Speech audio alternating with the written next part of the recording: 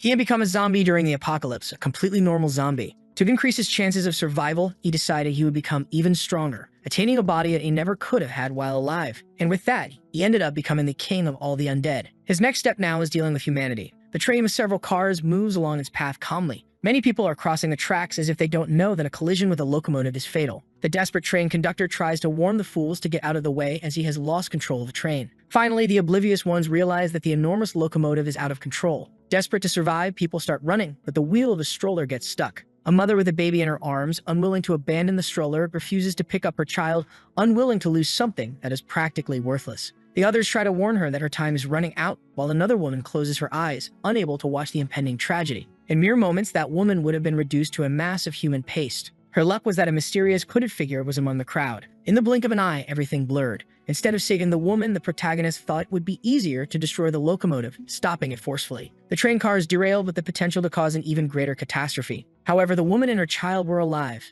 struggling to comprehend what had just happened. Standing before her was that mysterious man, his face obscured from view. Turning to the woman, the protagonist asked if she was all right. Still in shock, the woman was deeply grateful for being saved. But her gratitude quickly gave way to an expression of pure terror. Even the infant in her arms was petrified. That being, he definitely looked just like a zombie. The woman's desperate scream echoed through the air. The protagonist's name is Zombie. His name is quite literally what defines him, a zombie. He had just woken up and was getting out of bed, unsure of his own existence or when he had even become such a creature. Despite everything, he had a dream, just like any other person. He wished to befriend humans so that discrimination would end. With that goal in mind, he had been working tirelessly every day, believing that one day, after much effort, he would achieve it. His confidence was unwavering, and he truly believed in his dream. While brushing his teeth, he lost another one because, after all, he was a zombie. In pursuit of his dream, he had lost count of how many people he had helped. A plane out of control was on a collision course with a stadium packed with people. The audience panicked, scrambling to evacuate, creating chaos and mayhem, until a small child pointed out the unthinkable. The plane had not crashed as expected. That massive object had been stopped by a single being, leaving the entire crowd in stunned silence.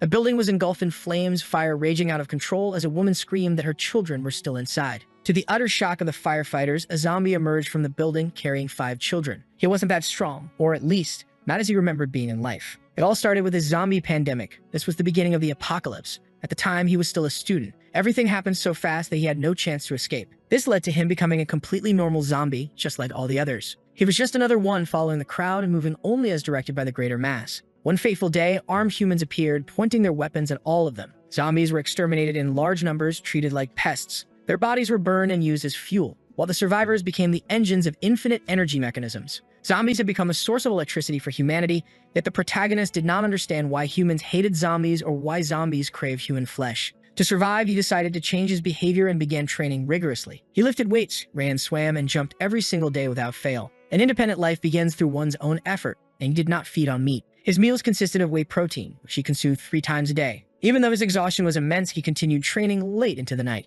until one day he had finally become truly strong. He had become practically invincible with an aesthetic yet monstrously powerful body. After gaining strength and knowledge, he decided to approach the nearest human city. He tried to make them see zombies in a different light. His desire was to live under human laws, to be a good zombie. Inside his home, he continued his daily chores, realizing that his food supplies had run out. With that, it was time to go to the market to restock. It was a beautiful day outside. The sky was clear and bright. The protagonist went to the market he usually frequented to replenish his supplies. The clerk who attended to him asked if it wasn't uncomfortable to wear that mask all the time. The protagonist replied that, contrary to what she thought, it was actually quite comfortable. The employees went to the truck to load his purchased goods. A suspicious glint outside revealed that the protagonist was being watched. Some journalists wanted to confirm if it was really him. They wanted to see what was beneath that mask. They were doing their best to gather any clues about the zombie's identity. Holding a flyer in his hand, he noticed that one of his friends was being sought again. That was Goo, who had probably done something to anger humanity once more. The cameraman wondered if this person was really the same one who had stopped an airplane with his bare hands, while his boss admitted that they could be mistaken. Maybe it had all been a media exaggeration.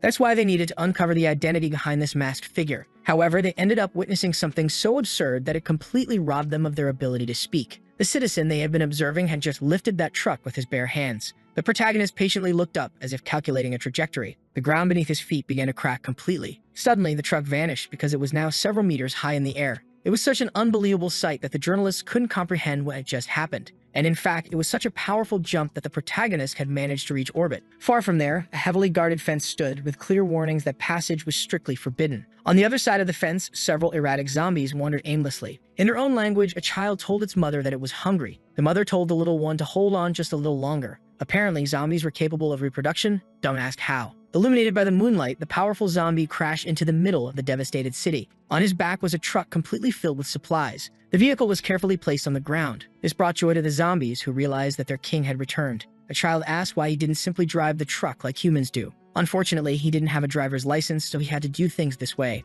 This was a city he had conquered himself, far away from human villages, where zombies fed on eggs to avoid attacking people. Turning to the child, he asked where Goo and the others were. The little one said they were all in the hotel hall. The protagonist headed to the place to meet with these creatures. Everyone present was of an extremely high threat level. The mere gathering of such powerful beings was a calamity in itself. Even more absurd was the fact that they all greeted the protagonist as their supreme majesty. Handing the flyer to one of his subordinates, he informed them that Goo was once again being hunted by the humans. The powerful creature apologized, saying he always lost control whenever he saw a human. The protagonist walked over to a sofa and took a seat. One of his subordinates reported that their numbers were growing, but to stay hidden from humans, they had already relocated several times. The most reckless among them wanted to start a massacre. He was eager to use his chainsaw as soon as possible. After hearing this, the protagonist warned that humans could be terrifying as well. They were soon interrupted by a strange sound echoing through the sky above the city. The noise came from an aircraft approaching at high speed. Inside was a woman with two exceptionally well-raised twins. One could see their health and good upbringing just by looking at them. The woman stood inside the aircraft, radiating confidence, as if she were the true protagonist of this story. She seemed to be analyzing data on a massive screen, reviewing details of the current mission. Her staff assured the president that everything was in order, clear and stable, with no signs of interference. The equipment was ready for deployment. The payload had also been checked, a nuclear weapon programmed to detonate 20 minutes after activation. The protagonist noticed the unusual approach of the humans. High above, inside the aircraft, the powerful president crossed her arms, holding her twins close. She could hardly wait for the zombies to experience the devastating power of her nuclear weapon. She hated them all. As the aircraft drew closer, the sound of its engines became more deafening. One of the creatures alerted the others that humans were responsible for the noise. He wanted his leader's permission to eliminate them all, but the protagonist ordered that the priority was evacuating the citizens. His subordinate had to restrain himself. He lost control far too easily. Faced with this crisis, the responsibility of handling everything fell upon him. Inside the aircraft, the president attempted to communicate with the ground team. She informed the soldiers that they had 20 minutes to rescue any remaining civilians and evacuate the area. Repeating the order, the squad confirmed that they understood. At one of the aircraft's exits stood Marshall, one of humanity's greatest heroes, responsible for intercepting any powerful zombie that might appear. Clad in an impressive suit of armor and wielding a formidable sword, he patiently awaited the action. He assured the president that she could leave everything to him. If any strong zombie showed up, he would slice it down without hesitation. On the ground, the massive creatures did everything they could to continue fleeing. Elsewhere, they were being watched by a mysterious man with long hair. A bizarre-looking boy informed his superior, Faye, that the people from the Extraordinary Academy had found their zombies. A wonderful situation, because now they would get to play with these people. Pressing a button, a cage appeared filled with imprisoned humans. They were released in the middle of the zombie horde. The ground team detected human life signals and began preparing to move to that location. Properly positioned with their machine guns, they opened fire. Against safety protocol, a girl had removed her protective helmet, irritated that the zombie refused to die. The poor zombie boy shut his eyes in terror, convinced he was about to be killed once again. But standing in front of him was the great protagonist, whose sheer power was so overwhelming that even regular clothes became bulletproof just by being worn by him. A more determined soldier, unwilling to believe in the existence of invulnerable zombies, decided it was time to let his bazooka sing the song of his people. He unleashed a devastating blast of firepower against the creature. A massive explosion erupted exactly as the soldiers expected, and soon thick smoke filled the air. A soldier approached his superior, suggesting that perhaps this was no ordinary zombie, but an extraordinary individual known for saving people. He was famous for always wearing an incredibly realistic mask that made him look like a zombie. Now the soldier was completely terrified, realizing he might have attacked the wrong person. As the smoke cleared, the protagonist emerged completely unharmed by everything that had transpired so far. Inside the aircraft, the president continued analyzing the conflict data. She informed Marshall that a powerful zombie had appeared in the combat zone. The warrior immediately requested to handle the situation personally. Without any protective gear, he launched himself from the aircraft, diving straight into the battle. Meanwhile, in another location, those mysterious figures continued observing the events. They noted that nearly all the people had already been saved. Perhaps they had underestimated their opponents. The long-haired man then declared that it was time to make things more interesting. Immediately, the rat-faced young man understood exactly what they were about to do. Amidst the horde of zombies, they activated something that began altering one of them. Its eyes changed, and one of its arms started growing uncontrollably. What had once been a completely ordinary zombie had transformed into a gigantic and dangerous monstrosity. The protagonist was still there, protecting his friends when he saw the monstrous transformation. While the creature roared wildly, the armored human rushed toward the battlefield. The ground squad received an alert about the emergence of a boss-level zombie. With that information, they immediately mobilized toward the new threat. To everyone's surprise, the squad leader immediately began to retreat without a second thought. However, his actions were soon understood correctly, still filled with remorse. If the goal was to save the life of that extraordinary person, then he had no choice. With the protagonist in his arms, he moved further and further away from the center of danger. He placed him inside the evacuation vehicle. Once inside the armored transporter, he ordered the driver to speed up immediately. They had lives to save. It didn't take long for the vehicle to speed off, tires screeching. Inside the military truck, the girl expressed her curiosity about the identity of this person, especially why he always wore that same mask. Questioned so directly, the protagonist didn't know how to respond. At the heart of the battle, the ground troops were stunned. The monstrous zombie had just lifted an entire bus. Its strength was so overwhelming that it hurled the vehicle at the soldiers as if it were made of paper. Before disaster could strike, the samurai warrior arrived on the battlefield. With a single swing of his blade, he sliced the bus cleanly in two. The wreckage hit the ground, revealing how precise the cut had been. The soldiers cheered. If the samurai from the academy was here, victory was certain. Approaching the creature, the samurai ordered the soldiers to continue the evacuation. The monster was now his responsibility. Civilians were being evacuated little by little. The squad leader was informed that the dangerous zombie had already been intercepted. Among the humans, the protagonist recognized a voice that felt strangely familiar. The girl reassured him, saying not to worry, they were there to help. That's when he noticed something strange. The masked human they had fought so hard to save had disappeared. Marshall turned to the creature before him and asked if it felt any pain. The zombie roared in pure rage, completely uncontrolled. It was obvious that it had no command over its own actions. Like a wild beast, it lunged at the samurai. The warrior prepared to draw his sword. Faster than the eye could see, the samurai moved past the creature, his blade already sheathed. He had delivered countless cuts in an instant, determined to end its suffering. It all happened too fast. Marshall had executed the battle flawlessly. The zombie's body began showing signs of being sliced beyond its limits. It collapsed, torn apart, lifeless. Marshall slowly wiped his blade, convinced that his job was done.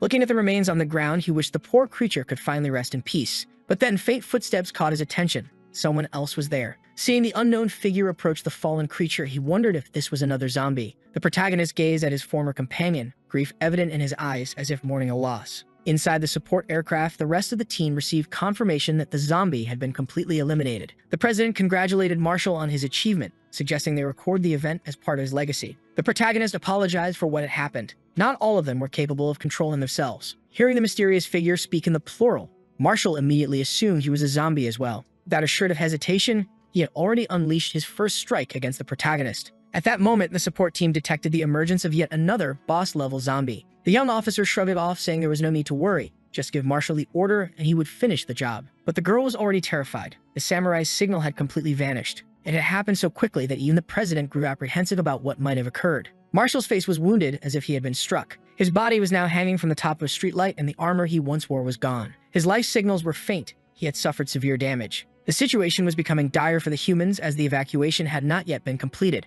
Looking at the unfolding crisis, the president grew deeply and genuinely enraged. Someone needed to take action to prevent the worst from happening. Shocking her entire team, she descended from the aircraft, heading straight into the battle. Her team, alarmed, called out that she was being reckless. She couldn't just go down there all alone. She was already preparing her first strike, determined to assess the strength of this creature for herself. The protagonist was caught off guard. He hadn't expected another human to appear so quickly. The president, however, was even more astonished. Her blade had shattered as if it were made of glass. She took a moment to process what had happened, while the protagonist barely felt anything more than a slight poke on his head. Now she was truly frightened, struggling to comprehend what kind of creature could be as hard as steel. Realizing he was far stronger than she had initially assumed, she began putting distance between them. Her team warned her that due to the sheer force of her initial strike, they couldn't deploy reinforcements to assist her. Sheathing what remained of her broken blade, the president reassured them that she was fine. Seizing this brief window of opportunity, the protagonist tried to apologize, saying he had already done so with the samurai. She was stunned by his ability to speak, recognizing that this creature had to be some kind of mutant. This only made her draw an even more powerful weapon. With her enchanted blade in hand, the president prepared for another devastating attack. The protagonist grew desperate. He didn't want to fight and wished she would just listen. Brimming with aggression, the president declared that he could speak to the edge of her sword. Her first attack failed, he dodged it with ease. But that did not put an end to the battle. She had already repositioned herself. Now she was behind him. He turned to find her poised to strike once more. Executing one of her signature moves, the president unleashed a sweeping slash. Everything around her was sliced cleanly by her blade, but the protagonist managed to evade the attack in true Matrix style. The strike was so powerful that even the surrounding buildings were severely damaged. Everything was happening too fast, and the protagonist was genuinely impressed by her combat ability. However, the president was growing increasingly infuriated, assuming that the creature was merely toying with her. Nearby, soldiers were retrieving the injured samurai. His brutal beating had been so severe that he could barely speak. Finally, the president received word that the evacuation had been successfully completed. Now she, too, could retreat. Deeply focused on the heat of battle, one of her assistants urgently asked if she had heard the order. But by then, she and the protagonist were already dashing through the abandoned city, moving like two ninjas. The protagonist did everything he could to get away from the furious woman. Meanwhile, the president grew even more enraged, realizing that the creature had no intention of engaging in combat. He pointed out that if he didn't try to run, she would never stop trying to cut him down. With just a few leaps, the protagonist managed to create an efficient distance between them. This only fueled her fury even further. This time, she was determined to show him the second extension of her techniques. At that moment, her legs revealed themselves to be prosthetic and steam began to escape from her body. Now fully powered, the president covered a massive distance with a single leap. The protagonist, who had thought he was escaping comfortably, was suddenly caught off guard by the president's reappearance. With rage overflowing in her eyes, she launched another devastating attack. She landed hard on the ground after executing her strike. Moments later, the protagonist also crashed down, hitting the ground like a sack of potatoes. Believing her target to be completely eliminated, the president sheathed her sword. She then ordered the aircraft to begin lowering altitude so they could retrieve him. The most disappointed person with this outcome was the rat-faced man. After all, every single citizen had been evacuated safely. But the story was far from over, as they still had a spy within the organization. The rescued civilians were celebrating, relieved to have been saved successfully. Inside the cockpit, the pilot suddenly heard something suspicious. Turning to the side, he was met with a disturbing sight. Someone had pressed a button that posed extreme danger to them all. The nuclear warhead inside the aircraft had been launched.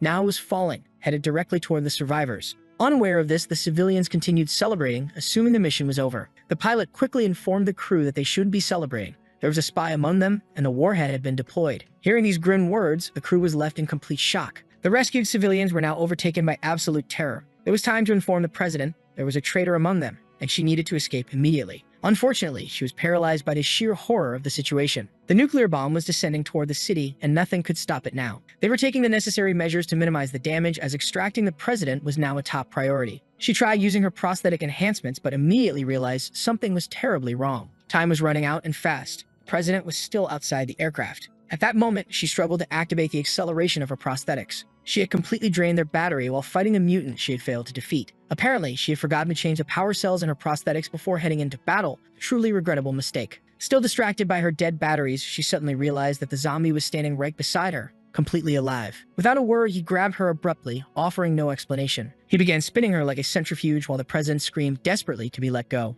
Then, with tremendous force, the zombie hurled the woman toward the aircraft. She crashed into the cargo bay, landing inside safely. Now, with her crew at her side and secured within the aircraft, it was time to escape immediately. Realizing what the mutant had just done for her, the president suddenly became overwhelmed with distress. Meanwhile, the nuclear warhead continued its descent toward the abandoned city. The protagonist remained calm and confident, patiently waiting for its approach. Once again, gathering a considerable portion of his strength, he shattered the ground beneath his feet. Launching himself skyward with a powerful leap, he raced toward the ballistic missile. Now the two were on a direct collision course. Steadying one hand, the protagonist already knew exactly what he was going to do. As if it were nothing more than a simple baseball, he caught the projectile with a single hand. A feat so incomprehensible that those who witnessed it were left speechless. Immediately after, a massive explosion erupted in the sky above the city. The shockwave was so intense that it sent the aircraft into a sudden burst of turbulence. Behind them, the iconic mushroom cloud began to rise into the sky. Watching the utter devastation unfold, the president had no way of knowing if her savior had survived. The city, already abandoned, was now completely obliterated.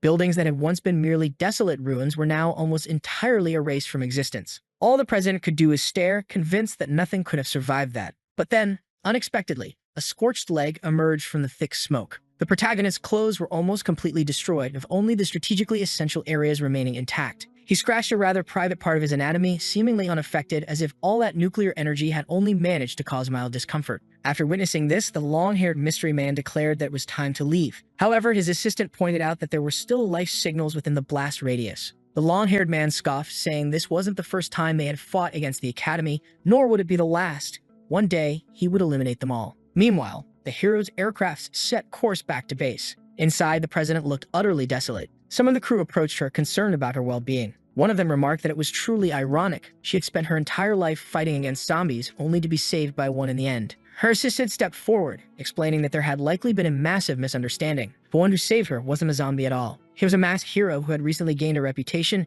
and had actually been living in the city for quite some time. Holding a tablet in her hands, the president crushed it in sheer frustration. Back in the city, people began noticing something unusual. Among them, a nearly naked man was walking through the streets as if nothing had happened. The protagonist made his way to the nearest telephone booth. In the past, these booths were used for making calls as they were equipped with landline telephones. His subordinates informed him that everyone was safe and that they were now searching for a secure place to live. Pleased with the news, he assured them that he would reunite with them soon, just as soon as he found a place to stay. Finally, the protagonist arrived at his apartment. He entered the numeric passcode to access the interior of his home. Inside the intelligence center, thanks to the city's surveillance cameras, they had finally discovered the whereabouts of the masked man. The protagonist glanced to the side, still deeply puzzled by everything that was happening. The women in the room were equally shocked upon seeing him on the monitor. He was practically half naked. Once inside his apartment, the protagonist hung some clothes to dry outside. Meanwhile, inside, he resumed his workout, motivating himself as he looked at a photograph. In it, he was gathered with the strongest of his associates. He hoped they had found his safe place, as he was eager to reunite with them soon. Suddenly, the president burst through his apartment door, startling him. She ordered her men to take every single piece of furniture. Nothing was to be left behind. Immediately, they obeyed her orders. Shocked, the protagonist demanded to know who they were, threatening to call the police. The president held out a piece of paper in front of his face, expecting him to understand the message. They were from the Academy of the Beyond, and they had come to inform him that he had been accepted. From that day forward, the protagonist was now a member of their organization. Discreetly, she gave an order to one of the security guards who had been accompanying her. The man grabbed the protagonist by the hand, who still had no idea what was going on. He tried to protest, saying he was a zombie and couldn't possibly go to school, but they simply assumed he was just a human with an extremely convincing disguise. After a brief exchange, they were all outside. One of the assistants pointed out that this was a bit inappropriate. The academy had extremely rigorous selection criteria, and since the place was highly organized, he wouldn't even have a room ready upon arrival. For the president, however, that was not a problem. He would simply stay in her apartment. Once inside the president's apartment, the security team began placing his furniture in the new space. Finally, all the heavy lifting was done. The guards politely took their leave, leaving the protagonist standing there, unsure of what to do. The president watched him intently, while he remained extremely uneasy about everything that had just happened. Feeling utterly embarrassed by the situation, he hesitantly asked if he would be staying there permanently, and more importantly, where he would be sleeping. To the president, it was obvious. He would stay there. She didn't understand why he kept insisting on the sleeping arrangement, even jokingly asking if he wanted to sleep next to her. Flustered, he quickly tried to correct himself, saying that wasn't what he meant. She must have misunderstood. But all he could think about was how absurd it was for a human and a zombie to share the same bed. Sensing his discomfort, the powerful president reassured him that he would be sleeping in the guest room. After that clarification, he tried once more to explain his identity, insisting that he was, in fact, a zombie. While he was speaking, the president began adjusting her prosthetic legs. That immediately caught the protagonist's attention. He hadn't noticed them before. Seeing her remove one of the prosthetics, he instantly panicked, demanding to know what had happened to her legs. With complete nonchalance, she casually replied that she had cut them off herself. Then, tilting her head, she asked if he had a problem with that. Without hesitation, he quickly assured her that he did not. She let out a deep sigh, lost in thought as she recalled the events that had led to her decision. The zombie outbreak happened when she was just a child. Her parents were infected almost immediately, and they ended up biting her legs. To survive, she had no choice but to defeat her own parents and cut off her legs. That was why she harbored such a deep, genuine hatred for all zombies, dedicating her entire life to their complete extermination. After this brief but not so bitter explanation, the protagonist began sweating nervously, realizing it would be best to avoid certain topics. Noticing that she had interrupted something he was saying earlier, she asked what it was about. He brushed it off, saying it was nothing, just nonsense, and that it was better if she hadn't heard it. Quickly changing the subject, he asked about this Academy of the Beyond. Violet, the president, explained that it was an organization specialized in perfecting ways to combat zombies. It had existed for over 1,000 years, founded 2 centuries after the first zombie pandemic outbreak. Its sole purpose was to fight against the creatures, and over the centuries, it had produced countless talents. The protagonist's memories were unclear, but he was certain he had become a zombie during the very first outbreak. Dwelling on the subject, he realized that he had been a zombie for almost a millennium. Violet told him to be prepared for the next day. She had used her connections to get him enlisted immediately. His expression exuded distrust. More than anything, he wanted to avoid showing up. But Violet warned him not to even think about running away. This wasn't an ordinary organization. An escape would trigger a large-scale investigation into his identity. Finally, she revealed her name, Violet. She also mentioned that a girl named Dawn would escort him to the academy the following day,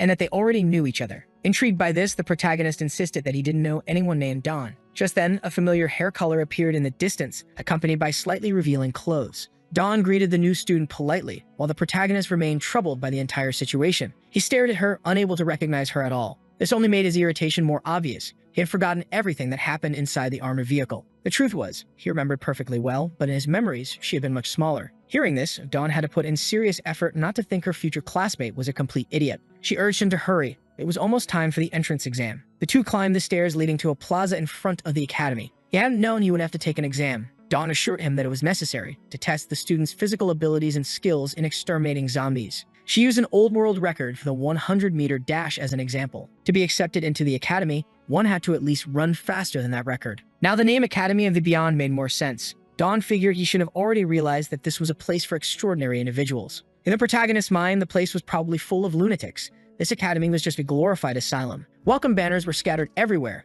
and a massive crowd of students had gathered to take the exam. Looking closer, it all seemed genuinely dangerous. Since there were so many people, Dawn had to climb onto her classmates' shoulders to get a better view. An angry man, possibly due to being bald, shouted at her to shut up and that trash like them should stay far away. As they argued, the protagonist questioned whether someone capable of holding an entire airplane should even have to take the exam. But it wasn't that simple. Many people there were capable of feats like that. Not to mention, there was a small detail. Almost no one at the academy watched television news. A man with a wooden leg began climbing the stairs, telling everyone to calm down. Clearing his throat, he spoke into the microphone. Welcoming everyone, he announced that he would be the examiner for the day. His name was Chen, and he was the president of the sports department. The academy had been around for 800 years, and many great talents had joined its ranks. In the old days, its founders could split entire mountains in half. Today, however, he didn't expect candidates to do the same. In the middle of the crowd, someone called out to President Chen. It was none other than the beloved protagonist, timidly raising his hand to ask a question. He nervously inquired what would happen if a zombie happened to be inside the academy. The answer was simple. It would be completely dismembered and his body would be hung from the academy gates after being neutralized. The protagonist didn't quite understand that last part. What did neutralized mean? Professor Chen clarified he would separate the smaller head from the larger body of the zombie. Just imagining such suffering made the protagonist freeze in horror. Finally, the exams began, starting with the 100-meter sprint. The students took their positions, waiting for the referee's signal. The examiner fired the starter pistol, signaling the beginning of the race. The wind caused by the students' movement was so powerful that it distorted the referee's facial features. Among them was an exceptionally fast student, clearly leading the race. The boy moved like a lightning bolt, finishing in just 3 seconds. Crossing the finish line, he had to exert significant effort to slow down, tearing up the ground in the process, while the protagonist ran as discreetly as possible. Next was the targeting exam, where they had to hit designated targets. Shooting was considered the most basic survival skill in this world plagued by zombies. Somehow the protagonist found himself dragged into the evaluation, despite not knowing how he ended up in this mess. Preparing to take aim, he observed his classmates' technique. Dawn demonstrated incredible proficiency with weapons, showcasing skill far beyond the average level. She hurled several knives toward the targets. Each blade found its mark, slicing through the heads with extreme precision, as if guided by an unseen force. After achieving such a flawless result, she flashed a small smile. She had passed the exam with flying colors. Meanwhile, the protagonist was struggling to figure out how to properly use a firearm. He couldn't help but notice how energetic the other examinees were, and he felt a growing sense of unease. He had to remember Director Chen's words. After all, he was almost certainly the only zombie in the entire city. The next test was a simple throwing event. Candidates needed to throw objects at least 80 meters to pass, while 100 meters or more would place them in the top tier. The first few candidates stepped up to throw. This test proved to be more difficult than the others, and some students began to fail. The director called up the next group. The protagonist found himself trapped among these lunatics. To avoid drawing too much attention, he carefully controlled his own strength. As he completed the tests, Director Chen analyzed the protagonist's statistics, noticing that he was only doing the bare minimum to pass. However, he had received a direct message from Violet. She had assured him that this boy was incredibly strong. Knowing the president's word, Director Chen was certain this guy had to be phenomenal. The only explanation for his lackluster results was that he was deliberately pretending to be weak. One of the candidates stepped up for the final test, ready to throw his spear. He hurled it with the force of a projectile, and the spear cut through the sky like a bullet. It traveled at an incredible speed toward its target. Unfortunately, it struck the training dummy in a very fragile and delicate part of its anatomy. Watching that scene only made the protagonist more anxious about being discovered. The force of the throw was so immense that the spear dragged multiple dummies with it. All of them ended up impaled against a traffic sign. In the center of the city, people who had no idea that this was part of an exam were stunned by the sudden appearance of flying training dummies. Even Director Chen was impressed. This candidate's spear had traveled an astonishing 32 kilometers. That performance was definitely enough to qualify. Now it was the protagonist's turn. As he stepped up to the test area, the promising candidate who had just thrown his spear attempted to intimidate him. The protagonist calmly picked up the spear. He glanced upward, mentally preparing for his throw. But before he could do anything, Director Chen ordered him to stop. Since he hadn't interrupted anyone else during the entire exam, this immediately caught the attention of the other candidates. The director wanted to confirm something. Was this really the man known as Zombie, personally recommended by the president of fencing? According to her, he was incredibly strong, yet that wasn't reflected in the exam statistics. The director wanted to know if he was hiding his true power. Moreover, he was the same person who had earlier asked about zombies. Everyone here was giving their absolute best to pass, so the director wanted to know if he was also giving his all. Panicking under the scrutiny, the protagonist desperately tried to convince them that he was definitely a person, absolutely, without a doubt, a real human being. If that were true, then the director ordered him to show the full extent of his potential. He didn't need to exceed 32 kilometers. If he could throw at least 10% of that, he would qualify. If he failed, the director would assume he had tricked the president, which would make him a suspected spy, one that would be severely punished. Terrified, the protagonist started thinking. He was still afraid of humans. After all, he had spent centuries running from them. He never wanted to be enslaved again. But he had lived this long with a clear goal in mind. Determined, he resolved to throw the spear as far as he could. Because of this unusual interaction with the director, all eyes were on him. For the first time in the entire exam, he focused seriously. He remembered the suffering of his strength training, the pain of the bench press, the agony of countless failed bicep curls. The sheer power within his body began to accumulate so intensely that the ground beneath him started to crack apart. Then he threw the spear. A massive shockwave erupted from the force, sending a wave of intimidation through the other candidates. His throw was so powerful that it destroyed a satellite in Earth's orbit.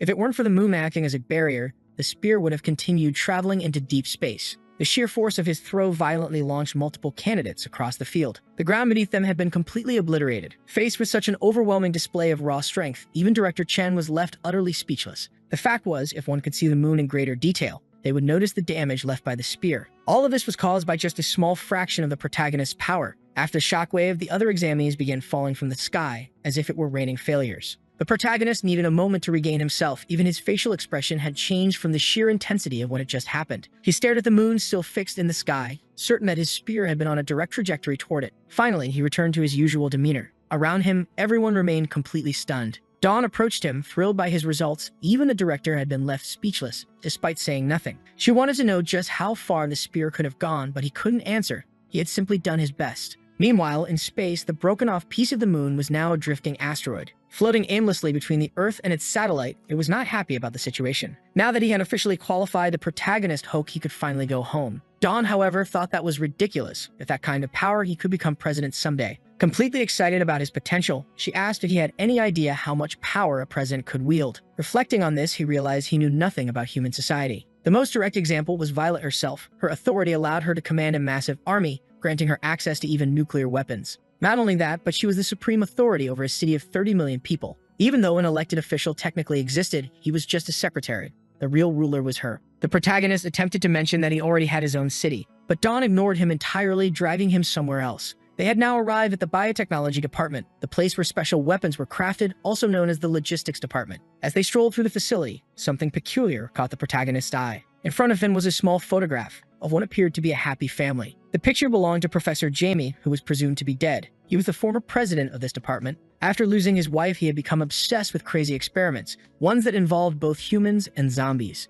Because of this, he had been fired for going completely insane. Just then, a woman wearing glasses greeted them, asking if they were new students and if they had passed the academy's entrance exam. And indeed, they had both been officially admitted. Zombie wanted to know who this woman was. Dawn explained that she was Professor Jamie's adopted daughter and that she was now the current head of the biotechnology department. Inviting them to sit down, she asked what kind of equipment they would need. With a gleam in her eyes, Dawn eagerly requested something that would allow her to carry even more weapons. Her childish imagination suggested a skirt that could hide a massive machine gun. In short, she would be joining the group of gunners. Then the scientist turned to the protagonist, wanting to know what he wanted. But after asking the question, she received no answer. Revealing his severely low self-esteem, Zombie timidly asked if she had actually been talking to him. Upon getting a better look at his face, the woman suddenly went pale with terror. She had immediately realized he was a zombie. Dawn, still smiling, brushed it off, insisting that it was just a really convincing mask. The scientist, now fully alarmed, asked if Dawn was just stupid or actively choosing to ignore reality. That was clearly a zombie. At this point, Zombie was already trembling in fear. Dawn insisted that she wasn't lying. She had seen part of his face during the last exam. Now a little calmer, the scientist hesitated.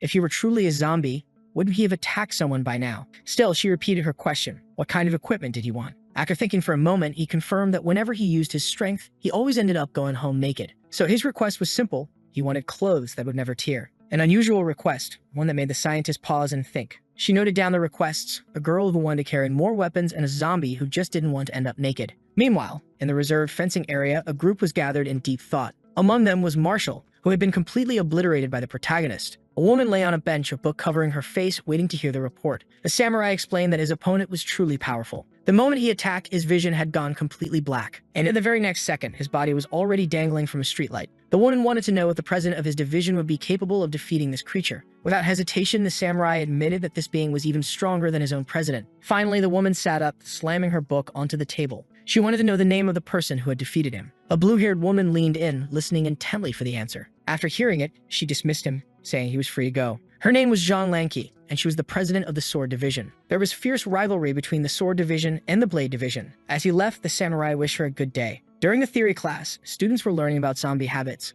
They discovered that zombies also enjoyed eating eggs, and that this knowledge could be used to set traps. Zombie appeared to be a very dedicated student, diligently taking notes on everything he heard. Dawn grew curious about what he was writing and asked what he was doing. He told her he wanted to share this knowledge with his family. Of all the things he could have said, this was definitely not what she'd expected. Suddenly, a loud announcement echoed through the school, summoning everyone to the gymnasium immediately. Dawn found this sudden gathering odd. It hadn't been long since they had all last assembled. Slowly, students began filling the center of the gym. They just wanted to know what was going on while casually eating their ice cream. Violet ordered them to be silent. Meanwhile, Dawn was amazed that her classmate could still eat while wearing a mask. He tried explaining how it was possible, but as he spoke, a group of individuals began approaching. The blue-haired girl watched the protagonist from a distance, unimpressed. Since he had fallen in battle before, she assumed he couldn't be that strong. She asked if she should go over and test this boy. Her president gave her approval. Immediately, she unsheathed her sword. But before anything could happen, a new group of individuals entered the gymnasium. At the front was the chief, followed by an army of robots. His mere presence was enough to make all the students start moving. Dawn quickly ordered her classmate to stop staring and bow.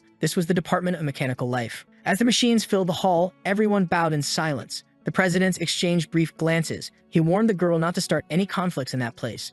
Facing the reprimand, she said she would be leaving. But as she walked away, she asked if they were still planning to test the boy's abilities somehow. However, there was a quick change of plans. The chief was far more important than this boy, and she only respected the truly strong. The chief approached Violet, acknowledging that she had been working hard, but she simply replied that it was just her job. Zombie wondered if there was something going on between the two of them. The atmosphere had completely changed. Looking at his classmate, he asked if the chief was really such a powerful figure. Dawn then reminded him of Professor Jamie, the man who had been exiled from the academy. The chief was an enhanced version of a modern human, the masterpiece of that insane professor. The only one among thousands to survive brutal experiments, he now ruled a city of 50 million inhabitants. And in 10 years of leadership, not a single zombie had appeared in his city. The mere sighting of a single strand of zombie hair led to the violent cleansing of the entire area. Stepping onto the stage, the chief announced that he would be brief. Though they were all newcomers, the academy needed help. The students listened in complete silence. Looking at one of his machines, he ordered a projection to be displayed immediately. From what seemed like the eye on his face, a hologram of a seated person was projected.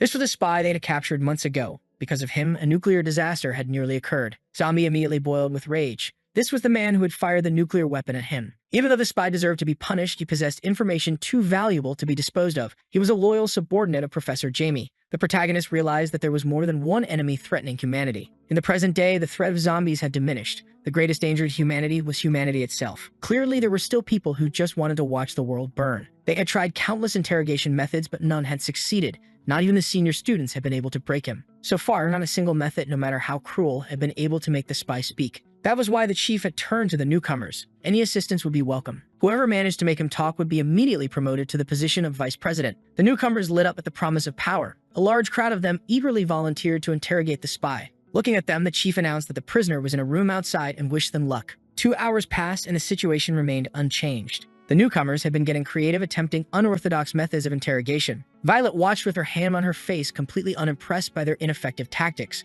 Dawn wondered if her new friend could make the prisoner talk. The truth was, if he wanted to, Zombie could make the man sing like a bird. Hearing those words didn't make Dawn doubt him. On the contrary, she was even more excited. Raising her hand, she called for the chief's attention, announcing that her friend had a way to make the spy talk. Since they had nothing to lose, the chief immediately directed them to the interrogation room. Even though she was excited, Dawn found Zombie's sudden willingness strange. Until now, he had been trying to stay unnoticed. Zombie's subordinates were always obedient, but for some reason, a few had been losing control lately. Maybe this year would provide some answers. He entered the room, coming face to face with the prisoner. On the other side, the spy wasn't surprised at all. He simply saw that another person had arrived. The protagonist approached him, while the prisoner watched him cautiously. They stared at each other for a brief moment without saying a word. Assuming that the academy had run out of interrogators, the spy made it clear that he would never betray his brother Faye. The moment he finished speaking, Zombie moved fast. In a split second, he made a small cut on the spy's arm. After enduring countless interrogation sessions, the spy had no idea what such a tiny wound could possibly mean. He laughed hysterically. He wasn't afraid of anything. This was nothing more than a mosquito bite.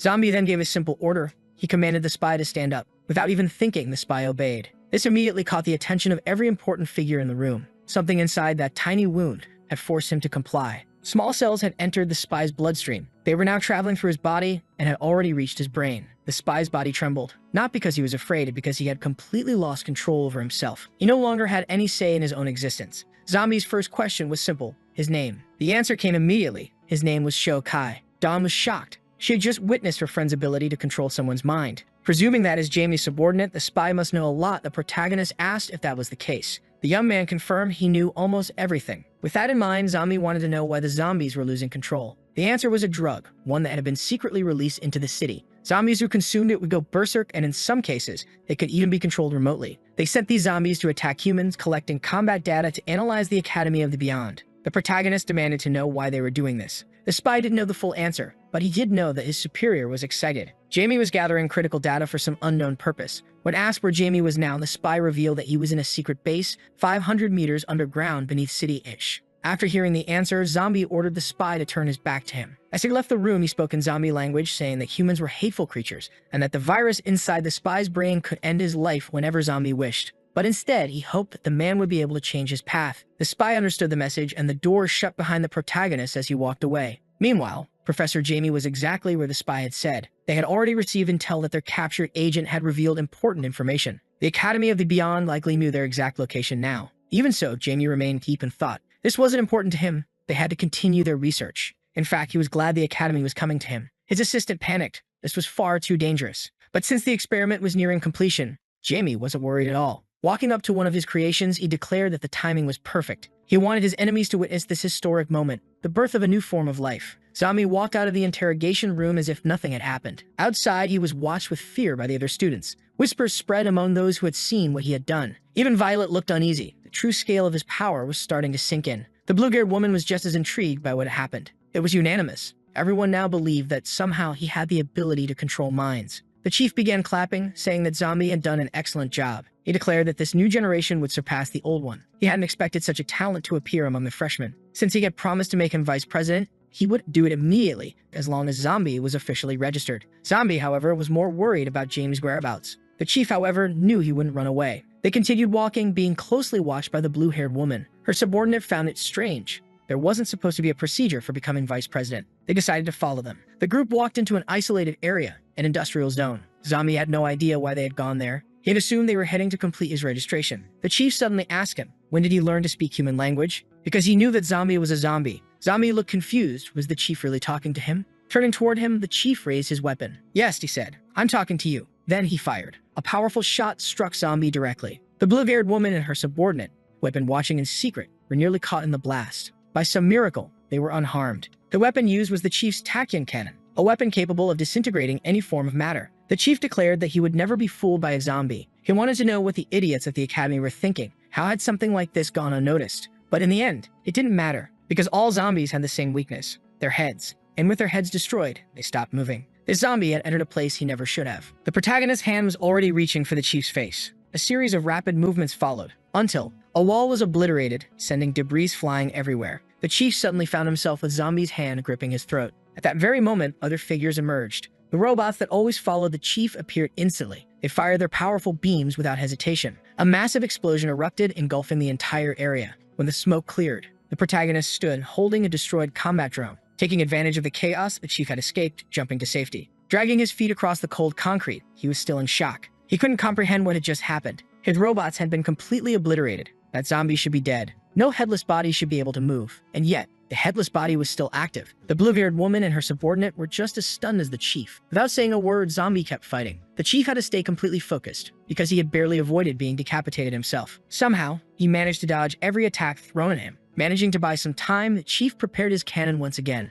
He fired a new shot, but this time, he failed to hit his target. He was completely unable to understand why this zombie was so agile, even without a head. But there was no time to think. He needed to focus on keeping his own head. Once again, he gained distance to avoid being struck by the zombie. The subordinate assumed he was struggling, but the blue-haired woman stated that the chief was just getting started. People like him preferred to display overwhelming power. It was best to step back before they got caught in the conflict. Finally, something began to form on the zombie's body. His head had completely regenerated. Seeing it grow back left everyone stunned. The protagonist suggested that they talk as he had no intention of harming anyone present. The chief remained silent for a long moment. He had just realized that his neck had been lightly wounded. Imagining that the zombie's true goal was to control his mind, he refused to comply. He removed his coat, revealing his robotic body. Model number 1. He gave the command and a different robot began approaching. As it drew closer, its parts separated and began attaching to him. A transformation was underway and the protagonist could only watch. He didn't know what he was witnessing, but the boy on the rooftop was in awe. Now the chief was covered in a sleek, high-tech armor. After all, he was a mechanical life form, and it was not in his nature to negotiate with zombies. As the first zombie to ever witness this form, the protagonist should feel honored. The chief was now faster and far more powerful, striking with devastating force. He positioned himself mid-air to land a crushing blow on the protagonist. His attack was so overwhelming that he managed to launch him high into the sky. The blue-haired woman and her student were shocked by the intensity of the battle. But the chief wasn't done yet. He hadn't shown the full extent of his offensive power. While the zombie was still airborne, he struck him multiple times. Each attack was precise and brutal, yet his opponent didn't even react to a single hit. This only made the chief even more confident despite the fact that the zombie's body remained completely intact. This time, he struck hard enough to send his opponent crashing toward the ground. His body hit the concrete like a soccer ball. Moments later, the chief landed as well. To him, all zombies had to be exterminated. He crossed his arms in front of his chest, as if charging an attack of total destruction. Then he unleashed a deadly energy beam capable of consuming everything in its path. The blue-haired woman was stunned by such a display of power. It was the same beam he had used earlier, but this time, it was exponentially stronger. The shockwaves swept through the abandoned city. There was nothing left that could have survived that attack. The chief exhaled heavily, exhausted from what he had just done. He hoped his enemy was finally gone. But then, he saw him walking casually in his direction. The chief couldn't believe it. This shouldn't be possible. For the first time in the battle, the protagonist acted differently. He roared, completely enraged. The force of his scream violently pushed away the debris. The blue-haired woman had to shield herself from the dust. Even the chief had to cover his ears. The roar was too intense. The protagonist had transformed. Defying the rules of Dragon Ball, he now had a pair of ears and hair. Nobody had any idea what had just happened to the zombie. Showing off his new hairstyle, he approached the chief. At this point, the chief had accepted it. He had no idea what the being in front of him truly was. The protagonist's skin tone remained the same, but his hair looked like something that had been popular in the early 2010s. Slowly, the dust began to clear, and in the sky above them, the clouds darkened further. A massive whirlpool of clouds began forming. Dawn, looking out the window, noticed something was wrong. The blue-haired president's student was also concerned. This wasn't normal at all. Inside the city, the bystanders were confused. They didn't understand why the sky had suddenly gone dark. It was the first time they had ever seen anything like this. Back in the battle, the chief couldn't say a word. He was dealing with a bigger issue, one that had just happened inside his underwear. The protagonist spoke. He had given this arrogant human several chances to resolve things peacefully. Now he wanted to know something very specific. Did the chief have an intense desire to find out if there was life after death? His entire personality had shifted. The blue-haired woman felt a deep sense of dread. She knew they had to leave immediately. The chief, despite his fear, refused to back down. Since his birth, he had never once felt threatened by any living being. And there was no way that some ex-bald guy would be the first to do that to him. Bracing himself, he challenged the creature to try something. Meanwhile, the blue-haired woman and her student continued their escape. There was no record of a zombie like this in the Academy's database, and they didn't even know if they were far enough away yet. Before she could say anything, an object suddenly flew past them. The battle's danger level was beyond anything ever seen before. The chief's body had seen better days. Now he was nothing more than a broken, overconfident paperweight. The ex-bald protagonist just watched calmly. He knew this human was no longer a threat. Even in his weakened state, the chief still tried. He called for more of his robot models. They marched toward the battle fearlessly. They felt nothing. Multiple explosions erupted immediately after. Somehow, the blue-haired woman had managed to rescue the chief. That zombie was truly dangerous. He would need help to defeat him. Realizing the severity of the situation, the blue-haired woman scolded the chief. He was insane. He shouldn't have provoked him. They decided to split up and escape. But a round of applause for the chief. He still managed to do something stupid, even while being a paperweight. The protagonist noticed that the humans had started fleeing. It was time to show them something truly interesting. The blue-haired woman had no idea what was about to happen next. Suddenly, massive cracks began spreading across the ground. It was the protagonist's hand that had caused it. Beneath their feet, an earthquake had begun. It happened too fast. There was already an obstacle in her way. Everything unfolding before her eyes was simply surreal. With just one hand, the zombie was doing something truly unbelievable. Even the paperweight had his escape completely thwarted. Defying both the laws of physics and common sense, half of the city was lifted into the air, as if it were a wall. The massive structure now dominated the horizon. Inside the city, the bystanders couldn't comprehend what they were seeing. Dawn realized it was as if the city itself was floating. Even though she was far from the battle, it was obvious that something extraordinary was happening. All of this caused by the protagonist's sheer strength. With the human's escape completely blocked, he resumed his pursuit of the paperweight. Grabbing his face with one hand, he dragged him to the edge of the city. With the paperweight within his grasp, he asked, "Now do you feel threatened?" Holding the stump of a man in his hand, the protagonist wasn't impressed at all. In the end, he confirmed something. He was right. He couldn't control the mind of a robot, but since the chief was still partly human, his brain must still be intact. He tightened his grip on the paperweight's skull, as they're sending a command to the viral cells in his bloodstream. The virus had now reached his brain. Suddenly, he saw his memories. Since childhood, he had been an orphan. He had undergone numerous bodily modifications, so many that there was almost nothing human left in him. The protagonist was certain this paperweight's life was miserable. Staying alive was more painful than dying. Dropping him over the edge of the cliff, he said, "Seeing those memories ruined my mood." Luckily, he didn't fall to his death. He was saved by the blue-haired woman. She had witnessed the entire final interaction. She was stunned by the fact that the zombie could read memories. With nothing left to do there, he disappeared like a lightning bolt. The next morning, he woke up in a panic. He knew he had lost control of his emotions again. Being in that form was terrifying for him. He had to constantly remind himself he was a good and kind zombie. After packing his bags, he prepared to leave the human city. But as soon as he tried to sneak away, Violet appeared. She demanded to know, "Where do you think you're going?" Still shaken, he began to worry. He didn't want to silence a witness. Rushing toward her, he apologized for what he was about to do. But his attack stopped abruptly when he saw something strange. A document. It was his official appointment as vice president. The document was simply a formalization of what he had already earned. Holding the paper in his hands, he stood there, unable to comprehend the situation. He struggled to believe it was real. Was that truly the chief's signature? Violet confirmed it was. Immediately, he asked, "Did the chief say anything?" According to Violet, the only thing the chief said was, "The vice president is an excellent human being." As she left, she added, "I look forward to the day you become president. On that day, you will finally accomplish what you set out to do." Inside a hospital room, the paperweight was slowly recovering. The blue-haired woman was frustrated by his decision, because now they had a zombie as their vice president. But to the chief, that wasn't the problem. The strength of that creature was necessary to capture Professor Jamie. Even so, the woman remained wary. What if the zombie lost control again? The chief didn't care. Instead, he asked, "Have you prepared everything?" There was only one goal now, to completely eradicate Professor Jamie. Out in the ocean, several massive warships were sailing. Meanwhile, at the zombie refuge, one of them was rallying the masses. He claimed their king had been captured by the humans. The king was their only pillar of support. They couldn't lose him like this. Slowly, more and more zombies began agreeing with the idea of retaliation. Some of the other leaders merely watched Varmin's stupidity, but they chose not to intervene, because only the king could stop this. Meanwhile, the aircraft carrier continued its course through the ocean. The chief issued an order to all personnel. This is our only chance to capture Professor Jamie, no matter the cost. In an abandoned city, the protagonist was walking alongside Dawn. She was amazed by the location. Suddenly, a large regiment of soldiers approached. They stood before him and saluted. They were ready to receive orders from their new, mighty, all-powerful leader, Vice President Zombie. They stated their allegiance. They were the 4th Division. From now on, they would only take orders from him. The poor zombie was left speechless. He never expected to have this much military power. That regiment alone had not only countless war tanks. It was composed of 12,000 soldiers. Not believing that they would obey any command, the protagonist asked what the soldier would do if he ordered him to end his own life. Without hesitation, the soldier immediately pulled out a grenade, declaring that the vice president's orders were absolute. It had been an honor to serve him. The zombie panicked and quickly told him to stop. He had only been joking. He had to throw the grenade far away before he could finally breathe a sigh of relief. A side character with protagonist syndrome struggled to accept the vice president's authority, assuming he must be weak. He couldn't understand why someone so fragile was in charge of such a critical region. They introduced themselves as members of the Academy of Stainless Steel. They had been sent to assist with capturing the target.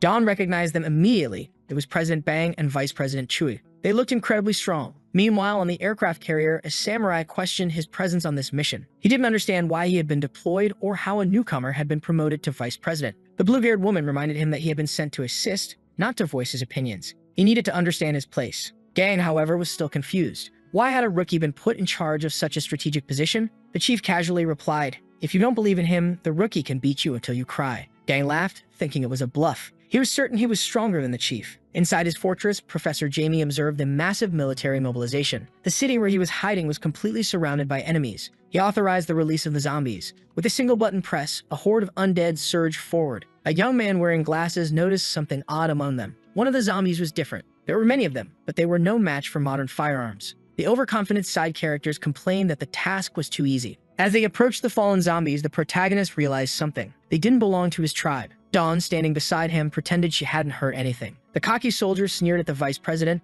telling him to return home to safety since he was useless. Weaklings like him should be playing video games instead. That comment irritated the protagonist. But before he could react, they were suddenly interrupted by the arrival of a powerful zombie. Looking at the creature, the protagonist immediately recognized him. He had no idea what the little varmint was doing there. The young man in glasses was thrilled. This was the first time he had seen such a powerful zombie. Excited, he hoped the creature would put on a real show. Hours earlier, Varmin had failed to convince the other zombies to join him. only number 7 had followed. 7 had only come to drop off gasoline and planned to leave immediately. He refused to disobey the king's orders but wished his friend good luck. Varmint was confident that the king wouldn't find out. He called his companion a coward. Brimming with self-assurance, he declared that he didn't need anyone. He could wipe out the humans on his own. Then, he suddenly caught a strange scent. It was that smell that alerted the mad scientist to his presence. And just like that, the little varmint had encountered the human forces. Don had no idea what that creature was. Meanwhile, the protagonist was worried about his friend. Varmint began drinking straight from the gasoline canister. The liquid poured down his body from his ravenous consumption. Don was completely baffled by what she was witnessing. Finally, the zombie revved up his chainsaw. With a furious roar, he prepared to begin the slaughter. The sound was so intense that windows shattered, while Dawn covered her ears. Even the other soldiers had to shield themselves from the noise. The only one unaffected was the protagonist. The sonic shockwave was so powerful that it threw people flying in every direction. Dawn was growing more terrified by the second. This creature was dangerous. Varmint, filled with rage, declared his intent to eliminate all humans. One of the stainless steel soldiers was excited at the chance to fight. He believed he could win. The vice president didn't hesitate. He grabbed Dawn by the arm and started running. She didn't understand why they were fleeing. There were 2 powerful warriors who could help. With perfect calm, the protagonist explained. The stainless steel soldiers had no chance of winning. Dawn was worried by that statement. The zombie assured her he wasn't joking. That chainsaw-wielding zombie was truly strong. Then, he revealed the truth. Varmint possessed an immortal body. The stainless steel soldiers laughed at the vice president for running away. But before they could keep mocking him, one of their own was suddenly getting beaten senseless. He was thrown with such force that he crashed through a war tank. The cocky soldier turned to see what had just happened. But his back was now turned to his opponent. On the other side, his subordinate was foaming at the mouth, completely unconscious. Only then did he realize. The zombie was right in front of him. Varmint, with eerie politeness, asked, "How would you like to die?" High above, on the rooftop of a building, the protagonist had brought his allies to safety. On the avenue below, the destruction raged uncontrollably. The boy with glasses was thrilled. This was the most powerful zombie he had ever seen. The stainless steel soldier, however, was not enjoying how the fight was going. One moment he was getting beaten, and the next moment he was getting beaten again. That supposedly strong human was nothing more than a toy in the hands of his enemy. He fell to the ground like a rotten fruit dropping from a tree, only to be immediately kicked in the head, like a penalty kick. His body flew across the battlefield, crashing into his already unconscious subordinate. Finally, the chainsaw-wielding creature approached, his weapon still revving viciously. It was in that moment that the stainless steel soldier realized he would never be able to wear that pair of underwear again. If not for the blade on his arm, he would have had a very unpleasant time. Up on the rooftop, the protagonist silently observed the battle. Dawn was nervous, but she was certain that soldier would not survive much longer. Below them, the stainless steel soldier did his best to turn the fight around. He stared deeply into the creature's eyes, only to freeze in terror and cry out for his mother. He didn't want to die like this. A genuinely embarrassing moment witnessed by 2 people who wished they hadn't seen it. Meanwhile, hidden in his laboratory, the mad scientist was delighting in the suffering of humans. The beating continued while the protagonist simply watched. Regular soldiers couldn't be deployed, they would be completely useless. Filled with fear, one of them asked the vice president, "What are you going to do?" In truth, the protagonist didn't understand why his own subordinate hadn't recognized him. Turning to Dawn, he said, "You'll be responsible for bringing that thing to its senses, through violence." Dawn panicked immediately. She was certain that she wasn't capable of doing anything. Then the vice president extended his hand. He asked her to hold out her arm. Then, he bit her. Dawn screamed in shock. It took her a moment to process what had just happened. She thought he was about to control her mind and turn her into a puppet. But the zombie reassured her. "I'm not that kind of person. All he asked, just don't hit him too hard." On the battlefield, the stainless steel soldier continued to squirm for his life. The chainsaw zombie was enjoying his suffering. Then, a voice interrupted. "That doesn't look fun at all." The zombie turned, hearing the sound of mocking laughter. Dawn took a step forward, driving along a massive machine gun. Completely transformed, she challenged the monster. "Why don't you play with me instead?" The zombie cells inside her body activated immediately. They spread rapidly, rewriting her original genetic code. New nucleotide chains formed, and she became something entirely different from what she once was. The chainsaw zombie was intrigued by this tiny little girl standing before him. Then, he became furious. How dare such a small, insignificant creature act so boldly? Dawn smirked. "You're just a big loudmouth. And honestly, there's nothing special about you." Before he could respond, she unleashed a barrage of bullets. The projectiles surged forward, but the zombie didn't move. He dodged effortlessly, weaving through the gunfire like it was nothing. Meanwhile, the stainless steel soldier curled into a fetal position, trying to hide. The poor guy was crying, praying that no one would find out what had happened to his underwear. The battle grew fiercer. The other stainless steel soldier took the opportunity to rescue his commander. By now, Dawn had closed the distance. She could land a powerful strike, but instead, she shoved multiple grenades into the chainsaw zombie's mouth. "This is just dessert," she whispered. Then, she detonated them. The explosion sent her flying backward, but the chainsaw zombie simply dusted himself off. That didn't even hurt. Actually, it tickled. Before he could finish his sentence, Dawn punched him in the face. Over and over. She was having fun. She liked the fact that he was a resilient punching bag. Terrified, the soldier asked the vice president, "What did you do to her?" And he learned her genes had been modified. Without a doubt, she could still become even stronger. Finally, Varmint admitted he was starting to feel pain. Meanwhile, Dawn grinned uncontrollably. She loved this feeling. The stainless steel soldiers didn't know what was scarier at this point. Without hesitation, Varmint declared, "That little strength of yours isn't enough to stop me." But he was abruptly caught off guard. The girl had already jumped onto his chainsaw. She landed a powerful kick to his face, so hard that he nearly sprouted wings. As his body flew through the air, his expression couldn't hide the pain he felt. He'd rolled across the ground for several meters, completely overpowered. Upside down, he struggled to understand what had just happened. Even so, the battle continued, destroying the avenue completely. The stainless steel soldiers were stunned by the girl's strength. They assumed she had been faking weakness all along. Lifting a massive bazooka, she announced, "It's time for some bang bang." From his vantage point, the protagonist noticed something unusual. Varmint was complaining about his pain. Then, he grabbed another can of gasoline to drink. Both combatants were having fun. Meanwhile, the stainless steel soldiers were in full-blown panic. The bazooka fired. The projectile soared toward the creature. But mid-flight, the missile was sliced in half. Varmint had moved so fast, it shocked the girl. Her body was shredded in the process. The air was filled with an overwhelming red mist. The stainless steel soldiers were horrified. To them, she was already dead. Varmint declared confidently, "I can't be defeated. Humans are wasting their time trying." Up on the rooftop, the protagonist closed his fist. That single gesture was enough to command the zombie cells to do their magic. Her body began regenerating completely. Varmint watched in disbelief. He couldn't comprehend what was happening. That's when Dawn spoke. "I'd become undead too." The stainless steel soldiers were completely horrified. With her wounds fully restored, the fight between them seemed endless. Dawn wanted to keep having fun. The stainless steel soldiers, however, were terrified. They had never seen so many lunatics in one place. At this point, all they wanted was for someone to save them. Varmint was shaken. He no longer knew who the real zombie was in this battle. The vice president watched carefully. Meanwhile, his soldier tried his best not to ruin his underwear again. He hadn't expected the girl to become so powerful. Her body was evolving rapidly. The pain she felt was extremely real. Knowing that he had to put an end to this quickly, it was time to discipline his subordinate. Dawn was becoming more dangerous as the fight progressed. With lightning-fast agility, she closed the gap between herself and her opponent once again. Her attacks were so fast and powerful, Varmint couldn't react. He was hurled across the city like a punching bag, pummeled from every angle. In the girl's hands, he had become completely useless. Lying on the ground, defeated, he struggled to understand what this creature before him was. He got no answer. Instead, his head was repeatedly smashed into the pavement. Finally, he screamed in desperation, "I surrender. Please, no more." He pleaded for mercy. "I'll leave immediately. Just stop hitting me." The vice president observed the situation calmly. Meanwhile, far away, the mad scientist was also watching. Finally, the girl planted her machine gun into the ground. Varmint sighed in relief. He had finally gotten a break from his punishment. Then, he took the opportunity to launch a sneak attack. This sent the girl flying backward, crashing into the bystanders, irritating the vice president with such reckless behavior. He was upset that she had believed those words. She shouldn't have let her guard down. Things would always return to normal. Hearing this reprimand, Dawn protested. "I didn't know that was going to happen." Varmint assumed she had been under the effect of stimulants, which had now worn off. He warned her, "Never trust the words of a zombie." The mad scientist was impressed by the creature's ability to launch a surprise attack. Meanwhile, the vice president was genuinely upset. Grinning maliciously, the mad scientist believed this was the most powerful creature he had ever seen. Now, the three humans were terrified, fearing for their lives.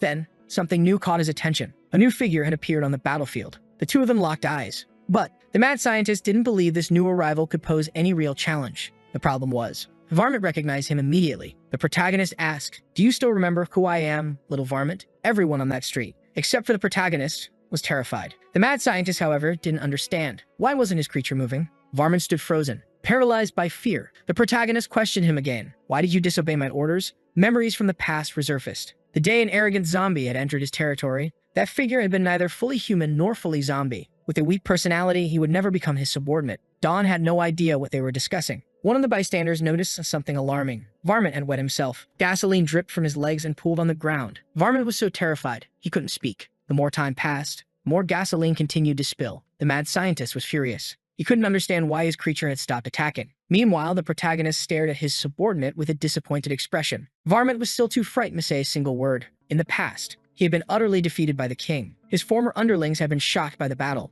Now, the protagonist demanded answers. "Why are you so quiet?" Taking advantage of the silence, it was his turn to speak. He explained why he should be obeyed. This made Varmint even more terrified. The mad scientist had an absolute meltdown. He couldn't understand why his creature was so afraid. But he didn't know the full story. Varmint had an immortal body. Yet, he had once been dismembered and hung from a tree for 300 years. Now, frustrated with the fight, the mad scientist tried everything to force his creature to respond to commands. Finally, Varmint spoke. "I never forgot the orders I received. The mad scientist's control panel shattered, and varmint turned in flood. As he ran, he shouted, "If anyone wants to fight the king, fight him yourselves." The mad scientist was at a loss for words. Dawn and the stainless steel soldiers were equally speechless. Even the protagonist himself admitted that reaction had been a bit excessive. The battle against the zombies was finally over. This was the first time the mad scientist had lost control of a zombie, but he had plenty more creatures and was willing to use them. Until the professor interrupted. The main human forces were almost at his hideout. Above the city, a helicopter hovered. They could finally reach the underground hideout. The blue-haired woman turned to the spy. She asked, "Is this the place?" The spy confirmed, "Yes. It has 6 floors and spans 11,000 square meters." Not exactly good news. They would have to search every inch of the hideout. The overconfident samurai declared, "Sometimes the best way to solve a problem is to use overwhelming force." Then he leaped from the helicopter, straight toward the hideout. Still in the aircraft, the blue-haired woman called him an irresponsible idiot. The faster he fell, the more powerful his attack would be. He didn't care about strategy. He just wanted to prove the sheer strength of his attack. Then, a massive explosion erupted in the city. It was so powerful that it obliterated a huge chunk of the ground. Now, he had access to the underground hideout. Sheathing his sword, he said, "This is faster than taking the elevator." The blue-haired woman scoffed. She found his display of strength ridiculous. She told him, "You should use your earpiece. You could trigger a trap." The chief corrected her. In the face of absolute power, there is no such thing as a successful trap. Then, he jumped from the helicopter, leaving the second defense unit behind with his remaining subordinates. For the blue-haired woman, they're all the same. On the ground, the troops kept advancing. They entered the hideout and searched for any resistance. But in the area they were in, there was no one. The more they searched, the more they realized that the place was empty. Escape wasn't an option. The routes were blocked. They had detection systems so precise that they could even catch a mosquito midair. The blue-haired woman wanted to join the action. She wasn't happy about having to stay behind. Her subordinate tried to calm her down, saying it was an order from their superiors. Still furious, she cursed them, wishing they'd have bad luck. Far away, the professor was safe. Knowing that the humans had entered his old hideout, it was time to execute Plan A. Inside a large containment chamber, the being was stored, the one that was meant to be the zombie king. The samurai picked up the note and began to read. It was a provocation, a challenge to release the zombie king, if you are man enough. He ordered a soldier to blast the glass open, but the chiefs suddenly stopped him. Their mission was to capture people, not to take unnecessary risks. Seeing that plan had failed, the professor's team immediately moved to the next plan. A countdown began. With barely any time to react, a massive explosion erupted. The soldiers did their best to protect themselves. As the smoke cleared, the chief watched carefully. The cocky samurai wasn't impressed by the trap. Then the mad scientist announced, "The containment chamber has been opened." The professor smiled. Finally, humanity will meet its end. The dawn of a new species. He wanted his creation to wipe out all life, including his own. The steel samurai waited to see what kind of creature would emerge. He never expected that the zombie king would be just a small child. Both the chief and the steel samurai were confused. The chief warned the samurai to be cautious. It may look fragile, but it could be extremely dangerous. The samurai attacked immediately, but the creature was even faster. The chief was shocked. "It's powerful," he confirmed. He immediately ordered everyone to evacuate. The top priority was ensuring that his soldiers escaped. The masses of fools ran desperately toward the exit, but the steel samurai wasn't satisfied with the outcome. He launched another attack. This time, he managed to split the creature in two, literally. Each half of the zombie gave birth to a new one. Of all the possible outcomes, this was the worst. Now, they had 2 creatures to fight, but it didn't take long for them to merge back into one. The small zombie waited, watching how the humans would move. The mad scientist ordered the release of more zombies. This would create enough distraction for them to escape. Following the plan, the hordes of zombies began to flood the city. Both the president and the blue-haired woman watched the chaos unfold. The young officer reported, "There are too many of them. The situation is going to get worse soon." He wanted to set up a defensive line, but his commander ordered him to step back and just watch. Loosening her magnificent hair, she said, "This is just a warm-up." With her sword in hand, she was ready to start wiping out zombies. With perfect posture, her threatening aura became evident. In the blink of an eye, the blue-haired woman was already engaged in battle. Her strikes were precise, swift, powerful, and so strong that they sent zombies flying. Her strength was incredible. She slashed through a tree trunk, causing it to bend from the force. Using the elastic energy, she propelled herself into the air. Her subordinate couldn't believe what he was seeing. Up above, she glided through the horde, striking down each zombie in her path. Her sword was the first thing to hit the ground. Then, she landed gracefully, balancing perfectly atop the blade. Then, a light drizzle of zombie remains began to fall over the city. The young officer was completely stunned. He never imagined his commander was this strong. Looking at the meal on his plate, he realized something. She was truly amazing. If their enemies wanted to use chaos as a distraction for escape, they needed to rethink that strategy. The mad scientist was frustrated. That crazy woman had eliminated all the zombies they had released. He was certain this wouldn't have happened if they still had the chainsaw zombie. However, more zombies were spreading through the city. Discreetly, 2 of the protagonist's subordinates watched the movement. They wore masks, to protect themselves from the airborne agent that made zombies lose control. The man who looked like a lone shark approached a nearby zombie to ask if he had seen his colleague, but the creature was very rude to him, telling him to get lost. Annoyed, he muttered that the creatures in that place were very unfriendly. Their mission was to find their runaway friend to avoid a possible punishment from the king. In the lowest level of the underground hideout, the so-called strongest zombie remained motionless. The humans looked at the creature with slight apprehension, and the small zombie wanted them to keep playing with him like that. It seemed like some kind of provocation. It ended up working very well. The steel samurai declared that if that little zombie still wanted to play, he was still too soft. With his katana firmly gripped, he didn't hesitate to strike with precision. Once again, he managed to slice the little creature into two pieces. The small pieces bounced on the ground, until they merged back together, forming a single body again. The steel samurai was getting tired of this situation. He couldn't stand seeing his enemy constantly running away. He ordered him to man up and engage in a proper fight. It seemed like the little zombie would finally comply. He spit out his pacifier. And then, a metamorphosis began to take place across his entire body. To the human surprise, it now had very interesting attributes, revealing a form they had not expected to see in a zombie. In fact, it was really impressive how much it had managed to change its appearance. It seemed that the zombie was gradually learning how to control this new body. They had no idea how that was even possible. Smiling sweetly at the humans, the transformed zombie hinted that things were about to take a different turn. Using all the charm she had just gained with her transformation, she playfully asked the men to keep playing with her. The steel samurai declared that he would slice her up until nothing was left. He launched one of his most powerful attacks against her, but even at the peak of his strength, it was useless. His blade was stopped with just one of her fingers. He kept pushing against her, but the zombie showed no effort at all. Faced with this problem, he realized that his enemy was much more powerful than he had imagined. Looking back, he called out for the chief to assist him in the battle. Understanding the severity of the situation, the chief was already suited up in his most powerful armor. But he never got the chance to attack. He was suddenly struck by the zombie. He was sent flying hundreds of meters away from that place. The impact was so loud that even the protagonist's zombie subordinates wondered what it was. The same sound was heard by the presidents on the city's surface. His body had become a projectile, crashing into the top of a building and causing a massive explosion. After that, his body bounced across the city until it finally landed at the feet of the vice president's subordinates. They didn't know what to do with the human. They thought about helping him, but since they were zombies, they decided to leave him as he was. From beneath the city, smoke and debris began to rise. The blue-haired woman noticed that another projectile had been launched. She immediately recognized him. It was the chief of the Stainless Steel Academy. The samurai had been overpowered by his enemy, now barely able to move. Even so, he was doing his best to mumble a few words to his colleagues, and soon they came face to face with that female figure, extremely dangerous. On the other side of the city, a barbecue was being patiently prepared. They said this was the first time they had seen a barbecue being made with eggs as well. The extras were much friendlier now, and one of them had prepared a special tea for the vice president. After tasting it, he remarked that it lacked sweetness. Annoyed, one of the extras wanted to know who had made that tea, because for the vice president, only the best should be served. In the middle of their meal, they heard a high-pitched sound that made them uneasy. The female zombie continued to mock the humans. She took a threatening stance. The president knew that this being was different from the others and could be a major problem for them. The rivals agreed to a temporary truce. It was crucial that they work together at this moment. The zombie's face was now marked with a deep expression of contempt. Dawn felt the explosions coming from the other side of the city. They were getting closer. The vice president decided to take action. He informed her that he was going to check out what was happening. There was no time to waste. The blue-haired woman had already thrown her sword at the enemy. Even though it hit its target, the cut was far too shallow. The president was already on the creature's tail, closing in at high speed. But her attack was intercepted. She was caught off guard by a movement only a ballerina could pull off. As she struggled to recover from the blow, the zombie sneered, saying that kind of speed was far from impressive. The president was ready to counterattack, positioning herself in a way that put her opponent at risk.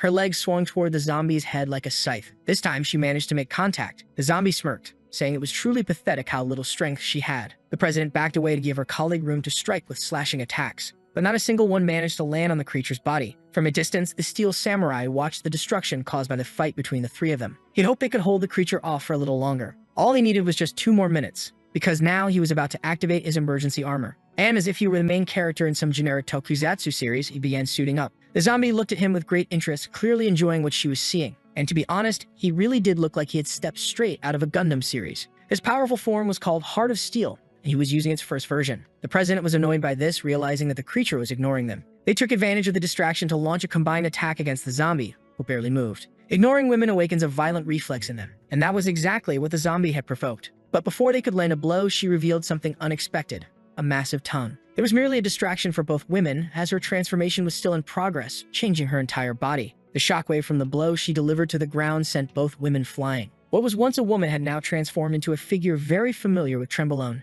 Not clad in Heart of Steel, the samurai was convinced he could do something. The women were in shock. They hadn't known that the zombie was capable of transforming. Frightened by what they were witnessing, they no longer knew if they could win this battle. The hulking zombie and the steel samurai, now in one of the coolest cosplays ever, were on a collision course. Facing each other, they decided that this fight would be settled with a single attack. Immediately, both of them prepared to end everything with one strike. But the zombie's strength far surpassed his. The clash between them sent a massive shockwave of destruction through the battlefield. The women nearby could do nothing to stop it. Coincidentally, the vice president and Dawn had just arrived at the site of the action. Through the smoke, a silhouette could be seen. Unfortunately, the armor was more stylish than functional. The steel samurai had lost part of his body. The bulked-up zombie mocked him, declaring that he had lost. It seemed the samurai assumed this was a rhetorical statement, even with half his torso missing. He claimed he was still in the fight. Apparently, he would only admit defeat once he no longer existed. Dawn looked around at the destruction, wondering if they were even in the right place. She had no idea what was happening. The protagonist noticed a very familiar scent in the air. The creature showed a rare hint of empathy toward the samurai and decided to reveal her true power, hoping he would finally give up. He definitely hadn't expected the zombie to be capable of getting even stronger. Her back muscles started growing at an absurd rate. Her hair lifted into the air. It was almost like she was going Super Saiyan. To everyone's surprise, she now looked like a generic manhwa character. Even the women weren't prepared for this. The scientists had no control over her in this form, but the professor simply said, "She is the Zombie King." This was expected. The creature announced that there was no reason to continue the battle, but the samurai was too proud to accept that. The women also closed in, preparing to attack her together. Smirking, the zombie warned them that quick attacks were useless. All it took was a simple flick of her finger, and the armless samurai was sent flying. Everyone was blasted away, and the samurai lost his armor completely. The force of the impact shattered all the windows in the nearest building. As they were hurled into the distance, the women tried to recover somehow. Thanks to the power of plot convenience, they landed right next to the vice president. He caught them in his arms, preventing them from suffering further injuries. Dawn was horrified. She never imagined that both presidents could be defeated so easily. The steel extras were also worried about what had happened to their leader. Being the generic proud warrior, he claimed he could still fight. The zombie grinned, saying that he had allowed them to live, yet they were still acting so stubbornly. Exhausted, Violet warned them. This was the Zombie King. It was better to flee immediately. The blue-haired woman reinforced her warning, leaving Dawn terrified. The Zombie King pointed at the humans, commanding his minions to attack. A horde of undead outcasts rushed forward with fury. The extras were terrified. Not only did they have no idea where all those creatures had come from, but they also couldn't do anything about it. The blue-haired woman urged the vice president to order everyone to leave, or that place would become their grave. The zombies were charging forward, ravenous. Meanwhile, the professor was delighted by the sheer magnitude of the Zombie King's power. The protagonist dropped the two women to the ground, feeling disrespected by what he had just heard. The blue-haired woman was a bit surprised by his reaction. Then he let out a powerful roar, commanding the creatures to disappear immediately. That alone was enough to halt their advance entirely. The creatures froze around him, incapable of disobeying his command. It was as if they instinctively knew that before them stood a truly supreme existence. Even the one who called himself the true Zombie King was stunned by what was happening. Now he was intrigued by this mysterious figure. That made the protagonist lose control of his emotions once again. Walking over the zombies as if they were mere stepping stones, he demanded to know what title he should claim for himself, since an imposter had already called himself king. An eerie silence fell over the entire city, and the poor zombies instinctively stepped aside to clear a path for the protagonist. The armless samurai could barely process what he was witnessing. Meanwhile, as the protagonist approached his enemy, he noted that he was strangely silent. He positioned himself atop the mountain of corpses. The creature gazed up at him, puzzled. The protagonist then mockingly asked if a cat had stolen his tongue. The armless samurai was utterly dumbfounded by what he was seeing. Dawn, on the other hand, was shocked. This was the protagonist's true appearance. With a subtle smirk, the Zombie King finally understood his enemy was also a zombie. Realizing this himself, the armless samurai demanded to know how the Academy of the Beyond allowed a zombie to become vice president. Violet immediately told him to shut up. The two mighty beings stared each other down. They had decided the one who survived this battle would be the true king. Both were ready to engage in a ferocious fight. The wicked creature landed a direct hit on the protagonist, but the vice president only scoffed at him, taunting that he must not have eaten anything today. It took the Zombie King a moment to realize that his enemy was truly powerful. He then received a devastating punch. The sheer shockwave from the blow sent the zombies beneath them flying. The creature's bodies illuminated the night sky. Meanwhile, the false Zombie King was only stopped from flying away himself because he had no wings. His body kept soaring across the city. The distance he covered with just one punch was unbelievable. He was launched so far away that he left the continent and crashed into the ocean. His impact was so violent that he slammed into a battleship, throwing the entire crew into chaos. The shockwave shook the vessel as the creature struggled to regain his bearings.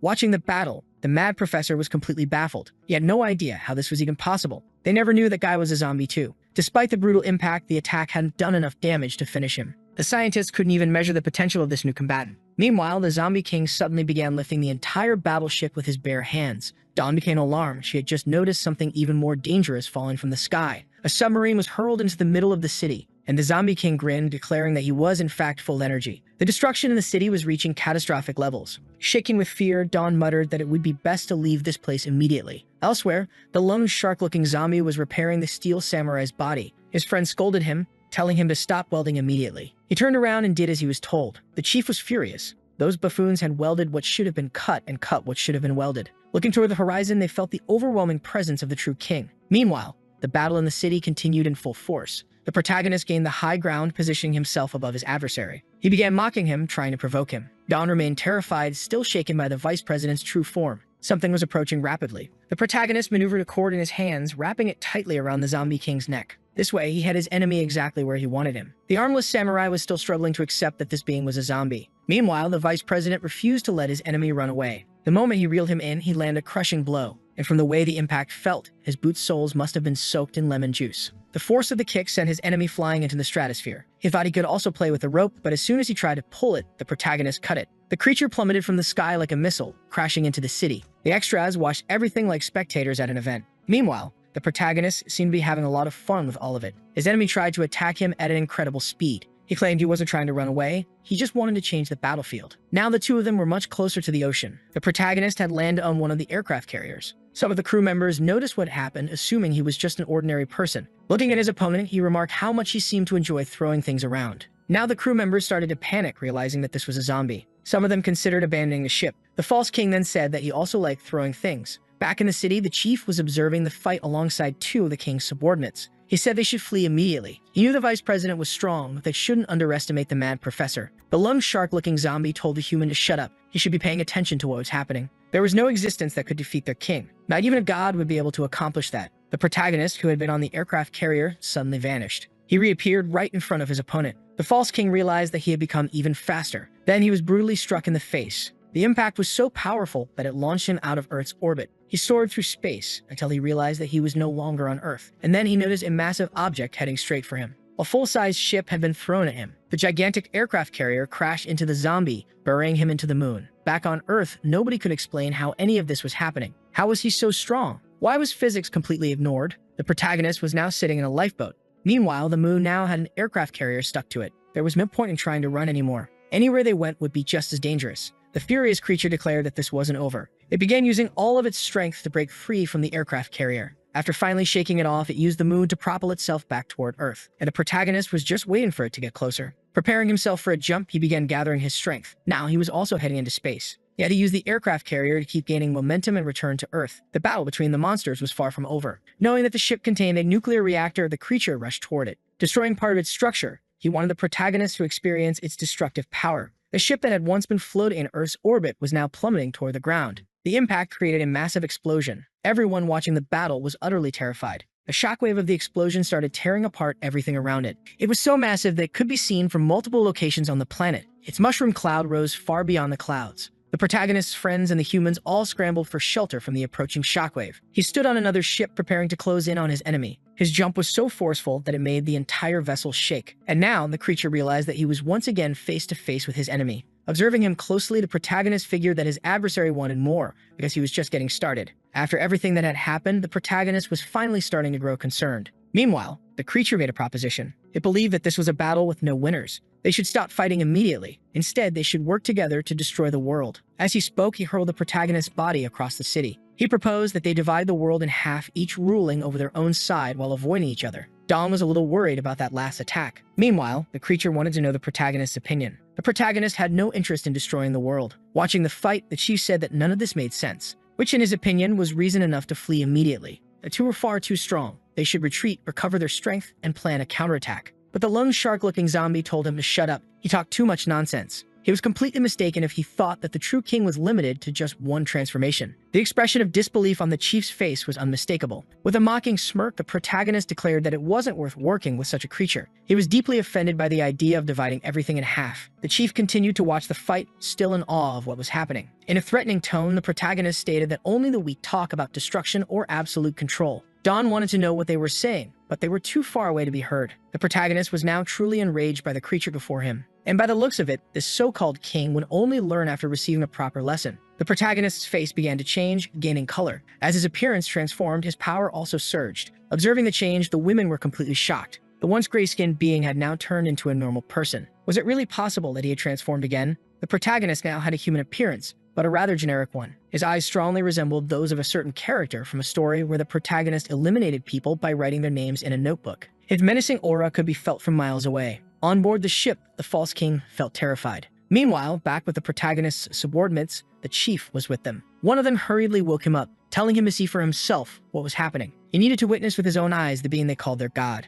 Even though the protagonist still had long nails, he had turned into a normal human. No one could explain why he now had a fully human body. As the battle raged on, rain began to pour from the sky, and the false king grew even more frustrated, unable to comprehend what kind of existence stood before him. It was impossible for someone to be both a zombie and a human at the same time. His attack was just about to strike the face of this new entity, but the protagonist did nothing, until suddenly, even the raindrops stopped moving. All he had to do was raise one hand. And just like that, the so-called zombie king's body was lifted into the air. Finally, the raindrops began moving again, but in reverse, rising toward the sky. People, too, were caught in this gravity inversion. Dawn tried to hold onto something to keep from floating away, wondering if a zombie should even have this much power. Even the massive warships weren't spared from this force. Even the sea creatures began rising out of the ocean. It was a terrifying sight. The completely subdued creature still glared defiantly at its opponent. Once he was close enough, the protagonist told him that from now on, he should call him Daddy. Even from space, one could see the cataclysm taking shape. Dawn finally realized that this was a massive tornado. The presidents crashed to the ground. The fish that had been flung into the air also started falling back down. Recovering from the impact, Violet stated that no zombie should be capable of all this. A gigantic whale crashed onto the rooftop of a building. Everything was so absurd that even the mad professor was stunned. In his paperweight-like state, the false zombie king had no idea how this was possible. The mad scientists had never seen anything like this in their entire lives. Without arms, the creature struggled to get up, and in doing so, he took the most difficult path possible. But thanks to his regenerative abilities, his arms began to regrow. He claimed that everything being done to him was completely useless. After all, he couldn't be killed. Even if he was sliced into thousands of tiny pieces, he could still regenerate. The protagonist took that statement as a personal challenge. With a swift movement of his hand, he pulled the creature's body toward him, grabbing it by the throat with one hand. The creature thrashed desperately, but the protagonist simply smiled at him. He told him that he had completely misunderstood the concept of death, because one didn't have to destroy a body to make someone experience it. The tighter his grip became, the more his senses faded, until the only thing left for him to see was the deep, piercing gaze of the protagonist. Beyond Earth's atmosphere, massive vessels floated in space.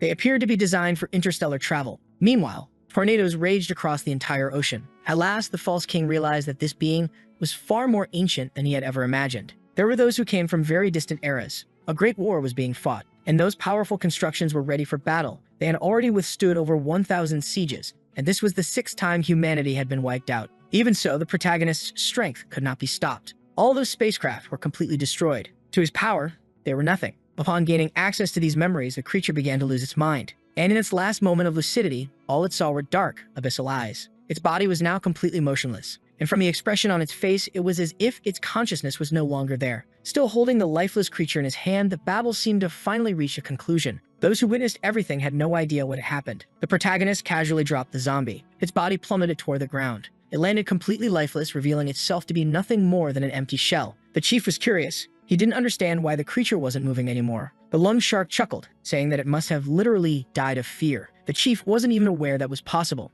On the mad scientists' side, they were also in complete disbelief. This shouldn't have been possible. It was time for them to get to the helicopter. The entire fleet along this coast had been destroyed. This was their only chance to escape. It was now or never. The mad scientist attempted to flee, but was immediately frozen in shock. The most powerful being of all was already standing right beside them. They had never revealed their actual position. There was no way he should have found them. With his generic yet terrifying gaze, the protagonist said nothing. He simply observed as those around him trembled with fear. He wanted to know if they would surrender willingly or if they preferred to suffer the same fate as the zombie king. They had a whole second to decide. Everyone immediately chose to surrender, except for the mad professor, who still resisted. The protagonist then gazed at him more seriously. And just like that, the man who should have been executed ended up being captured alive. The others still didn't know what was wrong with him. He was acting very different. Returning to his normal form, he admitted that his transformation was terrifying, but he preferred being a kind and gentle person. Violet suggested that Dawn go ask him about it, but she was also too afraid of the vice president. So Violet encouraged her, saying that one day they would probably make her the vice president of the zombies anyway. Nervous but determined, Dawn approached him and asked if he was okay, since they were about to leave. He stood up, saying he was hungry. This scared her so much that she almost jumped back. But at that moment, what he truly wanted was just a more durable shirt. With that, she realized he was back to being his usual calm self. She asked if he remembered anything, and he said he did, but his memories were a bit hazy. He had lost his sense of time but was certain that he had faced many zombies like that one before. However, since they were all too weak, he never bothered remembering each of those encounters. Inside the prison transport vehicle, the mad scientist wanted to know what the professor was thinking. The professor smiled. He never expected that such a powerful being could exist, but he was certain that he would eventually obtain a sample of its genes and create an even stronger entity. The Zombie King had been defeated and Professor Jamie was finally in custody. With that, the protagonist was thrust into the spotlight. People wanted him to become a president as well. He would need to manage and protect his cities. If he failed to expand his population, he would lose the title. He chose City Etch, even though it was completely abandoned. This worried his superiors, who assumed he would lose his position quickly. But the protagonist was unwavering. He was determined to govern that place. After the formalities were settled, he was officially declared a president. A supervisor was furious about his decision to choose a deserted city and an idiot to lead it. Even Violet recognized that it was a risky choice. The protagonist's subordinates began moving to their new city. The scene was unprecedented. Human soldiers were actively helping zombies relocate to their new home. Alongside the new president was the elite of his subordinates. The loan shark confirmed that everything had been done as ordered. All citizens had been transferred. And that was exactly what he wanted. Asking the soldiers to stand in formation, a tiny zombie flinched. He still wasn't used to humans, believing that they might be dangerous. The soldier reassured him, saying that the president's orders were like the commands of a god, and the president's people were his people too. The little zombies struggled to believe those words. But finally, after so long, they had a place to call home. Sometimes, for a race to thrive, war isn't necessary. Indeed, besides being powerful, the protagonist was an extremely wise being. They wanted to know what should be done with Varmint, as he had already been hanging there as punishment for several months. But the protagonist stated that he should remain there. His place of punishment was atop the City Hall building. At the top of the building, he was properly restrained, constantly crying, acknowledging that he was wrong. Repeatedly pleading for mercy, he swore he would be obedient from now on. He didn't want to become zombie jerky. The citizens were overjoyed with the changes, finally having a home of their own. Meanwhile, Violet was training hard, determined to grow stronger, but she ended up crashing violently into a wall. She tried to recover from the powerful impact. After getting back on her feet, she coughed heavily. She had no idea how this could even be possible. On the other side of the battlefield stood Dawn, who had undergone a staggering power boost. Seeing this firsthand, Violet realized there was nothing she could do. This was power beyond what could be surpassed. It was as if Dawn had two completely different personalities. As Violet watched her closely, the smile on Dawn's face reflected a clear shift in her demeanor. Dawn declared that she could still fight. Violet, determined to improve, launched herself at incredible speed. She maneuvered to get behind her friend, but she was suddenly caught off guard by Dawn's completely unnatural head movement, something no normal human would do. This bizarre sight shocked the president, forcing her to abort her attack. She asked if Dawn was still human, but the shock made her forget about that for now. They were still sparring and Dawn launched an aggressive assault. Violet quickly switched to evasive maneuvers, dodging the gunfire. Dawn's machine gun was singing like it was on a live TV show. Dawn boasted that she was now strong enough to become a president herself. Then she started laughing sadistically, her machine gun still roaring. After dodging for a long time, Violet finally found cover. But it was clear that she was reaching her limit. Her frustration was only surpassed by the anger she felt toward herself. Determined to push forward, she demanded that Dawn show her strongest technique now. This triggered the zombie cells in Dawn's body, activating at full power. Violet rushed in, executing one of her best attacks. But Dawn mocked her, questioning if she was even trying. She wouldn't use her best technique against such a weak opponent. Then, in a terrifyingly unpredictable move, the president struck with precision. A clean cut severed Dawn's body in two. Despite the pain and the damage, all Dawn did was smile. Violet, stunned, questioned why her friend hadn't even tried to dodge. She was completely shaken by that insane regeneration ability. Dawn's genes were now practically invisible. For Violet, this was too much. She demanded to know what the zombie had done to her. Almost revealing her genes, Dawn asked if Violet finally understood that she could be a president too. She lunged at Violet with her bare hands, preparing to land a precise strike. This time, Violet couldn't dodge. She was slammed against the wall. That was enough for her. She suggested they stop the training. Dawn's body began emitting white smoke. As she returned to her normal self, she apologized, saying she hadn't done any of that on purpose. Violet wanted to know if she really wasn't a zombie, even after being bitten. Dawn explained that she had undergone multiple tests in the lab, and they confirmed she was still human. But that still didn't explain her extreme regeneration or the unnatural way she moved her head. Dawn felt she could transform whenever she wanted, yet she didn't feel any different physically. And whenever she felt exhausted, she could take stimulants without suffering any side effects. Hearing this, Violet's expression turned into pure frustration. She demanded that Dawn move out of her way. She had something important to do. Dawn asked where she was going, but Violet told her it wasn't her business. Another subordinate also asked where she was headed. Violet was already rushing towards City Edge, the protagonist's territory. She boarded a plane in a hurry. The aircraft took off, heading straight for the city. Finally, the plane landed at the airport. The president disembarked in a panic, ignoring her subordinate entirely. Outside the City Hall building, everything was running as usual. The protagonist was assigning different districts to his subordinates. Finally, it was time to assign a role to the lone shark-looking guy. He was ready to serve loyally and irresponsibly. was no surprise that he looked like a loan shark. The protagonist saw potential in him to manage the city's treasury, making him responsible for all the money. The meeting room door suddenly swung open. Recognizing Violet, the protagonist asked what brought her there. The woman hurriedly approached him. The timing was perfect, as he had planned to report the city's situation to her.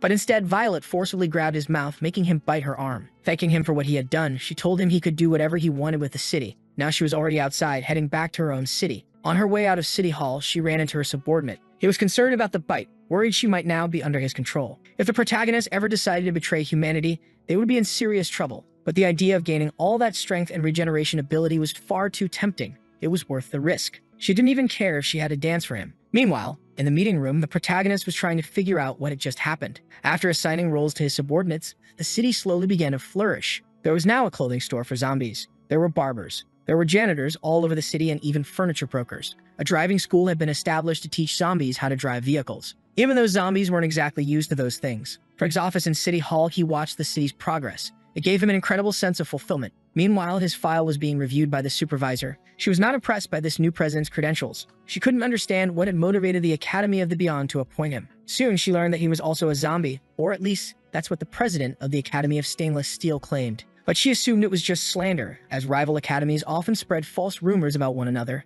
Regardless, she didn't like this new president. She doubted he had the necessary personality for the job. Zombie or not, she would check for herself in person. Meanwhile, at the North Pole, an expedition was underway. A helicopter was approaching its landing site. In the middle of the sea, a massive ship was breaking through the ice. A man greeted Professor Strange. It seemed they had discovered the remains of an ancient civilization, a dried-up body that was thousands of years old. They made the discovery while conducting some experiments. The body was buried under 500 meters of ice. The professor stressed the importance of being careful. They couldn't afford to damage it. If it really belonged to an ancient civilization, this would be one of the greatest discoveries in human history. Slowly, the ice block was being carefully removed. The professor hoped this would be a major breakthrough for technological advancements. Among them, there were a few suspicious-looking individuals, their faces hidden beneath hoods. As the president of the Department of Archaeology, this was the first time he had ever felt so nervous about his work. The crane finally lifted the block of ice. It was carefully lowered to the ground. Inside, a human silhouette could be seen. It was clearly a female figure, and despite being severely dried up, she had immense potential.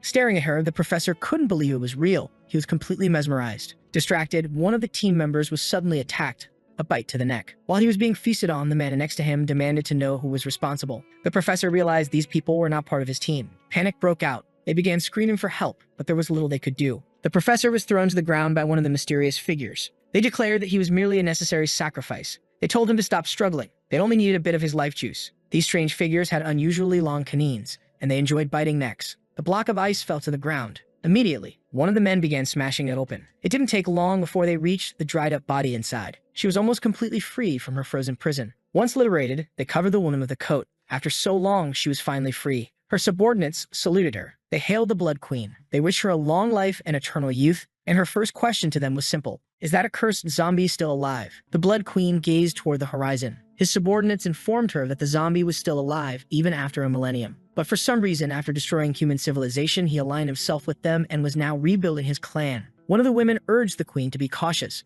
but in her eyes there was immense hatred and resentment. She was determined not to lose to him again. Back at the headquarters, everything was going smoothly. The zombies were enjoying their lives, drinking delicious tea, until one of them was informed that someone had come to visit. At the headquarters, all those interested in the new president had gathered. The man who had been bitten earlier was writhing in immense pain. No one had ever seen anything like it before. It didn't look like a bite from a zombie. They knew he had been on the archaeological expedition and his team was now missing. Even though he was just an ordinary person, he had managed to injure 2 presidents. It seemed they needed a professional opinion on the matter. A heavily armored vehicle parked in front of the building. Inside it was the protagonist. The soldiers saluted him instantly. He was still not used to it. Then he was led inside the building to examine the case. Several well-drawn side characters were already waiting for him. The first one stepped forward to welcome him. That president belonged to the Academy of Iron. He was very excited to meet the man responsible for capturing the mad scientist. After greeting him, he went on his way. Apparently, that side character was extremely envious, assuming the protagonist was just a nobody. Meanwhile, a zombie was delighted to shake hands with humans.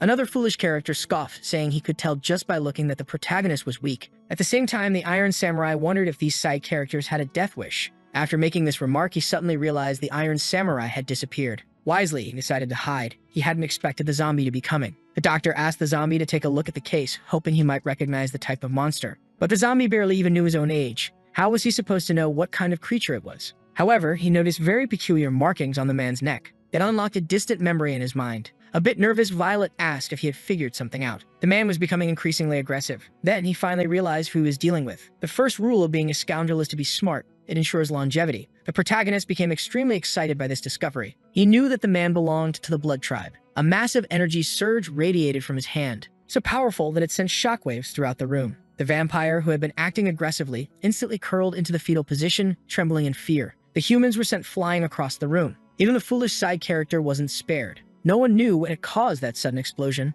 Something was happening. On the other hand, the girls were already accustomed to this kind of situation. Staring at the creature, the protagonist was certain he had wiped them off the face of the earth long ago. But clearly, he had been wrong. He wanted to know where that little girl who loved to poison him was. The vampire insisted he knew nothing. He had only been in this form for a day and desperately wanted to be spared. Finally, the zombie's energy stabilized. The other presidents were starting to have second thoughts about their initial impressions of the zombie. Meanwhile, the Iron Samurai was regretting not staying home. The worst of the tension had passed and the zombie had truly returned to normal. The girls approached him, eager to know if he had discovered anything. They wanted to know what the Blood Tribe was exactly. The protagonist warned them to be extra cautious in the coming days. His expression turned deadly serious, as if he was about to reveal something crucial. The girls braced themselves for a revelation that could change their lives. Then the protagonist said he had forgotten what he was about to say. Violet was furious at that unnecessary tension. She assumed that every time he transformed, his brain weakened. He tried to defend himself, saying he would remember soon. The other presidents now believed he really was weak. Hearing this, the protagonist shot them a sideways glance, which almost made them ruin their underwear. Meanwhile,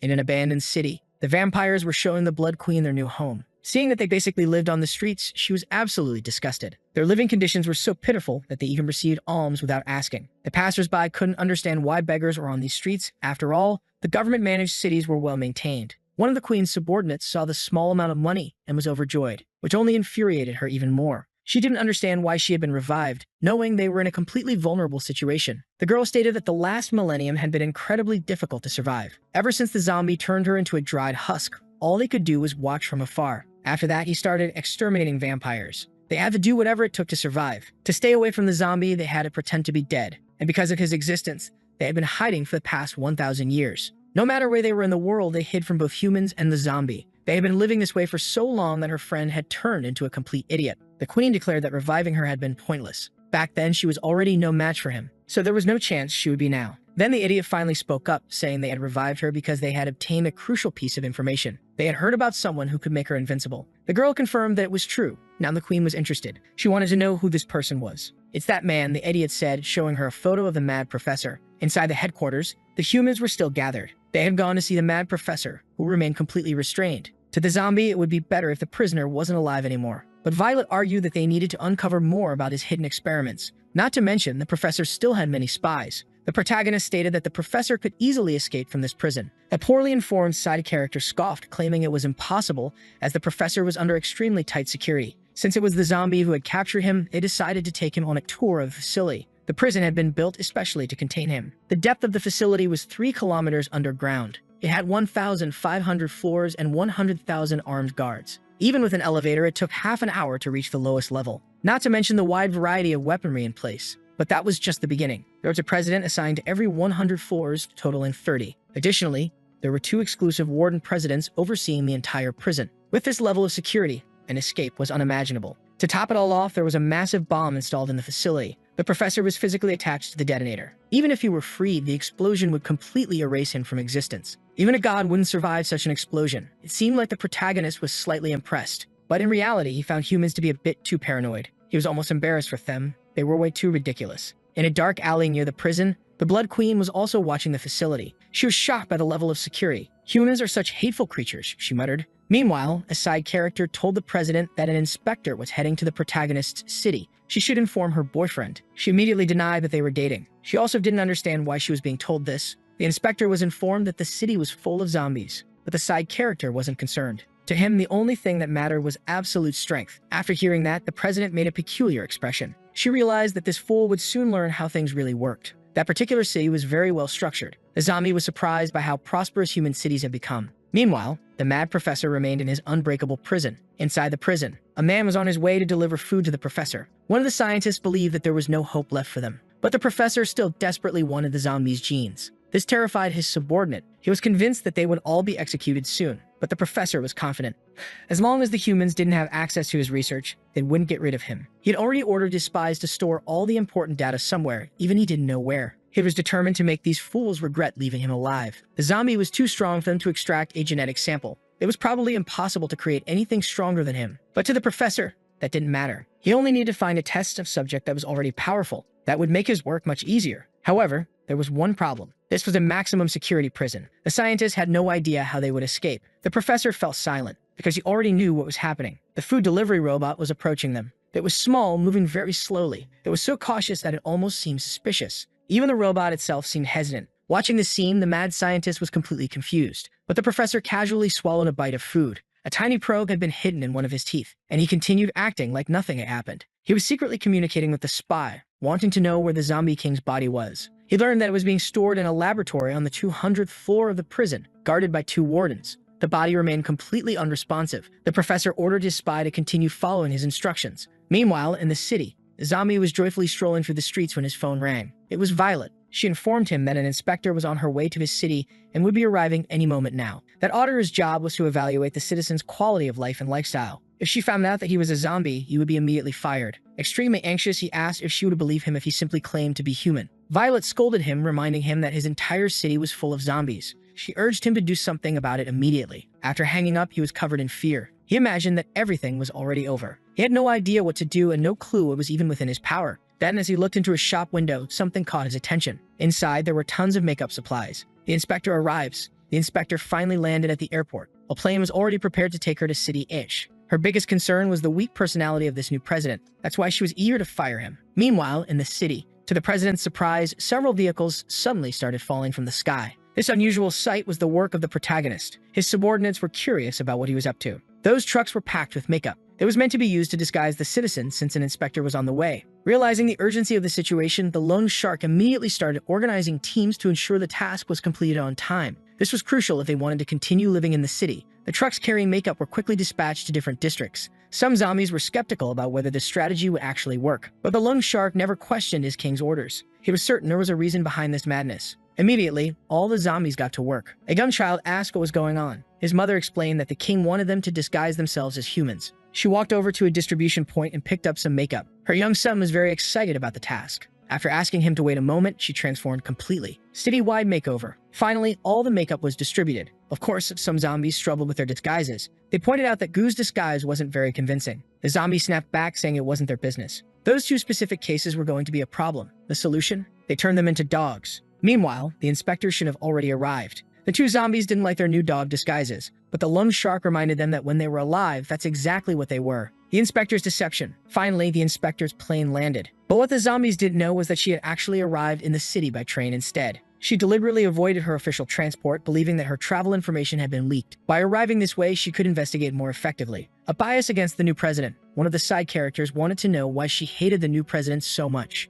Apparently, she believed he was weak and unqualified. Besides, very few people ever impressed her. And in this particular case, she was already biased against him. Overhearing the conversation, she asked what was wrong with having an opinion in advance. Ever since the High Superintendent abandoned his authority, she believed that any random fool could become president. She firmly believed that only the superintendent could lead humanity toward a prosperous and glorious future. Back in the city, the protagonist continued eating his meal of eggs. Now that the inspector had arrived, it was time to get to work. As they discussed the matter, a side character mentioned that it had been a long time since they had seen the High Superintendent. He had gone off on an expedition and was expected to return soon. At the airport, the city's team was still waiting for the inspector's arrival. They started finding her delay suspicious but decided to keep waiting. The first inspections begin. 2 of the inspector's assistants headed to a store to begin the evaluation process. There, they noticed something unusual. Every single product in the store was made from eggs. This deeply disturbed one of them. He declared he couldn't even bear to look at or hear about eggs, which confused the inspector since that man was blind and deaf. Interviewing the citizens, meanwhile,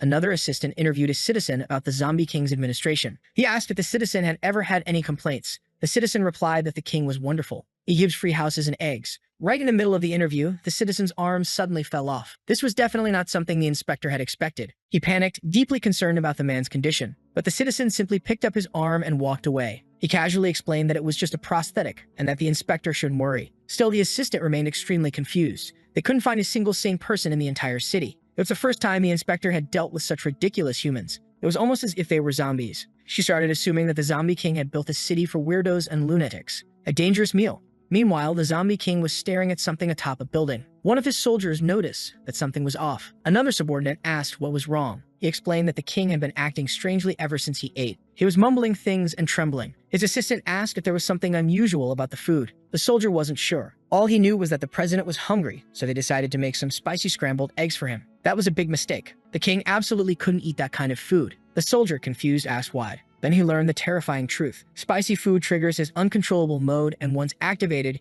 he remains in that state for at least a month. Spreading the bad news. This needed to be reported immediately. He called Blackie and explained the situation. At first, Blackie was confused. They had already banned all spicy food from the city. He had no idea how this had happened. Unfortunately, the lone shark was just as clueless. Now, everyone was on edge. The guy who looked like Piccolo speculated that the king might exterminate the inspection team. And honestly, that was a real possibility. The inspection team's journey continues. Since there wasn't much else to see at their current location, the inspection team decided to move on. That's when they noticed a strange object in the sky. It was a truck. It crashed near them, sending debris flying everywhere. Moments later, the zombie king himself arrived. The inspectors were baffled. There wasn't supposed to be a truck there. Now, standing before them, the president seemed excited. He declared that he would personally take the inspector on a tour of his city. The inspection team struggled to recover from the shockwave. They had no idea what had just happened. Even more concerning, they didn't know who this man was. An oppressive presence. The zombie king's gaze locked onto the inspector. His eyes were piercing. His presence exuded overwhelming pressure. For some reason, she felt intense fear. She didn't recognize this man. That disappointed him. He expressed his frustration that she had forgotten about him.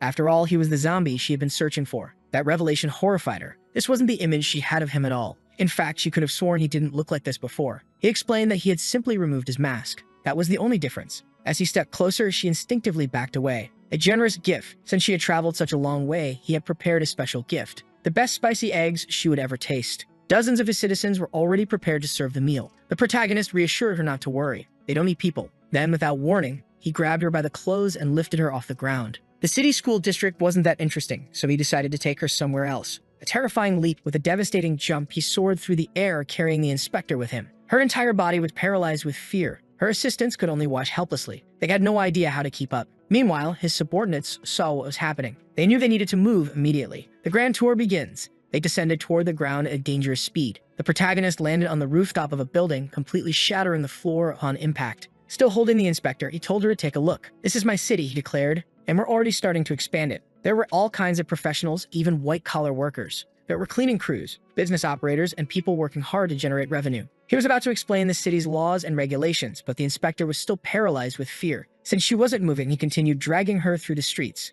Law and order, zombie edition. He pointed out how everyone obeyed traffic laws. There were no infractions. Then, a truck driver suddenly panicked. Only his leg was visible, as if the rest of his body had been removed. The zombie king calmly explained how lawbreakers were dealt with. They get launched into the sky. To demonstrate, he sent the truck flying. Even though it didn't have wings, it soared into the air like a rocket. The inspection team witnesses the madness. The inspection team was about to take a taxi when they noticed what had just happened. Now they could clearly see a truck embedded in one of the city's buildings. Blackie had acted quickly to save the driver's life. The inspector assumed that the driver had been executed, but the zombie king confidently denied it. "That's impossible," he declared. "My subordinates possess unparalleled power." A sudden interruption. Just as the inspector's assistants arrived to help her, the protagonist casually threw her in their direction. Even though the driver had been rescued, a bus remained stuck in the building. Once again, the protagonist reminded them that if they thought they had lived long enough, they just had to get in his way. After that brief explanation, all they could do was leave in fear. With nothing to say, silence filled the entire intersection. One of the assistants urged the chief inspector to leave quickly, as his legs were already getting weak. They didn't know if a person could do all that.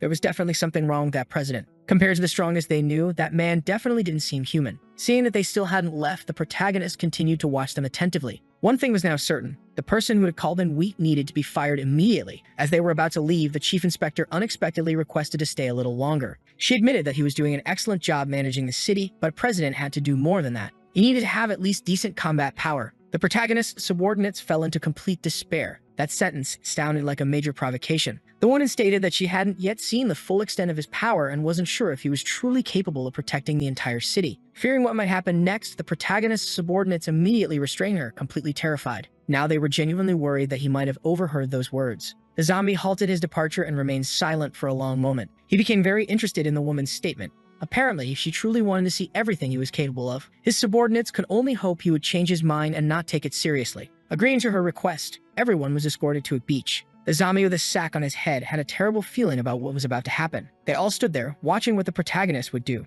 The inspector had no idea why they had been brought to that location. It was easy to notice that the shadow of the protagonist's figure was overwhelmingly intimidating. Knowing his boss well, the zombie with a sack on his head felt the need to give the inspector a final word of advice. Everything, absolutely everything that happens from here on out is your fault. We have nothing to do with this anymore. Terrified by the warning, she exchanged glances briefly with the zombie. By then, he had already started to unleash his power. One of the men grew nervous as the rocks in the area began to float. The protagonist was emanating even greater power. His body was gradually transforming once again. Once more, he took on the form of a generic protagonist. Even though they had spent the entire day with zombies, it was the sight of a human face that truly terrified them. They couldn't understand what had happened to the protagonist. Until now, the ocean waves had been moving naturally. But after he began emanating all this power, the water had stopped as if it were a solid object. The entire atmosphere had become completely unnatural. The people around him could feel that even the air had changed in density. They had no idea what he was doing. Suddenly, he launched himself into the air, sending them flying backward. His strength was immeasurable, creating a small epicenter of shockwaves.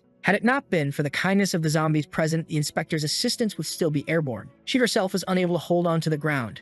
Looking ahead, she realized that the president had disappeared. They still had no idea what was happening or where he could have gone. Gently, a zombie handed her a telescope so she could see what was going on. Equipped with incredible lenses, the small telescope had a magnification capacity that should be impossible for its size. Now she was staring directly at the rings of Saturn. There was no doubt that this celestial body was unimaginably far from Earth. On the planet's surface, President Zombie walked calmly. Realizing the impossible, the inspector began to panic. Against all odds, that man had practically teleported to Saturn. Such was his speed. A distance thousands of times greater than Earth's circumference, a feat still impossible even with the most advanced technology. For them, this was the absolute limit. Even if he were human, what he had done was beyond human capabilities. Determined to demonstrate a little more of his power, the protagonist extended his hand. Slowly, he began to close his hand as if preparing his fists to unleash a strike, assuming an offensive and well-prepared stance. Once ready, he began to move his entire arm, unleashing an unbelievably powerful blow. Even from Earth, they could feel it had surpassed the threshold of danger. Panicked, the lone shark ordered everyone to take cover immediately. The wind generated by that simple movement proved to be monumental, creating a small cataclysm in the middle of the ocean. Giant waves, worthy of an apocalyptic setting, began advancing toward the continent. On the beach where everyone stood, the humans could do nothing but panic and soil themselves. Back at headquarters, a violent earthquake began to shake the building. A loud alarm blared throughout the city. The level 12 tsunami had been detected. Violet, after hearing that, was completely in disbelief. It was truly terrifying. That massive water movement was more than enough to wipe out the entire human race. Dawn could do nothing but scream in terror. The truth was that even if they wanted to do something, they would never be capable. The city's defense system was activated at its initial level. Massive walls began to rise in an attempt to contain the advancing water. Meanwhile, in the middle of the ocean, there was something resembling a clearing. The water had been forced away from the area. At the epicenter of the impact stood the protagonist, wanting to know if that demonstration of power was sufficient proof of his strength. From outside Earth's atmosphere, it was possible to see the full magnitude of it. After witnessing that, the inspector was speechless, while the protagonist watched them like ants. Transforming once again, he began heading back to his city with his subordinates. Meanwhile, the inspection team had come to a logical conclusion. Even monsters were more human than that person. Their taxi drove away toward the place they never should have left. Despite the excessive display of power, it was certain that the city would not be taken from them. While all of that was happening, on the other side of the planet, inside the prison, interesting developments were unfolding. The soldiers remained vigilant. Analyzing the body of the zombie king, they still couldn't comprehend how the zombie had managed to defeat him. It was impressive that the mad professor had created a life form like that. Basically, he had tried to create a god. It was a shame that the creature wasn't alive. After what had happened, it hadn't shown any vital signs. Behind them, manipulating a test tube, an undercover spy was carrying out his task. Following the precise instructions given by the professor, he was carefully mixing the ingredients in the correct proportions so that the zombie could be revived once again. He had to wait for a window of opportunity to inject the solution into the dormant body. As soon as the patrol guard announced he would step out for his round, the spy began his mission, managing to strike the creature's neck with the injection. It didn't take long before he was immediately seized by the floor's head officer. Desperate, the officer demanded to know if the spy had any idea what he had just done.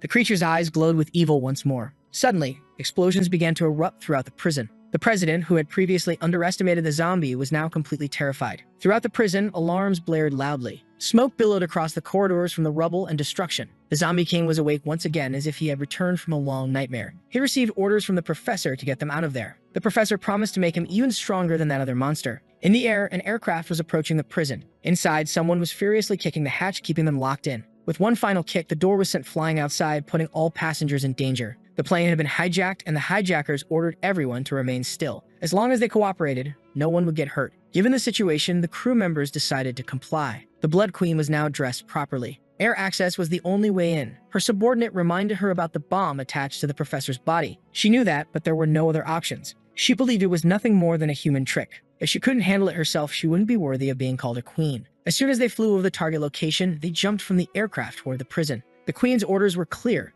They must be even more brutal than the humans. Inside the prison, several presidents were alerted to the invasion. It all seemed like a grand conspiracy to trigger a mass breakout. Everyone needed to be on high alert. The vampires had already entered the facility, encountering heavy resistance from the soldiers. One of the humans told everyone to stay calm since there were still 30 presidents inside the facility. In the lower levels, they realized that prison break might be underway. The Blood Queen didn't seem impressed by anything happening around her. She was in the upper levels, and between her and the professor, all of the presidents were stationed to secure the facility. Down in the lowest level, where the true prisoner was held, one of the presidents had already received his fair share of beatings. The Zombie King had done it with ease. He hated the professor, and his true intention was to leave him there to rot. Giving a subtle smirk, the professor seemed like he had expected this reaction. His bespectacled lackey began to panic. The professor said that this was his creation. It wasn't just some zombie capable of defeating him. It was better not to try anything foolish in his presence. Provoked by those words, the creature started to become hostile. But before it could act, the professor calmly reassured it. As long as he was helped to achieve his dreams, he had no interest in staying alive. The Zombie King acknowledged that humans were terrifying and admitted that he was interested in becoming even stronger.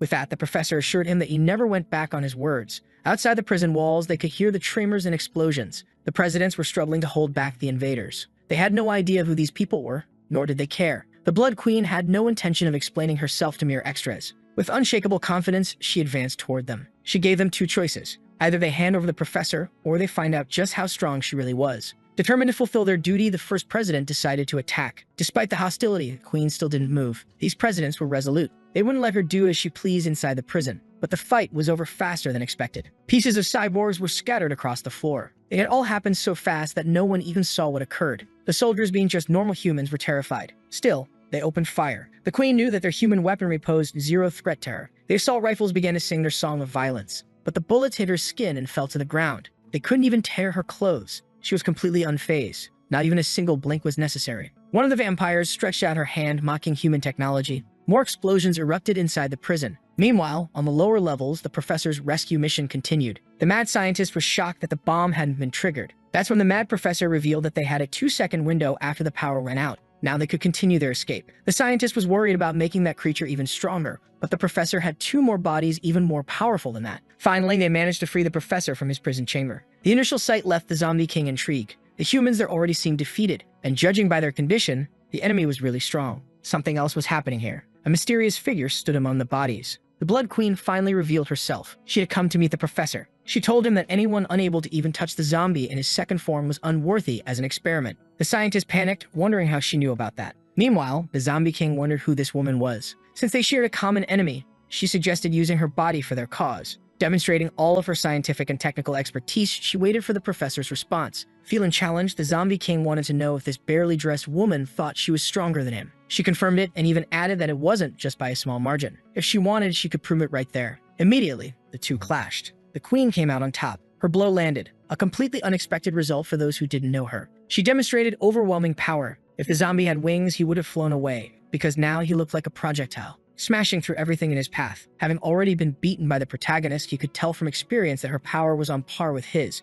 but he refused to let the fight end that way. Looking at the nuclear reactor of the prison, he suddenly had a brilliant idea, an idea worthy of a true genius. If he couldn't win, then everyone would turn to dust with him. Striking the reactor with all his might, the mad scientist took the opportunity to say that this guy was never trustworthy. A chain reaction started, and it was only a matter of time before everything blew up. With a simple gesture of her hand, the queen looked at the reactor. Then she lowered her hand, fingers outstretched. She had given a command to reality itself, reversing the explosion. A demonstration of power that none of them had expected. As if that weren't enough, it was as if she had controlled gravity itself, crushing the immortal creature under the weight of that massive weapon. His ashen body now resembled a piece of gum stuck to the pavement. The humans struggled to comprehend what they were witnessing. That sight was undeniably terrifying. The queen mocked the creature, a being so weak yet arrogant enough to carry the title of king. It was time to teach him a small lesson. With the creature in her hands, she wanted to know how the protagonist had defeated him. Even though he heard the question, the defeated creature was still processing his brutal loss. The queen's gaze showed no patience. That's when he realized how distant he was from true power. He had seen this before. These two creatures were monsters from a civilization that no longer existed. A deep terror began to consume his mind, until he became completely motionless before her. The queen had shown him where he truly belonged. Dropping his limp body onto the ground, the once-revived zombie king stopped breathing once again. With that, she also demonstrated her power to everyone there. She had subjugated a mighty existence as if it were nothing. The zombie king before her was nothing but an insect. The presidents who had been defeated by that creature were now certain that this woman was in a league of her own. Even the mad scientist struggled to believe what he had just witnessed. Finally, she turned her attention to the professor. She wanted to know if he was good enough to be her experiment. She was waiting for a positive response. But the professor was too stunned to answer immediately. After what he had just seen, she was more than enough. At the top of City A's town hall, the misbehaving zombie was still being punished. Violet had arrived to speak with the protagonist. She had an urgent matter. She was warned that this wasn't a good time, but since it was an emergency, she couldn't delay. His subordinate tried to warn her that it was dangerous. Paying attention to those words, Violet said she had no idea what he was talking about. She entered the president's office saying she had terrible news. The protagonist greeted her casually, revealing that he was in his second form.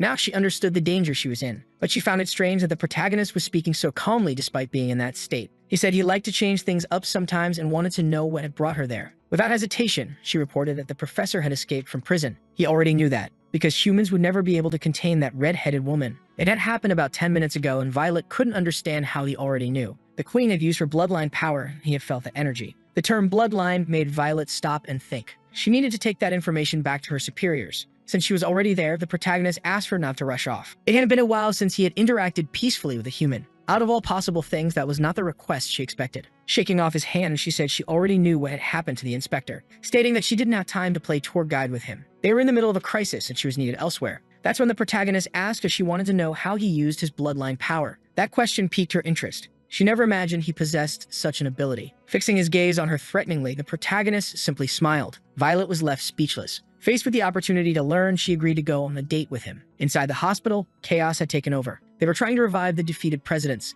Despite their severe injuries, they were still breathing. The doctor noticed that the chief wanted to say something. Approaching him, he leaned in to listen. It was crucial to speak with the department head. Meanwhile, the villains were finally gathered in a safe location. It was deeply disappointing that the queen was now wearing more casual clothes. It was the first time the professor had analyzed such an astounding body. The vampire warned that the experiment better work as they were not patient. But the scientist insisted that the professor's research was the cornerstone of human progress. There had been a previous success achieved by the protagonist himself. Even if she was a vampire, the experiment would work. All they needed were the protagonist's genes. Knowing this, the vampires hoped they wouldn't be the ones tasked with collecting that genetic material. The professor assured them he wasn't stupid enough to send them to their doom. Even so, they were still uneasy about possibly being sent on a dangerous mission. They wanted to know how he planned to obtain the material and whether he expected it to be delivered as a gift. The queen also seemed interested in the matter. With a mocking grin, the scientist prepared to reveal something. They already had a sample of the genetic material. The vampires were stunned. They had no idea how he had obtained it. A human had collected the genes while undergoing several experiments to see if she had turned into a zombie. One of the professor's spies had managed to extract a sample. The vampires were impressed by human cunning. Having spies planted among enemies was an extremely useful strategy. It was time to begin. In City Edge, Violet had gone out to dinner with a protagonist. His power lived up to his name, but she was afraid that she might not return to her usual self, or worse, that there might be side effects. Faced with her doubts, he simply smiled.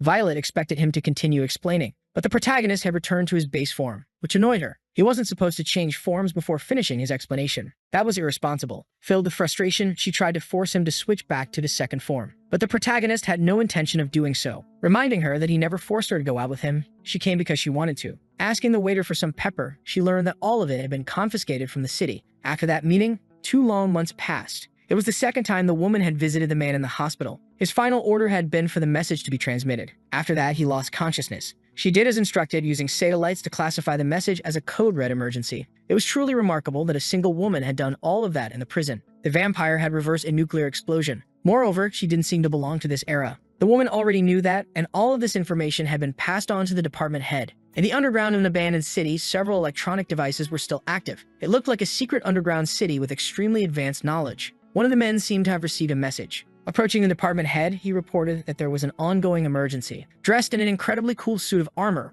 with a hairstyle that would only make battles harder, the department head finally appeared. Among the ancient ruins, they had found human remains. Among them, a mummy. This was the only genetic material they had managed to find in this abandoned city. A soldier reported the details of the emergency. Professor Jamie, who had been imprisoned, had escaped. This news was so shocking that even the other soldiers looked uneasy. Before them lay a body from an ancient era of humanity. Upon closer analysis, they noticed 134 fractures. Certainly, they had been caused by a monster. This brief description sent shivers through the soldiers. More terrifying still, the body had been burned until it was completely dried out, preserving it for thousands of years. Now it was nothing more than an empty husk. Examining the area, it was clear that a great battle had once taken place there. The creature that had destroyed this highly advanced civilization was truly formidable. There was nothing left to search for. The department head wanted to know more about the emergency. He learned that several presidents had been injured in the incident. The headquarters was in a state of emergency since its combat power had been weakened. Realizing this, the department head decided it was time to return. Before they left, one of the soldiers noticed something. There were inscriptions carved into the ground of the ancient city. This activated a long-dormant system. Metallic spheres began to float, and a hologram appeared before them.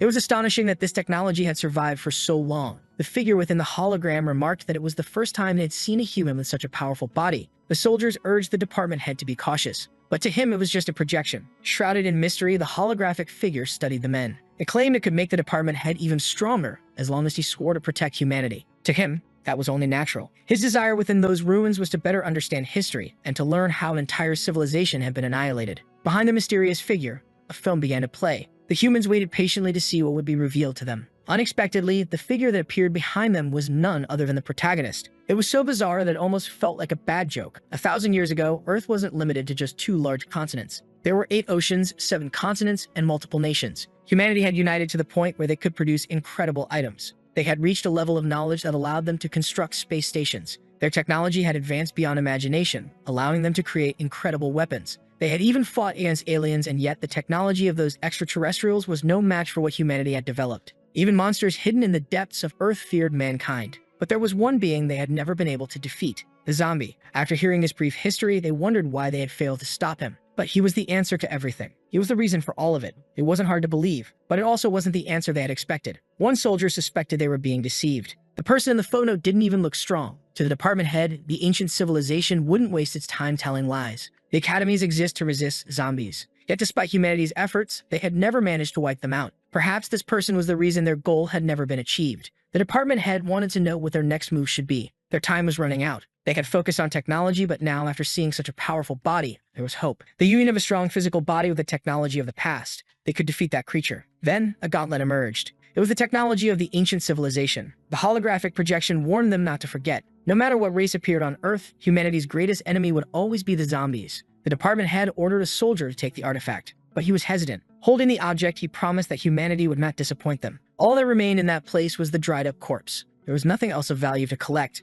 A soldier asked if they were going to hunt down the person in the photo, but their immediate priority was dealing with the professor's escape. The world was too big. Finding a single zombie would be like searching for a needle in a haystack. On the phone, Violet received an important call. Finally, the department head had returned and was calling for a meeting with all the presidents. The zombie was surprised that he was also required to attend. He had no idea who the department head even was. In the professor's lab, his experiments seemed to be progressing successfully. He smiled enthusiastically, believing he had finally reached his goal. The queen's body was being enhanced. Bit by bit, the protagonist's genes were being assimilated into her. Meanwhile, the queen's vampire underlings were growing tired of waiting. The entire wealth of their tribe amounted to a single coin. Even if they had 10 jobs, they wouldn't be able to feed their people. Even that coin had been obtained through begging. Their lives had become so miserable that they wished it would just end. One companion reminded them that they were strong. They should find another way to make a living. The idea seemed like a joke. They couldn't think of anything profitable. So his companion suggested something simple. Let's rob a bank. On their way, they passed a bank. Inside, the people seemed incredibly slow. A simple withdrawal took almost an hour. They had never seen people move so sluggishly. With their skills, they could rob the place in 10 seconds. They would never be caught. All they had to do was take the money and leave. That was all it took to convince the vampire to commit a small crime. Meanwhile, at headquarters, everyone was gathering. A soldier informed the department head that all the presidents were present. The meeting could finally begin. The department head put on his extremely cool helmet. Now he was ready. This was the zombie's first time having to obey his superior as a president. Meanwhile, the Blood Queen continued being enhanced by the protagonist's genes. In a specific city filled with slow-moving people, someone was preparing to rob a bank. It was the Queen's underlings. They were analyzing the people's movements. Everything truly seemed to move at a different pace. Now they were ready to execute their plan. The entire operation had been meticulously planned. There would be no room for mistakes. The bank had been studied. There weren't many people inside, and they were professionals at robbing banks. From the top floor of a building, the lone shark waited for updates about the city. The reports from last month were finally available for review. At last, the robbers had put their elaborate plan into action. They entered the bank heavily armed without realizing it was the Bank of City Edge, the Bank of the Zombies. According to the soldiers' calculations, the economic assets of the city exceeded 430 billion. The loan shark ordered a recalculation. They couldn't afford to make any mistakes since they were subordinates of the strongest being. The soldiers, enthusiastic and determined, agreed without hesitation. Meanwhile, on the first floor, the vampires announced the robbery. It didn't take long for them to gain access to the money. The amount was truly staggering. The loan shark noticed suspicious activity in the city. The vampires were already escaping, celebrating that they would never have to live in poverty again. Then an important alert arrived. Blackie was informed that they had just been robbed. That couldn't be real. It was unacceptable that something like this had happened in this city. Faced with so much money, the vampire leader couldn't hide his happiness. For a brief moment, he felt a threatening presence calling his name. It was familiar. He had felt this before in his life. Then he realized who was furious with him. He couldn't believe his underling hadn't checked who owned that bank. Unfortunately, his subordinate could never have known, because he couldn't read. They had just learned the hard way that the bank they robbed was the bank of the zombies. They were definitely in for a long and severe beating. Their escape was quickly intercepted. The vampire leader was already panicking. He could feel it, even from a distance. The threatening aura of the zombies. Now the financial administrator of the city was pursuing the thieves. The vampire's desperation kept increasing dramatically. He ordered the driver to accelerate because the loan shark was the most mysterious of the zombies' subordinates. He had been with him for years. Blackie didn't care what the vampires were doing, but he had one piece of advice if they wanted to stay alive. He moved forward, determined to deliver his message. His advice was simple. Whoever didn't want to perish at the hands of the loan shark should return the money immediately. With a single leap, he generated a shockwave that shook the entire building. Cars were sent flying and people inside the building had no idea what was happening. Outside, chaos became even more apparent. The vampires couldn't believe what was happening. That display of power was excessively overwhelming. The money they had stolen wouldn't even be enough to repair their car. They were completely doomed. They knew it. The loan shark was out of control. Blackie remained firm in his demands. The vampire leader ordered them to split up and warn the queen about what they had done. He decided to stay behind, saying he would hold off the pursuer. He was curious to see if he could match his strength, but Blackie reminded him none of them were authorized to flee, and they were definitely not on equal footing in this fight. The loan shark began to use his fists to collect the debt. Seeing the brutal scene, the other vampires started to panic. Their leader was already completely out of combat. At the headquarters city, the presidents remained gathered. They were waiting for the department head to arrive. When he finally appeared, he was immediately saluted by everyone. He was aware of the professor's escape, but had an even more important matter to discuss with them. He revealed the artifact recovered from the ancient ruins. They were intrigued by the golden gauntlet. It was a piece of technology from ancient times. All the presidents were stunned by the discovery. The department head said he had found it in the deepest part of the canyon. One of the supporting officers believed this could change the battle against the professor, until the department head stated that it would be used against an even greater evil. According to the message left by the ancient civilization, there was a far greater threat on Earth, the one responsible for the destruction of that civilization. Knowing that such a monster existed terrified the presidents. Violet even asked if it was a joke, because the existence of such a being was overwhelming. The department head confirmed that the ancient civilization had emphasized the danger of this existence. They must be cautious about it. For Violet, it was impossible that such a powerful being could still exist. The department head admitted that he didn't know where this creature was located, but he reiterated that they must remain vigilant. The protagonist, intrigued by the gauntlet, asked how it should be used. The department head explained that they only needed to wear it and press the activation button. He emphasized that they must find this creature and eliminate it as soon as possible. The realization struck suddenly. There was someone next to him who caught his attention. He turned to look at the protagonist, confirming that the same foolish expression belonged to the threatening entity. It was impossible that he had been there the entire time. The department head acted swiftly to grab the gauntlet, leaving everyone stunned. Meanwhile, the vampire's body was on a collision course with the headquarters building. Strangely, the plot made sure he crashed directly into the meeting room. The dust settled, and the department head now held the gauntlet. Violet couldn't quite understand what was happening. The room was partially destroyed from the impact, and the vampire was lying in a corner, visibly defeated. Blackie arrived just after the vampire. He was determined to punish him for what he had done in his city. The vampire whimpered, wishing to be saved by his queen. Nobody knew who these people were, and they had never seen that vampire before. But Violet quickly realized that he was one of the protagonist's subordinates. The zombie, also intrigued, asked what the lone shark was doing there. One of the soldiers detected something with his systems. Blackie continued observing from outside. He was now completely surrounded by the most powerful presidents. One of the side characters was determined to show this zombie that he did not belong here. Furious, Blackie declared that this wasn't their concern, and began demonstrating, gently, the gap between their power levels. The presidents were being punched as if they were children. Even that small group was no match for a single subordinate of the protagonist. They were easily and efficiently subdued. The side character had now fully accepted his role in the story. He always belonged to the group that gets beaten up. The women noticed that Blackie was much stronger than the chainsaw zombie. The side character was strategically placed next to the vampire, since both were always getting beaten up. Blackie had lost patience. It was time to eliminate some people. The dust seemed dangerous. Violet warned the girl not to touch it. But the protagonist was already prepared to correct his subordinate. Gently, he interrupted Blackie's aggressive actions. Blackie was already on his way to being completely neutralized. He was caught off guard by the presence of his boss. Another shockwave erupted, sending the others flying. A soldier informed the department head about the new president's strength. The presidents standing before him were like ants. The ancient civilization was right. He was truly powerful. After stopping his subordinate, the protagonist took him to the top of a building. Blackie wanted to know what was going on. The zombie reminded him that he couldn't kill people. Meanwhile, the department head activated the gauntlet. The protagonist was explaining to his subordinate that this was the headquarters of the people who gave them the city. His brief speech was interrupted. A solar eclipse began forming in the sky. This was unexpected. None of the humans could explain its origin. The sky darkened completely. Even the citizens were growing anxious. Finally, the Blood Queen made her first appearance since her enhancement. People began to notice that there was someone in the midst of the darkness. The department head was trying to understand what was happening. The presidents who had guarded the prison knew exactly who she was. With a malicious smile, the queen declared that she was now completely invincible. The other vampires arrived to rescue their comrade, who was still motionless on the ground after his brutal beating. Seeing his fragile state, the queen ordered her subordinates to retrieve him. But they were easily stopped by the department head's power. They couldn't do anything against that human, and the queen quickly noticed. But she didn't seem to care. Knowing the situation would escalate, the department head ordered the city's evacuation. The queen smirked and told the human to mind his own business. This wasn't his concern. With the gauntlet in hand, the department head managed to strike her. She felt pain and immediately became enraged. She returned the attack with equal intensity. The other women realized that the queen was on another level of strength. Blackie informed the protagonist that the humans had started fighting. However, the zombies said that this wasn't their problem. The battle continued, and the eclipse was already disappearing.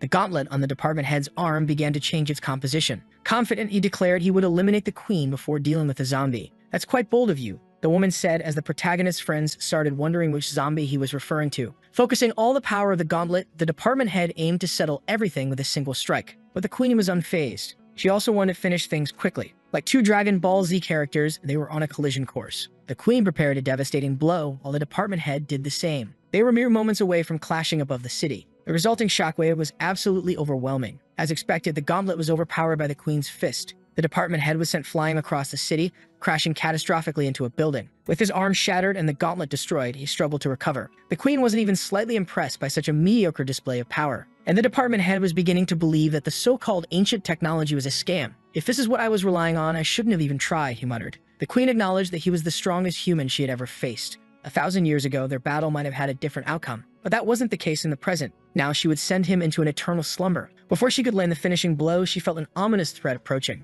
A clean and powerful slash was executed. She narrowly avoided being hit. Violet declared that the queen was fighting the wrong person. The queen wanted to know who this dangerous individual was. With her sword resting on her back, Violet announced herself as the queen's opponent. Her expression had changed completely. She was now using the genes she had received from the protagonist. Those who witnessed her transformation were left speechless. Meanwhile, the vampire girl was still trying to rescue her fallen friend. But Dawn wasn't going to let that happen so easily. Seeing that the woman had also transformed, the vampire trembled in fear, realizing how bizarre these people were. The queen quickly noticed the presence of another enhanced woman. The two exchanged brief glares while the vampire declared that her opponent wouldn't get away with this. The three powerful women were on the brink of battle. Violet's aura had changed completely. With her sword drawn, she prepared to attack the queen. The department head remained gravely wounded. No one could say for sure what had happened to Violet, but she was very different now. The vampire refused to let Dawn have her way with her. Breaking free from her grip, she quickly created distance between them. This only made Dawn even more interested in her prey. Irritated, the vampire declared that she wasn't just any ordinary opponent. "If you're not weak, then prove it,"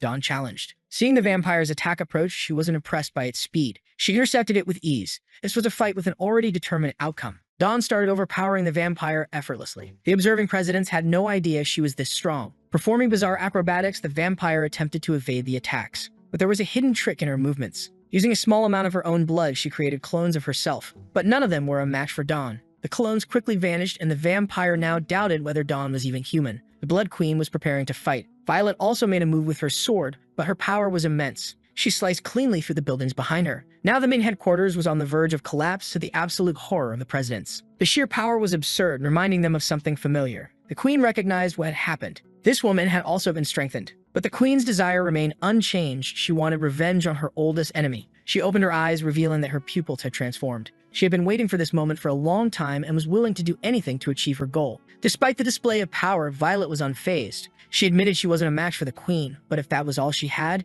she should give up on avenging herself against the zombie. "And now let me show you something really entertaining," Violet smirked, piquing the queen's curiosity. Placing her hand over her face, her power began to shift. She was about to reveal her second transformation. The skin on her face started changing, altering its color. Violet's body twisted unnaturally, and the presidents continued their never-ending journey of being increasingly impressed by this battle. Violet had become much stronger. Even the queen was now uncertain of what to expect from her. Condensed energy began taking shape, glowing with a deep violet hue. The presidents had to shield themselves from the force emanating from her, and the queen was genuinely taken aback as a mask formed on Violet's face. Her expressionless visage bore cold, deep eyes. The presidents were utterly terrified, unable to comprehend what they were witnessing. The queen, too, was deeply impressed. Even the protagonist hadn't expected such rapid progress. Dawn also became intrigued by this newfound ability to change forms. After observing everything unfold, the queen became lost in thought. Violet declared that words were a waste of time now. This time, the queen took the offensive, but Violet was just as skilled in wielding her sword. Both were fully prepared to continue their battle. The queen declared that only the weak rely on words. Violet coated her blade in a crimson liquid. The enhancement immediately fortified her sword, increasing its resistance and power. She struck the queen with an overwhelming blow. The sheer level of power was so shocking that it began to terrify the onlookers. Violet had managed to slice her opponent down to a cellular level, leaving behind only minuscule fragments of what was once a person. As fear gripped the humans, desperation consumed the vampires at the thought that their queen had been defeated. Violet calmly sheathed her sword, assuming the battle was over. The sensors confirmed that every cell in the queen's body had somehow been severed. This had to be a joke. Such a feat should be impossible. The blue-haired woman didn't doubt what had happened. The department head remained frozen, speechless. Violet knew the queen was still alive, plotting an unexpected counterattack. Slowly, her scattered cells began merging in the air, reforming her body. Violet stood waiting, allowing the queen to fully restore herself. Her reconstruction was happening at a molecular level. She emerged completely regenerated, but with one small difference. Her clothes had not been restored at all. The watching presidents could no longer tell if these beings were even human. Meanwhile, the protagonist noticed that Red was about to start fighting seriously. Interested in the battle, he suggested they move somewhere with a better view. Violet was already aware of her opponent's immortality, but the department head, who had been unaware, was now visibly shaken. He began to feel something shifting in the gauntlet. The protagonist warned everyone to leave the building as things were about to become much more dangerous. The queen was now fully clothed once again, and Violet remained ready to fight. The vampire raised her hand toward the sky, and a massive cataclysm began to form. Furious, she declared that the battle was far from over. Violet was pleased to hear this. She also wanted to keep fighting. The protagonist had found a safe spot to observe the battle. The blue-haired woman and another president arrived at his position. Meanwhile, Violet and the queen were spreading destruction throughout the city. Simple movements of the queen's blade had catastrophic results. With a series of strikes, she completely sliced through an entire building. It crumbled into the air as if it had been made of paper. Violet had avoided all of the attacks, and now she was closing in on her opponent. Their blades clashed with intense force. But this time, the human was caught off guard by a surprise attack. However, she wasn't about to allow herself to be defeated. She retaliated with a devastating strike against the queen. The watching presidents could feel their souls nearly leaving their bodies. Only one person was truly enjoying this battle, the protagonist, who continued to watch gleefully. Violet's slash extended for thousands of kilometers. The queen realized the sheer magnitude of that strike. She was far from pleased with how things were unfolding, but her determination never wavered for even a moment. The protagonist remained thoroughly entertained by this overwhelming display of power. The blue-haired woman couldn't comprehend how the queen was still alive. The department head struggled as the gauntlet refused to detach from his arm. Meanwhile, Violet remained fixated on her objective, defeating the threat before her. The queen had no intention of making her job easy. Even knowing that Violet had a second transformation, she did not believe the human could match her. This time, taking the offensive, she was determined to end everything. She'd executed a devastating palm strike capable of leveling an entire city. Her attack was overwhelming, and the bystanders knew that if they were caught in it, they'd be done for. Violet failed to defend herself against the strike. Her body absorbed the impact almost entirely. The queen waited for a reaction from her opponent. This left the humans deeply worried. Violet remained motionless after the attack. The department head continued to struggle with the gauntlet, which was now harming his arm. A voice announced that it would take control of his body. He had no idea who the voice belonged to, even as he felt himself losing control. Then he realized it was the same voice from the hologram he had encountered. Violet managed to briefly recover, agreeing with what the queen had said. The two women observed each other with cold gazes. Pulling the sword from her body, Violet acknowledged that she couldn't harm the queen. But that wasn't the only thing she had to say. The queen also couldn't harm her at all. The blue-haired woman realized what had happened and demanded that the protagonist give her the same power. But he refused, knowing that the consequences were often far too violent. While they were distracted, something massive occurred. Neither Violet nor the queen had been aware of what had just happened. Even the bystanders couldn't determine what had caused the strange sound. Outside the Earth's atmosphere, colossal limbs began to appear. Something had been revived. The sheer size of the being rivaled the planet itself. Its shadow stretched across entire regions of the globe. Panic immediately gripped the citizens, who had no idea what they were witnessing. Back in the city, destruction continued to spread. Only the protagonist seemed capable of surviving it. He quickly noticed that people were in danger. Moving at immense speed, he reached them. One by one, he hurled the humans far away from the danger zone. The zombies understood that the entire city had now become extremely hazardous, and that monstrous figure had locked its focus on the two battling women. It was a robot of unfathomable proportions. Both the Queen and Violet had to pause their fight. Neither of them knew what had brought this colossal machine into existence. Inside the robot, even the department head was at a loss for what was happening. The man from the hologram apologized it had been necessary to deceive him. He had to sacrifice himself for the sake of humanity. Some of the presidents had managed to reach safety, thanks to the protagonist. The most cowardly among them wanted to know what was happening. The others had no words left. Outside Earth's atmosphere, the colossal robot ascended. Violet had no idea what was going on. Within the robot's massive fingers, the protagonist was being held. Passengers aboard nearby aircraft were utterly stunned by the surreal scene unfolding before them. Gradually, the protagonist's expression began to change. Faced with this new enemy, the women seemed to silently agree to a temporary truce. The robot assured them that this had nothing to do with them. It was controlled by a humanoid figure of regular size, yet strong enough to restrain the two women. Due to their proximity, Violet ended up being captured. The Queen as well. The controller of the robot declared that they had been studying zombies for centuries. It was disappointing that the women had attacked using nothing more than stimulants. Throughout this dialogue, the protagonist remained in the robot's grasp. But now he had entered his first transformation. With much greater strength at his disposal, he began twisting his torso. The force of his rotation surged through the robot's fingers. The power traveled up his arm in an instant. The robot's controller had not anticipated such a rapid escalation. The protagonist was already advancing toward the core of the problem. At a terrifying speed, he closed the distance. But he was suddenly intercepted. The robot countered his approach. This ancient existence had waited an entire millennium. At last, the day had arrived. The women, who had proven themselves overwhelmingly strong, had been completely subdued. And the protagonist did not like being delayed one bit. The time for his rematch has come.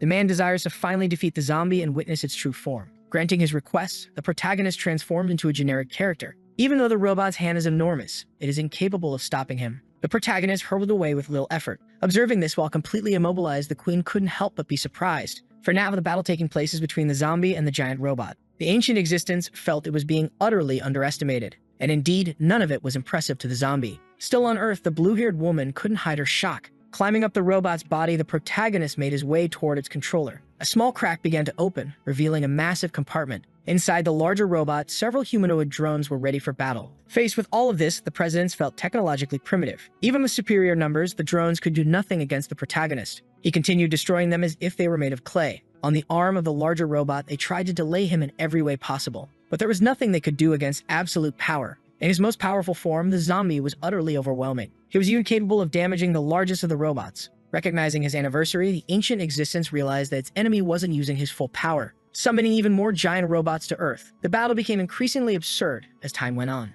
The ancient consciousness revealed that it remembered its last night. It had been able to observe everything that had happened. That powerful form was not the zombie's final form. Imagining that he could become even stronger, human common sense could no longer contain their fear. The protagonist was struck by a blow from one of the robots. Those celestial bodies clashing were destroying Earth's cities. The force of that impact had planetary-scale consequences. The protagonist was thrown toward the moon, causing massive destruction. His body ricocheted several times across the lunar surface. Even so, none of it affected him or changed his expression. Trying to regain control of his body, the department chief disagreed with such destruction. But the ancient entity was determined to eliminate humanity's enemy at all costs. The robots continued their relentless pursuit of the zombie. The most astonishing thing was that even on Earth, the presidents seemed to know what was happening. It was possible to see that on the moon there was a massive robot resembling a human. The ancient man remained determined to eliminate humanity's enemy. The protagonist continued to dodge every attack. Once again, he managed to get close to one of the robot's faces, preparing to deliver another one of his powerful blows, striking the construct directly in a devastating manner. His unprecedented strength caused irreversible destruction. The ancient entity was running out of resources. The department chief said he had read the reports. Since becoming president, the protagonist's conduct had been impeccable and just. He continued trying to regain control of his body. The city under the protagonist's administration kept progressing with no evidence that he had harmed humans. In fact, he helped them quite frequently. This made the department chief consider the possibility of coexistence, but the ancient entity refused to accept such a thing. Redirecting its violent drive to attack the protagonist, it claimed they had already attempted peaceful coexistence in past eras, but just looking at the protagonist was enough to understand the reality. There was no way to coexist peacefully with someone so powerful. Zombies were supposed to be an insignificant race, and they always have been, until the protagonist appeared out of nowhere. Since then, humanity's fate had depended on this person's mood. An entity like that could not continue to exist. He did not belong to humanity. And that was why he deserved to be destroyed immediately. Changing form, the robot was now preparing to unleash its most powerful attack, divine punishment. Several robots like it began appearing in the lunar atmosphere. Their swords pierced through the entire planet. Massive waves of electrical energy surged from the moon. Even so, none of it could stop the protagonist, who recognized the human had been striving for strength. But just because he was bigger or had greater numbers didn't mean he had attained it. This realization left the ancient entity terrified. All it took from the protagonist was a simple snap of his fingers. Immediately, the robots were destroyed until they turned to dust. Massive earthquakes were spreading across the lunar surface. The effects of this magnificent battle were already reaching Earth itself. Faced with the imminent danger, the presidents decided they had to help evacuate the citizens from the city. Finally, the protagonist had approached the main body. Landing an indefensible blow on its face, he directed his enemy toward Earth. It fell into the ocean like a meteor. Meanwhile, the protagonist decided to land on the continent. Using his hands, he began to separate the land beneath his feet. Truly, there wasn't much that could be done against all that power. Inside the city, the presidents were already focused on the complete evacuation. Citizens frantically searched for shelter. The blue-haired woman noticed a crack that kept growing. She had no idea what it could mean. The protagonist continued to split the continent with his hands. Soon, all humans were overwhelmed by sheer terror. Once again, something of planetary proportions was occurring. Sensors detected that the earthquake had already reached 20 points on the measurement scale. As simple as tearing a sheet of paper, he had split the continent in two.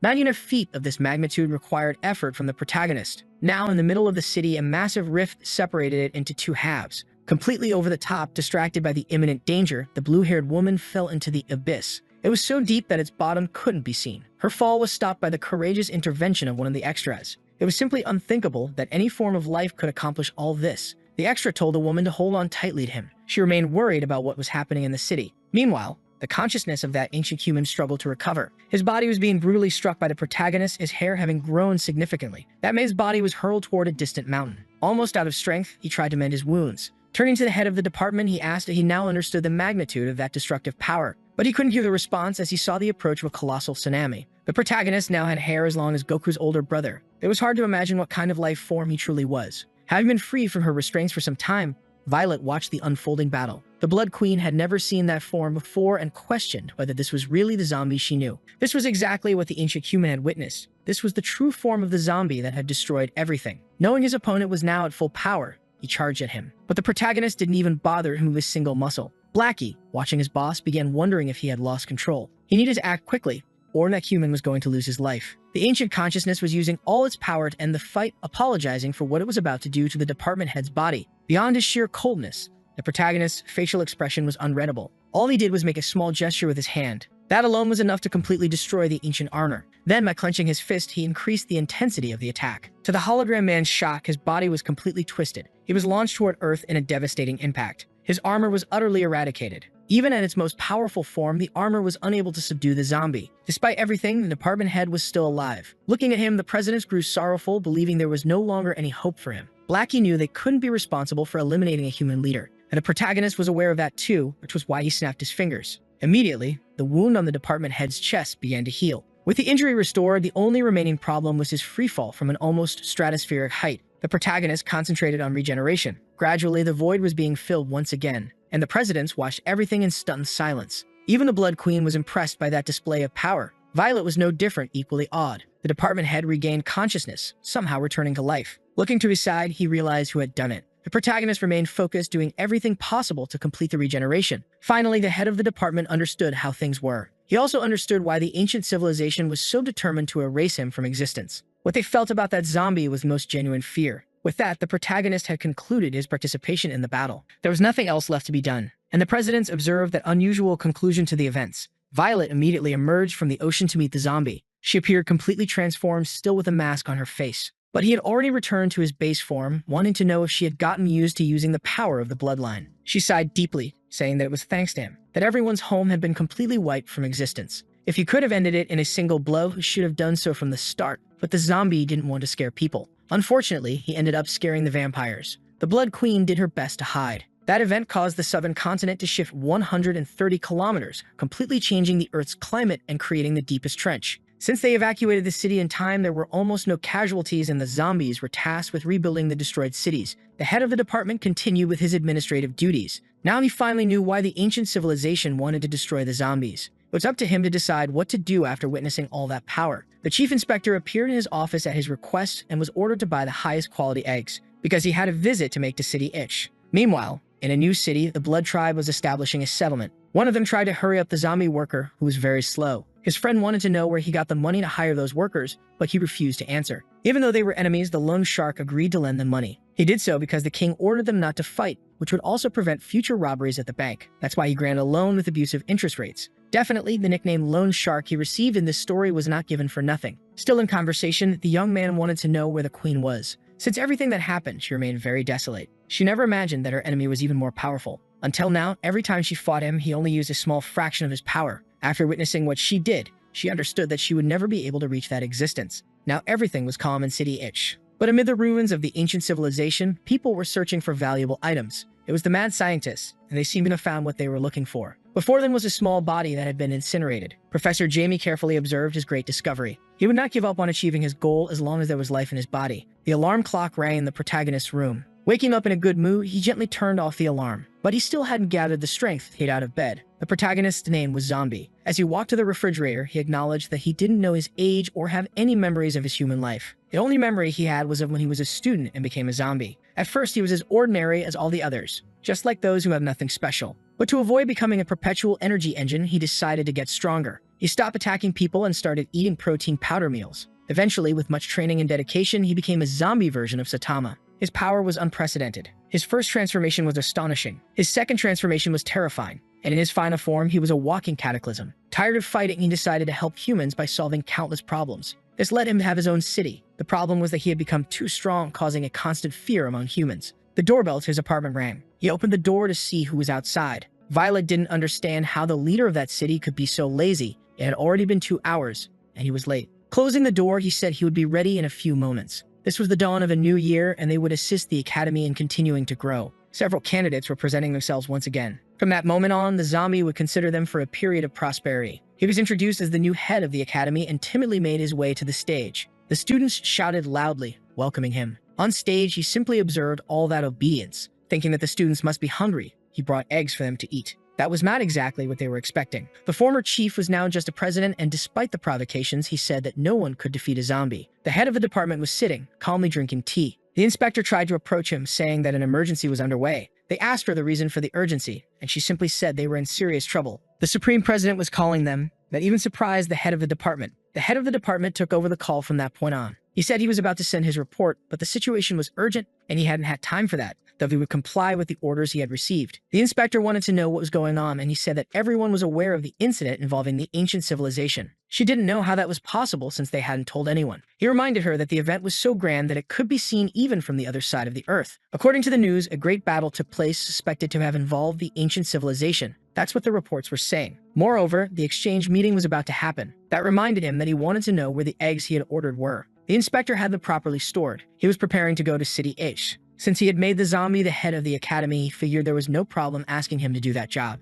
As soon as he rang the doorbell, he was surprised by Violet. Even more surprising was that she was dressed as a waitress. Seeing that peculiar outfit, he began making assumptions about her. The woman said it was all just a big misunderstanding. Soon, the blue-haired woman also revealed herself, greeting the head of the department. Shocked by such shamelessness, he considered reporting it to his superiors. That was far too bold, even for the two of them. The blue-haired woman was terrified at the possibility. Seeing that he was leaving, they said they were only doing it to celebrate the zombie's promotion. Both were dressed that way because they had lost a game. The head of the department found it hard to believe since those outfits were truly unusual. Since he didn't believe their words, he should enter and see for himself. Inside, the protagonist seemed to be playing a card game, and the Iron President was determined to beat him this time. It looked like he had drawn a card that would lead him to victory. The atmosphere inside the zombie's apartment was festive. Even so, the head of the department was overwhelmed with embarrassment. He saw several vegetables being tossed into the air that were then sliced into many small pieces. It was the iron figurine who had cut them, making an elegant presentation as he arranged them on a plate. Full of joy, he was bringing the snacks to the guests. At that moment, he realized the head of the department was there. He tried to explain, saying that he was forced by the zombie to do all that.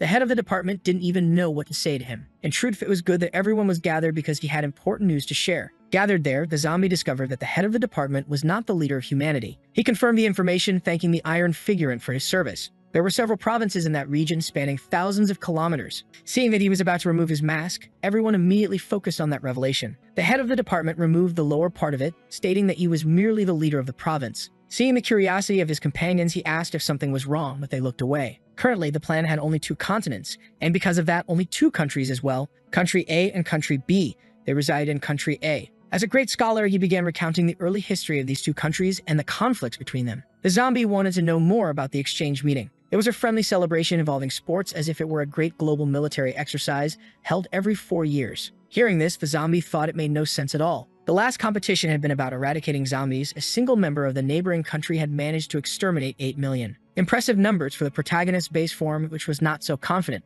Since he had been promoted to the position of chief, he should participate as well. The zombie realized that this girl truly believed he was human. The head of the department said that it was up to them to propose the event this year, and he would never put the zombies in danger. The protagonist wanted to know more about what federalism and monarchy meant. In another part of the country, important people were aboard a plane. Those girls had been categorically summoned there. That was the headquarters of Country B, and they had images of the battle that took place on the moon. The man asked them to analyze the images as they had been received from Country A. The girl handled the photo without showing any impression. She and her twin sister did not seem impressed by it. Even so, they continued examining the photo with great attention. They realized it was related to the technology of the ancient civilization. Their intelligence suspected that Country A was in possession of that technology, which represented a strategic disadvantage for them. They would soon be receiving the president of the other country, and he asked his best subordinates to set aside their issues with their sister. He wanted them to investigate everything at the event in a very clear manner. The king had a particular opinion regarding their sister's participation in religion. If they executed their mission well, he would request a royal pardon for her.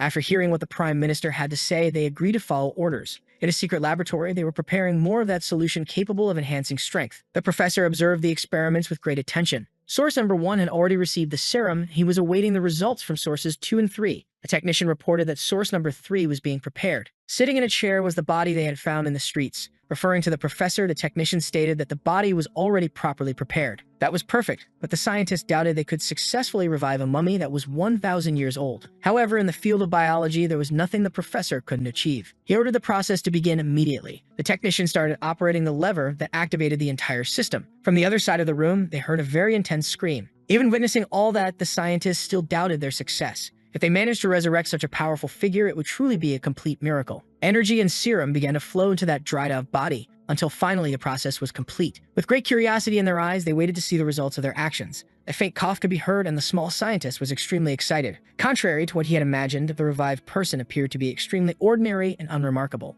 His expectations were shattered, and he thought the process had failed. He had expected to resurrect an ancient and powerful figure, but all they had was a middle-aged, bald man. The scientist wasted no time in approaching the newly revived man. He wanted to know who he was and where the powerful figure had gone. The bald man said that he was indeed from the ancient civilization and wished to be spared. The scientist called him a liar since he looked nothing like the image they had. The man said he was just an engineer. He didn't know how to fight. He designed armors, and there was nothing wrong with making cool armors. Outside the lab, the professor continued observing with great interest. It seemed even he was caught off guard by this. Seeing that the professor had turned his back on him, the bald man suggested they have a conversation since they were both men of science. That piqued the professor's interest a little. The two exchanged glances briefly, as if analyzing each other. Approaching him, the professor asked what he wanted. Even though their starting points were different, they could work together. But since he had already been defeated by the zombie, the professor wasn't interested. The man said they had already analyzed the zombie's genes. The professor's method was flawed. What was truly terrifying wasn't his strength, but his ability to become indefinitely stronger. Hearing that, the professor showed more interest. For all intents and purposes, those were the two most intelligent men on Earth. The professor was a master of biology and already had the zombie's genome.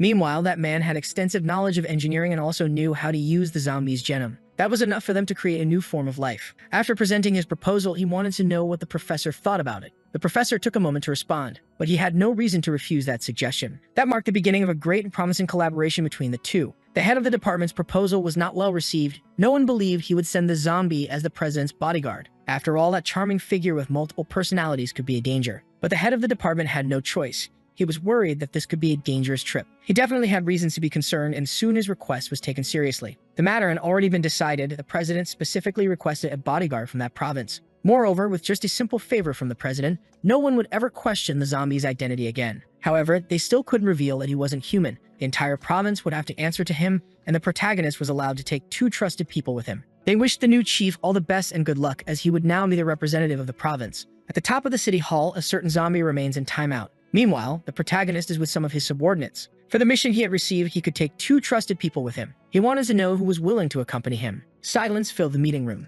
Since the fiscal year closing was underway, the lone shark couldn't go with him. The others also already had their excuses prepared. The most bizarre among them wanted to accompany the boss, eager to prove that they were reliable to the humans. He was touched by the enthusiasm of both. Outside, he took them for a walk. During the trip, they unexpectedly ran into some people. The women were already waiting for the zombie, and the blue-haired woman found those dogs extremely adorable. She approached one of them to give it some affectionate pats. The grotesque dog responded that if she did that again, it would chew her up until there was nothing left. She was immediately startled by the animal's words. She never imagined a dog could talk. Violet had to explain to her that it was, in fact, a zombie. It was time for him to follow her now, as the president of the country wanted to see him. Finally, they appeared to be in another location. Other bodyguards had already arrived as well. Like all provocative extras, they assumed he would give up on the responsibility. They couldn't believe how the former chief had been replaced by some nobody like him. But what was even more bizarre was that the president had so much trust in such a small province. After all, they could easily beat that new chief with their hands tied. The protagonist made sure to demonstrate who was actually the strongest in the room. The impact was devastating. That extra had now become part of the decoration. Violet placed her hand on her forehead in disappointment. Meanwhile, the other bodyguards were also very impressed. The blue-haired woman already knew something like this would happen. In the presence of the president, he was finally received. Even so, he still felt quite shy about the situation. The president had received good recommendations about the new chief, who was supposedly the perfect bodyguard. He asked what the bodyguard would do in case of danger. The protagonist confidently stated that, as far as he was concerned, nothing was truly dangerous. Faced with such exaggerated confidence, the president said he liked what he heard. Meanwhile, someone was exploring ruins located in Country B. Damn, something new is coming for the boys. It must be the sister of those crazy girls from before, and she's spicy. Someone else shows up beside her, the older sister. Damn. She looks over and says, "This here is your equipment. The zombie army is ready." Whoa, is she the queen of zombies in another country? Damn, is she the badass one? Like, the badass? Alright, good job. You can lead the rest to me. The world is so beautiful. Why do humans like to fight each other so much? The guy, I don't know. I'm not human, but maybe because of resources. No, I think it's because of selfishness. Brothers, I'm sure everyone heard the president of Country A is coming. Our mission is to kill that dog. You may be asking why we're doing this. I admit that zombies used to cause problems for humans for a while, but nowadays with technology we're nothing. Humans have controlled zombies for hundreds of years. So I ask, why do their armies still try to eradicate us today? It's all a scheme because Country A and Country B are hiding the fact that zombies also have consciousness. The extermination of zombies is just a conflict they created to cause internal chaos for us. Hundreds of innocent people live in darkness, hundreds of families have been destroyed because of these conflicts, and even hundreds of zombies with consciousness were killed in cold blood, when, in truth, zombies and humans could have coexisted long ago. We will overthrow countries A and B and unify the entire world in pursuit of coexistence. Damn, the protagonist is gonna like that offer, and he's already arriving in the city, bro. Ladies and gentlemen, the Exchange Summit is about to happen. The president of Country A is arriving for a 7-day visit. The place is already filled with a sea of people. This is Country B's reporter bringing the news. At the same time, Country A's reporter is also giving the news.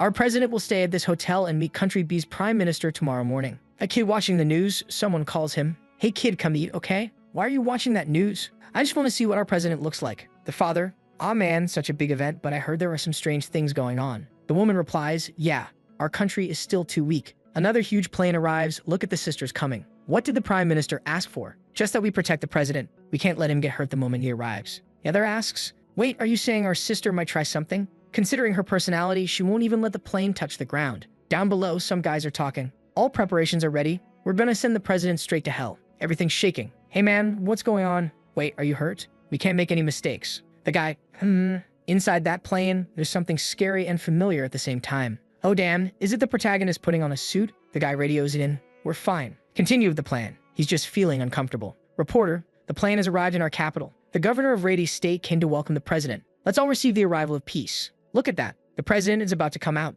Someone steps out first. Whoa, it's the protagonist in a big suit and hood. Damn, the man looks dangerous. Aishi grabs someone. Stop now. Don't do anything. Don't attack. The guy's below. But what? What do you mean? Hey, you hard-headed idiot. Didn't you feel that? Guy, calm down. I'm not understanding. The girl says, nobody do anything for now. Everybody freeze. That guy is not the president. All the cameras broadcast the protagonist to everyone's homes. People in shock. And like that, Zombie was introduced to the entire world for the first time. Considering all the schemes between the two countries, what's going to happen? The girl's watching. Who is that guy? Well, according to the list we received, he's one of the president's bodyguards. His name is Zombie. Huh, but why does he look so strange? Inside the plane, the boss says, very good, Zombie. That's the exact effect I wanted. You're the perfect shield. Only someone wanting to die would try attacking now. Violet them saced. President, you weren't like this. You sent him just to be a meat shield. The protagonist stands there just accepting the job. Well, look around now. I want you to protect the president's body so no sniper bullet can reach him. Protagonist, I could stop a missile. Is there really such a big need to block a little bullet? Hey, Zombie. You need to protect the president. His body isn't as strong as yours. And with that, the president steps out. Everyone give a warm welcome to the president of Country A. He must be tired from the trip, so he'll now head to his hotel. Tomorrow, we'll conduct the long-awaited interviews. The president steps down, and a guy says, Mr. President, this is the governor of Rady State. He came just to greet you. Violet, wearing a full suit, she's totally nerfed like this, says, stay alert, Zombie. The girl up above thinks, Delva, what was that oppressive feeling I just sensed? Am I imagining things? The protagonist is completely calm, hasn't even done anything yet. In the sister's plane, strange. Why hasn't our sister done anything yet? I don't know, but she just wasted her best chance. I already prepared a car full of listening devices. We only need to listen to their conversations about the ancient people, and we have plenty of time since it's a 7-day trip. Some men arrive. Mr. President, we prepared a car for you. No need to worry, we have our own private vehicle for transport. The protagonist receives a message. Let the president take the other car and cut their communications. One sister says, hey, they didn't bring that many bodyguards. Do we really need this much preparation? How can you be so careless knowing that country's military strength? I saw Violet and Lank with him. Did you forget what happened at the last meeting? One guy reports, Intel. The car we prepared didn't work. They went into another one. She asks, wait, which car did the president get into? We need to listen in. I don't know what's going on, but they blocked our communicators. She slaps him. Oh, damn it. Meanwhile, the group gives the call, split into 2 groups. Zombie will use the hidden route and take the president to the hotel. From here on out, Zombie, nobody leaves. Nobody can get close to the president. Lanky and Violet will take the original path to draw their attention. Ash tries speaking to his sister. Sis, what do we do? Do we continue the assassination? She says, listen, someone among them is acting strange. I want everyone frozen in place now. The guy complains, but I can't hear anything clearly. Everything's broken. And this weapon is crap. Shouldn't we just go ahead and wipe them out already? Relax, sis, I'll kill everyone. Girl, you're going to get beaten in 2 seconds. Back in the plane, the president lands safely. Do we really need to be so cautious and even cut communication? Yes, we have our own secrets. And do you really think the situation is secure? Just like we have issues with Dr. James, they also have hidden organizations that might attempt something. Inside the car, the protagonist, the president, and another man ride. The president asks, Chief Zombie, you're a zombie, right? You'll protect me, correct? Bro's like, yes. Haha, interesting. Then I'll count on you. I only have one question. You wouldn't suddenly get the idea of destroying everyone and ruling the planet, would you? The protagonist replies, no, I'm not interested in that at all. Oh boy. Meanwhile, the sister, the one I hope would do something cool, is still shaking there, doing nothing. Sis, we can't contact Xiao. Looks like the president's people are messing with our communication. Damn it, he must have gone to hijack the vehicle. The sisters say, I have a bad feeling. We should hurry to that location. On the way, Lanky and Violet are there. What's that sound? Whoa, look who's arriving. I can't even tell who's strong or weak anymore. Now the question is, will the girls win or will they get beaten? Although Violet has the blood, so he'll probably just get beaten up again. Poor guy. Hot girl's raining from the sky. She looks, wait, what is that? What is that thing? The other sisters arrive. Violet, Lankin, this guy, he's extremely dangerous. The big zombie says, foreigners from the other side of the world, today, you will witness the power of Country B's zombies. Lanky, a zombie? Yes, a zombie under my sister's control. The guy forms some black stuff in his hand, something like an eye or a lump, then flicks it like a lighter and unleashes a stream of flames. But honestly, that doesn't look too intimidating. The girl warns, careful with that fire. It never goes out. Violet, snow, rain, what are you two doing here? Like he walks toward the fire, girl, you haven't been bitten, so if you're not immune, you're going to get burned. The eldest sister speaks, you two must bring Axel back. If he keeps causing destruction, the president will have a reason to capture everyone. All right, we're going. The guy says, you can let me go. I'm feeling better now. The protagonist is still just sitting in the car. He looks over at the guy passing by and the man freezes. Back in the fight, look at Lankin's big sword coming through. She's got several now. You're underestimating us. A guy with a grenade on his back jumps in. Then boom, smoke grenade. She gets disoriented. When she opens her eyes, something's on her face. Damn, she was cut, beaten, and smashed. Lanky, I told you be careful. Yikes, the blade is already dripping. Who's next? He says, yeah, she's completely wrecked. Good thing she drank the protagonist's blood. Otherwise, she'd be done for. Violet is in shock. The sisters are already coming to help. The swords are electrified around him. The sisters step in front. Go now and take her. What are you doing here, Violet? Take her to the infirmary. You still have a chance to save her.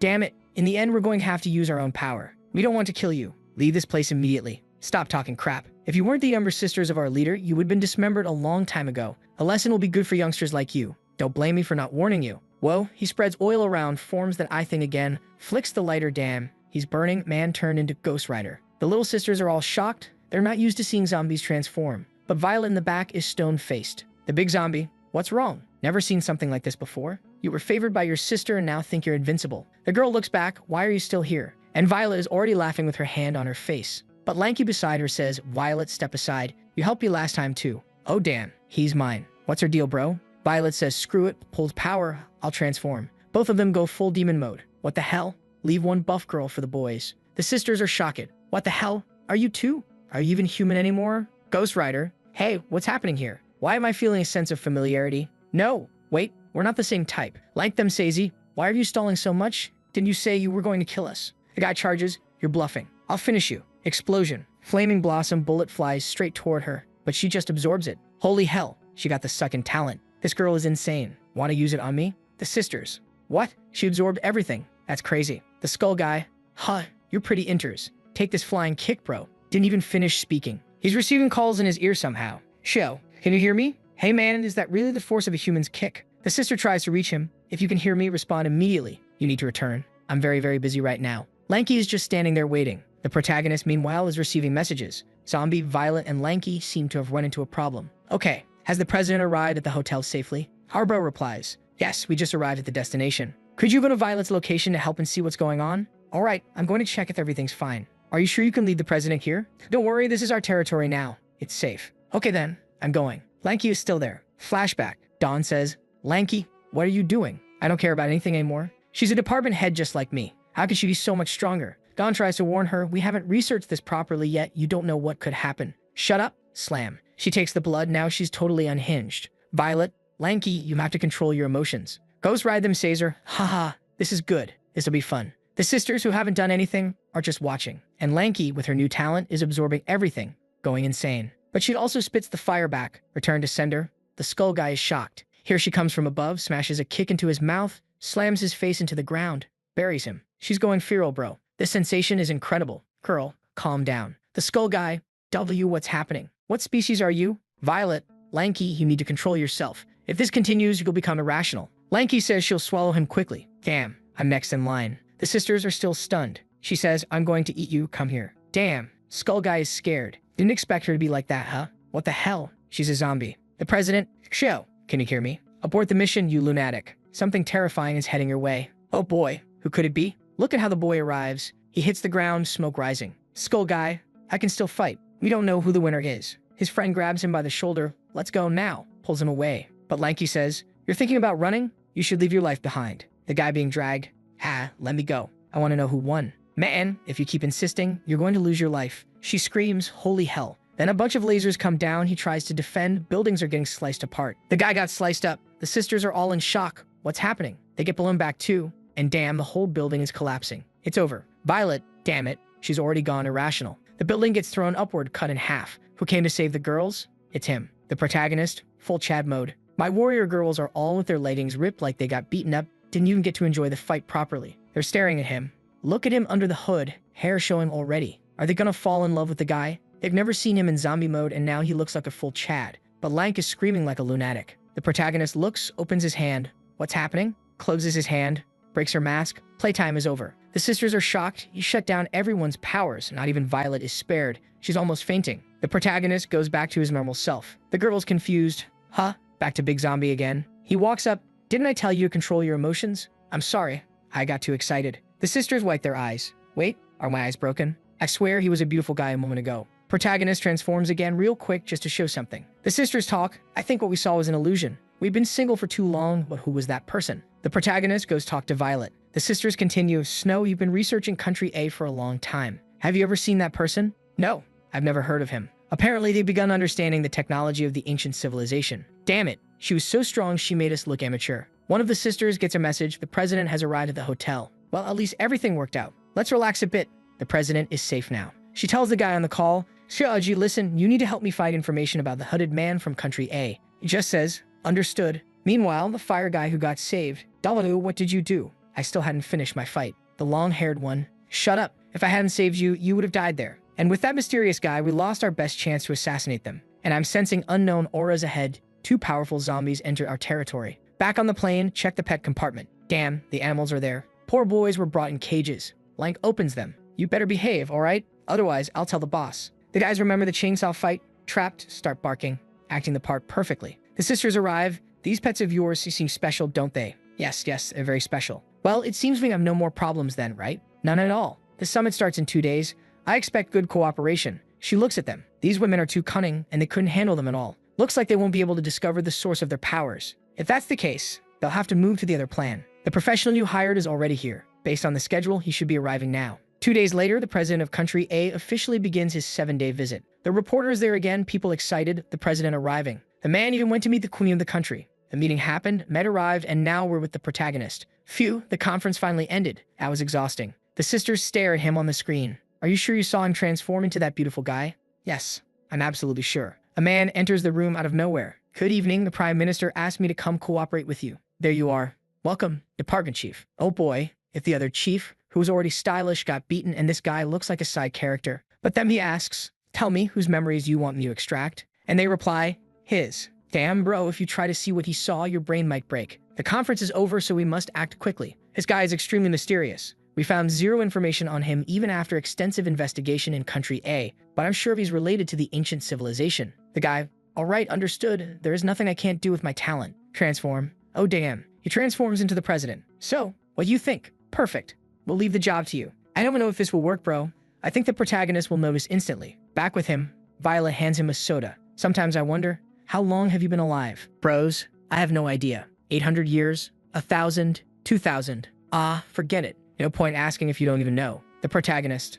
All right, I'm going to sleep. Two guys follow. Hey, do you really need to come here? I just wanted to see if he's exactly what I saw that day. This guy is not human. They're watching the protagonist quietly. When he turns to look, he already sensed the danger. Run. I'm giving up on this. The protagonist didn't even do anything. Violet, so the president is calling you. Confused, he asks, huh? Aren't you going to sleep? None of your business. The president wants to talk to you. He's in room 614. Oh damn, did the girl use a voice changer to convince him? Lanky arrives and asks, Violet, what are you doing here? The president is looking for us. Oh boy, what are they planning? A 200 IQ scheme going on. The protagonist reaches the door. There you are. Oh Dan, is the fake president. There's something I want to ask you. Meanwhile, Lanky says, did you manage to contact Zombie? No. The sisters obviously mess with communications again. They walk past where the pets are with the real president. President, were you looking for us? I need to pee. What can you do, right? Must stay protected. They take him to the bathroom and come to a dumb conclusion. All right, I guess we don't need to go in. Hey, it's our territory, isn't it? And of course the guy's inside.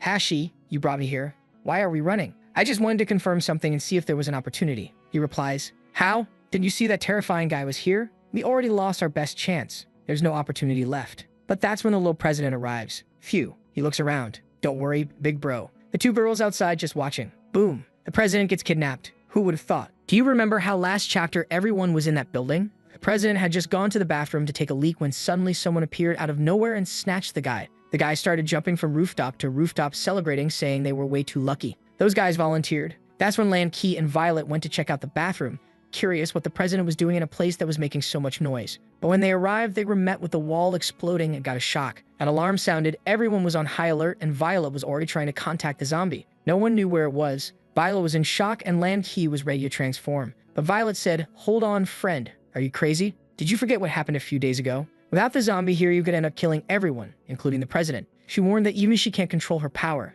In other words, it's extremely dangerous for them to transform when he isn't around. Lanky asked, so what do we do, Violet? The scene shifts to the two huge monsters trapped inside, sweating all over. Lanky asks if she's sure and Violet says, well, they belong to the president. Maybe they can find him. The beasts, however, only reply that they'll talk when they get out of there. Meanwhile, the two are sitting on that weird couch and the girls ask if they're really dogs. Out of nowhere, one of them grabs the other's leash and hurls him at the wall, blowing up the building and obviously creating a path through. But the beasts apparently go after it because he says, leave it to us. Then he bursts out in a massive blast, flying out. Right away, Lanky asks the obvious. How is that any less risky than us transforming? At that moment, the guys who had kidnapped the president sense something approaching. And those hellish dogs, which are really ugly as hell, tell them to leave that man behind if they don't want to die. The masked guy is shocked, thinking the country's people are raising zombies to hunt them down. The two charge forward like Goku and Vegeta. Lanky wants to know what they're going to do now. With not many options, they start chasing two and the fight is on. Night falls and there we are among the zombies' ruins. The guys who kidnapped the president ask, hey, are you sure that's the president? He just tells the bastard to stop standing there and get ready because people are coming to cause trouble.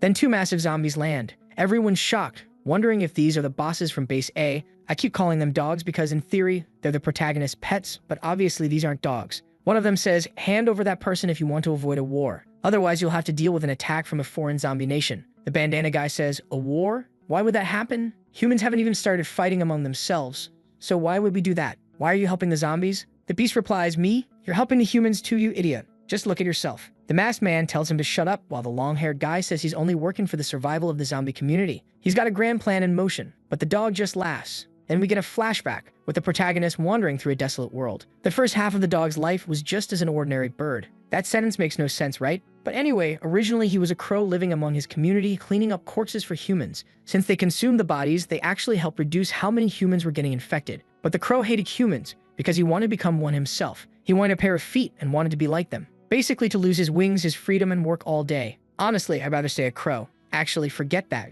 because he and his friends got gunned down. Yeah, better to be human after all. The protagonist was walking around, his clothes in tatters, when he lifted a rock and felt a strange trace of life. That's when he found the crow, took it in his hands, and said that from now on, his name would be Lang. Then he told him straight up to learn that hatred and destruction are never the answer. Okay, so now we know his name's Lang. I don't have to keep calling him the dog anymore. He says that the zombies' plan is far more magnificent than anything they could come up with. The long-haired guy just says it looks like they'll never see eye to eye. Right then, Lan Ki and Violet are arriving, while the Ghost Rider-looking guy is already there, warning that this isn't their territory and that the zombies from Country B aren't just going to sit still. But smoke starts coming out of Lang, and Lan Ki and Violet are stunned. A human face starts forming, then we cut back to the zombie. There's barely anything left of him. Damn, he's torn to pieces for real. The protagonist says if Lang wants to become any other kind of creature, he just has to say the word. Holy crap, he turned badass like some dark elven Super Saiyan. He's standing there with full swagger while the two girls are confused. Technically, even they want to know, wasn't he supposed to be a dog? The guys from the other countries say,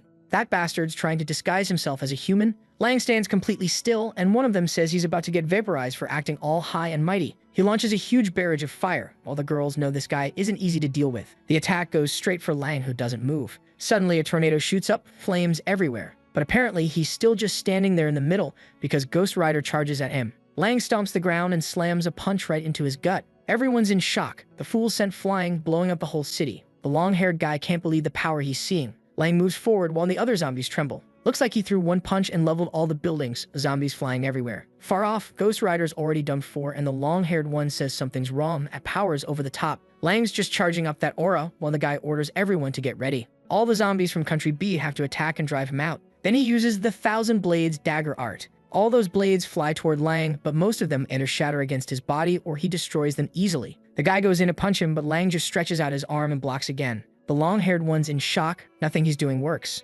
Meanwhile, Lan Ki and Violet say they have to find the president. The masked man's trying to escape while the long-haired one orders everyone to stop the two of them. Zombies come rushing from all sides, but then dog number 2 suddenly sprouts wings out of nowhere. Dude pulls out a gigantic hand. What the hell? And crushes the whole city. The two girls are left frozen in shock. The creature literally turned into a final boss, towering as high as 10 buildings stacked on top of each other. It's crushing one of the buildings under its foot while the long-haired guy realizes it's one of the oldest species known as an aberrant. Lan Ki and Violet, however, want to know why they were locked in that cage if they had that much power. The creature doesn't say a word, just stands there, while the masked guy wonders how they're supposed to escape from a legendary species like that. He tells the bowl cut guy to keep taking the president while he stays behind to help. It's the only way to win against something like that. If the zombies from Country B didn't win this battle, it would be the end for everyone. The long-haired one can't believe monsters from the ancient era still exist. And on top of the giant creature's head, whose name I still don't know, Lang lands. Meanwhile, the bowl cut guy arrives at the base and speaks with the boss lady who looks perfectly healthy,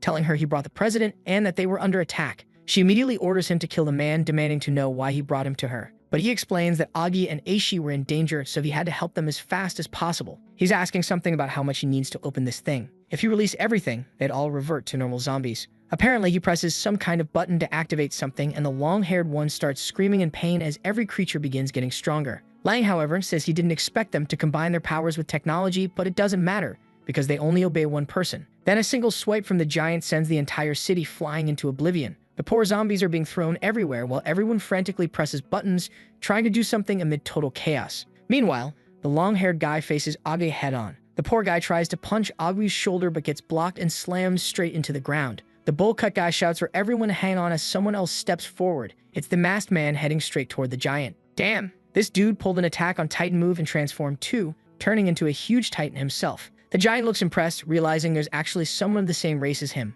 Then the monster charges, swinging an arm to slam him into the ground, while Lang gets his face cut open. The long-haired guy, spinning midair, shouts, wanting to know why someone that strong would choose to help humanity. They're of the same race, the same species. They should be standing together. Lang simply answers that, unfortunately, he can't explain. That's the order he received from the president, and he smashes him right in the face. The poor guy floats helplessly in midair, saying this is the end of the zombie race. Meanwhile, in the Battle of Giants, the Minotaur-looking one tries to push the other back, saying he's not welcome here. But the towering monster just stands there, completely unfazed, saying that unfortunately, everyone in this place will die today. The poor thing gets grabbed by the neck while the two girls watch in shock. The giant starts charging up red energy in his hand and blasts it straight into his head. The bowl cut guy calls out for Aishi. The poor guy is already completely defeated, being lifted by the neck again. Aishi once more asks, "You have incredible power, so why are you a prisoner of the human race? You could be worshipped as a god and destroy them all." The giant, whose name I'm still trying to figure out, replies that the reason he doesn't want to destroy humans is pretty obvious. Then comes a flashback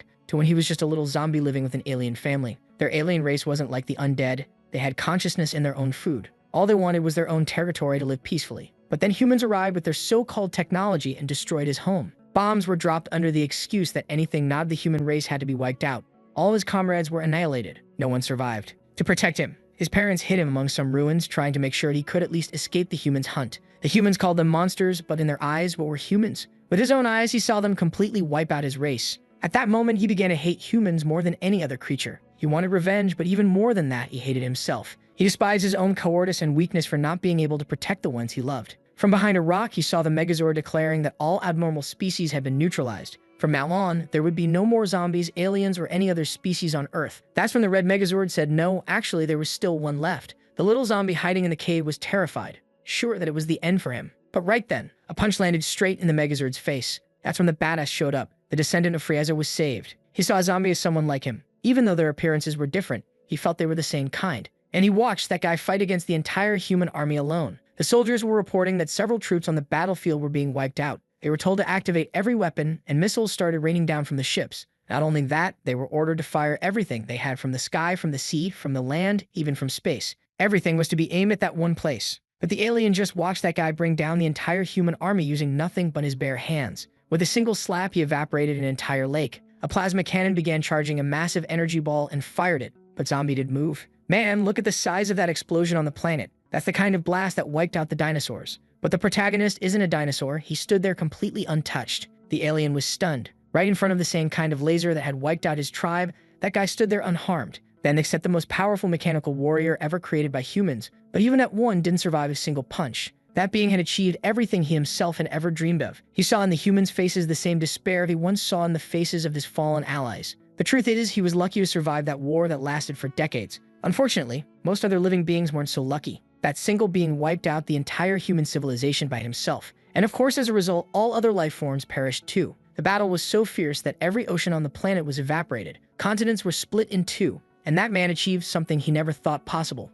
Humans vanished, and he realized that this person carried as much hatred toward them as he did. But seeing that lifeless planet did make him happy. In theory, that was the feeling he was supposed to have once his revenge became reality. Yet the only thing he felt when he looked at that man standing there was endless loneliness. Zombie crouched down, picked up his jacket, put it on, pulled the hood over his head, and started walking away. The little alien watched from the corner silently. That's when Zombie sensed someone's presence. It wasn't the aliens, it was the moment he saved Lang. That was when he began learning from the boss that hatred and destruction never solve anything. He learned that hate and destruction would bring nothing good to this world. So he decided to follow the boss and obey him, choosing not to become a threat to humanity. Back in the present, he asks Aishi if he understood everything he said. The two girls are watching it all as the creature gets slammed into the buildings. But Aishi says he's lying. Something that powerful couldn't possibly exist in this world. Then the scene shifts to Zombie standing face to face with the president. Naturally, the man's in shock and reverts to his normal form. The cap-wearing sisters want to know what's going on. He understood the hypnosis. They tell him to answer that he doesn't know why he transformed back, but the guy just says that all the ancestors have been killed.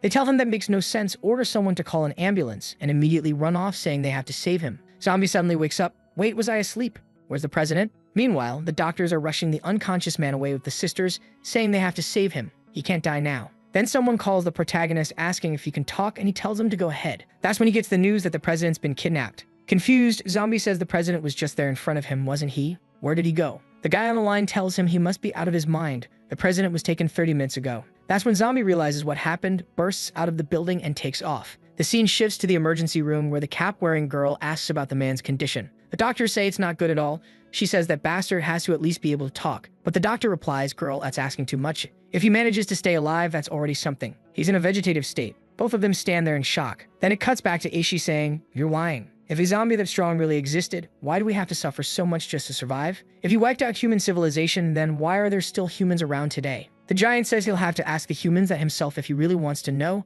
but it seems Aishi has no intention of backing down unless he dies. Aishi yells that he won't back down no matter what. If anyone wants him to move, they'll have to go through his body first. The ground starts shaking, and Lanfi says he's completely lost his mind. Then the giant says fine, he'll make sure Aishi disappears from the face of the world. He starts forming a massive energy sphere above his head like a damn spirit bomb. Naturally, even his allies shout for him to stop before he vaporizes the entire city. That's when Zombie stretches out his hand toward the attack. The long-haired guy just stares, wondering who the hooded man is. Turns out he's standing right above Aishi's head, telling his friend to stop now. Every zombie that was running suddenly freezes and starts trembling. Even Aishi collapses, drenched in cold sweat. Zombie turns without saying a word. Every zombie there drops to their knees, bowing to their king. Lan He looks confused. Everything goes dead silent all of a sudden. Then the giant says that now they're allowed to talk with him. Aishi, shocked, says that's impossible. That guy couldn't be one of their kind. Seeing Zombie with that massive aura behind him, he asks if he's the predecessor, the progenitor of them all. But Zombie only asks, where's the human president? He's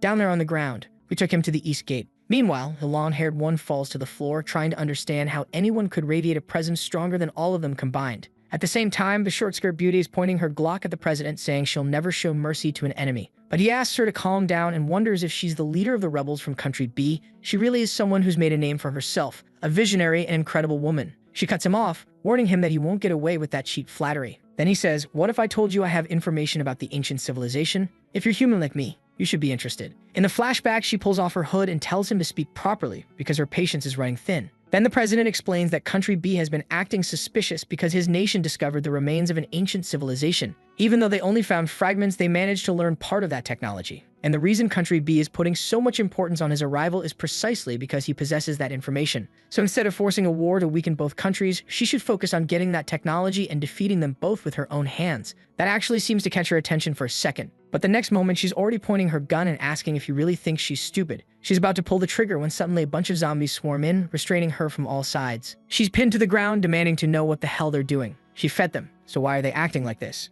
Then she senses something in front of her. Zombies arrive, giving her that cold stare. Uh-oh, she realizes she's screwed. Still, she yells at the bastard to let her go and demands to know who he is. The protagonist simply replies, never thought the leader of the zombies in Country B would be a human woman. Peculiar indeed. Even though I have no interest in ruling Country B, you don't have permission to kill that man. She's furious, asking who he is and what he thinks he's doing. While the president celebrates that Zombie finally showed up, the leader orders her forces to attack now, saying this is their only chance to kill the president, but none of the zombies obey her. She's confused. It's like her control over them vanished. Then she sees the zombies turn toward her and say they'll release her once they leave. After all, they're civilized zombies and don't commit mindless massacres. Looks like it's all settled now. We cut back to Lang and Violet, relieved that both of them are okay. The president jokes that he never thought things would get this chaotic just because he stepped out to take a leak. But the protagonist finds it strange. He remembers spacing out for a second, and then 30 minutes had passed. Maybe the humans have some ability he doesn't know about. And with that, the president's tour of the zombie base in Country B comes to an end. Back at the scene, Lang turns to the long-haired fool and says he's lucky to have made it out alive today. Meanwhile, the giant starts leaving, destroying everything in his path before finally turning back to normal. After that, it was the last day of the visit. The president met with some citizens of Country B and returned to Country A. On the other hand, the security team had no choice. After that incident, they had to guard the president 24 hours a day. And someone really needs to send that kid to therapy. He's staring at those two hellish dogs, saying they look cute. Then the scene switches to another place where the two girls in caps admit they failed the mission. A month passes and now we're heading into the best kind of fight, the hot girl showdown. Violet tells Lang to take a deep breath and focus her energy in her abdomen. Then she has to transfer it into her hand. Lang, however, is stunned while Violet's explaining it. She storms off, saying she's done with this. But Violet charges at her, and everyone's in shock as explosions go off everywhere. Lang's trying to run from her, while someone in the background says to record all the data from this fight. Damn, Violet, what a dangerous, flexible kick. Lang glares back at her, but Violet's already coming in for another strike. Lang plants both hands on the ground, and Violet spins into a roundhouse kick. Whoa. Lang counters with a capoeira-style move that lands right on Violet's chin. She manages to step back, and someone calls out to stop the fight. They've already gathered all the data they needed. But now both of them are fired up. A straight brawl, punches to the face, the mouth, the chest. They both retreat. Violet prepares again, holding her sword midair. Lang grabs her own blade and leaps forward. There's an explosion. The whole city shakes. Holy shit. I'm out of breath just like Violet. She's exhausted while Lang's standing tall. Oh, she broke Violet's sword. Even so, Violet doesn't stop, and Lang rushes in again. The two of them clash head-to-head until finally their transformations seem to wear off. Violet is exhausted, spitting out blood, and after running some analysis, the little loli says that apparently they're about 20 times stronger than normal when they're transformed. It seems the number of times your strength increases is directly related to how strong you already are by nature, which is exactly why, well, the poor loli doesn't stand a chance against them at all. On top of that, she's also curious because both of them just had their hearts pierced, yet regenerated even without being transformed. That basically proves that neither of them are human anymore. Looking through the documents, Lang immediately realizes that this is the price of obtaining such power, but Violet refuses to accept that. She insists she still has her consciousness and her body is alive. She's not like those mindless creatures that can't think for themselves. As far as she remembers, only those without consciousness were called zombies. Her friend says, well, she's not completely wrong with the DNA. Still, Violet cuts her off, saying there's no more or less about it. What they really need to focus on is creating equipment that helps them control their emotions, because yes, they're still human. And man, they're definitely going to lose it one day and have to rethink that idea. After all those messy events during the Country B visit, they finally got something rare, a period of peace and rest. Zombie's all cozy in his pajamas, celebrating. Then the doorbell rings and Violet walks in, saying the president's been looking for him. It's time for his meeting. Great. And in the next panel, that damn doctor's up to more nonsense again. He's there celebrating with a group of scientists. The bowl cut guy asks, "Hey, Crondome, were you focused on building mechanical suits and stuff like that? Why are you working on biological things now?" But the bald man replies, "Kid, you don't get it. This here is liquid metal nanotechnology. Apparently, this was how the ancient population built their technological empire. It's a liquid metal that can float freely in space and even change its form based on thought. And breaking something like this is about as hard as crushing an entire planet." Bull cuts in shock, saying it's kinda exaggerated to claim something like that existed in the past. Not to mention, it's way too advanced for what they're used to. Could the people of the past have really been that advanced? But the bald guy says that's exactly what was happening back then. Technology was insanely developed. No matter what desires they had artificial intelligence machines to make it happen. Basically, everyone was nothing more than spoiled giant babies. Yeah, honestly, wouldn't be surprised if that's how it goes in our own timeline. The problem is, even after reaching the pinnacle of technology, they still couldn't win against him. Bull cut says if he's that powerful, then how are they supposed to beat him? How is it being like Zombie even created? The bald man says they didn't create him. Apparently, Zombie is a creature that's been evolving since the very beginning of the planet. Just like humans, he's been walking this earth far longer than they could imagine. Bull cut asks if there really was another civilization before theirs, and here comes the bald guy with the story, saying he'll explain. Like every civilization, it all began with agriculture. But one day, out of nowhere, a virus infected one of the farmers, and he turned into a zombie. Back then, they looked very similar to humans, and they used weapons to stop them. But to completely eliminate the threat of zombies, humanity took a very different path. They didn't have powerful bodies, so they pushed technology to the absolute limit. After 1,000 years of development, technology advanced in leaps and bounds. And in that process, they discovered something that shocked everyone. The reason humans turned into zombies was because they already had the virus within their genes. It wasn't caused by any external mutation. And from that discovery came something even more terrifying. It already existed within civilization since its very beginning. Basically, it was a strange variable that had evolved from the first humans that ever lived. And the knowledge they had about this being was completely superficial. By examining all the genes they possessed, they discovered that 6 human civilizations had existed before, and all 6 of those civilizations were created, destroyed, and somehow connected to him. In short, he's wiped out more than one civilization for sure. The doctor tells him to explain properly, and the bald man says he already knows the rest. When they saw a being that completely defied logic itself, humanity started focusing on technology as much as possible. They began tracking his movements, and wherever he went, they would disappear to make sure he didn't see a single human. The idea was to study his behavior and his genetic structure. They pushed technology and science to the absolute limit, believing that no matter how strong he was still a carbon-based creature and couldn't surpass the speed of light.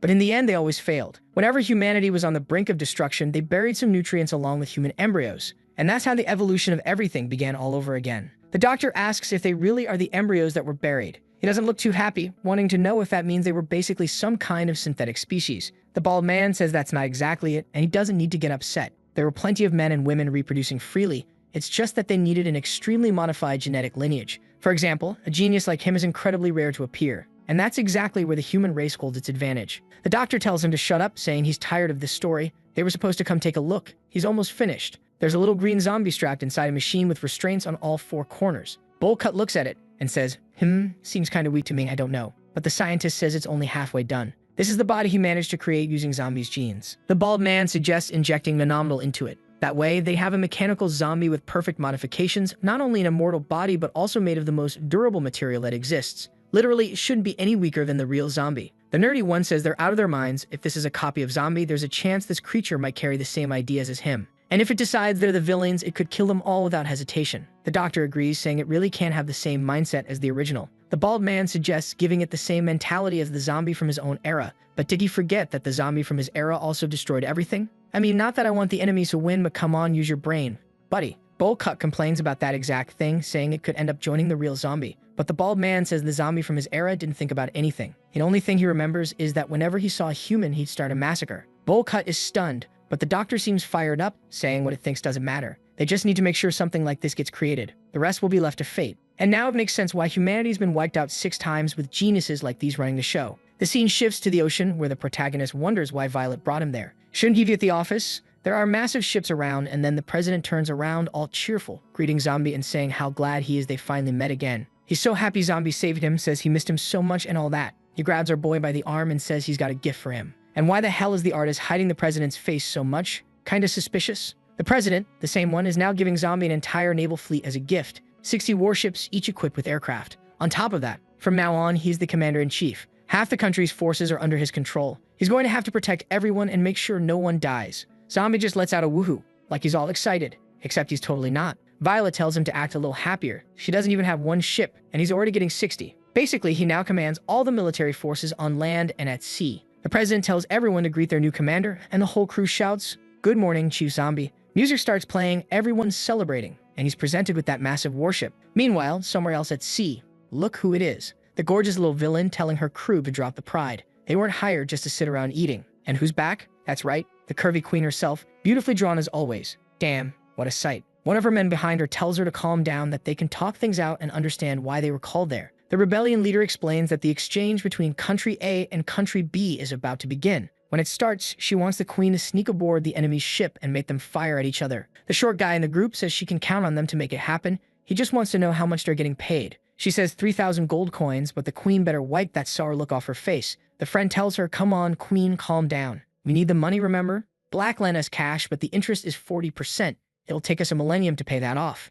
The queen steps closer, but Avi jumps in front and says it's best to stay at least 5 meters away from the boss. The stunning beauty asks if they're scared she'll eat their big sister or something. They reply that they're allergic to ancient creatures, so it's safer to keep their distance, but the boss tells them to let that weirdo through. And the queen steps up and gives her a sharp peck. Well, not literally a bird, but you get the idea, saying she has no clue what the human is plotting. But there's only one person in this world who could defeat her. The rebellion leader says she doesn't care. She just wants that chaos to happen. Deal made. And that's the situation with the Ice Queen. Sadly, to pay off her debts, she's had to toss a bit of her dignity aside. Don't worry, queen. Dignity's overrated anyway. If things get too hard, just open an OnlyFans and you're set. Next scene, the trade event between Country A and Country B is about to begin, and everyone's recording the ships. Even though the two nations are far apart, every 4 years they hold these events as a gesture of peace and goodwill. This time, the goal is to capture new islands and showcase their military strength to reassure civilians that their families are safe. Meanwhile, the folks from Country A are gathering on Guo Island. Different departments are there for a beach volleyball match. And bless that artist, he actually threw in a beach episode out of nowhere. Land K's all geared up, while the Cap sisters declare that even if it's just an exhibition match,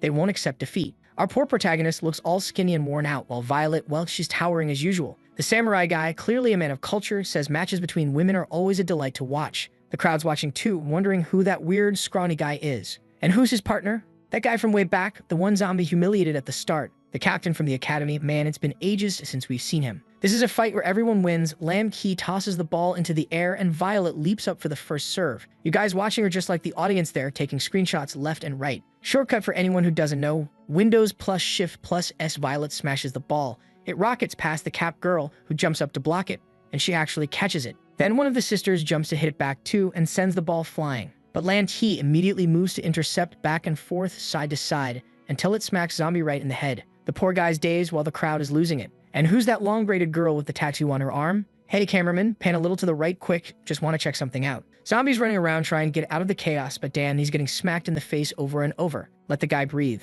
The two girls are shouting at each other. It seems like this happens every year, because one of the guys watching sighs, saying it's the same as always. Meanwhile, there's another girl with white hair just staring straight at Zombie. She tells Butterfly to be careful and not get noticed by him. They're watching him quietly from the sidelines, and damn, here comes another powerful design. The artist of this series is truly a master. He doesn't need many lines to say everything. Butterfly, shown from that beautiful back angle, tells her to relax. It's been hundreds of years since she last fought him. He's probably forgotten by now. Who the hell are these women anyway? You could already tell, even in his first form, he just looked like an idiot. Hard to believe that once he transforms, he becomes this world's ultimate nightmare. The white-haired one says she never imagined she'd run into him again. It's her first time meeting this person in this lifetime. Butterfly answers that it's not time for them to meet again. He's far too dangerous. That terrifying memory still haunts her. All of them were forced to flee their planet because of the pressure and destruction he brought. The pain of abandoning their home world still weighs on her. She's never forgotten that moment. Nearby stands a massive muscular guy, looks straight up like Hodor from Game of Thrones. Butterfly tells him to calm down, then sits on his arm, saying their goal here isn't to challenge him.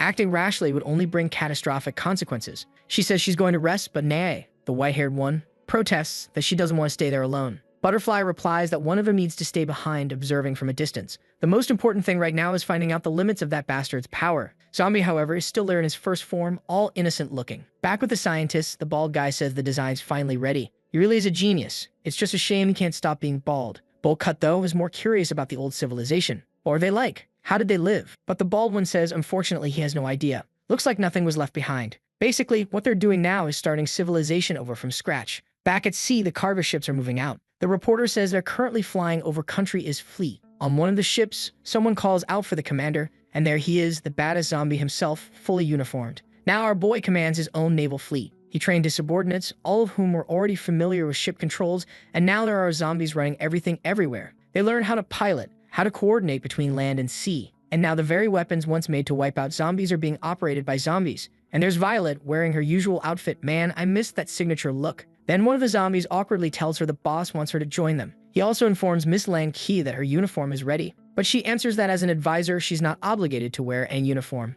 Oh, come on, just put on the new outfit so we can check out the design. In total, the protagonist was commanding 3 massive military cargo ships. And apparently, there's going to be a competition, according to the reporter. It's meant to test cooperation between nations and see how well they can adapt. The participants in the middle fleet are our boy zombie Violet and Lan Qi. The next fleet has those 3-horned samurai guys, and last but not least, a bunch of poor souls who look absolutely terrible. Over in Country B, we got the Stocking Sister teamed up with the samurai guy plus 3 random girls I've never even heard of, and this totally not suspicious group right here. The reporter says she couldn't interview everyone since they're focused on the competition. At least she got to meet the leader of the second country, who seems like a really friendly guy. She asks his thoughts about the event, and he casually says everything's fine, that people should fight less and live more peaceful lives. That way everyone could just stay home, relax, and eat. The kid watching from home thinks that guy clearly has a few screws loose. Then she goes to interview the towering Violet, who just says if all the ships don't end up at the bottom of the sea, she'll consider this whole thing a success. Lan Qi, on the other hand, says she's got a bad feeling about all this.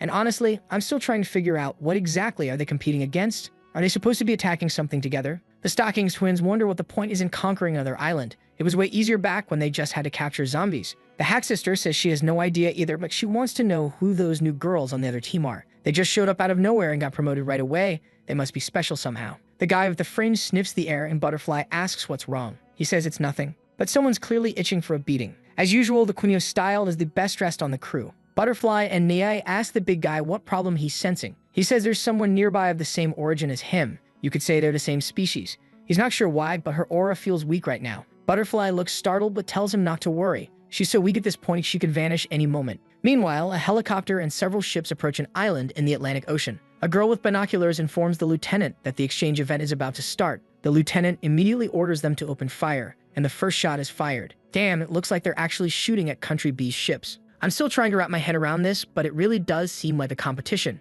And one of Country A's ships already went down. The samurai guys ask why they aren't fighting back yet. Are they just going to stand there and take it? One of them checks through binoculars and says the enemy's still too far. The guy in a helicopter starts commentating, saying Country B won't be able to hold back now that Country A made the first move to claim the island. The crowd watching is going wild, cheering for them to go all in and destroy the enemy. Meanwhile, the thick-eyebrowed officer orders everything to fire. Bombs are splashing into the water. Everyone's watching. It's total chaos. The bandana samurai asks if they shouldn't step in to help. The sausage-headed guy's ship looks about to sink, but his comrade replies that whoever steps onto the island first earns 40 points. So for now, they'll let everyone else fight while they move closer. Oh, now I get it. The fringe guy's shocked because apparently the island they're standing on is the one where the competition's happening. Explosions everywhere, while the sausage guy yells for everyone to move aside. He's gonna handle this himself. Suddenly, something flies past, and the enemy girl looks up just in time to see him transform mid-air, his body swelling with muscles. It's a full-on side character battle, and the ones suffering most are the poor spectators forced to watch this mess. Then the sharp-toothed girl says she'll deal with it herself and shoots into the sky like a bullet. We've gone straight into Dragon Ball territory. They're trading blows mid-air, she kicks him right in the face. The crowd's cheering while the samurai team watches, saying it looks like their leader's getting beaten up. At that same moment, the Cap sisters notice the samurai team's watching them too. Everyone's keeping an eye on everyone. One of them tells the others to pick up the pace, since whoever steps on the island first gets those 40 points. Meanwhile, on the island, the nerd's banging on the door, shouting they've got a problem. There's a human army coming this way. The scientist looks confused, trying to understand what he's talking about. He goes to the window to check and sees the fleet approaching. The samurai's ship is speeding up, racing against the Hat Girl's boat. The scientist asks how they were found, and the nerd goes, were they exposed? The human replies that it's impossible. He picked the safest island on the planet, some totally isolated random spot nobody would be interested in. Then we flash back a few months to the Prime Minister of Country B talking with the President of Country A about where to hold the next event. Apparently, the last time it was in Country A's territory, and it turned into a disaster, so the President refused to have it on his turf again. The guy from B said fine, but he didn't want it on his territory either, So how about that random island? It's not part of either country, and since the rest of the planet is already claimed, this place is perfect. The poor scientist is freaking out, saying this doesn't make any sense. He asks if the bald guy finished the program, and the bald guy who keeps losing hair says he's almost done, just finishing the code. The only problem is there are a few ARM modules still to install. While they're all stunned, the reporter broadcasts that troops from both countries are arriving, and it looks like the top generals from Country B are finally entering the fray. The city's buzzing with anticipation, but the reporter can't spot Country A's flagship. Scene cuts to a freezing cold place where Violet asks why they're even here. Lantley agrees and tells them to explain, while the little zombie warns they're about to crash into an iceberg. Poor Loli says that's exactly why you shouldn't let a zombie steer a ship. The protagonist seems totally lost with no idea where they are. Violet says they're looking at a freaking penguin, and Lamkey tells the zombie to explain himself already. Turns out they're at the opposite pole of the planet. Everyone's ragging on him. He's embarrassed and can't explain. Violet can't even use the map. They'll need a compass to get out of there. The protagonist asks, why don't we just quit this competition? That'd be better. Back at the competition, explosions are going off everywhere. The sharp-toothed girl is spinning in midair when that weird naked muscle dude shows up and she freaks out. From a distance, the scientist wonders why everyone's converging. The samurai crew and the Cap sisters keep fighting. The old commander tells them to check the program and come up with a solution. Baldy says, hey, don't you have any zombies left? Look through the nanomaterial stock and do something to buy time. Bullcut digs around and finds a vial, saying, this is the solution. The other guy grabs it and says these fools are about to get reamed. The human army's going to pay for making them look like idiots. On another ship, a human informs the Ice Queen that the armies have started fighting. Time to execute their plan. She orders fire, and the first rocket is launched toward Country B's flagship. The blonde guy raises an arm and conjures a protective wall around his ship. One of the kids is stunned that they had the guts to use real artillery. Time to change the game. The Queen's friend warns there's an expert on the enemy side. Right then, the big bruiser heads over to a kid on the ship and tells him to steer the boat toward the other one. The poor kid starts to argue that he's the commander and they should obey, but the bruiser just grabs him by the face and lifts him up.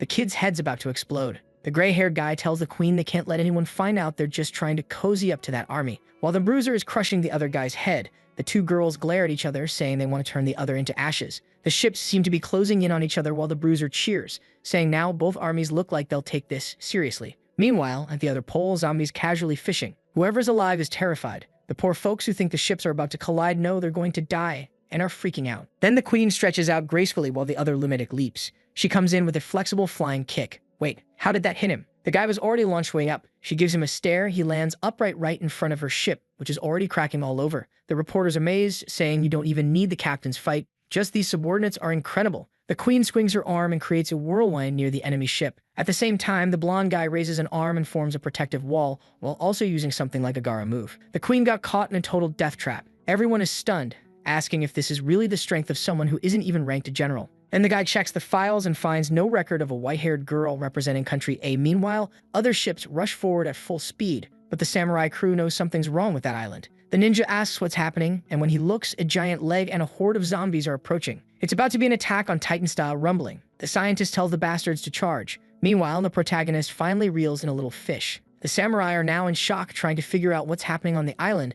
This doesn't look like part of the test. His friend only tells everyone to retreat. The hack girls are yelling for their teammate to slow down, but it's already too late. The giant zombie threw a mountain-sized mass at the coast and launched it straight at the ship, hitting both of them dead center. The samurai wonder if this is part of the test. These folks are taking things seriously this year. The scientist stands with arms crossed, feeling proud. Even a helicopter commentator says the performance looked realistic. The villain yells that they should all die. Salmon goes to the Prime Minister of Country B asking if he planned this. The President of Country A says no way, he doesn't have that kind of tech. Back in the fray, the samurai tells everyone to prepare the counterattack. Neither country wants to destroy their own military weapons, so now they're real enemies on that island. Scene cuts to the protagonist like, where the heck are Violet and Lang? His friend replies, I dunno. They disappeared. Out of the ocean, both of them are racing full speed. Violet's furious, saying, that bastard, doesn't he know how hard I train for this event every 4 years? My plan was to beat those two sisters senseless, and now I'm afraid I'll arrive and everything's already over. Her buddy says, Captain, we're out of fuel to return.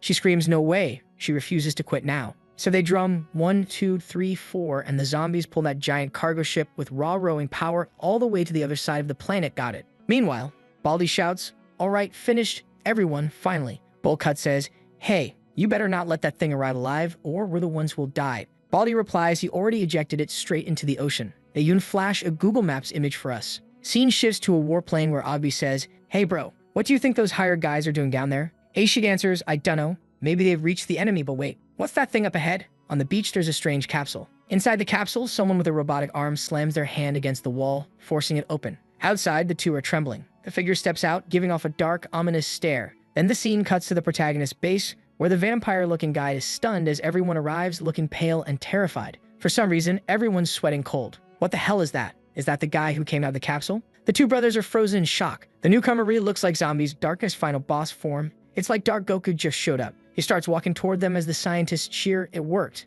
That bastard's about to show his true power. He stops in front of them, towering like a giant, though he's actually the same height. Then, out of nowhere, he smiles wide and says, "Wow, it's been so long. Come on, give me a hug." The others are staring in confusion, while the scientist starts tearing out what's left of his hair. Back on the beach, the group sees this guy asking, "Hey you, who are you, capsule guy?" All three of them are trying to figure out what's happening. But Dark Zombie grabs one of their arms, saying, "Finally, I found someone of my own kind. I've been alone for so long." Agvi in the background says the guy's aura suddenly vanished. The doctor yells, "Hey Baldy, you idiot, did you screw up?" The bald man insists, "Wait, calm down. There must be some problem. He'll adjust soon." Then Zombie lowers his hood.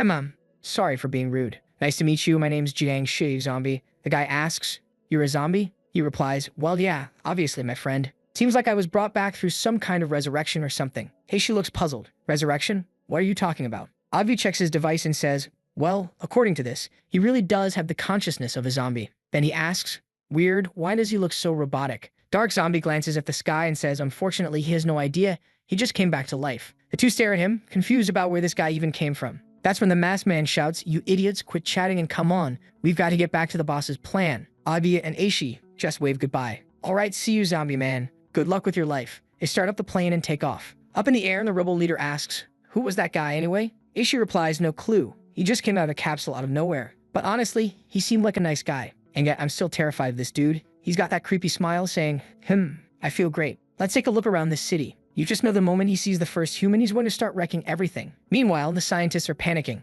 One of them's about to shoot poor Baldy while Bull Cut's too scared to do anything. Back down below, the ship takes off and the giant zombie arrives in front of the city. Some civilians whisper, telling each other to look to the side. That person over there looks kind of strange, doesn't he? And the first thing he says is humans, followed by a small laugh. In the plane, Agvi asks, "What are you thinking about?" Aishi answers, "That guy we met earlier. Maybe we should have brought him with us. He looks so weak. He's probably going to die to humans like an idiot." And then here we go. Dark Zombie starts charging up for an attack while the scientists watch closely. He slams his fist into the ground, cracking the world in half and raising it upward. Just like that, 1 billion people dead. What the hell? Cars, buses, everything's flying into the sky, reaching the height of the aircraft, nearly colliding with it. Abiv and Aishi stare, completely lost. And wow, the art looks awful in this panel, but I get the idea. The planet's split in two. I forgive you, artist. It probably would have been too much work to draw that properly. Our boy in the black zombie literally flipped the planet's tectonic plate with a single punch, and now it's raining people everywhere. Chaos, destruction, nothing left standing. I have no idea how anyone's still alive in that world. Every fight ends with 1 million casualties. Even the girls who were on the other side of the planet, still out on their ship, turn their heads to the side, wondering why half the continent is upside down. Meanwhile, the Ice Queen says, "No one in this world can stand against me." Wait, what are you zombies? Butterfly tells her to calm down, but the Queen's already losing it. She starts destroying everything, and the blonde guy comments, "Well, she's a bit stronger than I expected." The Queen keeps demanding to know who they are. Butterfly seems ready to take her down, but Nai steps forward and says she'll deal with this woman herself. She tells her, "We don't intend to kill you, so just tell us where your master is and let's end this nonsense." The Queen replies that she has no idea what they're talking about. Butterfly, who apparently can read minds or something, realizes the Queen isn't lying and says, "Interesting. In theory, vampires should have been extinct. So why do you still exist?" The blonde guy adds, "This woman should vanish long ago. And if her master had used some kind of cultivation site to keep her alive, she wouldn't have this level of power." The Queen looks confused, saying it's strange how they're talking like they know her. The blonde explains that she possesses a genetic trait that grants her immortality. That's when Nina says, "We come from an ancient civilization, and our purpose here is to investigate the true strength of the zombie. If you've lived on Earth this long, then you must also know who he is." The Queen snaps back that they're talking too much, and that's exactly why she despises humans. She was about to fight back, preparing to attack, but before anyone can react, everyone hears a loud crack. They all look to the side, and the planet is split in half. Now the girls are completely lost trying to figure out what just happened. Even a reporter covering the fight suddenly goes speechless. The poor samurai, the girl falling off the ship, the soldiers in the middle of battle, everyone's in shock. Meanwhile, Dark Zombie just stands there, watching as humans rain from the sky. The narrator says both sides are tense, and the battle is fierce. But the people in the aircraft are trying to make sense of what just happened. Then a blast shoots upward into the sky. It's Dark Zombie heading straight for the stars. And damn, the guy just activated bleach mode. He's entered his second form. Everyone's freaking out, trying to understand what kind of monster this is as he gets ready for another strike. I don't know if he fell back to the ground or jumped that high, but the entire city split apart. It looks like he's already back on the surface, now fully transformed with more cars floating in the air than there are left on the ground. The brothers are desperately trying to shield the rebel queen from the debris raining down, while Avi tells everyone to brace themselves, because a massive energy bubble is forming in the middle of what's left of the city, which has already been completely wiped out. Poor Violet and Lang, they don't stand a chance. Dark Zombie stands motionless in the center of the crater, staring down everything around him. Even on the ships, everyone, including the resurrected blonde, looks completely horrified. The blonde guy mutters that this was the zombie's power, and that the entire city of Guadalajara has been erased. Holy hell, he can feel 30 million lives vanishing at once. The news is already broadcasting it. Everyone's trying to process what just happened in the blink of an eye. The masked man crashes to the ground, shielding the human girl, while Agi and Aishi rush to help, asking what the hell he's doing. Dark Zombie turns toward them and declares that humans deserve death. Agi, Aishi, and the masked guy say nothing. Dark Zombie asks why he can still sense human presence. Why haven't they been completely wiped out? The group hides the girl, whispering for her to stay still and not even breathe. Then Aishi finally says, "Dude, this is insane. You've lost your mind. It's impossible. There aren't any humans left alive. Maybe what you're sensing is the human sent on me because I lived among them for a long time." Avi tries signaling to the masked man to get the hell out of there. But before he can, Dark Zombie stretches out his arm and demands an explanation. Holy shit, he grabs him by the neck, pulling him close, ordering him to explain why he's been spending time with humans. Aishi asks if they are brothers. But Dark Zombie says coldly, "I'll kill you and create zombies that don't care about humans." His brother notices how completely different his personality has become. Why is he acting like this? Ivy tries reasoning with him, saying he's overreacting. There's no way a zombie like him could be contaminated by humans. Then he tells him to head southwest. Apparently, there's a city there with 70 million people. 70 million, he's going to wipe out 70 million just to purify himself. And immediately, Dark Zombie responds by taking off into the sky. Down below, the masked man releases the rebel leader who yells that they need to stop him. If their goal of coexistence between humans and zombies is going to work,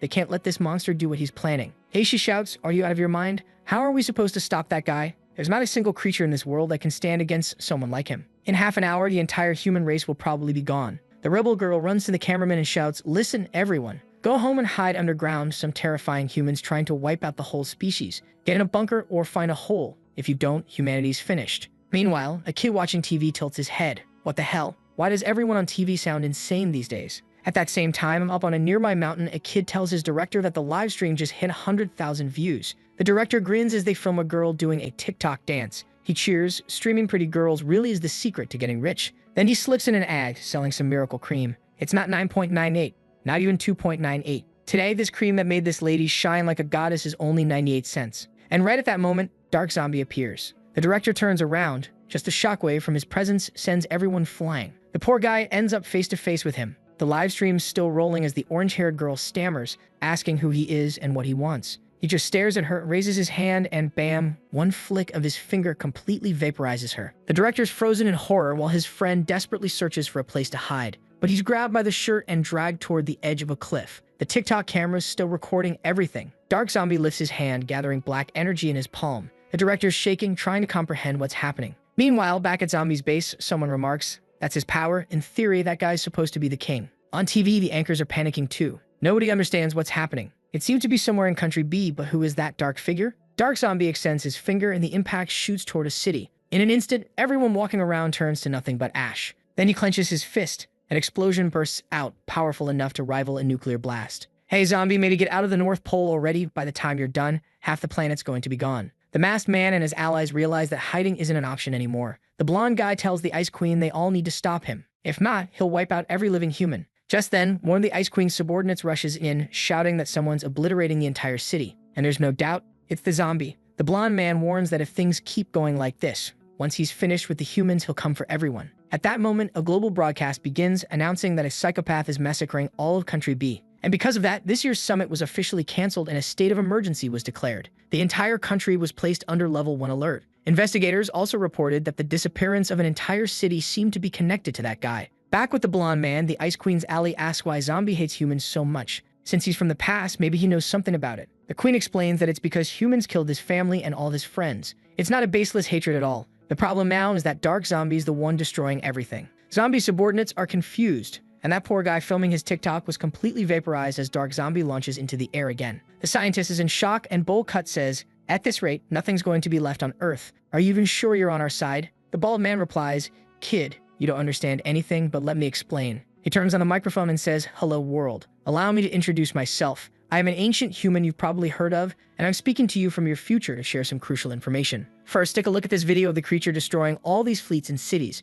He represents the zombies that have been erasing human civilization for countless generations. Because of him, humanity has never been able to progress. He still lives among you watching, ensuring that no human race ever truly thrives. That's why we developed a being capable of fighting him on equal grounds. But don't worry, I've already sent countless human embryos and fertilized cells into space, so that in a few million years, humanity will rise again without the existence of zombies. For the good of humankind and the future of this planet, everyone should say farewell to their families and die peacefully. The entire population is left stunned. Meanwhile, our dear zombie is calmly sitting up north in the Arctic. Dark Zombie stands still, staring blankly as TV anchors report that statistics are still incomplete, but it seems countless cities have already been completely wiped out. Looting and violent incidents are erupting across the world and society is collapsing. Holy hell, people still have time to fight each other in the middle of this. Police are struggling to contain the riots, while the presidents are telling people not to lose hope, that there's still a chance. But clearly, there isn't. The story goes that a few humans refuse to give up. Good for them. Just stay alive until Zombie shows up and leaves that frozen wasteland. A helicopter lands nearby with Niai stepping out, and the soldiers ask where the commander is. She tells them he'll take a bit longer to arrive because apparently the blonde man finished him off. She orders them to explain the situation. The soldier reports that right ahead lies City Chi, which has already been completely obliterated by Dark Zombie. They'd sent thousands of troops to try to slow him down, but they still have no idea how things are unfolding. Nei orders them to stand down and let her squad handle it. The soldier insists they wait for the commander, but the blonde guy cuts him off, saying he's wasting everyone's time. Meanwhile, our lovely Lang and Violet finally arrive too. The soldiers cheer when they realize it's the team from Country A protocols are immediately activated. Violet spots the Ice Queen and glares, asking what the hell she's doing there. The Queen snaps back, saying she was about to ask the same thing. Why has Violet's leader gone completely insane? Violet's like, "What the hell are you talking about, crazy?" Butterfly steps in, asking how they even know each other. The Queen explains they had a few minor disputes in the past. In this, the guy with the white helmet is excited, saying, "Hundreds of generals are arriving besides the lieutenants. We will definitely be able to defeat this lunatic." Violet is impressed. Wow, they have over 1,000 generals. This country B is really powerful. However, at that moment, Langy tells him to shut up and take a look at that. In front of the fools, all those so-called 1,000 generals and whatnot were already defeated in a pile. The poor guys are all scared while the samurai guy is being carried away. Dark Zombie glances back, the two of them jump as the helicopter arrives with even more generals coming in. The guy in the white and uniform tells everyone to back off from this fight if they have a low-ranking general because they would handle it now. Violet questions if they are really sure, and he says yes, the number one from the country was with them, so they don't have to worry. Besides, Country was supposed to stay out of it and stop causing problems. However, on top of all the carcasses, Dark Zombie was just standing there calm. He gives everyone a stare, letting out a Joker-like laugh. Meanwhile, the heroes say, "Everyone stay back, our specialty is killing monsters." The crowd is cheering loudly, everyone recording, telling them to kill this guy. On the other hand, Butterfly is scared. She can feel the zombie's aura. The Queen's friend is trembling too. And then, Dark Zombie gives a glare, expands his aura, and suddenly, the clouds above the entire city turn black. The sea starts to sway and everyone wants to know what is happening. A white whirlwind appears, everyone holding on, and wow. The guy is transformed into the hero, pulling out that futuristic armor. Now the albino Ant-Man is already scared, not knowing how they will resolve this. However, he tries to encourage the team, saying, "Everyone, don't be afraid. This guy is just bluffing. This transformation is nothing." Violet and Langy try to warn that this transformation is dangerous, but the group of heroes doesn't listen and everyone charges in. Albino Ant is about to throw a punch while Dark Zombie is just standing there. Suddenly, the guy seems to be broken in a glass space and in a split second is completely compressed. Everyone who attacks starts to be reduced to manhole covers while blood gushes out. The townspeople are all trying to understand what happened. At that moment, the beautiful queen tells her friend that they have no chance of all, they need to get out of there. Wow. However, the guy opened a wound in her chest. "Oh, what a waste, Zombie." Dark Zombie doesn't do that, man. The beautiful giant queen falls to her knees, wanting to know how this happened. Wow, who did that to Violet too? Phew, she managed to activate Ishiga's mask and escape the attack, saying no way she would just stand there waiting for death. Yeah, but she took one in the stomach too, and the mask broke as well, man. At least Langy comes from above calling him a bastard, but the guy just creates an explosion of aura pushing everyone away. He clears a whole path, sweeping the entire city off Google Maps. Langy is all beautiful and wrecked against the wall. Meanwhile, down at the hero's base, the sack-headed guy recognizes that this was the king's fourth form. The vampire also realizes that the aura is exactly the same. It can only be him. Then the sack, no, not the sack. The guy with the sack on his head says that now that the king is not there, it's the vampire who commands and what the orders are. He's a bit confused. Says that, well, if it really is the king, they have to support him, especially since they follow that guy. Moreover, the zombie had already done this evaporating the land thing more than once or twice. The Dragon Ball lizard agrees, and the sack guy says that's fine then. However, at that moment, Lang appears saying they disagree. Did they really think this guy was the king? What kind of stupid joke is that? This guy clearly just took some of his genes and looks. They must have forgotten how much the king worked to create this world in peace. He would never do something as stupid as destroying and killing everyone like that again. The king was someone who was seeking the truth, a person much nobler than that monster in steel skin. Lang remembers when they were found, our boy holding a little bird all cute. Lang is the only one who recognized. Wow, we're already in the battlefield, and the butterfly, who I haven't seen attack yet. I wanted to see how strong she is. Hasn't done anything, the girl is already down. Meanwhile, the dark zombie is holding the buff blonde by the head, saying, yeah, even in my primary state, I would have wiped everyone out here. This is boring, it feels like I'm bullying kids. Well, stay here for some training. I'll be back after I've evaporated all the humans. In the city, everyone hears this, and immediately the dark zombie takes off. Nyai apologizes, saying she couldn't do anything. While Violet says it's impossible, there was no way they could win. No one could withstand a single attack. Phew, the queen is recovering, guys. You can relax. We're back in Antarctica. The little heroes are calm when something blinks. But that's when a message through the SpaceX satellite starts telling all the viewers that the world is going through an unprecedented crisis. In half an hour, thousands of cities had already been destroyed, and the next target was city number 3 on the northern parallel. Actually, number 30, a city that is in City H, which is the zombie city of our hero. And the dark zombie just landed there. Lang immediately appears, telling the vampire, dude, do you really want to let this guy destroy the entire king's city? If you won't, we will. The shaken one says, they're a bit crazy. And the vampire says it's fine, soon they will understand what is going to happen because they are too young.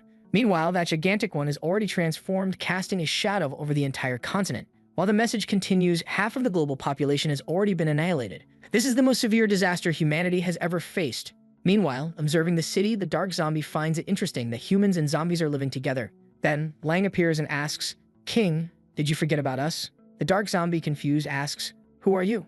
I don't even know you. While Violet tries to get up, the president of country tries to inform all of humanity that as long as they can hold the light of victory, they would not be exterminated. One of the refugees tells them to take a look, and then Lang charges towards the dark zombie, but he just expands his aura and the guy is knocked away.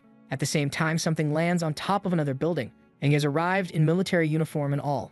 The president is saying that in the face of disaster, everyone is equal. They didn't have time to mourn those who died. All they had to do now was not lose hope that they could survive this.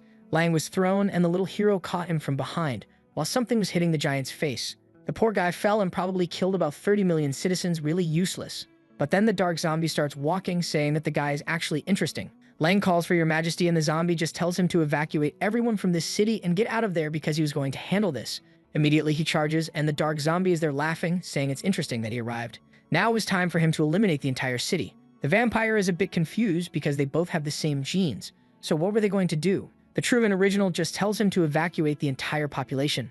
Then the vampire takes off while the Dragon Ball guy wants to know who they are going to listen to. He just tells them to evacuate the country anyway, because it seems like the true one has arrived. Meanwhile, the dark zombie continues laughing while helicopters film the whole event.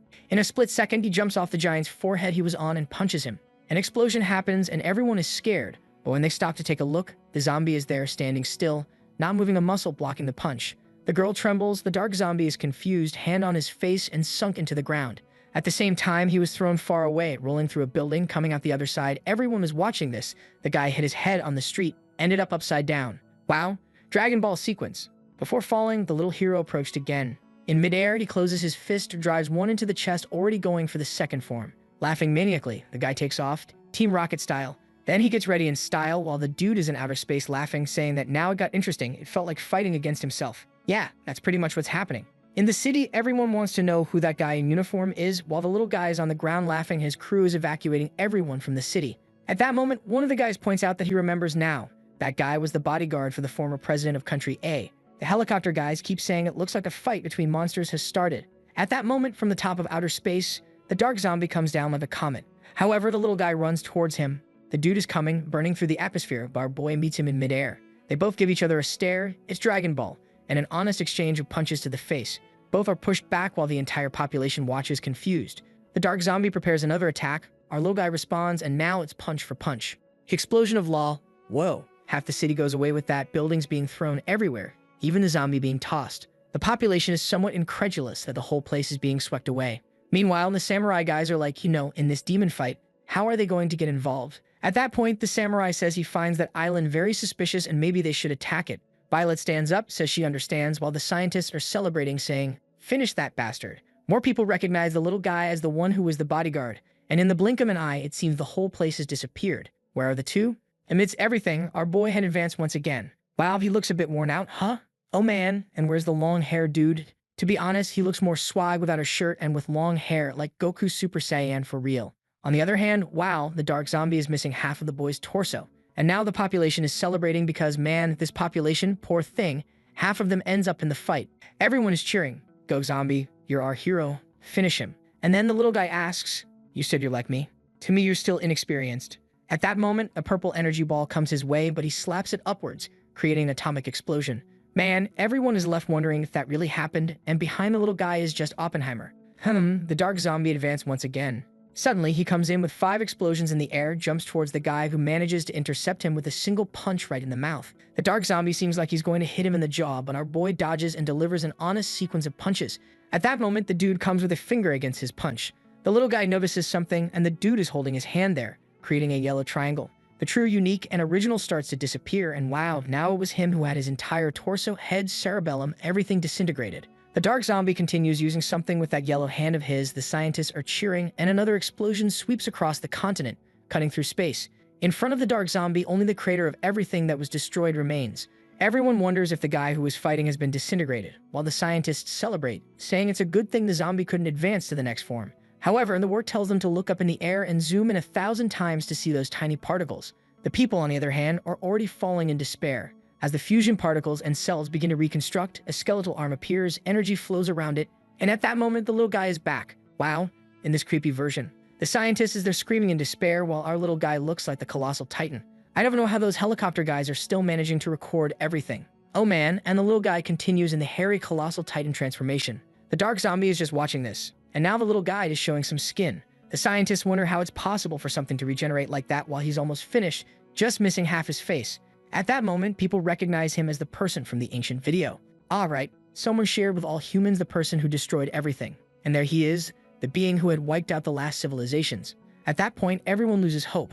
On both sides, the most powerful were someone who would end them. At that moment, Violet and Langy know that now the little guy has been completely exposed. And from what the minister said, if something is wrong with that island, probably someone who created that machine. In this, the protagonist comes face to face with the enemy and in the same second, charges towards him. Before the dark zombie could do anything, he crouches and delivers a blow to his stomach. It creates an explosion of flames, a laser shoots up to the sky, the guy is launched again. But this time he ends up on the moon, hits Mars, I don't know, crosses the moon of Mars, and ends up on Saturn. Holy shit, how many planets is he going to pass? And how is the protagonist seeing all this?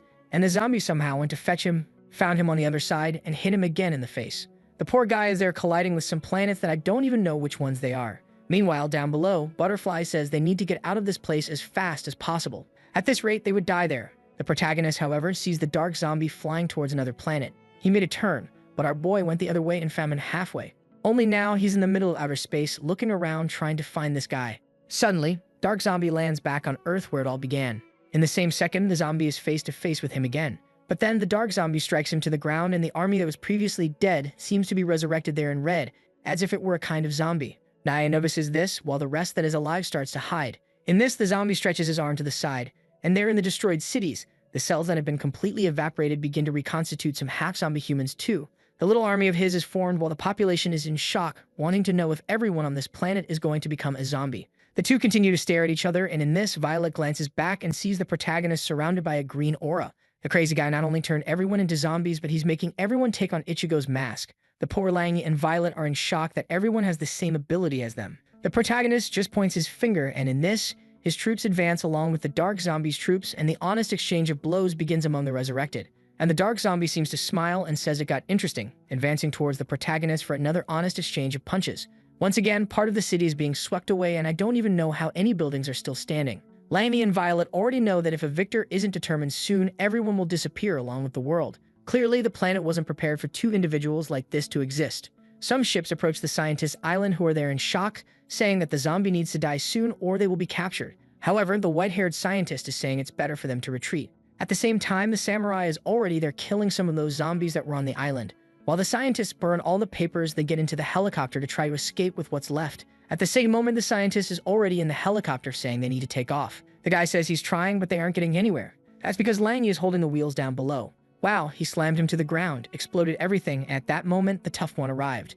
Violet already grabs the damn bald guy asking if he's the Dan Elder. She thought it was someone more worthy and not an idiot like him who created that monster. Meanwhile, the protagonist and the monster continue to stare at each other. She's telling him to stop that guy, but he explains that there's nothing that can stop a zombie like that. In this, Lang Yi tells Violet to let go, that she has a way to make that guy talk. The guy is there in shock as she approaches, and I'm scared too. What is she going to try? She did that attack that invades the body's cells, and suddenly he's surrounded by the green aura. Violet is impressed that she can do it. Lang Yi explains that it just can't be sustained for long. The scientist was in shock when he sees the bald guy talking. Inside the box, there's a nanobot that would make all the zombies' genes disappear from that creature. Obviously, in this way, he would soon be destroyed. In an instant, Violet finds the button and says it must be this one, and she's going to press it. I'm thinking it's a trap. The guy is there screaming, telling her not to do it, while Violet, now out of nowhere instead of pressing it, says she's admiring this research. The two continue to stare at each other while the fight rages in the skies. The protagonist is right there in front of the fight when at that moment the button is pressed. At that moment, the dark zombie is saying, "So this is the feeling of oppressing everyone. Now I understand." But nothing happened. Violet wonders why, and the scientist says there's something confusing. About the physical body and the zombie's genes, that container shouldn't exist. The dark zombie replies that it seems the spectators want to mess with him. So far, the bald scientist has been pressing the button, saying something is wrong. His nanorobot had been made perfectly. What isn't working? Suddenly, the armor starts to crack and a lightning explosion occurs. While Violet demands he explain why the damn thing is able to live without the mechanical body. And man, smoke goes to the other side, there's a hairy guy too, and the population watches, the guy is jacked. Whoa, the dude also entered the final form. Mechanical zombie robot in the 5th transformation. Now he really looks like a villain. He seems like a relative of Nai. She's there watching. I don't know why the story is focusing so much on this Nai and this butterfly. It's probably going to be a thing in the next chapters. And the problem is that now everyone knows that even without the container, he survived. And everyone is asking the same thing. What will be left of the planet now that this guy has leveled up and they will have to face each other again? Violet says this is already exaggerated. While the tough guy is there farming aura. He looks like a badass martial master. He's in style. Then he says he has finally reached his true form and asks who wants to participate. Are we going to see a new form of zombie today? He's just standing there waiting to see what the guy will do. Nai and the friends who were trying to escape are all there in the open field, not knowing what to do. Meanwhile, the bleach zombies advance in their final form. However, the dark zombie, who now looks more like a light zombie, chuckles. Everyone is disintegrated, and the remaining particles are also disintegrated. Wow, the dude is now overpowered. And at that moment, the sack-headed guy is there saying something is wrong. The energy was perfectly identical to the boss's. The vampire says, "Boss, you need to stop fighting at this pace, or everyone on the planet will die." But there's not much he can do. If he stops, the guy will keep going. The zombie is just stretching his hand towards the guy, but suddenly, he swipes it across his face and chuckles. Whoa, another transformation is coming. His face starts to turn red. Out of nowhere, a tornado appears in the sky and energy rising to the planet. Wow, the entire planet. Oh my, the entire planet turned red. Holy cow, what's happening? And energy is coming from the planet connecting to the sun. The sun is red too, although the sun is already somewhat red and yellow. Wow, now the protagonist has white hair. Man, now the protagonist has become badass. Wow. Meanwhile, the dark zombie is in shock, saying he doesn't remember having this transformation, while the protagonist is flying there in that aura formation. Everyone is shocked, saying they won't be spared. The citizens are confused, and even the dark zombie tells him to explain. If he wants me to disappear, you'll have to give me a reason for this so-called evolution. The protagonist then says, after destroying all those planets and civilizations, I conducted my own research. The dark zombie says he understands. Now was his true form. Alright, but he still feels he can stand up to him. However, the protagonist just says no, he wouldn't be able to. In a split second, the dark zombie is advancing towards him. He moves forward smiling, but the zombie is just standing there looking at him. In an instant, he seems to be hit by something and appears at the top of the planet, floating. Man, he's being taken further and further away. What's this? Wait, I don't understand. Is the protagonist holding the planet? Holy crap. Everyone is distorted, and he grabs the planet, closing it in his hand. I didn't understand what happened. In a split second, everyone is on the ground trying to understand what happened. They're all dizzy. Smoke starts to clear, and the protagonist is gripping the dark zombie by the neck. The girls don't understand what happened in an instant. And the crazy guy is there without half of his torso, but smiling, saying it was impressive. Somehow, these reporters and the two of them are still alive, watching everything. While Violet says it seemed like for a second, he was controlling space itself. Alangi agrees it seemed like the whole Earth was crushed or something like that. At that moment, however, the dark zombie says that, honestly, he can feel. The zombie still had hatred for humans deep in his heart. In this, the proto asks if he really was never controlled. And the dark zombie says that's correct. He could have lived a peaceful life in that body if he wanted to. So why was he handed over to another person? He existed in his body in a perfect way and never thought of separating. However, he passed his genes to a human like Dawn, so he already expected something like this to happen one day. Since the zombie did this, he allowed weak humans to obtain unimaginable power. Then it was Violet, then it was Langy. All of these had been with the zombie's permission. He knows very well the nature of humans and knew that definitely a power struggle would begin. It was through the genes he gave that scientists had access to his power. In other words, without the zombie's permission, none of this would have happened. After all, he is nothing more than a genetic thread of the information from his body. The moment he gained his own independence, the first thing he did was follow his role. And now, what does he think of this world he created that is completely ruined? He knows that deep down in his heart, it is the zombie who wanted to evaporate all civilization. He is still hiding this hatred for humans, and this became clear through the desires he feels. The girl is a bit confused, everyone not understanding anything. The zombie, however, asks if the guy is done, and he says no. Now that he had already killed billions of humans and half of humanity had been evaporated, does he really think it was possible to save this world and make people like him? Forever, everyone on this planet would fear him. They would pretend to like him, but behind his back, they would be terrified. Maybe it was the perfect moment for him to finish the job and kill the entire planet. The Permit responds that he will deny that request. The guy laughs and asks what he will do then. Countless people have already died. Does he think he will bring everyone back as zombies? But in this, the Proto says he will bring everyone back to life. The dark zombies are somewhat confused, but then the Proto's chest is ripped open by himself. He pulls out his heart. Everyone is startled. He throws it up. The thing explodes when he crushes it and starts to spread across the entire planet. With that, apparently, the particles are enough to reconstruct everyone who had been completely evaporated. The little streamer is starting to reconstitute around. No. She came back with clothes and everything. Why zombie? Everyone is in shock trying to understand what is happening. It continues to rain those red drops from the Proto's heart and everyone keeps reappearing. The scientists are there confused, wanting to know if something like this is possible. In this, the Proto just looks at the dark zombie and asks what he thinks of this. The poor guy starts to disappear, laughing, saying he gives up. The human turns into a small strand of DNA, while our boy thinks that now he can rest. At that moment, the samurais appear and Violet already tells them to keep an eye on Dr. Jae-min as they are heading to the front lines. And with that, what everyone originally thought was some kind of conspiracy by Jae-min proved to be something else. The reality is that the zombie still had hatred for humanity, and any clone of him carried a type of gene that wanted to end everyone. In the end, that guy was right. He was the one who wanted to destroy all of humanity. To escape this loneliness, at the moment he reached the sixth form and destroyed his heart to save everyone, he also lost his own entity. Did he disappear?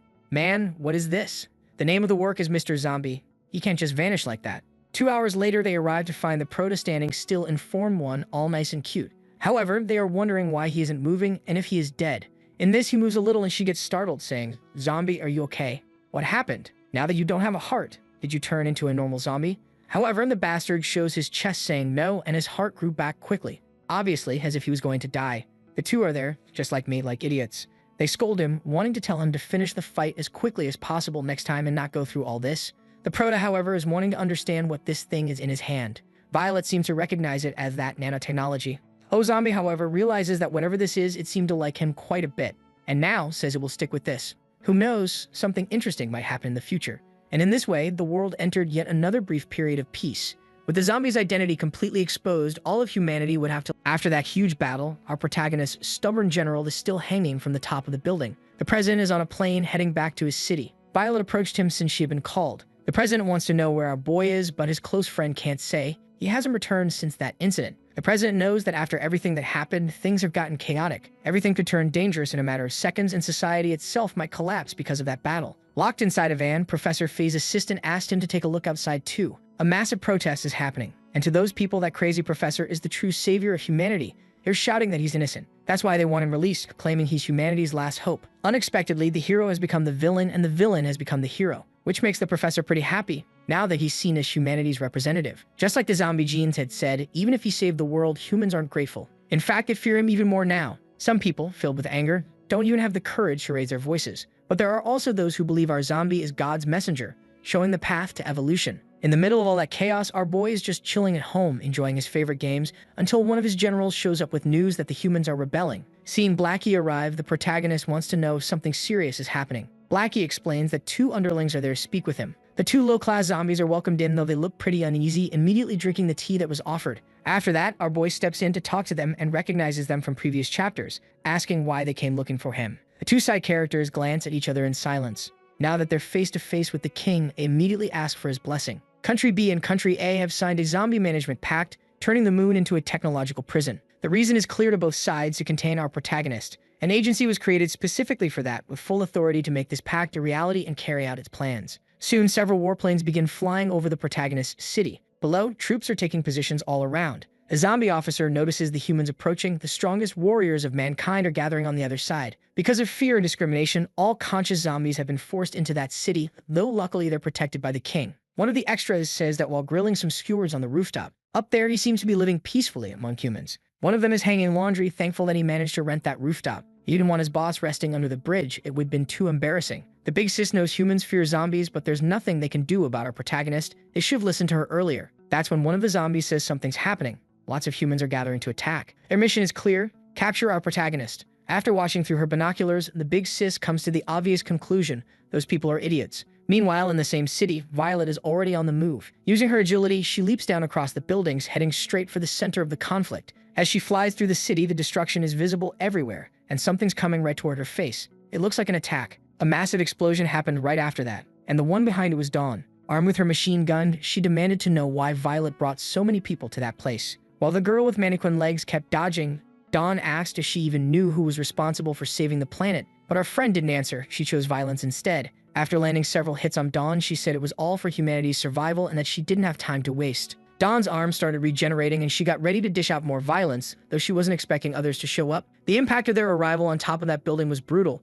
It was our protagonist's subordinates. That sudden intervention left Dawn completely confused. All the other powerful humans were there too, asking her to calm down so no one else would get hurt. Several of our protagonist's subordinates seemed to be getting captured. Using his communicator, Lang informed his superiors that Phase 1 was complete. Having been imprisoned, Lang asked how these people dared to betray their king. Elsewhere, Blackie appeared. He knows the world is always on the verge of another war. Only through cooperation can they fulfill the king's wishes. Back in his apartment, our protagonist was struggling with his favorite games. He had no idea how he ended up in that situation and thought about starting everything over from scratch. Many months before the pact between the two nations was celebrated, a meeting took place. Everyone had to memorize their roles. Violet would appear in the city center, Lang would come next, and after that, she'd be intercepted by Dawn, who would then be restrained by Blackie and the others. Every line of that plan had to be memorized perfectly. Meanwhile, they were testing the efficiency of the Supreme Prison. Our protagonist was about to unleash an incredibly destructive blow. He threw his punches with nuclear-level force, leaving all the extras absolutely terrified. The shockwave from his power ended up destroying part of the room.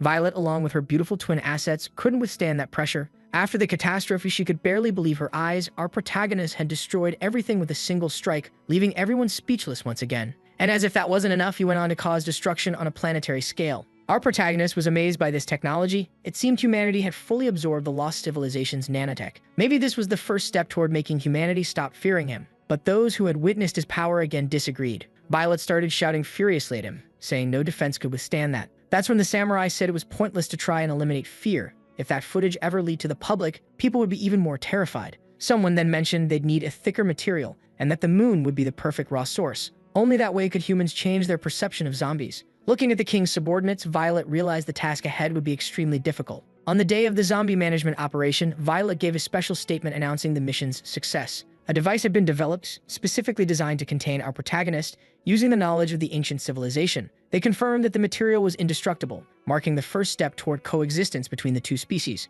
Our protagonist watched his generals carefully as they carried out the whole performance. He was deeply impressed by their talent. It all looked so real. Now he had a bunch of books to read. This was the beginning of our protagonist's grand plan to change his public image in the eyes of humankind. All he needs to do is gather the necessary items for his personal growth and finally go to prison. One proud extra said the people of the country are cowards and weak, even though they already have powerful technology. Now that our protagonist's subordinates have betrayed him, he no longer wants humans and zombies to coexist. Unfortunately, he died too early in the last great battle and ended up losing the key points of that story arc. The disobedient general of our boy is still being punished, wishing he could leave that place as soon as possible. That's when he noticed something happening on top of the building. That arrogant extra wanted to take advantage of the situation to eliminate all those threats once and for all, and he decided to shoot at the general. The bullet caused massive destruction to the building, accidentally freeing our protagonist general, who immediately fell and started apologizing, saying he didn't do anything to deserve being released. That's when he noticed Blackie was missing. Elsewhere in the city, Blackie was explaining that zombies would now cooperate with humans and take their leader to prison.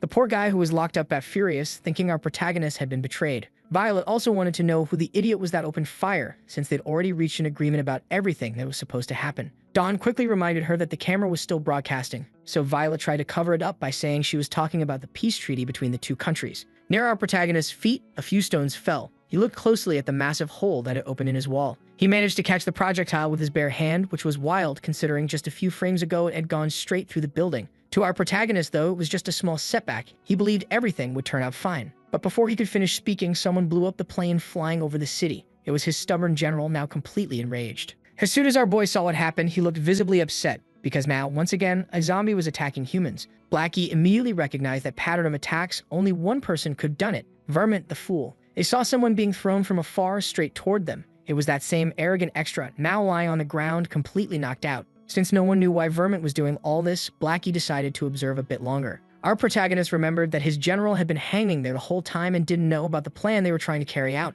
With his dog-like loyalty, Vermont couldn't accept that his leader had been betrayed, even after cooperating with humans, and now he was determined to wipe everyone out. That's when our protagonist's friends realized he was completely out of control. Within seconds, the poor guy caused massive destruction, and the equipment that was supposed to take our protagonist to prison started falling from the sky. He needed to act fast before things got any worse. Now caught up in all that emotion, he ended up feeling a bit excited. Poor Vermont got hit in the head, a blow far worse than all the damage he caused. The shockwave spread even more destruction across the city, and in the middle of it stood our protagonist. But now he was in his form with black hair and gray skin. The humans who saw the transformation up close were terrified. Our boy asked what they were staring at. It was time for them to try capturing him. After all that chaos, our protagonist finally surrendered. Right at that moment, he was already being sent to the moon. That day would go down in the history of civilization. Reporters everywhere were eager to cover what would happen next. They wanted to know whether the law could possibly regulate this new situation. Blackie announced that they'd chosen to side with humanity, and from now on, zombies will have to follow the law. Everyone will be able to keep an eye on our protagonist, since peace is a dream shared by all.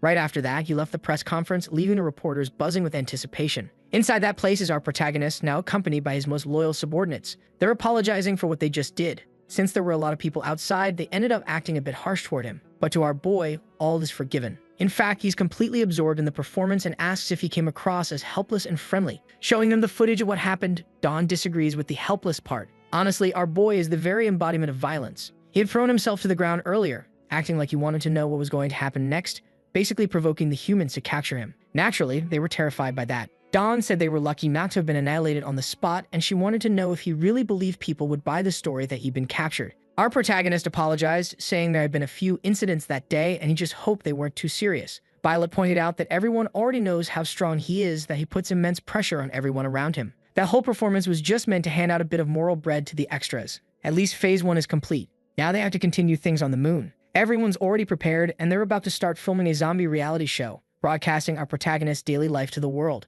Blackie has a list of everyone who'll be helping, since the whole plan has been carefully put together. There's a huge team working behind the scenes. Our boy's only worry was that there might be haters online, but Blackie's already taken care of that. He's got professionals for that kind of thing, people whose job is to make those overly brave keyboard warriors disappear. He immediately got scolded by another general, who told him to stop making that loan shark face. Meanwhile, Violet seemed quite pleased with her new assignment. She's been put in charge of monitoring our protagonist, which means she'll be staying in prison with him. Our boy hopes she'll do her job well. The woman believes that once people get to know him, they'll realize he's just like everyone else. She barely had time to finish her sentence before our protagonist grabbed her by the arm, ready to head for the moon. All it took was a single leap. He completely ignored the friction that could have easily killed Violet on the way up. Our boy landed safely on the lunar surface, to Violet's complete shock. He even managed to bring his luggage with him and looked genuinely thrilled to have arrived at his new home. Since the ancient humans were wiped out long ago, it's been ages since he's seen something like this. It almost felt nostalgic. Before him stood a massive lunar base. Then he noticed Violet waving at him to hurry over. After all, she couldn't really communicate well in space. She then placed a pair of headphones on his head, and filled with rage, she asked why that idiot had jumped all the way to the moon like that.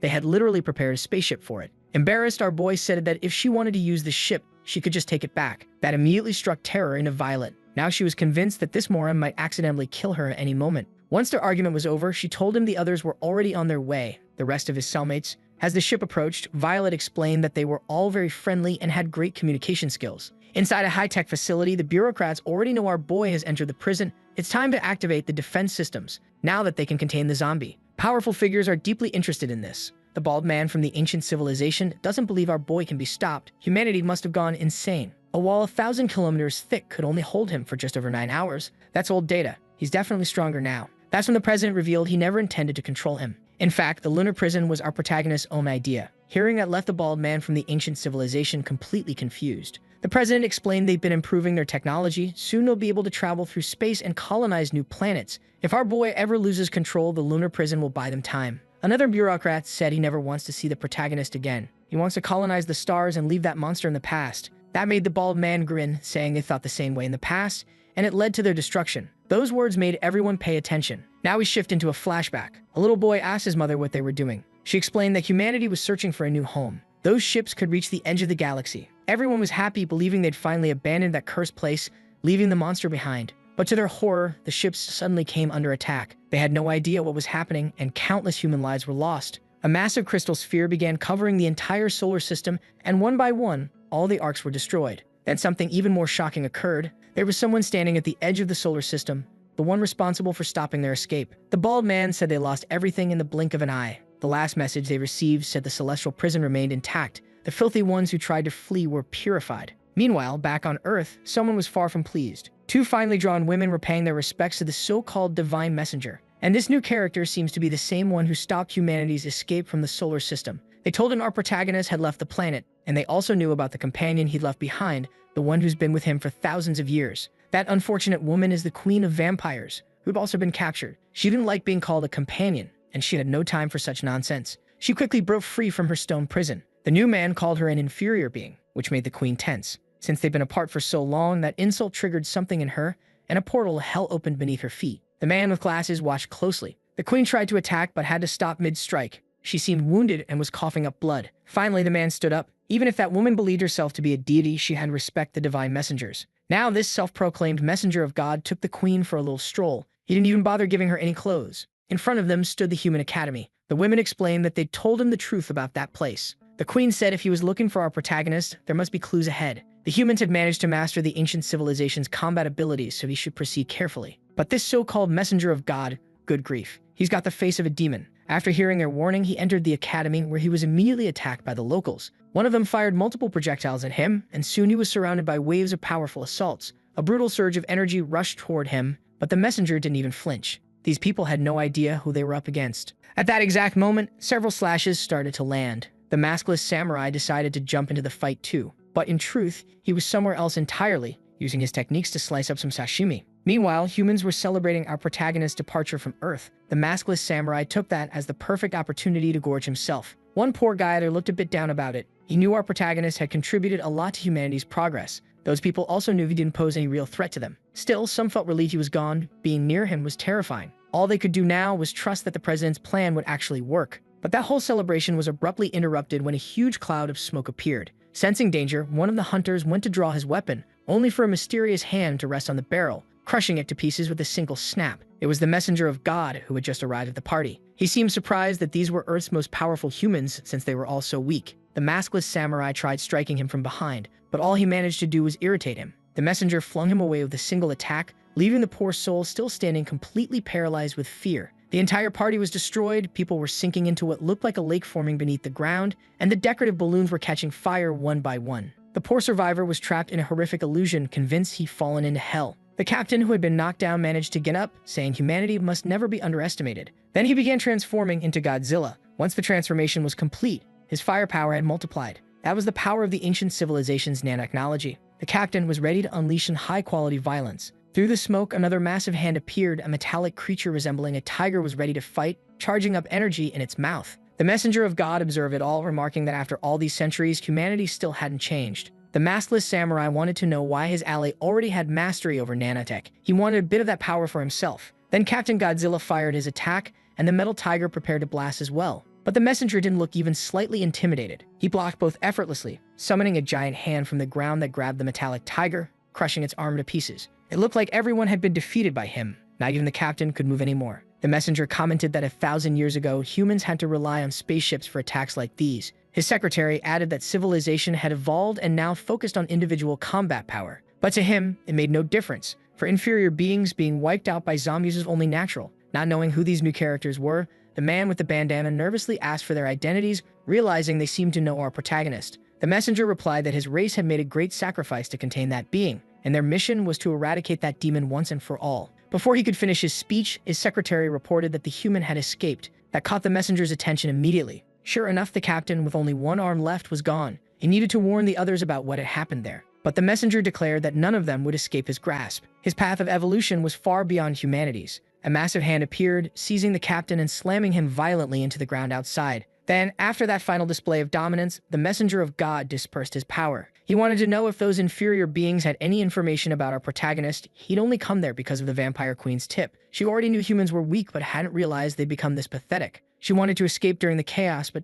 didn't get the chance. So now she'd have to keep cooperating. Finally, the messenger's secretary announced that she had found information about our protagonist. That news excited the queen, since she was the one who had told them to go there in the first place. The messenger of God asked what it was, and his secretary told him to read it himself. It turned out to be the script for the reality show that would take place in our boy's prison. They had decided to broadcast it on television, live for the whole world. The host told viewers that this was the best show on air right now. Over 8,000 criminals had been transferred to that prison, and this show would broadcast everything live, revealing the true nature of evil. While the queen and the messenger's secretaries were visibly uncomfortable with the show, he seemed completely focused on it. The host explained that those dangerous inmates would surely clash with our protagonist, even though it was said that he could coexist peacefully with humans. In the cafeteria, our boy asked for extra eggs. He wanted to use the opportunity to relax and do some exercise. Public reactions to the show were mixed. Some people questioned its purpose, while others demanded that our protagonist be permanently banned from Earth. Just those few seconds were enough to make the messenger of God furious. His secretary reported that thousands of comments had already been made tarnishing our boy's reputation.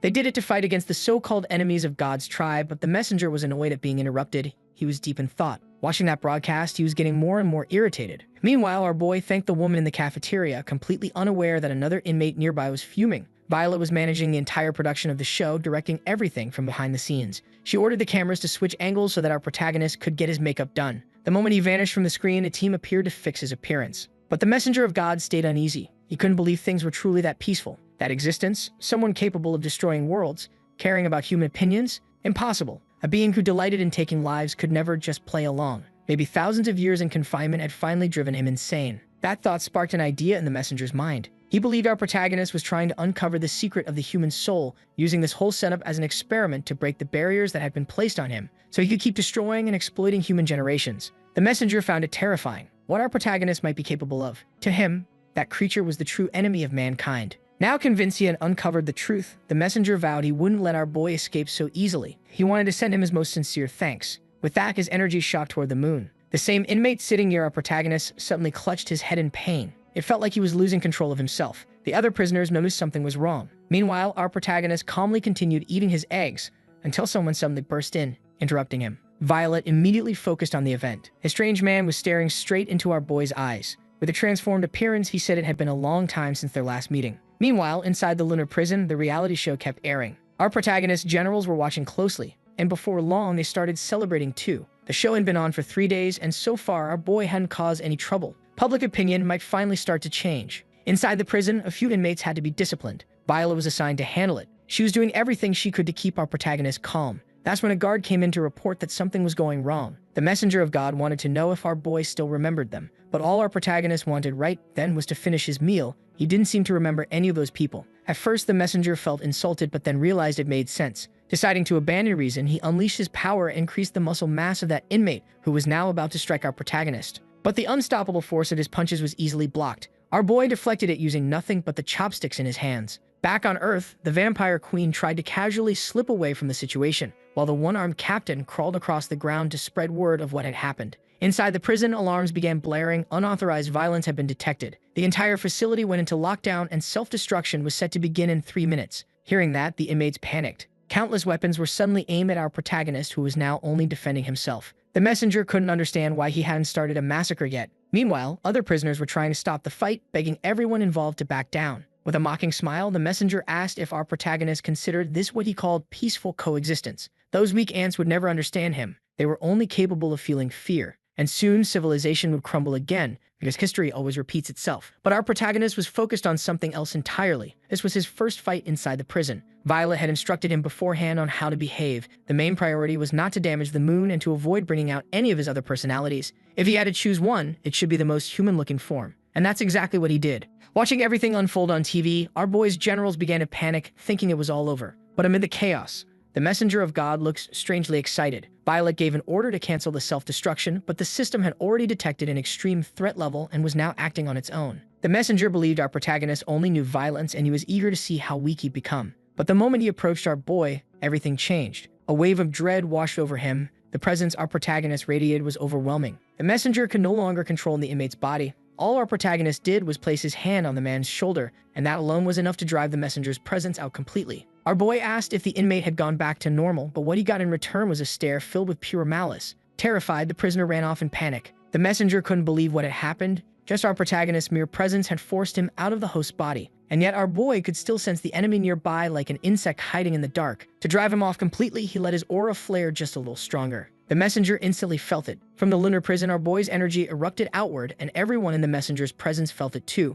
To protect himself, the messenger raised his hand toward the air, but everyone in the room could feel the crushing pressure descending upon them. Back in the prison, our protagonist quickly returned to normal. Since the system no longer detected any aggression, everything reset to its peaceful state. For our boy, that counted as a victory, but for the inmates around him, it was terrifying. As for the messenger of God, he soon realized something: his hand had been wounded. Realizing that our protagonist had weakened over time, but still couldn't figure out why he hadn't attacked the humans, the messenger came to a new conclusion. He believed our boy was trying to turn those ants into his followers, stealing the divine authority that belonged only to the messengers of God. But he wouldn't let that happen. As soon as his army reached that planet, everything would be wiped out, or so he told his secretaries. Now he needed to head to the moon himself to contain our protagonist. The vampire queen couldn't believe he'd actually left like that, which made her feel relieved. It would make her escape much easier. One of his secretaries informed her that the messenger's target was the zombie. The queen replied that the attack on the human academy would soon be discovered, and fighting against our protagonist's followers wouldn't be easy. Still, she said that if those women submitted to her,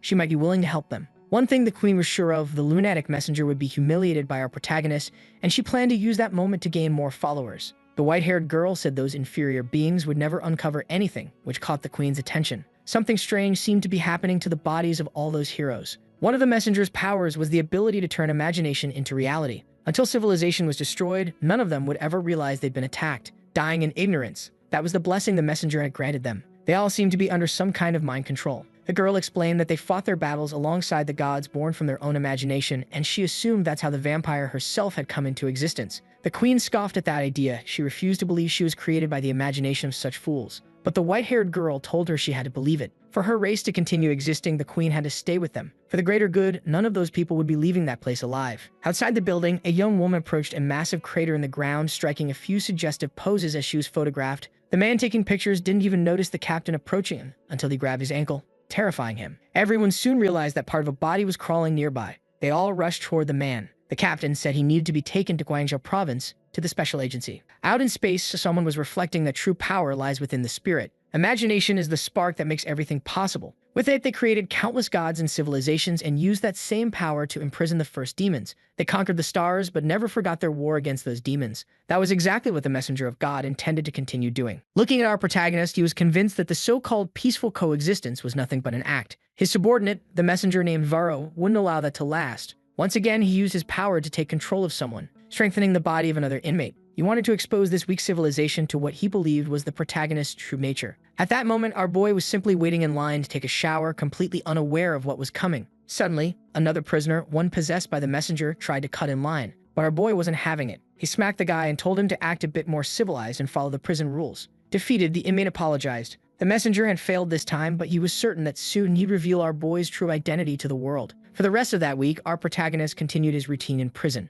He worked out, stayed active, and seemed genuinely happy with his new life. But behind the scenes, the messenger kept trying to sabotage him, taking over more inmates and ordering them to kill our boy. Several of them tried to attack her at once, but they were all thrown back by the sheer force of the air displaced from our warrior's sprint. He was simply out for some exercise. He also really admired the quality of the prison gym's equipment, and once again, the messenger tried to bring him down. But the rationality of those men made them realize immediately how dangerous this was. They had just witnessed our boy lift tons of weight as if it were a few grams. That was too much for anyone to handle. The messenger tried to pressure his pawns into attacking, but those men had already made up their minds. They weren't about to try anything. To our boy, though, that was just the warm-up. Now he was ready to start the real training. No matter what he did, there was always someone around to train with him, which made him genuinely happy. He thought he was making new friends in this peaceful world, when in reality, everyone was terrified of his physical strength. The messenger couldn't understand what was happening anymore. That demon was supposed to have already shown his true nature. Inside the prison, Violet answered a call from Dawn, who wanted to know if there was anything to worry about, but everything seemed fine. Dawn had heard that some people were trying to provoke our boy. Still, after watching his behavior, Violet said he was just trying to adapt.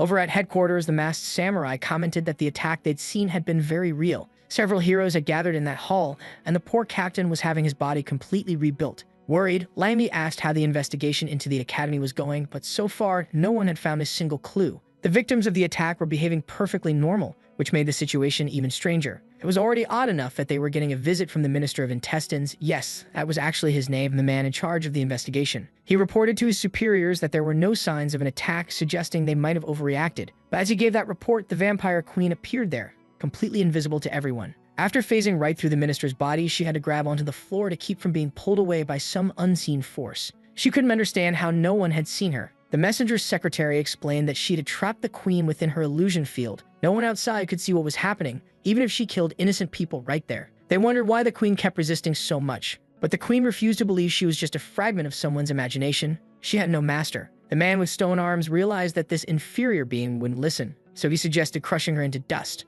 That remark deeply offended the queen, and she promised to grind him into powder instead. Meanwhile, someone told the minister to return to the main building. Right after that, the battle between the queen and the brute began. He managed to hurl her far into the distance with his strikes. When she hit the ground, a massive explosion erupted. The gray-haired girl thought they were wasting time there and decided to amplify the illusion's power to cover up everything that was happening. Meanwhile, a fierce battle unfolded. The queen's attacks were tearing the academy apart completely, and she genuinely seemed stronger than that guy. Another secretary said the queen had lost her reason and would now be shown the true nature of psychic power. Stone, she said, gives birth to molten lava, and now the deities had decided to descend upon this world. After hearing that nonsense, the queen realized things had just gotten a lot more complicated. Her opponent had turned into a giant made of stone, towering higher than the entire city. Out in space, the messenger of God was still seething over what was happening, while someone tried to seize control of the minister's body. The queen stood her ground, watching carefully as she faced her new colossal enemy. While the secretary said that huge lump would demonstrate a god's true power, the queen declared they talked too much and signaled the stone block to crush her enemy. Their fists collided in midair. The queen felt the pressure of that blow. It was capable of devastating everything in its path, and it tore the queen's arm off in the process. As she tried to recover, another strike came at her. Finally, the queen restored her arm and this time chose to dodge the attack, using the chance to climb onto the creature's arm. She quickly made her way toward the monster's head. The messenger's secretary tried to stop her, ordering the creature to slam the ground with all its might. After that, numerous spikes burst from its back, preventing the queen from getting any closer. Her entire body was pierced by the spikes, which spread across a vast stretch of land. The queen was badly wounded. Watching from almost space, the secretary noted that those spikes absorbed divine power until nothing remained, and the queen had been trapped by them. Begging for mercy wouldn't change her fate. The secretary vowed she'd end her right there. Smirking, the queen vanished. The secretary hadn't expected her to disappear so fast. Then her friend warned her to pay attention, but it was too late. Her throat had been cut. The queen was furious and wanted to make people feel pain. The secretary clutched at her wound, weakened, and collapsed toward the ground. The gray-haired girl rushed to help, saying her friend had been careless. The queen grew more confident, realizing even gods could bleed. At that moment, the gray-haired girl began healing her ally's wounds. After suffering such an injury, the queen wondered how a god without a master could be so powerful. There was no time for questions. They had to finish the fight quickly. The gray-haired girl decided to use the power of imagination to make something real once again. A bell had been rung and time marched toward eternity. My god, she literally materialized a rabbit. With so many dangerous creatures around, she chose a prey. Some people really don't think. It looked like a rabbit in one panel, but who knows, maybe a wolf or just fan service. The secretary ordered the stone mountain to attack once more. From the rocks, a huge hand rose. People flying in a nearby plane peered out the window, sensing something dreadful happening below. Meanwhile, the gray-haired girl pushed the imagination power to its limit. Massive energy concentrated in the air, reaching the plane so that the passengers could no longer see reality. They were all trapped by her jinjutsu. Even the vampire queen was having trouble because the summoned creature decided to strike her. But before the queen could prepare, her enemy turned invisible, and she was caught off guard by a blow from the stone man, so powerful it sent her flying for kilometers. The rabbit that looks like a wolf kept carrying its power, while the gray-haired girl grew angrier. The messengers believed they'd won the fight, even though they were surprised by the queen's resilience. She was revealing herself as a terrifying foe. The queen seemed knocked out in the middle of the ocean. Having spent so long on land, she should have been much weaker by now. Then the rabbit said it felt the strange energy sustaining that woman's life. After taking so many hits, a mysterious glow began to appear on the queen's body. It was our protagonist's power inside her. The rabbit warned that if the queen managed to use that power, everyone would be dead. Now she rose from the ocean, unleashing a massive storm of blood. The secretaries noticed the rain, and it terrified them because it wasn't water falling from the sky. Far away, the queen decided she would no longer be oppressed by these low-tier side characters. She was at the peak of her power now, and the poor secretaries realized they were about to get completely crushed. The vampire hurled blood shaped like nails straight at them. The girls understood they had to act fast to avoid being obliterated, but the attacks came endlessly. The rabbit-wolf hybrid noticed the queen was using all her divine power. One of the secretaries ordered the stone giant to protect them, and he did everything he could to block the incoming blows, placing his body in front of them. But instead, he chose to counterattack the queen with all his might. Even so, she managed to hold back that attack while striking the secretaries at the same time. Trying to stop their mistresses from being annihilated, the fan service rabbit finally took action. After the massive explosion, the stone man returned to his original form. His entire body had been destroyed. Huge chunks of debris flew toward the city, and for the love of God, I could have sworn the city had already been destroyed. But apparently, that's happening right now because those rocks have to fall somewhere. The man who had sworn to defeat the queen was now completely drained. The gray-haired girl tried to use a spell to turn back time, but her power had reached its limit. She couldn't restore their bodies anymore. She had spent every ounce of her energy. The creature she had summoned knew that once it vanished, its remaining energy would flow back to its source. Once again, the secretaries wondered how the queen could possibly be so powerful. The only explanation was desperation. Since she had no master, she had burned through all her energy to destroy the stone man. The queen was pleased with her victory, but her body began to fade away. The gray-haired girl sensed someone approaching. When she turned around, she saw a figure glowing against the sunlight, someone coming closer at incredible speed and completely naked. He now knew who was behind all of this, and he was about to show them the warmth of humanity. The girls froze in pure horror at the sight. The Minister of Intestines almost struck them, but at the last second, the stone man stepped in to block the blow. Their spiritual energy was nearly gone, and once that happened, their control over the illusion would vanish too. They had to run. But the secretary was furious and ordered the stone man to beat that weirdo to death. Obeying his mistress's command, he began striking with full force, hitting the minister again and again. But the strange man was incredibly tough. With only a few movements, he managed to immobilize his opponent. To make things even worse, Dawn was already prepared to add some chaos to the battlefield, firing a powerful laser straight at them and completely obliterating the top of the building. Once again, the stone man prevented total disaster. All of them were about to be arrested for endangering innocent lives. The secretaries believed this mysterious power must have come from ancient technology. That was the only explanation for their defeat after being weakened by the queen. While they were talking about it, molecules began to materialize in the air. The queen reappeared, proving she hadn't been destroyed. The messengers couldn't believe it. She didn't have a host, so regeneration should have been impossible. The queen brushed off their nonsense, saying once again that she didn't need such things. She was the queen of vampires who had fought the zombie for thousands of years. But she admitted that using his genes was truly fascinating, and it was time to take a little more. Meanwhile, something far worse was happening on the moon. The reality show featuring our protagonist was still being broadcast, and it seemed to be a massive hit with viewers. And on that day, a live variety show was about to take place. The audience had to decide who was the most likable participant. Our protagonist was the first to perform. Outside the prison, the messenger of God watched everything closely, realizing that our protagonist wanted to become a celebrity. But what truly infuriated him was being ignored for so long. He had been taking control of inmates to attack our boy, who so far had handled all the provocations with ease. He was even progressing through the stages of the show. The messenger finally decided to settle things personally, sending his power directly toward the prison. Approaching Violet, our protagonist asked if his performance was good. She told him he was becoming very popular, and little by little humanity's perception of him was improving too. The host then announced the start of the second stage. It was time for our protagonist to return to the stage. As soon as he stepped into the spotlight, he felt something different. While being introduced to the audience, our boy looked up at the sky.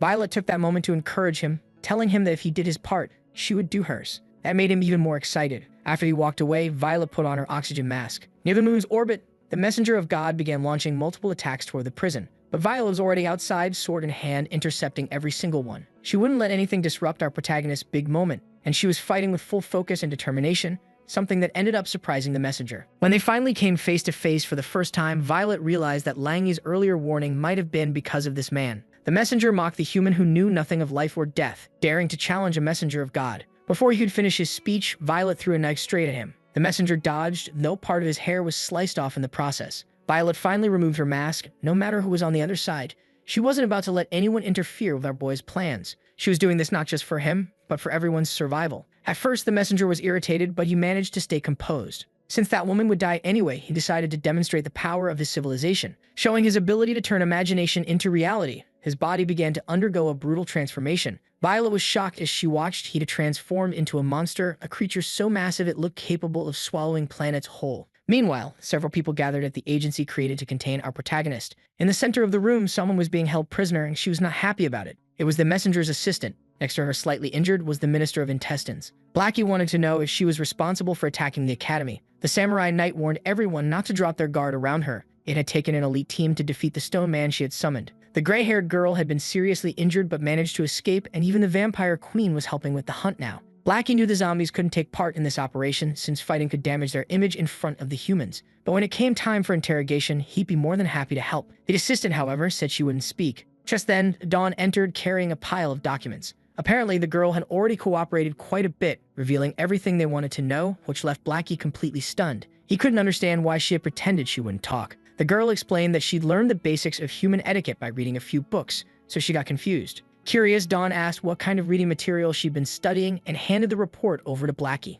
The divine civilization uses imagination to summon gods for battle, and their goal is to purify this world. The secretary said she hadn't done that of kindness. Allowing them to disappear in ignorance was, to her, a gesture of mercy. Mortals, after all, could never withstand the destruction that gods were capable of unleashing. But Dawn doubted that those so-called gods were stronger than our protagonist. The secretary explained that the messenger of God had already gone to destroy him personally. All they needed to do was look up and then understand what was happening. Dawn immediately turned on the TV. So far, our protagonist's show was going on like normal. He was already preparing his 7th egg-based dish. The samurai warrior confirmed that nothing unusual had happened inside the prison. Everything was perfectly normal. Dawn asked if the messenger she mentioned hadn't already been defeated by our protagonist, but the secretary said that was impossible. To everyone's surprise, Blackie interrupted, saying the battle had already begun. The samurai was confused. None of the cameras had captured any footage of it. That's when Blackie pointed toward the moon. The monstrous creature was already on the move. Violet was managing to hold her own for now, but she had to stay completely focused. The monster was absolutely enormous. The messenger realized he was fighting someone blessed by our protagonist, but even then her power was far from threatening. He faced Violet without hesitation. Violet couldn't understand what this guy's motive was anymore. Not even her advanced nanotech equipment could cut through those summoned beings. While she tried to come up with a defensive strategy, Dawn told her not to waste time on that creature. Easier said than done, though. Those tentacles were a real problem. Dawn said they had pinpointed the monster's position through satellite tracking, so Violet needed to back away and let the prison's defense system handle the rest. The first strike was launched and the entire facility was now engaged in battle against the creature. All Violet had to do was retreat a little. For just a few seconds, she might be able to pull it off. But the genes of our protagonist were becoming more active inside her, making her body weaker by the minute. Even so, she had to keep trying, even if only for a short while. Then the messenger of God realized she wasn't infected at all. She carried our boy's genes. And at that moment, they had become a burden on her. Furious, the messenger said he had wanted to end her life painlessly, but now that she'd accepted the demon's genes, things would be different. He gathered all his power into one hand. The creature was about to wipe everything out in a single blow. The messenger was ready to destroy it all. His demonic summon began drawing energy directly from the sun, firing a massive attack straight toward the moon. But Violet refused to let that place be destroyed. She positioned herself against the oncoming blast. Yet the sheer force of that energy was too much, even for her transformed state. She was thrown violently aside as a devastating strike closed in. On Earth, people tried to comprehend why the moon had exploded like that. All of the lunar prison's defense systems had been wiped out. Dawn was panicking, desperate to know what had happened to her friend. Even a masked samurai couldn't believe the sun itself had been used as a weapon. Blackie told everyone to calm down. The moon hadn't been completely destroyed, but it was dangerously close to being obliterated. A massive wave of debris was heading toward the prison, throwing countless extras into a state of panic. Violet was out of commission, but she'd been saved by our protagonist. As she struggled to open her eyes, our boy told her to go back and rest. He knew exactly how to handle this guy now. And with that, our protagonist's hair rose to level 3, clear proof that one hell of a battle was about to begin. Thousands of years ago, that civilization was forced to abandon its planet and wander among the stars. During that time, they witnessed countless transformations across the universe until imagination itself became their source of power. That was the dawn of the divine civilization. The messenger believed their level of existence was far beyond our boy's understanding, but now he stood before him, fully transformed into his level 3 form, something between Goku and Ichigo in his Mugetsu state. The messenger was convinced that this time he'd finally capture him for real and make sure he died completely within that prison. On Earth, people were terrified of what was happening on the moon. They'd been told an alien civilization had launched an attack. Everywhere, bystanders were panicking. The messenger ordered his beast to strike. A massive surge of power engulfed Earth's satellite, and an ocean of flames rushed toward the lunar prison, sending all the inmates into total panic. None of them had imagined things would escalate this far. Violet demanded that the broadcast continue. Humanity needed to see their savior fighting to protect them. On the news, reporters narrated our protagonist's bravery in real time. Out in space, a fierce battle was unfolding. Our boy decided it was time to go on the offensive. Charging straight toward his enemy without hesitation, he cut through that demonic creature as if it were made of paper, leaving the messenger of God completely speechless. Even he had been struck by the blow. Meanwhile, our protagonist remained completely unharmed. When he looked back, he saw the massive destruction he had caused to the creature, and that same damage was mirrored on the messenger's body. Wounded and stunned, the messenger could only reach one conclusion. A demon was still a demon. And now our boy held the messenger's heart in his hand. But instead of crushing it, our protagonist calmly returned it to him. The messenger, still disoriented, had no idea what was happening. His monstrous summon suddenly reawakened, but before it could act, it was torn apart by another brutal strike. Our boy stood face to face with his opponent. With overwhelming strength, he grabbed the messenger by the mouth and slammed him straight into the lunar surface. While that battle raged back on Earth, humanity had begun constructing a secret evacuation base. There was a ship there capable of carrying 30,000 people. The bald man from the past said it was pointless, but still chose to help push their technology forward. The mad professor had developed a drug to help humans hibernate during space travel, since time itself was their greatest enemy. The president celebrated since all they wanted was to escape the cursed planet. They planned to make their move while our boy was occupied on the moon. They were also told that the energy of a dying star had been detected, and it came from our protagonist's hands. Hearing that, the room fell silent. The most foolish among them told the women present not to interfere with their plans. Back in space, the monstrous dragon was barely holding on, and the poor messenger couldn't take another hit. Finally, our boy let go of his transformation, returning to his usual friendly zombie self, apologizing for hitting too hard. Defeated, the messenger still couldn't comprehend his words. Since our boy had pressing commitments with the reality show, he started heading back to the prison. But before he could leave, the messenger called out to him. In the records of their civilization, the messenger said our boy's power had been witnessed countless times. They had never stopped researching him. And only after facing him directly did the messenger finally understand. He was far more terrifying than the myths had ever described. Struggling to stand, the messenger began regenerating his heart. Our protagonist couldn't understand why he hadn't fled yet. Then he saw it, a dark energy gathering across the moon, bringing that dangerous dragon back to life once more. The messenger of God had made up his mind. He was given the mission to hunt down beings like our boy, and that's exactly what he intended to do now, using his new brutally powerful transformation. Things on Earth, however, were far from calm. After the news of the attack, panic spread across the population. The messenger's secretary had been tasked with sowing chaos, and she was pleased that she no longer needed to. In her eyes, this fragile civilization would collapse on its own soon enough. Breaking news began to spread everywhere. The messenger had been defeated by our protagonist with a single punch. The terrified citizens were stunned, dropping whatever looting they'd been doing and rushing back to their normal lives. Watching this, the secretary couldn't believe the situation had been resolved so quickly. Dawn remarked that for our protagonist, world-ending events were basically just another Tuesday. Still, no one was certain whether the fight had really ended with one punch. None of the cameras were transmitting anymore, but Blackie spoke up, saying the battle wasn't over. He could still feel a deadly energy coming from the moon, something far more dangerous than what he ever sensed from their own side. Now our boy had to face an unbelievably powerful creature. The messenger of God was preparing to unleash his ultimate technique, a heat so intense it could melt any substance in the universe. It was the very temperature of the sun itself. He used the concept of lunar heat reflection to forge a blazing blade in his hand. No matter how strong our protagonist was, this attack would surely end him. But before the messenger could strike, our boy's personality shifted again. Even so, the messenger managed to land a brutal slash across him.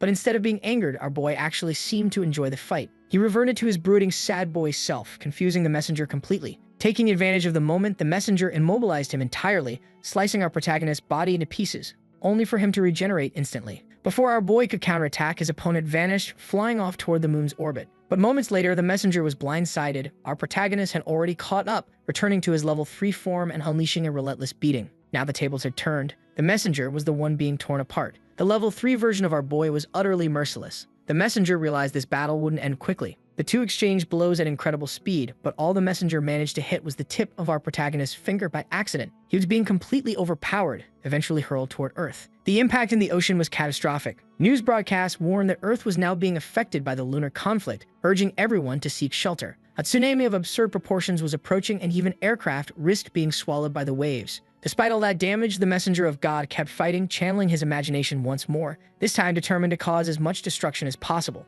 Our protagonist, meanwhile, was fascinated by his opponent's abilities. Then suddenly, he remembered who these beings really were. The messenger prepared to wield his bone sword again, executing a devastating strike aimed at our boy who hovered calmly in the sky. But the attack missed, though it was strong enough to slice the moon in half. The sight sent everyone on Earth into panic. The planet's natural satellite now hung above them in 2 broken pieces. Even after that, our protagonist remained completely unfazed, while his enemy desperately searched for a way to win, summoning over the Earth a colossal demon with 1,000 faces. The monstrous being could be seen by everyone still alive below, filling their hearts with terror. Through it all, our boy continued his deadly battle with the messenger, who had now reached his most powerful form, finally managing to withstand the blows of the undead warrior who had once saved the world. He wanted to push our protagonist to his absolute limit, convinced that his body, reinforced by divine imagination, could not be defeated. The blade he'd forged was also capable of stopping our boy's regeneration. His abilities had been refined over millennia for one purpose: to destroy this great evil, and the messenger of God was determined to complete his mission. But our protagonist dodged each strike with incredible speed.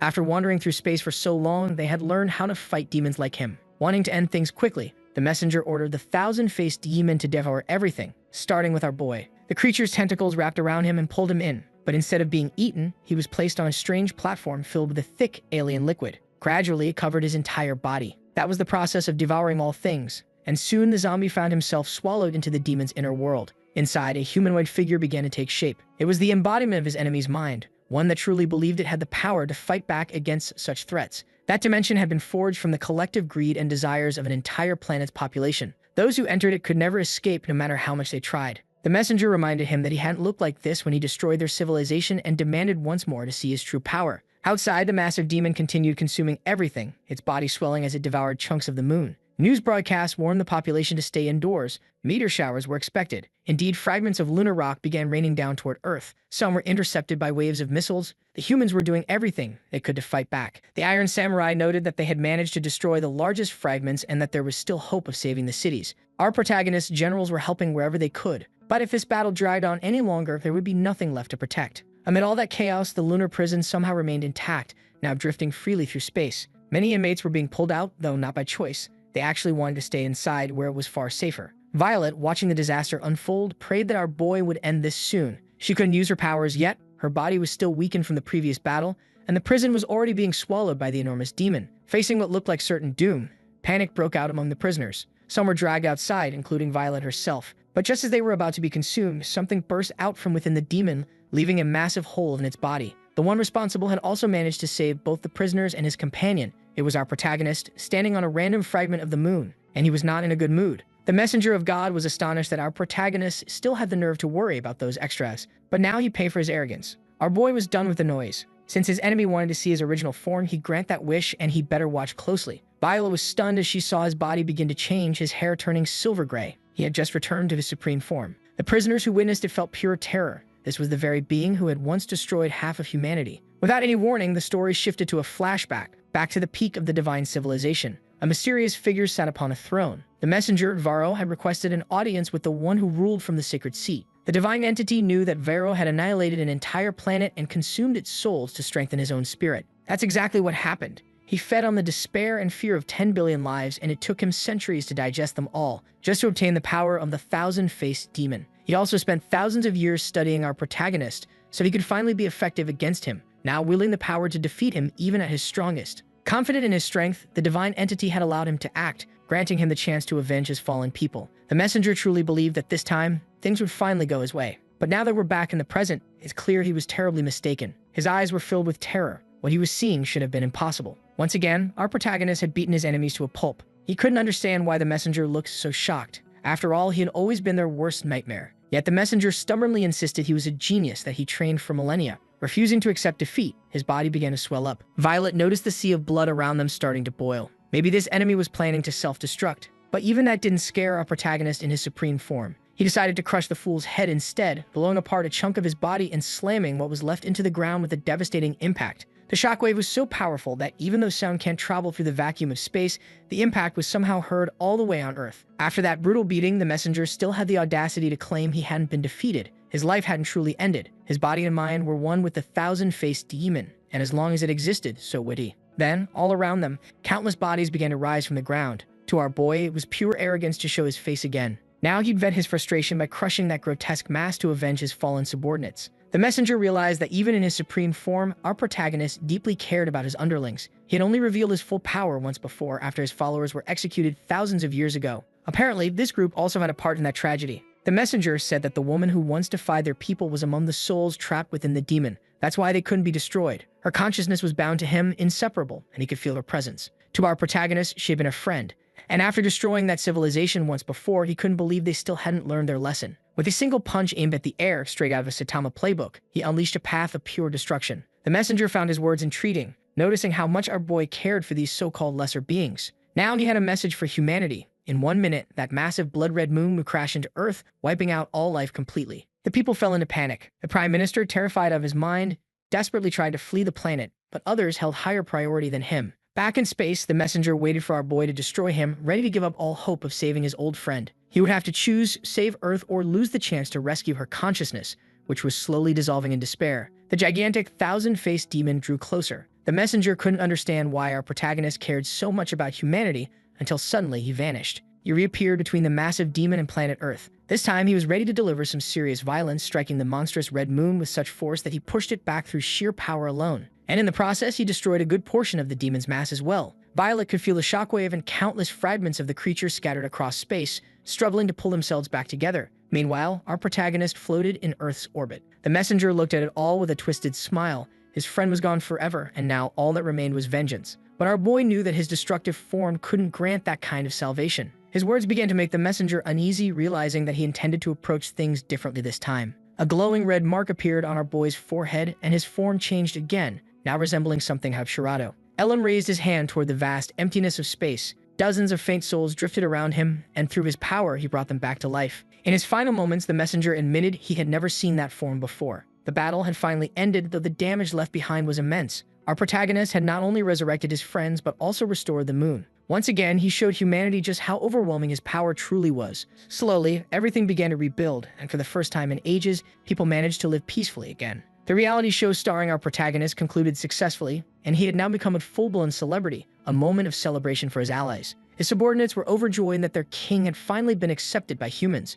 Dawn admitted that if it hadn't been for that last enemy, things wouldn't have fallen into place so quickly. The messenger's secretary, still imprisoned, only wished for a moment of peace. The Iron Samurai received an official document from Nation B, written in very diplomatic terms. The zombies were eager to know what it said. Apparently, the prime minister of that country had abandoned Earth, taking several influential figures with him and leaving the nation impoverished. Now, Queen Talisha wanted to invite our protagonist to become their new prime minister. It was strange considering that nation's original goal had been to exterminate zombies. The Minister of Intestines remarked that if he accepted, he might even become president one day. Some zombies were suspicious of how easily they were being welcomed this time. After all, their earlier attempts had sparked mass protests. But after our protagonist's latest show of strength, there was no one left who could oppose him. Our boy was a being of many sides, and even restoring what was once lost was within his reach. Humanity had simply decided to accept him for what he was. In every sense, this was the beginning of true coexistence. His wishes had finally become reality. Now the Iron Samurai wanted to know where he was. Dawn explained that Violet had been experiencing side effects since her resurrection, and our boy was helping her recover. Somewhere out in the ocean near an aircraft carrier, something unusual was happening. Violet appeared to be training her movements fast and precise. Our protagonist threw rocks in her direction, helping her learn how to control her new psychic abilities. Violet followed his every word, wearing her zombie mask and wielding her powerful sword. She was ready to block any attack. Then, a red formation appeared across her back. She lunged forward with fierce determination, slashing her blade toward him. But according to him, it still wasn't enough. She needed to learn how to channel his genes to strengthen her physical body. As soon as she released her full potential, Violet's mask shattered completely, leaving her weakened. Our boy realized they'd failed once again. But before he could say anything, she used her psychic powers against him, trapping him within a barrier so she could strike. The moment of contact finally happened, but it didn't cause any damage. The sad boy version of our protagonist realized she'd lost control and was attacking wildly. That was as far as they got that day. To contain her, our boy switched to his level 3 form, hitting Violet on the head to calm her down. She ended up being thrown deep into the ocean. Sometime later, a few people arrived at headquarters. It was our protagonist alongside Violet. According to him, that day's treatment session was over. Violet was taken straight to the infirmary, where she was now being treated by Dawn, who already knew the training had failed again. Violet explained that whenever she releases the power of the genes, her body starts to break apart and she loses control. That's because of the 10 billion souls collected by Varro, which are now fused with her consciousness and can't be separated. If she doesn't strengthen her body to the level of a chief zombie, she'll end up exploding sooner or later, and the blast would be strong enough to engulf the entire Earth. Desperate, the captains begged her to keep trying, but only she knew she'd been getting pummeled by our boy every single day. Faced with this problem, our protagonist came up with an interesting idea. He suggested they try using the Divine Civilization's technique to control the power, since he had already seen their cultivation methods before. He casually pulled his brain out of his own head, saying he was going to create a dream for her that would take her back to that lost era. Seeing everyone's horrified reactions, he asked if there was a problem with that, only to be told that, yes, it wasn't exactly normal to casually remove your brain like that. Meanwhile, something was happening in the palace of the Divine Civilization. The gray-haired girl was reporting when it occurred, pleading for help. The great entity wanted to know who she was and where Varro, its messenger, had gone. The girl explained that he'd been defeated and scattered throughout the solar system. Another man in the room called him a fool for thinking he could defeat our boy alone, noting that he'd only managed to prove that their enemy could manifest even greater forms of power. The girl told the Lord that, based on her observations, it seemed our protagonist truly wished to live peacefully, and that he'd been saying the same thing all this time. The entity turned its gaze toward the Grand Throne. It seemed they had been abandoned by our protagonist. His name was even engraved upon that throne. The Lord asked what they were supposed to be now. Back with our boy gathered with his subordinates, they were getting ready to drink heavily. Some alcohol was poured onto his exposed brain, and it turned out he wasn't very tolerant to that kind of drink. So he asked his subordinates for a little more, and they began mixing stronger cocktails. Violet didn't understand why they were doing this, but since it had been so long, there were many things our boy couldn't remember, and whenever he got drunk, his memories became a bit clearer. The Iron Samurai thought the method was weird, but our protagonist assured him he wasn't a habitual drinker. He avoided alcohol because once, after waking up hungover, he discovered he'd accidentally destroyed a volcano. Dawn started feeling like things were about to get dangerous and asked if she could leave, but the Iron Samurai wouldn't allow it. They were there to record every important piece of information. Our boy noticed his brain was finally in the right condition. He began seeing flashes of memory of his past birthday celebration, of the time he had to discipline vermin, and of a fight where he accidentally sank an entire continent. The humans who witnessed those last memories were understandably terrified. Finally, our boy found what he'd been looking for, the memories of the divine civilization. The world was in ruins, zombies roamed everywhere, yet humanity wielded incredibly powerful psychic abilities. The problem back then was that many zombies lacked intelligence, even though they were extremely powerful. They constantly destroyed humanity's remaining shelters. One of the few ways humanity managed to survive was by gathering its heroes. Our boy's memories begin when he encountered a certain squad. They were all running for their lives from a rampaging dinosaur. The group had gone there to retrieve treasures from an old laboratory, but everything went wrong. Instead of treasure, they found a troublesome zombie, and that was our protagonist. Now he was running alongside the heroes, terrified of the zombie they were talking about, not realizing they were talking about him. In desperation, one of the girls asked why a zombie was running with them, leaving our boy confused since he didn't even know he was one. Meanwhile, the dinosaur was closing in for the kill. The red-eyed boy shouted for his team to stay alert, but the enormous creature's attack was already upon them. The girl was certain she'd be wiped out. A massive path of destruction followed the beast's strike, sending the survivors flying from the shockwave. The red-eyed boy panicked, believing the worst had happened. But then something unexpected occurred. The creature's attack had been stopped by something. The group couldn't believe what they were seeing. That small zombie had stood in the way of the attack to protect a life. Our boy remembered it vividly, the burning pain in his hands. Violet realized he'd had human companions in earlier eras and was now remembering them. He was also recalling the massive villain from back then. The zombies of that age were monstrously powerful, and he had been just one among many, a fact that terrified the humans even more. Finally, he found the right part of the dream to recover his lost memory. He wanted to uncover how to control psychic powers to help Violet. There was another way to experience dreams, by living them fully. When he placed his hands on that small sphere, something strange happened to everyone. The giant dinosaur was charging again, and our protagonist stood before it. Now Violet was inside the dream too. At first, she could hardly believe it. Our boy had replaced himself within that memory, and she now had to play her role in it as well. They all had to prepare for the coming battle. That day, they had barely managed to defeat the creature, so Violet couldn't afford to be careless. Our protagonist planned to block the monster's attack and create an opening for his allies.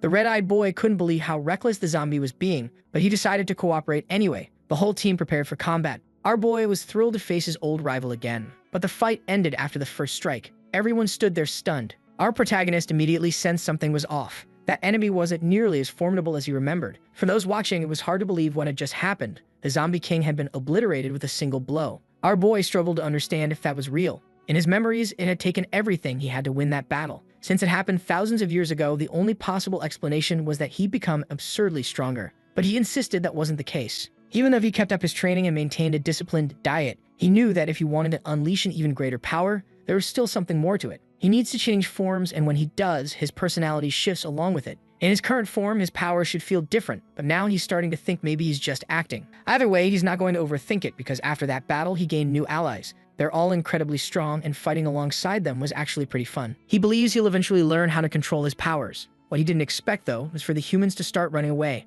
Violet was the first to point it out. People were panicking, completely terrified. That left our protagonists speechless. After their frantic escape, they found a spot to rest. No one could explain how an X-level zombie got obliterated in a single strike. That little zombie's power exceeded every known stat. Still shaken, one of the girls couldn't tell if he was actually dangerous, since he had just saved her life. But her friend went straight to the point.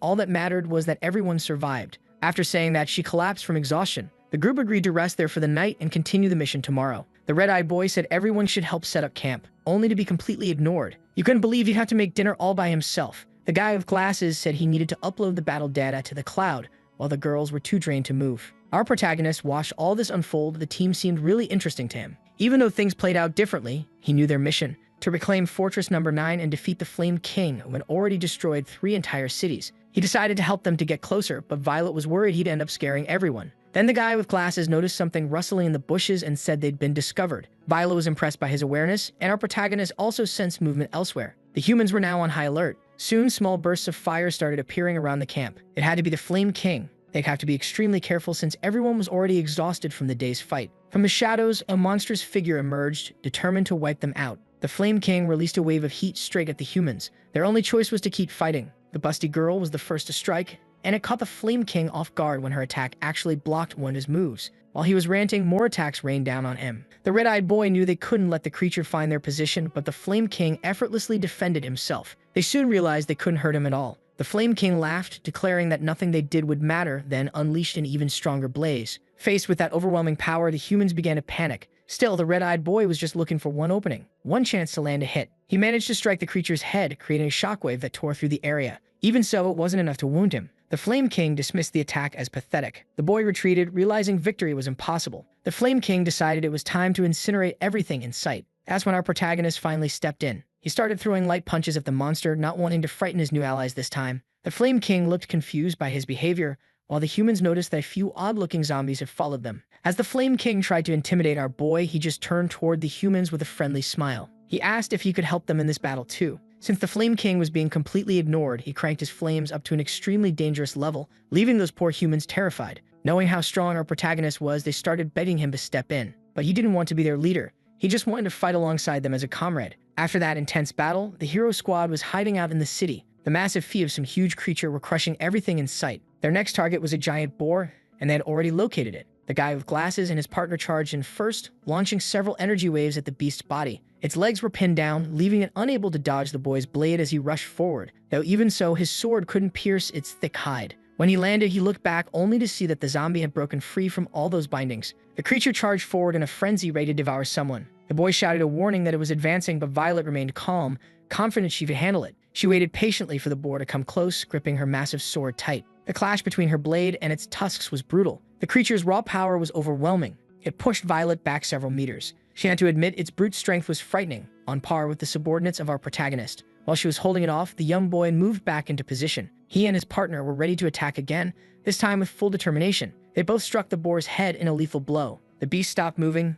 The battle was over. Everyone returned to the ground safe and sound. The mission was a success, and the girl with generous proportions praised Violet, saying letting her join was the best choice they'd made. She just couldn't understand how she'd never heard of Violet before. While they talked, the guy with glasses sensed something off. Something was approaching from the right. Another demonic boar appeared, and they had to run immediately. The creature charged in, furious, leaving a trail of destruction behind. But then it stopped, sniffing the air, and it found the hero's group. This one was a twin-bodied king. That's why the previous hero squad sent to fight it had vanished. The red-eyed boy ordered his team to retreat while he stayed behind to hold the creature off. He started giving a noble, heroic speech when our protagonist suddenly appeared beside him, ready to fight. With just one hand, he grabbed the giant boar, stopping it in its tracks. Behind him, the young boy kept shouting for his team to run. But when they saw what was happening, they knew there was no point explaining anything. The shockwave that followed said it all. Even Violet wasn't sure whether our protagonist's presence brought relief or worry to these new companions. Now that the mission was over, they all headed back to base. The red-eyed boy and his curvy partner were ranked S level. The guy with glasses was level A,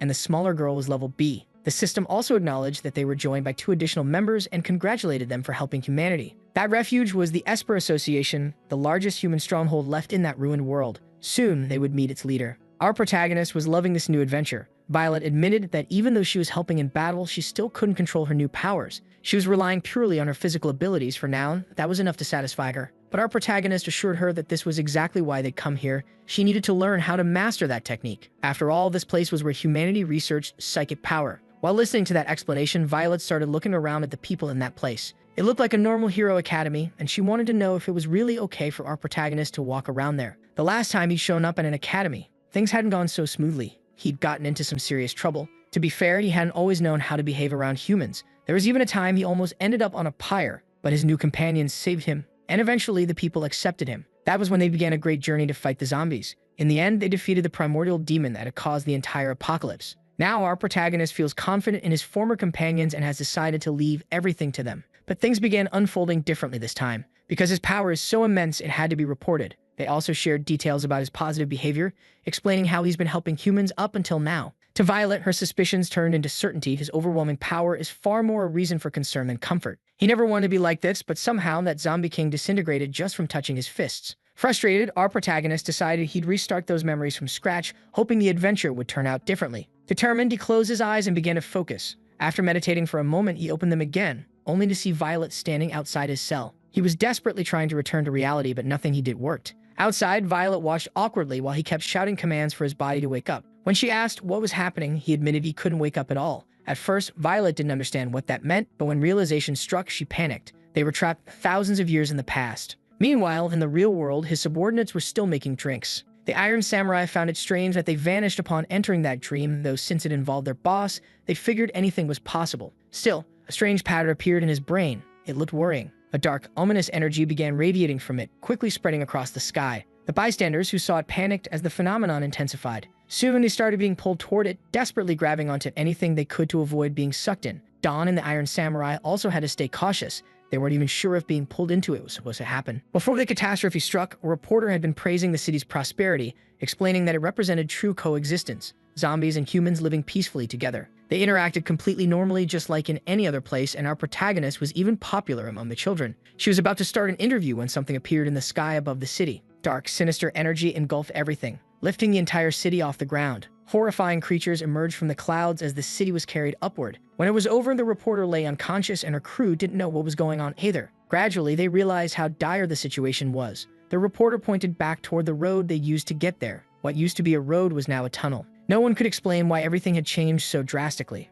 As they tried to figure it out, a strange noise echoed from that tunnel. To their horror, several zombies appeared. But something was off, because the zombies from this city were supposed to be friendly. Before things could get any worse, the subordinate nicknamed Juiceman showed up to save the day. They'd been tasked with protecting all the humans, and using his overwhelming strength, he lifted the entire road into the air, crushing the evil zombies beneath it. Afterward, he reported to his allies that the humans were safe. The poor folks could barely even thank him. Access to the city seemed completely sealed off. Massive boulders blocked every route. The flying creatures in the sky were also being wiped out one by one. Dawn had her machine gun blazing nonstop, but even she had no idea what was really happening. Piccolo figured this whole mess started because they poured too much alcohol into our protagonist's brain, causing everyone to mix with his memories. In the real world, there was probably nothing left but a crater where the sea used to be. Piccolo explained that memories like these were incredibly powerful. If they died inside that world, they'd actually die for real. Dawn suddenly noticed one of those monstrous birds swooping up behind her. She dodged just in time, shot it down, shouting that someone needed to wake up their boss before things got worse.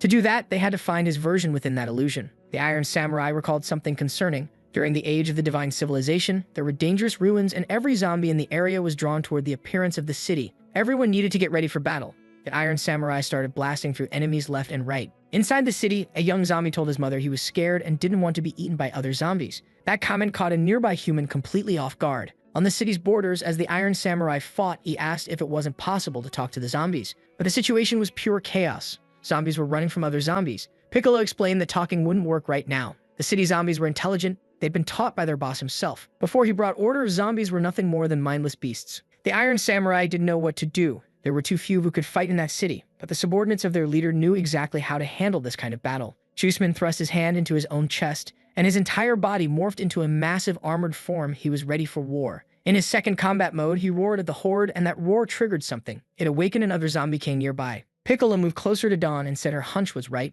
Behind every zombie swarm, there's always a zombie king. Once Juiceman defeated that creature, he gained control over its minions. But Dawn wasn't sure they could actually win. She knew how terrifyingly strong the zombies from that era were. Still, Juiceman was used to this kind of job. Meanwhile, our protagonist was panicking about his current situation, afraid the humans might start painful experiments on him. While he was venting, a powerful woman entered the room to question him. She was a security officer named Greta, sent there to evaluate him. At first, he was thrilled by her presence, assuming she was friendly. He knew she held a high rank within the association. He asked for a comfortable place to stay, something to eat, and that his friend receive guidance to develop her powers. But Greta didn't seem to like how casual he was being. She immediately struck his cell bars and scolded him for acting so relaxed, asking if he'd gotten tired of living. Violet noticed that Greta had called him by the name Juiceman, and she froze in disbelief, refusing to accept that it could possibly be true. The citizens of that refuge were all gathered together. After all, it was thanks to everyone's cooperation that peace even existed. The leader announced that he had something important to share. Zola, the president of the association, stepped forward with a major declaration, the one responsible for destroying 3 human refuges.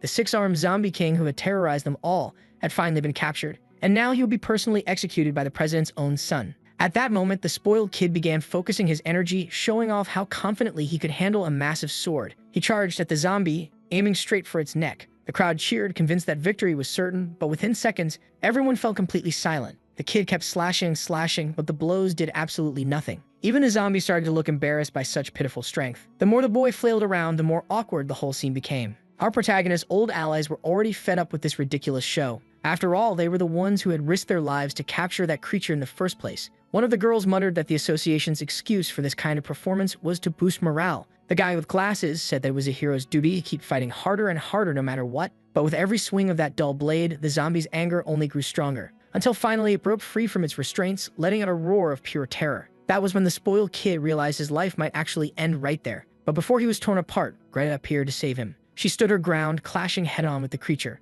Not even the monster's 6 arms were enough to overpower her. Proving her strength, Greta faced the zombie alone. The beast prepared a brutal strike, but Greta countered with an incredible display. Using her psychic ability, she lifted the creature into the air and launched her sword straight toward its head. The blow was devastating. The zombie was shredded into several pieces, and Greta calmly declared the execution complete. Her victory brought joy to the survivors, who now placed even greater faith in the association. Our protagonist and Violet had been watching everything unfold. Both of them were impressed by Greta's power, but Greta herself wanted to know why Violet had chosen such a Juiceman-style form. He explained that it was her choice, that she thought it looked cute. Violet couldn't help but question their entire sense of aesthetics. Meanwhile, the president's son was throwing a tantrum at the guards. Because of their incompetence, he had almost gotten hurt, and now he demanded another execution target. Furious, he ordered that our protagonist be brought forward for immediate punishment. Since our boy was already a prisoner, it made things much easier for them. His allies were alarmed. They knew he could be trusted. Greta even stepped up in his defense, confirming that despite his odd behavior, he wasn't violent. The spoiled kid refused to listen,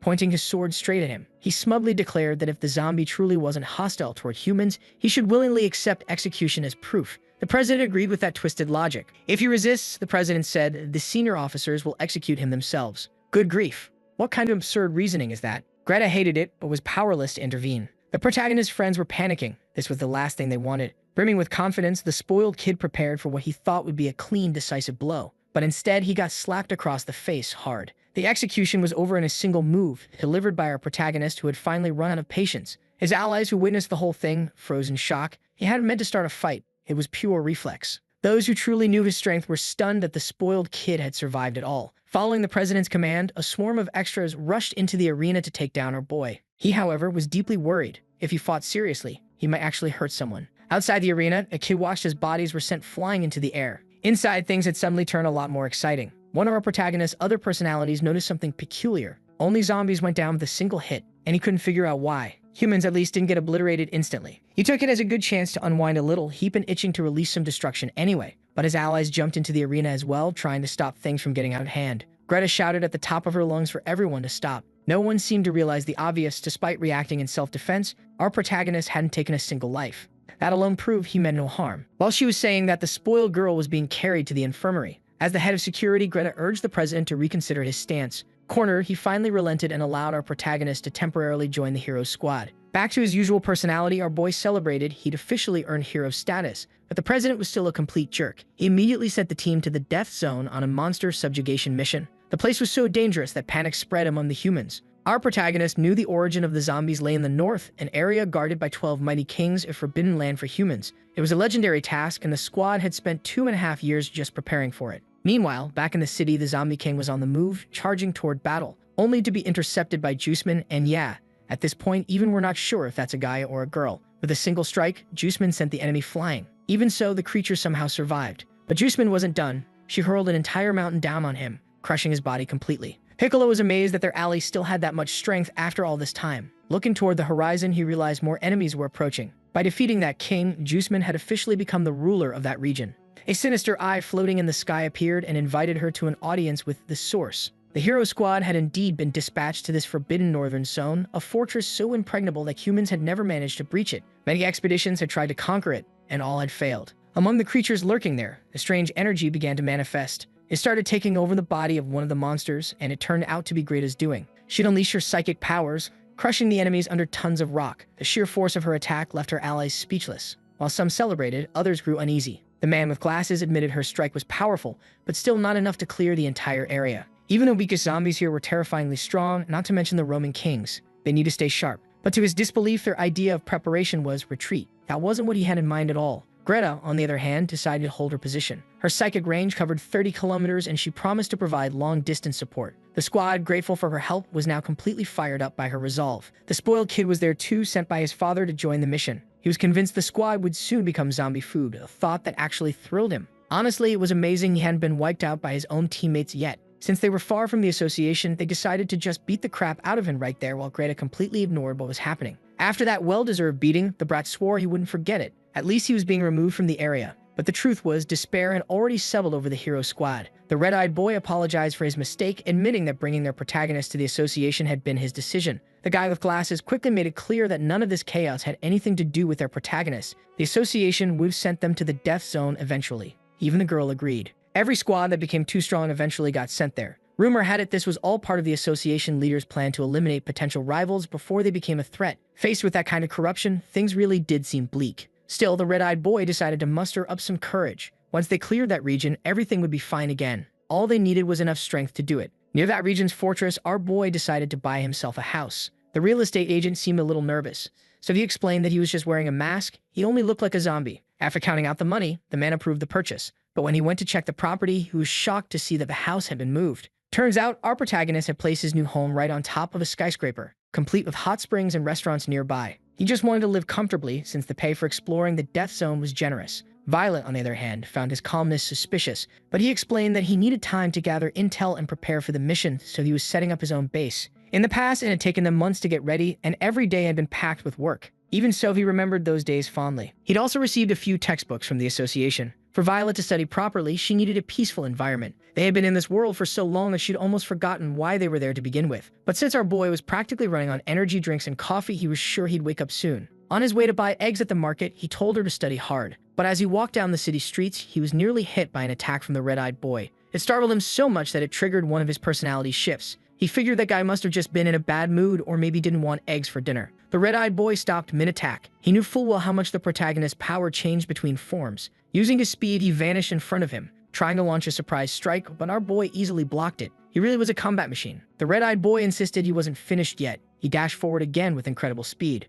To our protagonist, the whole thing seemed to be happening just because he was tired of eating eggs. He suggested they fry them this time and reminded him to be careful around the residential area. Even so, the kid kept attacking. No matter how fast he moved, he couldn't land a hit. The difference in strength was terrifying. Finally, he admitted he had a request to make. When our boy looked into his eyes, he realized this wasn't a real fight. It was a friendly duel. In the past, the two of them had needed a fierce battle like this before they could truly respect each other. Now our protagonist was getting fired up again, thrilled by the rush of combat. And so he decided to switch into his supreme power form. Now they needed to head somewhere he could freely unleash all that pent-up desire for violence. The poor red-eyed boy had no idea what awaited him. He was taken straight into the Death Zone forest, the perfect place for our protagonist, who was already fired up and ready to fight with everything he had. There he didn't need to hold back, but the red-eyed boy just wanted to confirm the extent of the hero's strength. He wanted advice on how to become as powerful as him. The moment he said that, he almost got hit by a blow strong enough to obliterate molecules. Still, he stood there waiting for an answer. Our protagonist reverted back to his base form. He didn't really know what kind of advice to give this kid,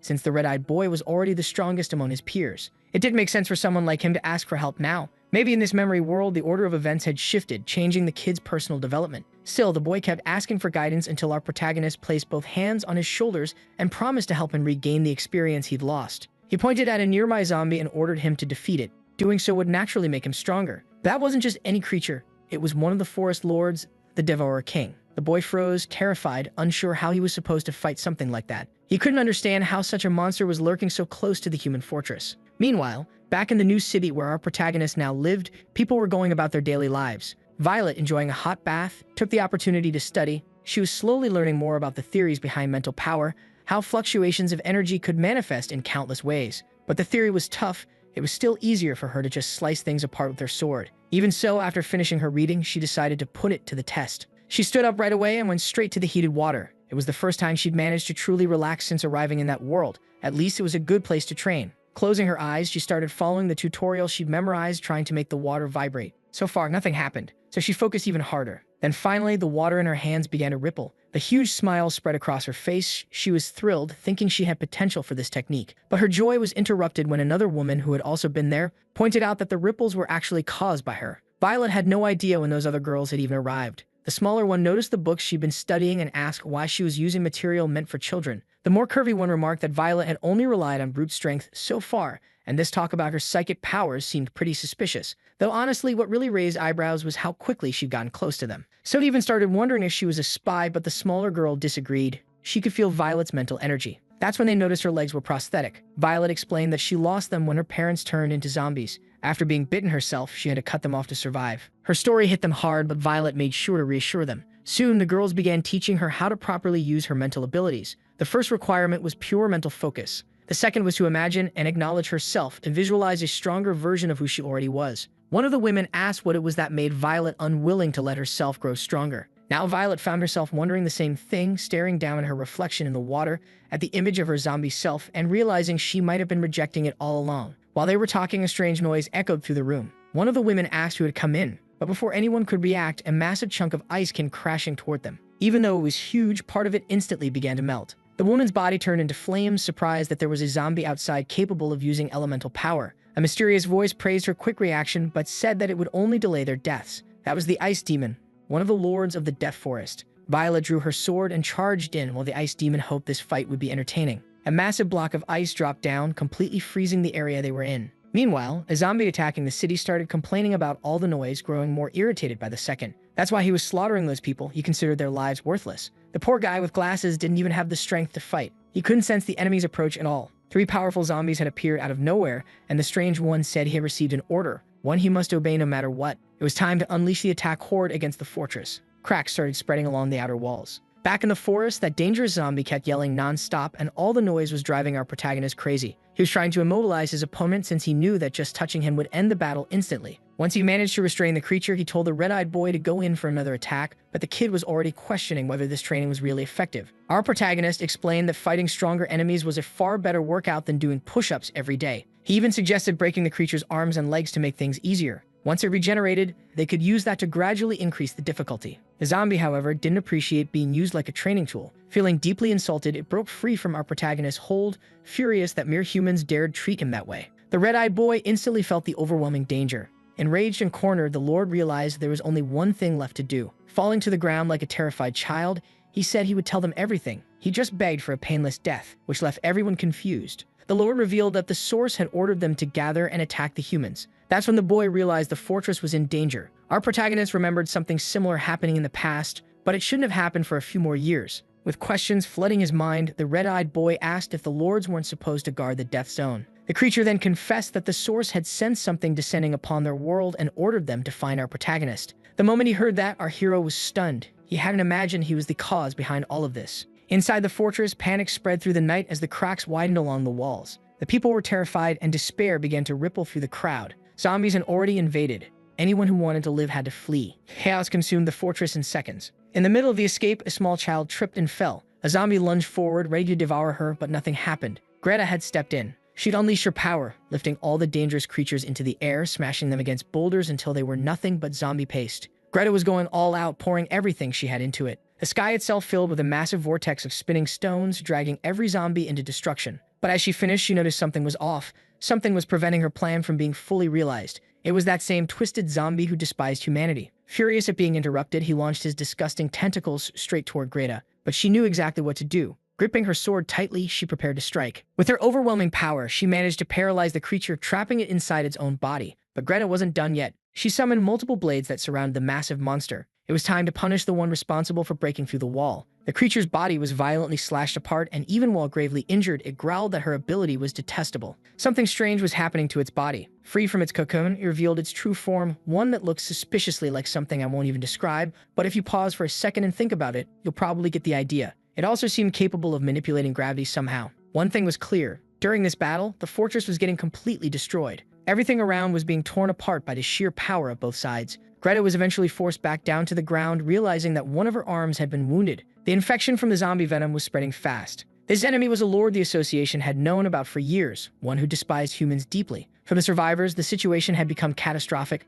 Everything was being wiped out. Greta told everyone not to panic. She was still standing and would hold the lord off for as long as necessary. But the president's son demanded that she abandon the battlefield and protect him instead while he escaped. Using his father's position to save himself, he didn't care at all about the innocents left behind. That only made Greta even more furious. Still, she turned back toward the battlefield. She was the only remaining officer in the city, and her pride wouldn't allow her to retreat. However, the poison had already begun to take its toll. Her body showed signs of exhaustion, just as her enemy had predicted. Greta's grip on her sword weakened. The toxin spread rapidly through her veins. She was becoming a prisoner inside her own body, fully conscious but unable to move. The Lord taunted her, saying that soon her muscles and bones would melt away. And he assured her that if she somehow managed to escape alive, he wouldn't chase her. His orders were to find the one who enjoys living among humans and bring as much destruction to this place as possible. The city had fallen into chaos, and that twisted zombie was finally completing his mission. Greta could do nothing, her strength was leaving her. But then, it felt like someone was calling out to her, urging her to keep protecting the people. A sudden burst of power erupted from her body, throwing the zombie backward. The creature was stunned that she could still move after being corroded so badly. Greta began to vomit heavily, her hands looking completely transformed.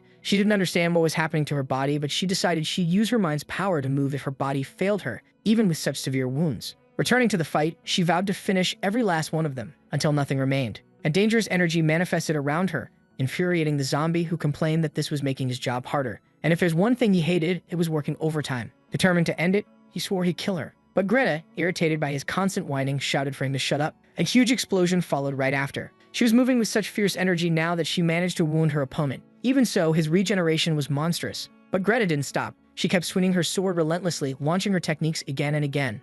Yet to his shock, he saw a confident smile spread across Greta's face. Using her psychic power, she hurled an entire building straight at him, crushing and pinning his body to the ground in a single decisive blow. However, that still wasn't enough to decide the fight. The monster only grew more furious, ready to unleash a real battle. Greta was already at her limit, yet she kept pressing forward. The two were about to clash like true samurai when the zombie suddenly sensed something approaching from afar. It was our protagonist arriving on the scene, bringing along another dangerous zombie lord. By sheer accident, he ended up striking Greta's opponent, which made him instantly think he just made things worse. The woman, watching it all unfold, was left speechless at first, but quickly realized what had actually happened. He was absolutely thrilled to see her there. Even though the attack had ended earlier, she was still infected and on the verge of entering a decisive battle to defend the fortress. Our protagonist remarked that it had been quite the spectacle, but the woman cut him off, saying she had no idea what he was talking about. Besides, her enemy had just been completely crushed by his attack, and the destruction was so massive that there was no fortress left to defend anymore. After that intense battle, the city was being rebuilt and the wounded were receiving treatment. A random worker told the red-eyed boy that several sectors were at risk of collapse, but he was focused on finding someone. He kept digging through the debris nonstop until he finally found the bespectacled guy buried beneath the rubble. The man had managed to avoid a fatal hit, which is why he'd survived this long. He immediately asked about the others. It took the red-eyed boy a moment to respond before telling him everyone was safe, but that our protagonist had accidentally destroyed the fortress during the fight, which might complicate things a bit. They needed the smart guy's help to come up with an excuse, fast. Hearing that, the poor man instantly called for the rescue team, saying he'd rather be buried under the rubble again. The rescue worker just stared at him, telling him to behave. Meanwhile, our hero had gained a new follower, that weird zombie, and was already trying to think of how to make use of the destroyed fortress. His thoughts were suddenly interrupted by a massive pillar of ice crashing nearby. A battle was still raging. He recognized it instantly. The icy mist belonged to that same troublesome ice woman from the past. Worried, he thought Violet might be in danger and needed help immediately. But Greta was out of commission. The previous fight had drained everything she had. The bespectacled man was wishing for death, and even the red-eyed boy was too exhausted to move. With everyone injured, it was up to our protagonist to save the day, and that's exactly what he planned to do. But as soon as they heard that, his companions panicked and rushed to block his way, desperate to prevent him from making things even worse. They promised they'd find someone else to provide backup for that fight. Meanwhile, deep within that frozen hellscape, the girls were running for their lives. Except for Violet, the other two were convinced they were about to die, something that really annoyed her since she'd believed these so-called heroines were supposed to be skilled fighters. But the freezing terrain gave them no strategic advantage, even escaping seemed nearly impossible. Then one of them noticed the enemy getting closer. A massive ice spear shot forward and reached Violet, but she managed to block it with her sword, shouting to the others that she was still fine. Their frosty opponent was truly menacing. She could tell Violet was human, but sensed something strange emanating from her body, as if she were connected to the very being they were searching for. Deciding she'd take Violet's head to the source itself, the demon prepared to strike, but Violet had no intention of letting that happen. As the two clashed fiercely, something else began rapidly approaching. The small girl held her weapon tightly and struck with all her strength, shattering the ice, but missing her target. Before the ice zombie could hit her, the voluptuous girl appeared in a burst of flames, ready to melt all that frozen ground with brute force. A massive whirlwind of fire spiraled up from her strike, but all she managed to destroy was a decoy. The real enemy had vanished again. Now that they were all back together, they had to stay alert. The small girl warned that this ice was harder than steel, and the zombie could control it however she wanted. Even if they managed to melt it, the ice reformed instantly. At this rate, they'd all be frozen solid. Surrounded by ice, their only option was survival. Violet could hear distant sounds of battle and was sure reinforcements would arrive soon, but the smaller girl was already panicking. She knew their enemies were lords of this death zone, beings whose power came directly from the source. They were strong enough to command other zombies, and no matter how strong their ally was, even he couldn't defeat a foe like that. Violet briefly recalled the destruction of the moon and told the trembling girl she had no idea what she was talking about because that kind of enemy wouldn't even last one punch against their hero. Her confidence helped them refocus. The enemy was closing in from below. Ice shot upward, almost grabbing the smaller girl. She was caught by the enemy, who tried to take her body as a prize.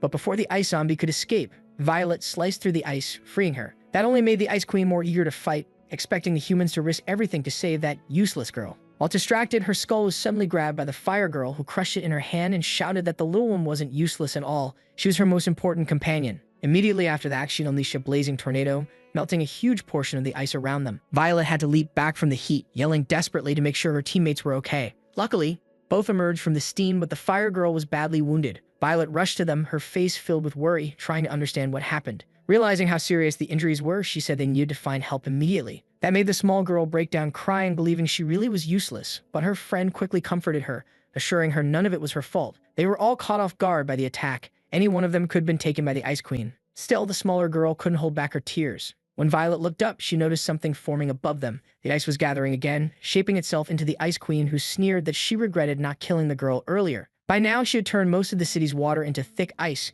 completely surrounding her victims. They were now trapped inside a frozen cocoon designed to make them slowly freeze to death. The Ice Queen prepared to deliver true despair, launching sharp, deadly ice spears toward the human girls. Putting on her bleach-style mask, Violet got ready to fight again. She wasn't going to hold back this time. Charging forward in her most aggressive form, she went straight for the enemy. The Ice Queen smiled with delight. That was exactly the kind of power she wanted to see unleashed. She decided she'd take Violet's head for herself. Massive ice spikes shot down from every direction, slamming Violet into the ground once more. Frustrated but not defeated, Violet realized this enemy wouldn't be easy to approach, yet she still managed to calm her friends, telling them everything would be fine. She knows that if she uses her second form, she'll be able to unleash a furious attack, but she'll be left completely drained afterward. With few choices left, she told the girls to find a safe place to hide until help arrives, help that should come from their hero. The fire girl was amazed by Violet's faith in him. While melting the spear embedded in her own stomach, the fire girl said it must be nice to know someone you can trust your life with. Holding the small girl in her arms, she said she was sure they'd be rescued soon, but she herself wasn't going to hide. She'd fight to her last breath, wanting to be someone worthy of trust too. Then she erupted into flames like the Human Torch, proving that trust works both ways. Violet hadn't expected her to join the fight again, and that declaration made her realize how much she'd come to rely on their hero's power. Without warning, the story shifted into a flashback. A young Violet, legless and alone, laying in a hospital bed, staring at the missing parts of her body. Even as a child, she had the courage to cut off her own legs to stop the infection from spreading, dragging herself to an academy for help. It was a truly tragic fate. Now her old professor entered the room, asking if she wanted to try the prosthetics he had designed. The procedure would involve removing each nerve and running electricity through her body, an excruciating process. But Violet didn't hesitate. She wanted power, enough to destroy every last zombie. Seeing this vision from her past, Violet finally remembered who she was. Everything she had was taken by zombies. Enduring that pain had made her stronger, determined to stop another tragedy from happening. Maybe that's why she couldn't properly use her powers now or awaken the psychic potential within her. Her younger self confirmed it. Violet's hatred for zombies ran deep. That realization left Violet unsettled. Staring at her past self, she realized she couldn't fool her own heart. Outside, the fierce battle raged on, Fire Girl versus the Ice Queen. The fight was brutal. Furious that she'd been tricked by another decoy, the Fire Girl crashed back to the ground, asking if the little one was okay. Shivering and nearly collapsing from hypothermia, the small girl whispered that she was fine. She just wanted to find the enemy's real body. The Fire Girl promised to drag that witch out of hiding, but she didn't know what was happening to Violet, who was lost in her own thoughts during such a crucial fight. Completely distracted, Violet didn't dodge in time. Her friends screamed for her to move, but it was too late. She was impaled through the abdomen, skewered by an ice spike rising from the ground. With one cruel motion, the Ice Queen ripped out Violet's heart, thinking her opponent was paralyzed by fear. All she needed to do now was claim the body. That brutal sight ignited a storm of rage in the Fire Girl, who charged in and gave the Ice Queen a dental appointment from hell. No anesthesia, just pure fury. She struck over and over while the city around them froze solid. Realizing how dangerous that last hit was, the Ice Queen fled the battlefield. Desperate, Violet's friends tried to wake her, though they knew she had no heart left. The warrior girl knew there was only one way to survive, by using her zombie powers to regenerate. But her younger self appeared again, telling her it was useless. She couldn't overcome her own hatred, and because of that, she refused to use their hero's power. No one was coming to save her. She was about to be completely consumed by her hatred. Then a dark figure appeared in her mind, whispering for her to give in. At that moment, Violet finally realized what was really happening. Those voices were the souls bound to her consciousness. They were the ones holding her back all along. The souls said they had no other choice but to surrender to that evil messenger. And now she too was giving herself over to her enemy for power, their hero. Without his strength, even a lord like the Ice Queen could easily defeat her. Still impaled on the ice spike, Violet watched as flames started spreading across the battlefield. The heat was so intense that the ice slowly began to melt. The Ice Queen assumed her opponent wouldn't be able to withstand her own fire and would soon burn to death. But then the little girl noticed something strange. Violet's mental energy was fluctuating wildly, making the water around them tremble. It seemed Violet was reacting somehow. Even the Ice Queen found it unsettling. Suddenly, the ice spike piercing Violet's abdomen shattered completely, and then a third eye opened on her forehead. Her power surged to its limit,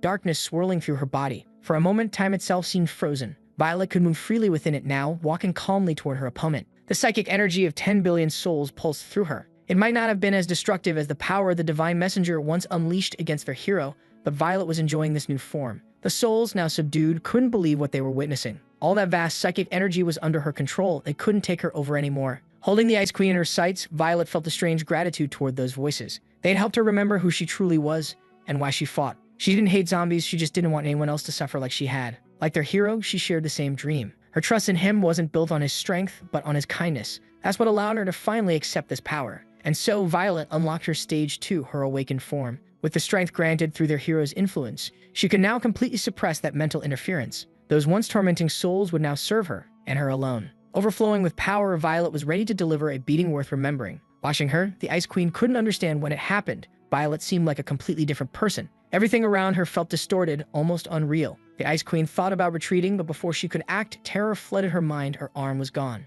When she looked back, she saw it flying through the air, still not understanding how she'd been hit. It had happened too fast for her senses to register. The little girl was in awe of Violet's speed. She'd fully awakened her ability just like them. But the fire girl pointed out something strange. There had been no air displacement at all. This power was beyond anything they could comprehend. Racked with pain, the Ice Queen tried to keep herself together. She froze the wound shut and glared at Violet with fury, vowing to unleash her ultimate attack, the Arctic Tempest. But Violet, now in her most brutal form, was completely untouchable. Every single ice spear around her stopped in midair as if time itself obeyed her will. She walked calmly through the storm, blade in hand, closing the distance. And when she reached her, Violet struck, a single clean motion aimed at every vital point at once. The Ice Queen's head was separated from her body in one decisive slash. Her remains hit the frozen ground, her eyes still wide with disbelief. Everything had happened so fast that she couldn't even understand how she'd been killed. And now she's completely at the mercy of our fierce girl, who ordered her to kneel before true power, since she was clearly the weakest one there. Right after that, Violet shattered the ice dome, leaving her opponent totally disoriented. Even her own allies were stunned by what they were seeing. Violet was basically in her Uzaru or Bankai form, completely overpowered. She could already sense that their hero was watching everything. She finally perfected her new psychic abilities, and he was genuinely proud of her for it. No one would have to step in and help this time, which was honestly a relief, since he'd been just about ready to hurl half a building at the Ice Queen himself. Meanwhile, Greta was lifting parts of the ruined city with her powers. Everything had finally settled down. All they needed to do now was wait for the rescue team to arrive. Watching Greta work, Violet turned to their hero with a question. She wanted to know if that was how Greta had become a zombie, and more importantly, how she'd ended up looking like that Juiceman guy. After all, her original appearance was really something. Their hero explained that now that she was infected, her transformation was pretty similar to Violet's own. But to everyone else, she was already seen as a zombie, and that was bound to cause a lot of trouble with the association. At that moment, Greta was busy rescuing people, but as soon as they caught a glimpse of her eyes, their reactions changed instantly. When she asked how she could help, the survivors only backed away in fear. That left her looking deeply troubled. Even though she was saving lives, she knew she could lose control at any moment. Violet understood that feeling all too well, but she still chose to trust in her hero and the rest of their allies. He, on the other hand, wanted to know why she'd suddenly brought up that topic. Violet said that when she entered her Bankai form, her personality shifted dramatically. It was actually kind of embarrassing. Even so, she felt she was still herself. She figured maybe it was the same for him, since he was basically a fragmented person. Despite that, he was still the same person she'd known since the very beginning. Violet grew a little flustered under his gaze, but he wasn't even looking at her. He just spaced out, lost in thought. They had entered this illusionary world so she could learn to master her new abilities, but she'd ended up gaining control over her zombie powers too. That meant the trip hadn't been for nothing. Feeling hyped, their hero said he wanted to spar with her to test her limits, but Violet instantly refused. Still, he insisted she should push herself and explore how far her new strength could go. As they talked, the defeated zombie lords were nearby. The one their hero had tamed was shocked that the Ice Queen was still alive, while she, on the other hand, called him a disgrace to their entire race. Clearly, she still didn't understand the situation. If he resisted even a little longer, he would ended up like their weird friend, completely obliterated by their hero's power. That realization made the Ice Queen pause and wonder if it could really be true. But the zombie lord warned her to keep her voice down. Every order given by the sovereign carried meaning. Far from them, Violet was busy dodging their overly excited hero, who still wanted that spar. He decided it was finally time to return to the real world, and Violet immediately asked what would happen to the people in this dimension. He explained that after the fortress was attacked, another strike had been launched and they'd managed to push the zombies back. But our boy seems to be struggling to remember everything, almost like he doesn't want to know what really happened. They defeated the source, but it's as if it was never truly destroyed, and the more he tries to think about it, the worse his headache gets. He starts realizing that he was the one who devoured the source and used his amnesia as a way to seal those memories away, so it would never surface again. But that experience turned out to be dangerously risky because the seal that holds the source is now on the verge of breaking. The place they once visited was supposed to be off-limits to all humans, since a creature lives there that can wipe out every form of life. And that's not even counting the other lords who are absurdly powerful. An evil eye watches the region closely. Everything alive that steps foot in that land meets the same fate. Among them stands someone who looks suspiciously like our beloved Piccolo. He immediately puts a cap on his head, pretending to be just another tourist leading a sightseeing trip for zombies. He explains that 1,000 years ago, this region was considered forbidden land. Everyone's amazed by the strange birds and the zombies wandering about, and they've got plenty of questions. The dangerous, feral creatures nearby are watching them carefully, but the rational zombies are treating the whole thing like some kind of safari. Dawn asks if it's really okay to be doing this. The zombie horde disguise seems to be working, but they're clearly too different, especially since there are a few humans mixed in, which could make things a lot worse. Piccolo assures them that in this era, brute strength is all that matters. Duels between lords are fought fairly. No one interferes, and with Jusman's power, nobody dares stand in her way. No creature alive would ever question her authority. Standing tall in her powerful form, Jusman demands obedience. From now on, those minions belong to her. Their silence is the confirmation she wanted. Still, she asks for a word from the defeated lord. He admits he understands completely. The rule was set by the source of all zombies, and no one dares defy it. The Iron Samurai believes their hero is the only one capable of keeping such creatures under control, meaning this source must be unbelievably strong. Piccolo says the battle against the source was the riskiest thing their hero ever did. He entered that region with his allies and somehow managed to defeat it. But to do that, he had to challenge the source itself. At first, their hero was completely overwhelmed. His companions fought desperately to buy him time to regenerate. The battle grew fiercer with every passing moment. The source seemed utterly indestructible. Then their hero returned to the fight, stronger than ever, unleashing pure violence. Even then, he kept getting knocked down, regenerating, and evolving mid-fight, each time becoming more powerful than before. The battle lasted a full 7 days, and that entire region was wiped off the map. When he was finally out of strength to heal himself, he still managed to win, barely. The Iron Samurai admits the story is terrifying and asks if the source was completely obliterated. But according to Piccolo, that's not what happened. The source couldn't be destroyed, so their hero sealed it instead. Now everyone wants to know where it's being kept. But so much time has passed that even Piccolo doesn't remember, and their hero didn't either. As they're discussing all this, the ground starts to shake. A sinister smile echoes through a chilling voice, one that knows exactly why their hero can't remember. Because he would never risk doing something that dangerous again. After all, that voice is his most horrifying memory. Everyone's panicking, trying to figure out what's happening, when Dawn suddenly spots something emerging. Something starts materializing right in the middle of that field. The source declares that it can't be destroyed by our boy, and that he used his own brain as a prison to contain it. Now that he's remembered it, the time for its rebirth has come. Our protagonist begins to change instantly as those memories resurface, a clear sign that things have gotten really bad. Violet senses the danger too. That enormous figure is still just a distorted memory. The truly dangerous part hasn't even shown itself yet. Then our boy calls out to Violet, who's already standing by, ready to follow his command. He tells her to run with everything she's got. There's no time to explain, but she needs to gather everyone and get as far away from that place as possible. Meanwhile, the source of malice takes shape, and it doesn't waste a second, heading straight for our protagonist. He's already on edge, realizing that his friends' lives are in danger. That split second of distraction costs him dearly as he's struck by a brutal attack. His body is being overwhelmed by the source's power, leaving a trail of destruction wherever he's thrown. He's forced to shift forms midair. The battle between the two becomes so violent that they're literally tearing across the planet. Violet quickly realizes this isn't just a memory. Our protagonist actually sealed this monstrosity inside his own head. His old companions now understand that this is the true source itself. Our boy notices that his allies haven't escaped yet, which makes everything even more dangerous. The source mocks him for still finding the time to worry about others and laughs at the idea that he ever had the guts to imprison it within his own mind. If it breaks free from that prison, it will take full control of his body. Right now, he's fighting just to keep hold of his sanity. But this battle has raged for millennia, and his body is starting to give in. Strange markings crawl across his skin along with metallic ornaments that seem to grow out of him. The source believes victory is finally his. After seizing control of our protagonist's body, the source starts floating ominously, radiating malice. Its presence alone splits the sky with lightning. The hero's old companions can only watch in horror, convinced the fight is over. They've never seen this form before, and the energy pouring from it is pure terror. Violet, too, is frozen in disbelief. The aura she feels now isn't like the destructive power of her friend's supreme form. It's something far darker. This isn't destruction, it's death itself. The source grins, thrilled to see so many familiar faces. It's almost amused that everyone's gathered together like this.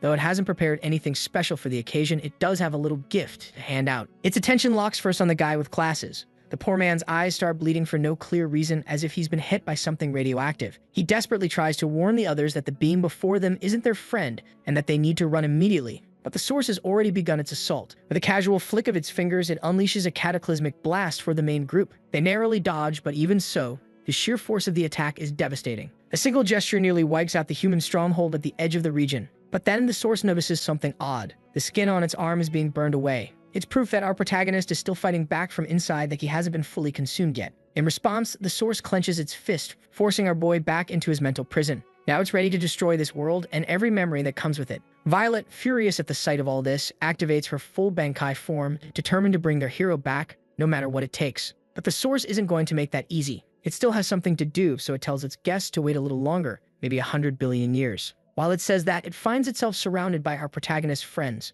The red-eyed kid is ready to use his electric shorts to beat the enemy, backed up by the flame girl, who's got very impressive assets. The source recognizes our protagonist's old allies and dodges every attack they throw. It promises to use them to kick off its rebirth celebration. The truth is, those poor side characters can't do anything. The enemy is way faster than they expected, and they can't avoid its blows. They're saved only by Greta's efforts, who's somehow still fighting. Even so, massive destruction rips through that devastated landscape. Far away, everyone's trying to regroup. The source is surprised those enemies are still alive after all that. Right then, the red-eyed kid almost sneaks in behind it, but the source already knew he was coming and evades those slow moves, mocking him, saying all the kid can do is try to surprise others like a child. Bit by bit, the kid does speed up, but the source insists that can't be possible. Then it notices the bespectacled boy interfering, predicting its moves, and that annoys the villain a lot. The source grabs the red-eyed kid by his clothes and hurls him into the ground. He hits the rocks and is knocked out, and even his face gets stomped again. The source knows these people are only memories inside our protagonist. There's no real emotion in killing them, so it turns its attention to what truly matters. It grabs Violet by the throat, strong enough to hold her sword bare-handed while crushing her windpipe with the hand it still has. The only one left unbeaten is the bespectacled kid, but as the nerd of the group, he's been mentally obliterated. He can't see a way to win. The petite girl beside him screams for the source to drop Violet. Her cries catch the source's attention. It remembers her exactly. If she's given time to prepare, this modest citizen might launch a far deadlier attack. In the past, they all created an opening for her to strike. The source decides to give her a chance to try to finish it in a single blow. She accepts immediately. She can indeed perform that devastating strike that can level a fortress. As her power gathers, everything around her begins to break apart. The source grows ever more fascinated. Watching that power coalesce is special. It's the ultimate expression of a girl who until now did nothing. She hurls a massive orb of energy at the enemy to save everyone. The source waits calmly for the attack to reach it, and stalks it with a single finger, like it's holding back a water balloon, showing it's not remotely impressed by the size of that power. Another unexpected flashback. Apparently someone was bullied for the power they have. That's the small girl who just launched the destructive attack. Her mother was bitten by a zombie and gave birth anyway, so the girl's power is uncontrollable.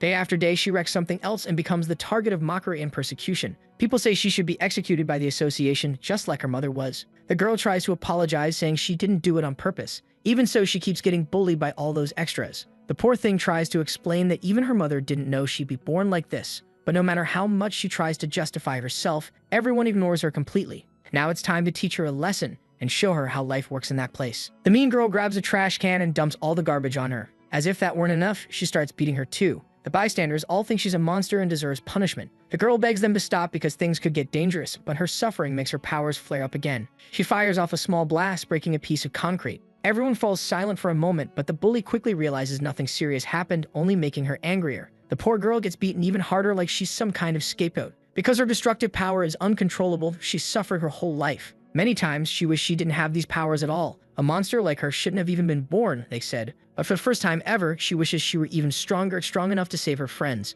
So determined, she decides to use her own life force to fuel her next attack, unleashing her most powerful move against the source, no matter the cost. Her body begins to fall apart, but she's completely focused on defeating the enemy. Her friends watch everything unfold. It actually looks like the little girl is winning. She's putting every ounce of strength she has into this attack, but the source remains untouched, effortlessly withstanding it. Now it says it's time to get serious. Slowly, it pushes the massive energy sphere back with just one finger. The girl can't even speak, shocked at what she's seeing. Walking toward her, the source mocks her. It's strange, it says, how she turned her own body into fuel for psychic power, risking her life for nothing. The difference between their powers can't be bridged just by desperation. That only makes her more determined. Failure isn't an option. She starts remembering when she first met everyone, how warmly her team welcomed her. For someone who always felt useless, the thought of failing them now crushes her. Her staff has no power left, and the source is clearly bored watching this scene. But suddenly, something changes. Piccolo, our protagonist's subordinate, appears holding the girl in his arms. He tells her not to give up yet. This time, the power she releases starts to push the source back. It doesn't understand what's happening as it's blasted away by this newly awakened strength, triggering a massive explosion across that ruined world. The girl can barely stand. Her staff even slits from her hands. She realizes Piccolo shares the same power she does. As he stays silent, we're taken into another flashback, When the little girl was just a child, she made her first stuffed bear, the very first friend she ever had. Together, they had learned to control her power. What a cursed yet emotional chapter. Piccolo says it was her. She used everything she had to save those people. Soon after, the Iron Samurai and Dawn arrived too, and Dawn's trying to understand how that little girl could become Piccolo. Honestly, it's pretty bizarre. Someone behind them said that in the last battle, she burned through her entire body until it became pure energy. The one explaining it was Juiceman, who, with the help of the Sovereign, managed to create a new body for her. Shaped through the stuffed doll she once had, a form born from the image she carried deep in her heart. A person she always wanted to be. Strong, confident, capable of protecting others and herself. Damn, that's the kind of thing that really hits hard. After being pushed back by the previous attack, the source finally realized that what truly caught its attention had just arrived. In the real world, it's already been a week since the city disappeared, and now everyone is speculating about what caused the event.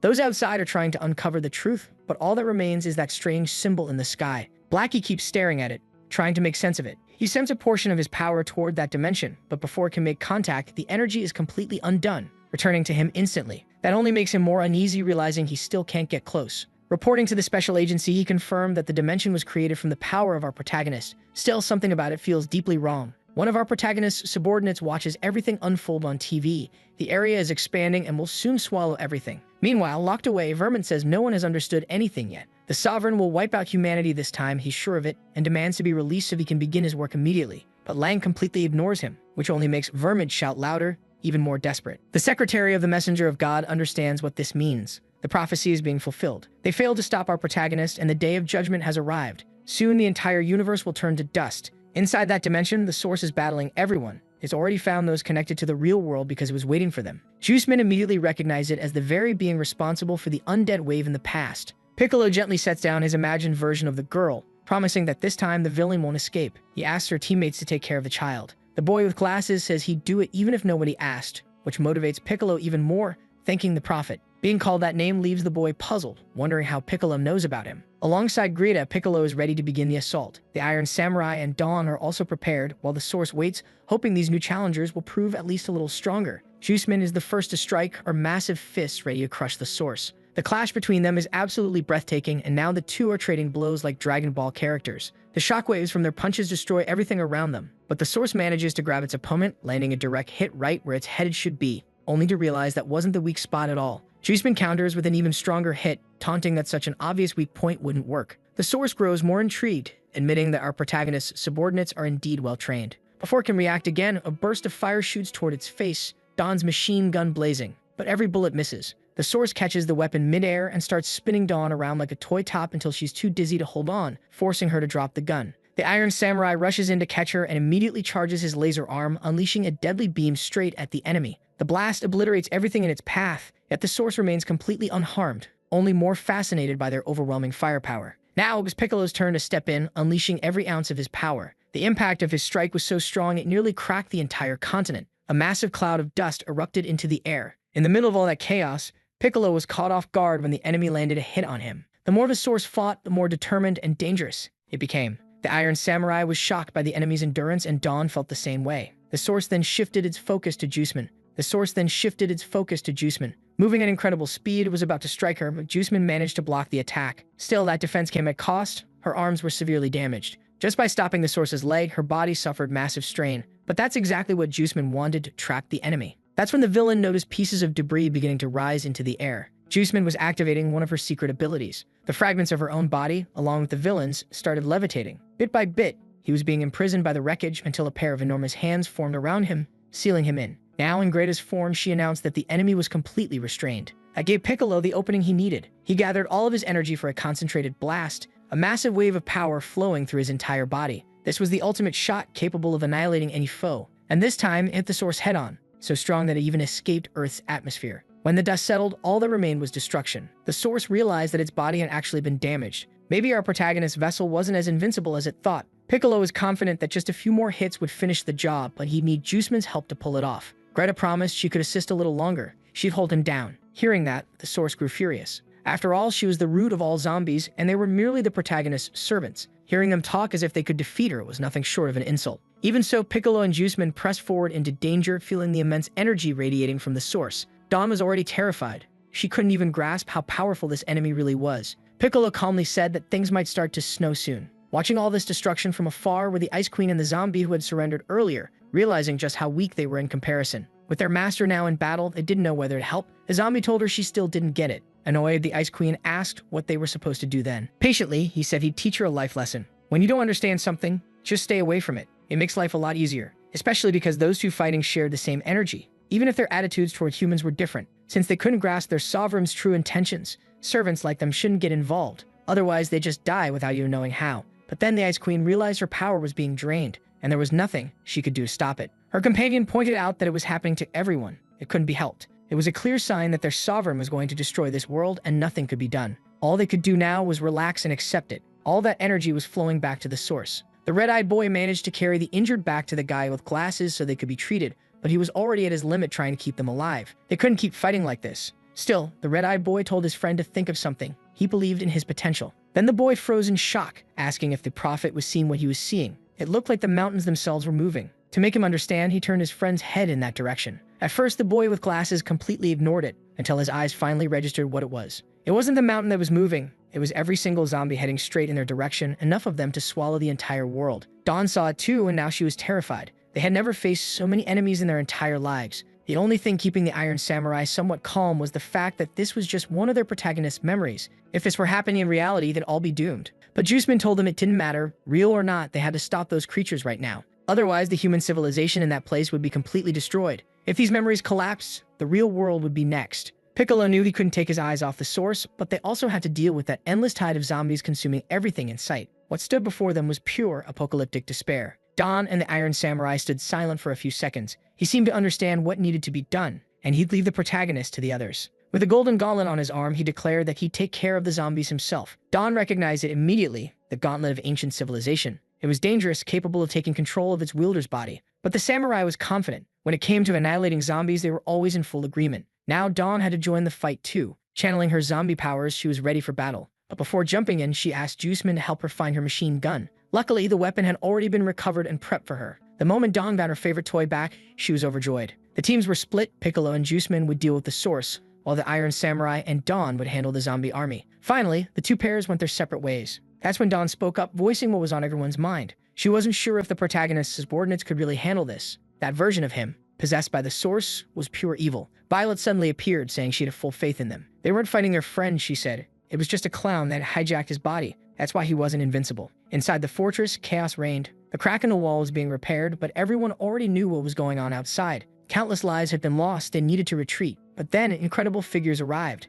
Massive swords, each the size of a building, were embedded in the ground. The Iron Samurai had entered the battlefield, and now the people had hope again. Wielding the gauntlet of ancient civilization, the Iron Samurai was terrifying to behold. As he unleashed his power, everyone around him was left speechless. He promised he'd protect them all, and he meant it. No zombie would cross that line. In his sector, the situation was nearly under control. Violet, with her ability to freeze time, was doing her part as well. She was just about to land a full-force strike on the source, but he saw right through her technique. Even with time frozen, he managed to counter, wounding Violet and sending her flying. That only made the source even more furious. Juiceman threw herself back into the fight, charging the enemy head-on. But the source kept dodging every attack. She realized that the protagonist's body was actually empowering him. It wouldn't be easy to win this. And then he. It was honestly confusing at this point, was hit hard, losing both arms in the process. Right after that, the source had to dodge again. Dawn had nearly caught him off guard with her gunfire. She noticed she'd actually managed to wound his body. The source still couldn't fully control all of the protagonist's power. Even so, he remained a terrifying opponent, plunging his arm straight through Dawn's stomach. Seeing that, Juiceman rushed forward to help her fall in alley. But all she managed to do was get thrown far away after being struck by Dawn's body. Completely out of control, the source snarled that if these people were so eager to die, he'd be happy to grant their wish.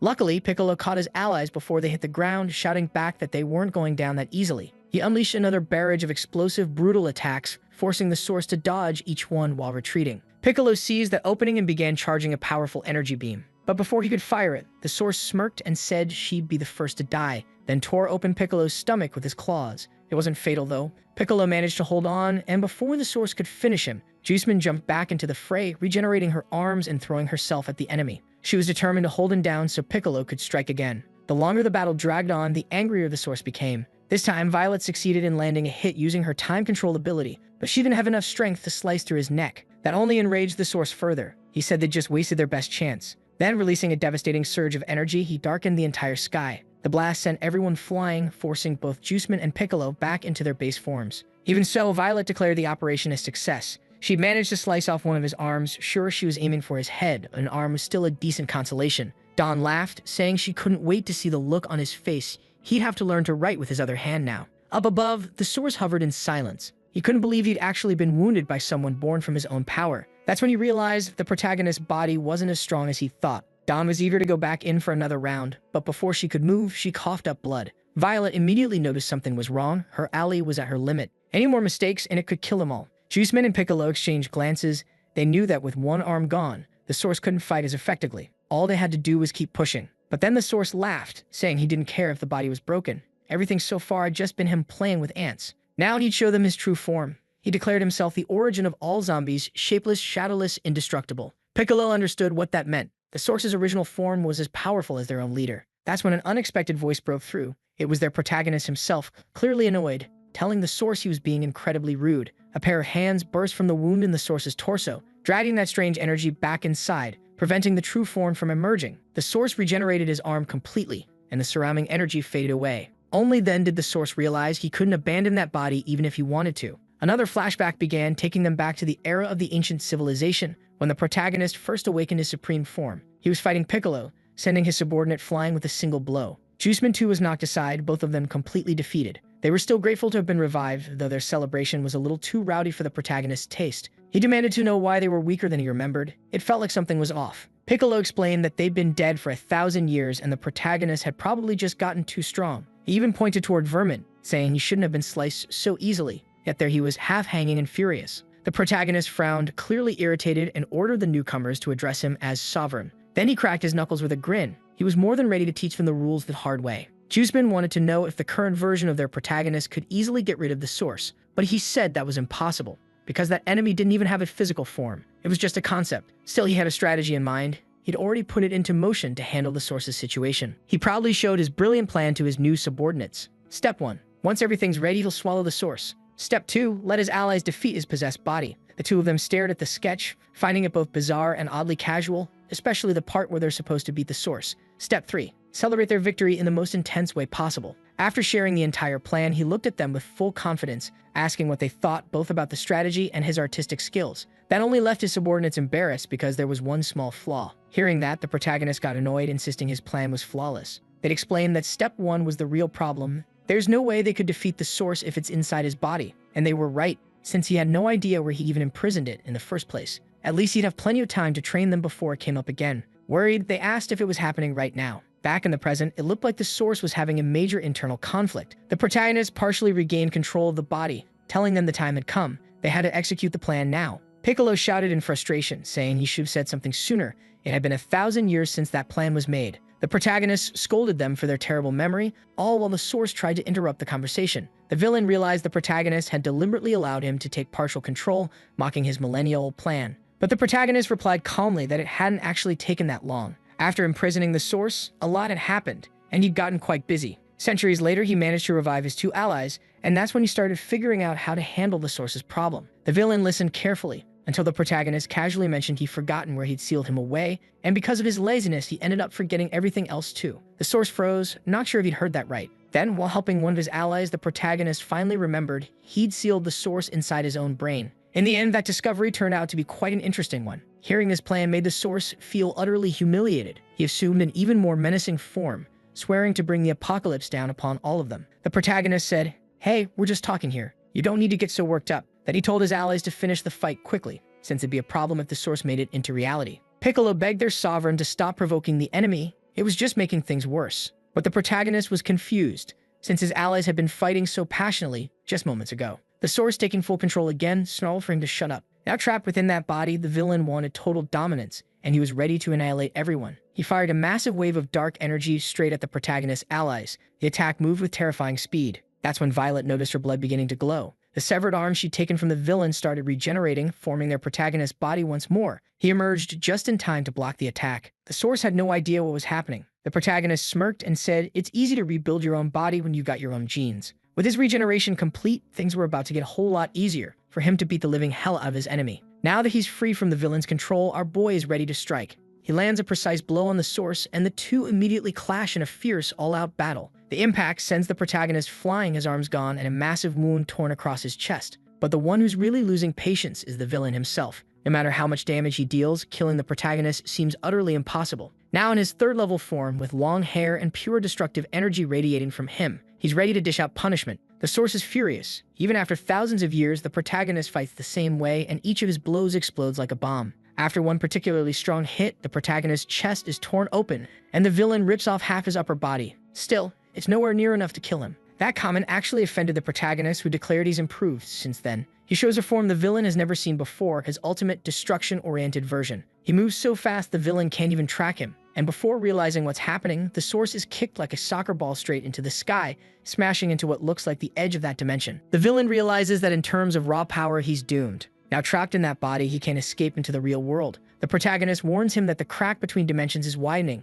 He needs to take this more seriously. That only enrages the source further. The longer he stays inside that body, the more his power drains away, and soon his consciousness will be digested by the protagonist. Only now does the villain understand that trying to consume him was madness. He can't possibly win. But in his supreme form, the protagonist tells him it'll take time, advising him not to underestimate himself. He even admits he wants to keep fighting since chances to use this form don't come often. It's a rare opportunity. The villain snaps back that the battle isn't over and that he won't let the protagonist claim victory so easily. He strikes his own head, saying that this entire world will be buried with him. Back in the real world lies the brain of our protagonist, the true source of all this chaos. That last strike seemed to have wounded it, causing a small drop of blood to fall to the ground. A random soldier nearby notices it, confused about where the blood came from. No one nearby is hurt, but the moment it touches the ground, a massive chain reaction begins, releasing violent waves of energy that surge toward the giant portal in the sky. The two forces merge, turning the once blue portal blood red. Some bystanders look around in confusion, trying to figure out if that power came from the portal itself. Through the smoke covering everything, a shadowy figure seems to be hiding.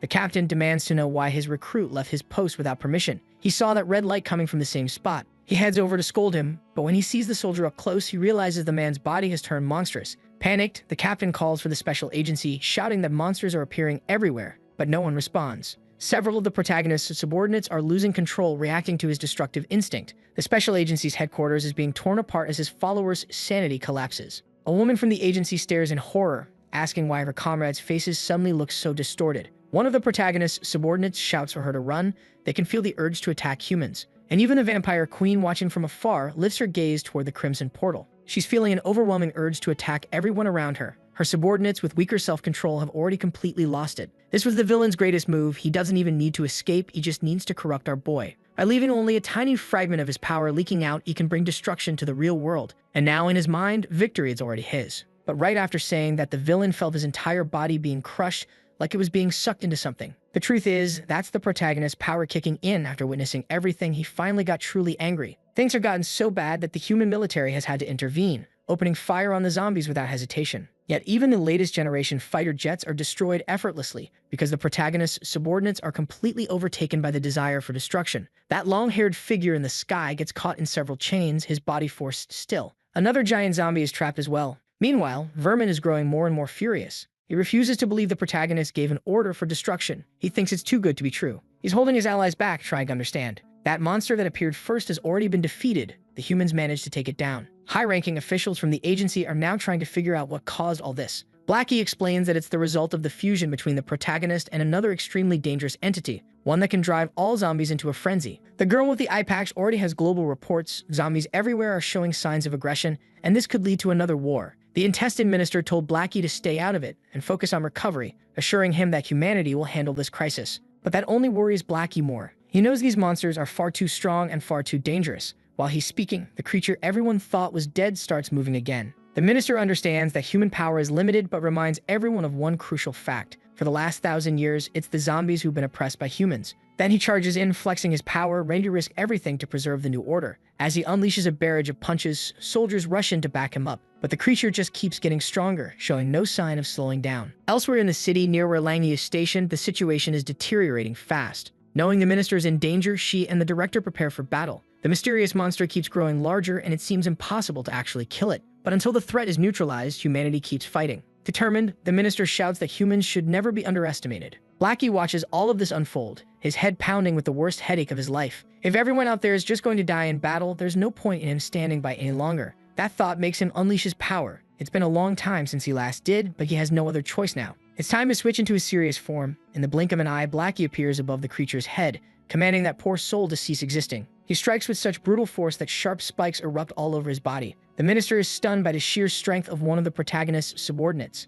Langi and the director arrive as well, knowing they'll be needed, but it seems Blackie already handled the situation in an instant. Then he looks up at the sky, a strange feeling washing over him, as if they're all being watched. And indeed, in another dimension, something monumental is unfolding. Our protagonist is unleashing his supreme power to take down the villain once and for all. With his body completely twisted, the source can't comprehend what's happening. Bit by bit, it's being entirely taken over. That it asks if our protagonist intends to abandon his original body, but our boy confidently says he's going to reclaim all of them. Frustrated beyond measure, the source swears to fight until its last breath, hurling attacks his way, but every strike is effortlessly blocked by the protagonist's energy. Watching it all unfold, he says the timing couldn't be more perfect. Now he can control those attacks too, because he's not wasting a single piece of that body. Everything will be reclaimed. After compressing his enemy into a tiny pill, he gets ready to swallow it, and finally bites down, chewing it completely. That act restores him to his base form. He lands back on the ground, right in front of his allies.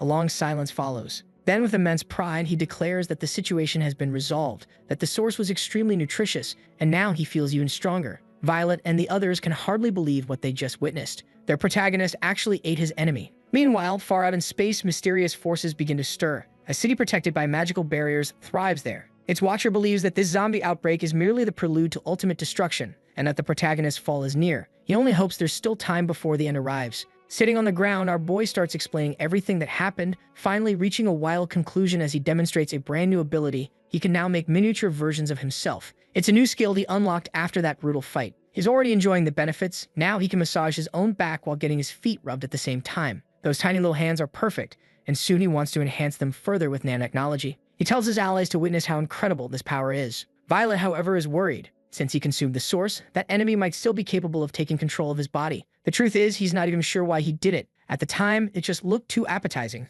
so he went for it. Still, the outcome's been positive. He gained new abilities and recovered many of his memories. Dawn, watching him, is amazed by how mobile those little clones are and asks where they got all those dishes from. The Iron Samurai recalls that the ancient civilization said the protagonist had already destroyed the world 6 times. So far, all he knows is about the ancient civilization and the Divine One. Approaching him, the samurai asks if he remembers anything else. The protagonist explains that before the Divine Era, he faced a tremendously powerful enemy and was torn apart. When the red-eyed boy found him, he had just been revived, barely more than an ordinary zombie. He had to slowly recover both his power and his memories. As he's about to crack open his head again, he invites everyone to witness that era firsthand, but his subordinates immediately stop him, not wanting to go through something like that again. That frustrates him. He genuinely wanted to share those fascinating memories, and he actually enjoyed revisiting the past that way. Unfortunately, he knows what happens afterward isn't nearly as pleasant. Since no one else is interested, he decides it's time to return. But as he says that, he suddenly feels the urge to sneeze. When he does, the released energy is so strong that it shatters the ground beneath them,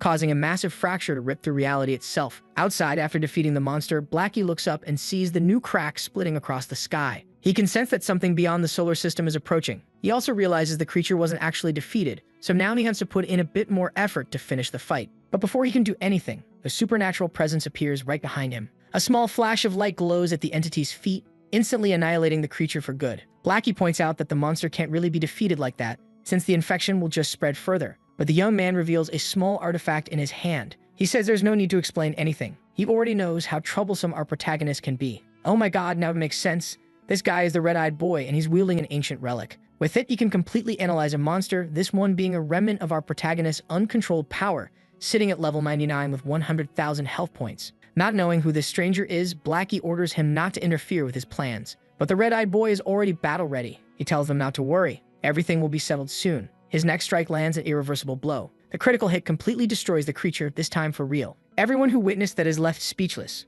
Blackie wants to know who this boy is, someone capable of wiping out a monster born from our protagonist's power with such ease. Walking over to the humans, the boy introduces himself as a member of the Divine Civilization, the Second Seat Prince Kai, better known to us as the Red-Eyed Boy. To fully resolve the problem, he says he must destroy both our protagonist and this planet. The humans are completely confused, believing the disaster had already been solved. The minister asks if he's just saying that to scare them, but the boy calmly replies that nothing has been resolved. What appeared in the sky was only the beginning, and from that massive portal, countless people start falling from the heavens, leaving Blackie deeply alarmed. Immediately, he uses his powers to keep them from getting hurt, causing a huge slide to rise from the ground. Thanks to that quick intervention, everyone falling lands safely. It takes a lot out of him, but at least he fulfills his duty. He tells everyone to descend calmly and in order. The red-eyed boy realizes things have played out just as the bespectacled one predicted. Our protagonist consumed the source, which had the same level as him. That's going to cause something completely inevitable. It seems our protagonist is allergic to it, and now he can't stop sneezing. He's been completely isolated for safety reasons. He's struggling to hold in his sneezes because their effects are catastrophic. The walls of his room are already in ruins and he can't take it much longer. His last sneeze triggered a tsunami and wiped out several islands. Violet worries that if he sneezes again inside the city, it'll be a complete disaster. Since he's supposed to eat only light food, she brings him some soup, but he starts craving his eggs again. To his surprise, Blackie suddenly shows up carrying 2 grocery bags. Since they never imagined he could actually get sick, he bought every kind of medicine that might help. Our protagonist tells them not to worry so much. He just has a stuffy nose and needs a few days to rest, convinced he'll recover soon. But for now, he's fighting hard not to sneeze again, which makes his allies completely panic, warning him that if he's going to sneeze, he should at least look up. He can't hold it anymore. Another destructive sneeze bursts out, and the released energy this time manages to hit planet Mars. Tearing apart a huge portion of its structure, the explosion was captured by a satellite from a space agency. Earth's orbit is slowly shifting, and due to the massive damage Mars suffered, the planet is predicted to vanish within 3 days. Hearing that, the minister actually feels a bit relieved. It could have been worse if the sneeze had been aimed toward the sun. As he's processing that, someone comes crashing through the office window. Blackie tells everyone not to worry. They barely escaped that mess and honestly thought it would be the end for them. It was a terrifying experience. Realizing they made it out alive, the minister points toward a few unfortunate souls who weren't as lucky. Their bodies were completely obliterated by the shockwave from our boy's sneeze, and one of them hasn't even started regenerating yet. That's when Blackie realizes things could have gone much worse. Piccolo assumes it's just an allergy and wonders what's so terrifying about it, until he learns he's next in line to keep watch over our protagonist. Among them, the red-eyed boy explains that this is only the beginning and it's going to get worse. Our protagonist has control over his own body at a genetic level, meaning nothing happens unless he allows it. But because he absorbed a being as powerful as himself, his immune system is now overreacting. Every time he sneezes, he's unknowingly using his full strength. For humans, a sneeze can produce winds as strong as a storm. In his case, it's not much different, except his sheer strength can wipe out planets. He'll remain like this for 2 weeks, and by then the entire solar system could cease to exist. The moment he says that, Piccolo punches him square in the face. He can't believe that during the Divine Era, this same kid wiped out every zombie in existence. His reckless actions angered the Sovereign and started the war that destroyed them all. The red-eyed boy insists he had no choice, but his former allies clearly aren't buying it. They look ready to beat him to death. Violet is shocked to realize he's the same red-eyed boy from so many millennia ago, still alive even now. The Iron Samurai steps forward with a question. Why does his civilization need to be destroyed? The boy corrects him, they don't need to destroy civilization, they need to erase it. But before that, he wants to test one final solution. Everyone grows tense, waiting to hear what he'll say next. The boy declares that he's going to directly suppress our protagonist. Instantly, he channels his energy and teleports straight to him. At that exact moment, our protagonist is peacefully enjoying a meal, completely unaware of what's coming. When he finally senses the presence, the red-eyed boy is already in his room, ready to strike. Clueless, our boy casually says it's been a long time. Right after that, he feels the urge to sneeze, and lets it out directly at the red-eyed boy. Despite using his electric powers to shield himself, he's blown clean off the planet. Now drifting in space, he realizes his plan has failed, though he expected this wouldn't be easy. Drawing his sacred sword along with the crown of the Almighty, artifacts carrying absurd divine attributes, he also dons the hero's cape across his back and wears the blessing of the divine dimension around his neck. Fully cloaked in power, the red-eyed boy challenges our protagonist once more, demanding to see if he can withstand this next strike. Our protagonist blocks the attack just in time. If he hadn't, Earth would have been reduced to dust. Now in his ultimate form, he's thrilled at the idea of a real fight. The red-eyed boy knows there's only one way to solve this, to kill him outright. Otherwise, he'll just awaken an even stronger form. To erase this threat completely, the boy decides to unleash relics from an age long forgotten. Our protagonist glances at those objects and can't help but notice they look strangely familiar. And now he's about to sneeze again. The red-eyed boy realizes it and immediately panics, but it's already too late. Our protagonist sneezes and the energy release is so intense that it warps reality itself. Down on Earth, people can see what's happening in the sky. For his allies, there's only one conclusion. This is the end. Meanwhile, the red-eyed boy desperately activates his strange technological artifact. There's no time for explanations. It looks like the entire world is about to vanish. Something's happening to Earth. People are being pulled into another dimension. Among them is our protagonist, who has absolutely no idea what just occurred. There are even people there who haven't fully recovered from their last adventure. He's shocked to see so many of them gathered in the same place. Soon he hears familiar voices. His allies were also brought along. Blackie asks if he has any idea what's going on. A little embarrassed, our protagonist struggles to answer. That he notices a massive building nearby, almost like a monument. Suddenly, a voice echoes from the artifact, alerting everyone to unauthorized behavior. Turns out the one responsible is the intestine minister, completely naked. Don starts smacking him around, yelling, demanding to know why this guy is running around with no clothes. He insists it was necessary to activate his battle mode. Inside this strange dimension, a mysterious man appears, welcoming everyone to the dimension of games. He explains that a sacred artifact was used to convert Earth into data, integrating it into this realm. That way, they could prevent our protagonist's sneezes from destroying the planet. That's when he realizes his nose doesn't itch anymore, the abnormal effects in his body have finally stopped. And at that moment, he recognizes the voice of the mysterious figure. Among the crowd is the Iron Samurai, amazed that the divine civilization is capable of such a feat. But Don is a little surprised. After all, she's already been inside our protagonist's mind, so something like this feels almost normal to her. The mysterious person apologizes and says they'll explain everything in detail. But before they can, our protagonist already behind them, demanding to know who they really are. And that's when he finds out. It's her, that gorgeous woman from the past. For anyone who doesn't remember, she's the extremely well-designed one with, let's just say, very generous proportions. Right now, she's wearing an incredibly revealing outfit, which leaves our protagonist a little flustered. He apologizes for undressing her that way, saying he didn't realize she was dressed like that to begin with. Piccolo and Greta rush up to greet her. They haven't seen this woman in ages, but she makes it clear right away that she has plenty to explain. To control the sacred artifact, she had to give up her physical body entirely. What she's wearing now is the default system attire. She can't change it. She firmly clarifies that this is not a fashion choice. Don, on the other hand, looks way too interested in the outfit, wondering if it's actually real. As they talk, more people start appearing in that dimension. Even the vampire princess is brought there. Then Vermid shows up, thrilled to see the sovereign again. Aaliyah finally covers herself back up and begins her explanation. The players of this game aren't individuals, they're entire civilizations. Now that Earth's been digitized, every intelligent life form has been brought into this realm. Between humans and zombies, that's roughly 8 billion beings. Some of them start asking how this dimension can even contain that many. The intestine minister demands immediate answers, while Don demands he put some clothes on right now. Lackey wants to know what they should do to get out of there, and whether they should wait for their king to recover. And that's exactly what Aaliyah is about to explain next. Everything in that dimension is accessed through games. The place where they're standing right now is the lobby, where players can choose from several options. Points can be exchanged for anything they need: space, food, equipment, you name it. If they manage to clear this game, they'll be able to become like the red-eyed boy and return to reality with all the power they've earned. The one who got really interested in that was the intestine minister. Now that he's wearing his pants again, he's super eager to start collecting points. Without even listening to the rest of the instructions, he just picked the first game that popped up. His body vanished instantly. Don looked really worried, but Aaliyah assured her that everything was fine. He had just entered the game. Right now, he's on the battlefield of chickens. However, because he was injured in the last fight, his health points aren't full. Still, he couldn't care less. He's confident he can make up for it with his gaming skills. The minister starts running across the field, searching for enemies. Eventually, he comes face to face with someone way stronger, level 68, while he's just a level 1 rookie. The poor guy stares helplessly as the enemy's attack closes in. After getting completely wiped out, he returns to the lobby, apologizing for being so reckless, admitting he couldn't even do anything. Because of his defeat, Earth's civilization lost 100 points. Since they didn't have enough points to lose, part of their allocated space was confiscated. Aaliyah told everyone to pay close attention this time. This is a civilization game and other players are already in it. Compared to them, Earth is way behind. They'll have to play carefully. The director realized that if the minister was defeated that easily, they were in serious trouble. After witnessing all that, Dawn asked what would happen if they lost all their space. Judging by Aaliyah's expression, the answer wasn't going to be good. Aaliyah apologized, saying there was no other choice. Dawn looked confused for a moment, but the director immediately understood they can't afford to lose no matter what. Our protagonist, however, seemed pretty interested in the whole thing. Apparently, he liked what he saw. Since he appeared in this dimension, he's been counted as a member of Earth's civilization, which means he can play too. That instantly lifted everyone's spirits, especially Dawn's, because if he plays, then everything should go fine. The game he picked required a team of 5 players. His allies started panicking the second they heard that. After some discussion, they picked Blackie to have the privilege of joining him. The vampire queen volunteered as well, followed by Dawn and the director. Finally, the team was formed.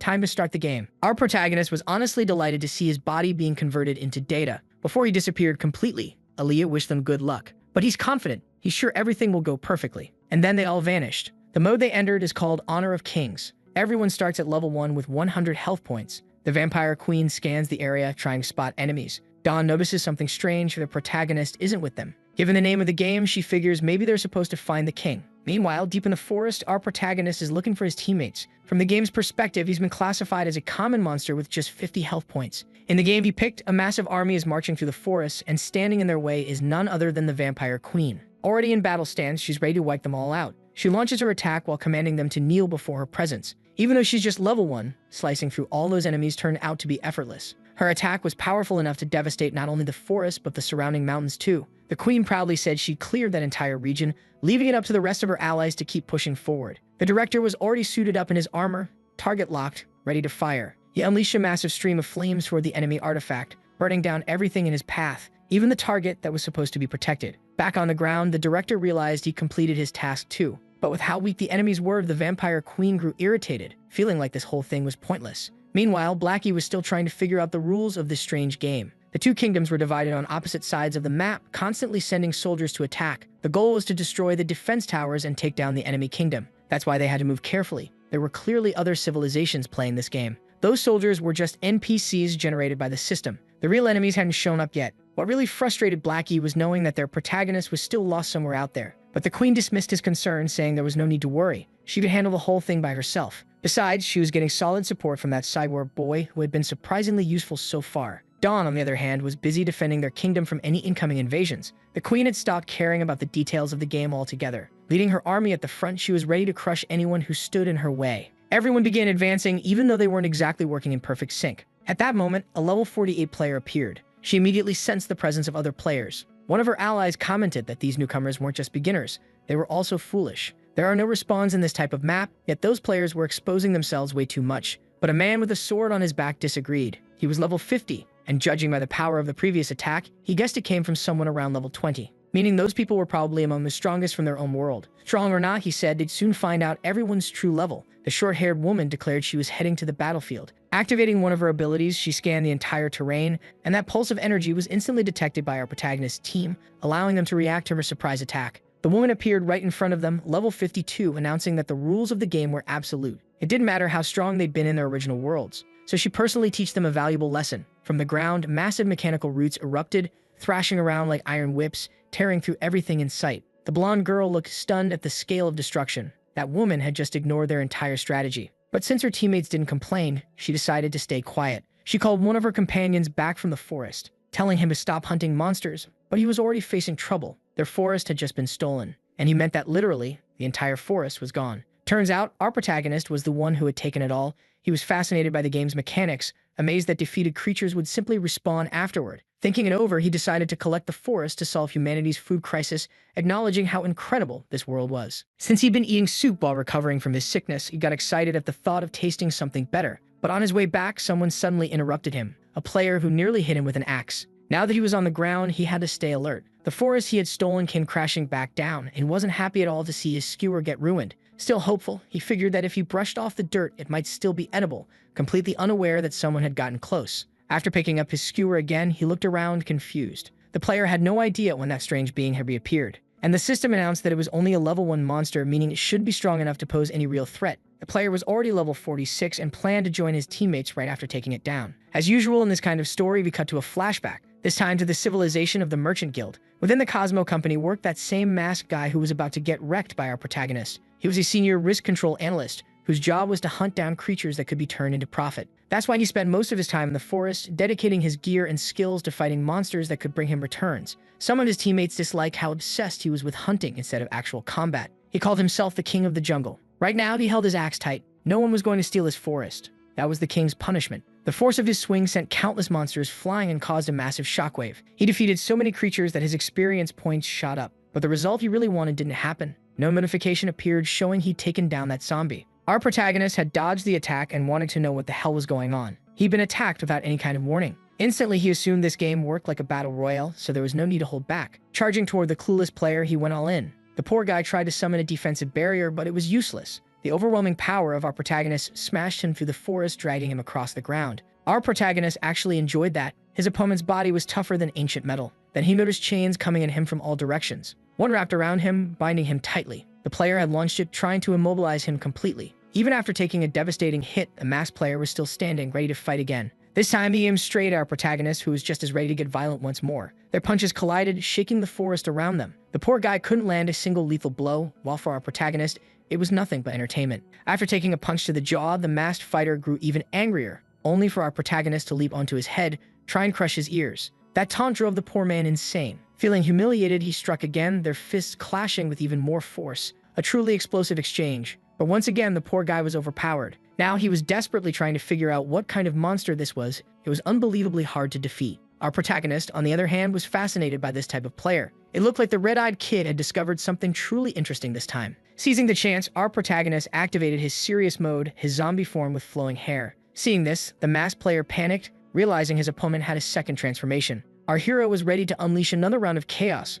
but right as he tried to move, he lost his balance. The lingering effects of his allergy kicked in, freezing him up temporarily. The truth was, even the player had no idea what was happening. He just stood there thinking hard while our protagonist struggled to move properly. The player assumed it must be some special mechanic of that creature. Maybe growing hair had made the zombie weaker, slowing it down. Determined to finish the fight, he gripped his axe once more and charged forward. This time, it looked like the player might actually manage to hit our boy for real. Just as the strike was about to land, our protagonist got furious. Reacting with all his strength, he shattered the player's axe and unleashed a massive burst of energy, sending the poor guy flying far away. But that explosion of power left our protagonist dazed and disoriented. No matter how much he tried, he couldn't move his body properly. It felt even worse than all those constant sneezing fits. Still, he was determined to finish this fight as fast as possible, and decided to change forms to do it. Before he could, though, he froze in confusion. His opponent had already been defeated. Meanwhile, back with his team, they were doing their best to defend themselves against the enemy's attack. The director was about to fire another energy blast from his cannon, raining down a massive barrage against the mechanical roots coming at them. That ended up making him the next target,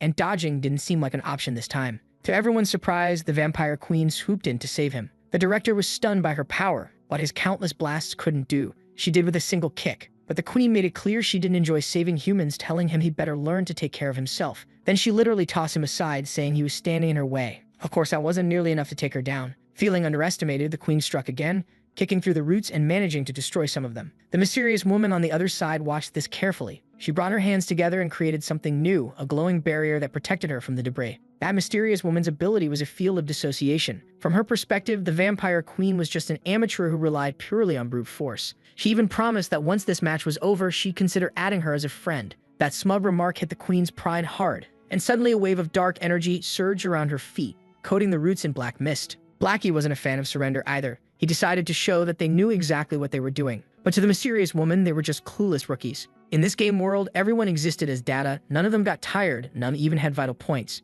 Victory depended entirely on the rules of the system, and their lives were maintained by hit points. Every attack they made was treated as a standard in-game move, like kids waving their hands around, and the system's mechanics drastically reduced all the damage they dealt. Up to that point, they barely chipped away at her health bar. Meanwhile, the director's HP was almost completely depleted. Since no one could feel pain in that world, they all still thought they were in perfect condition. And the truth was, the woman's goal had never been to defeat them. She just wanted to trap them inside her barrier. Now that the barrier was complete, the situation inside it was sealed off, while outside, other players were preparing to strike. It was time for the collection phase to begin. But the glasses-wearing player noticed something strange. His friend who'd gone into the forest was getting absolutely wrecked. The blonde girl realized what that meant. Their teammate had likely been ambushed by players who hadn't been trapped in the barrier. They needed to send help while there was still time. The glasses guy volunteered immediately and called the swordsman to go with him. Together, they headed straight for the forest, right where their teammate was struggling. And of course, our protagonist was there too, though the players ignored him at first. All they could see were the forest monsters wandering around.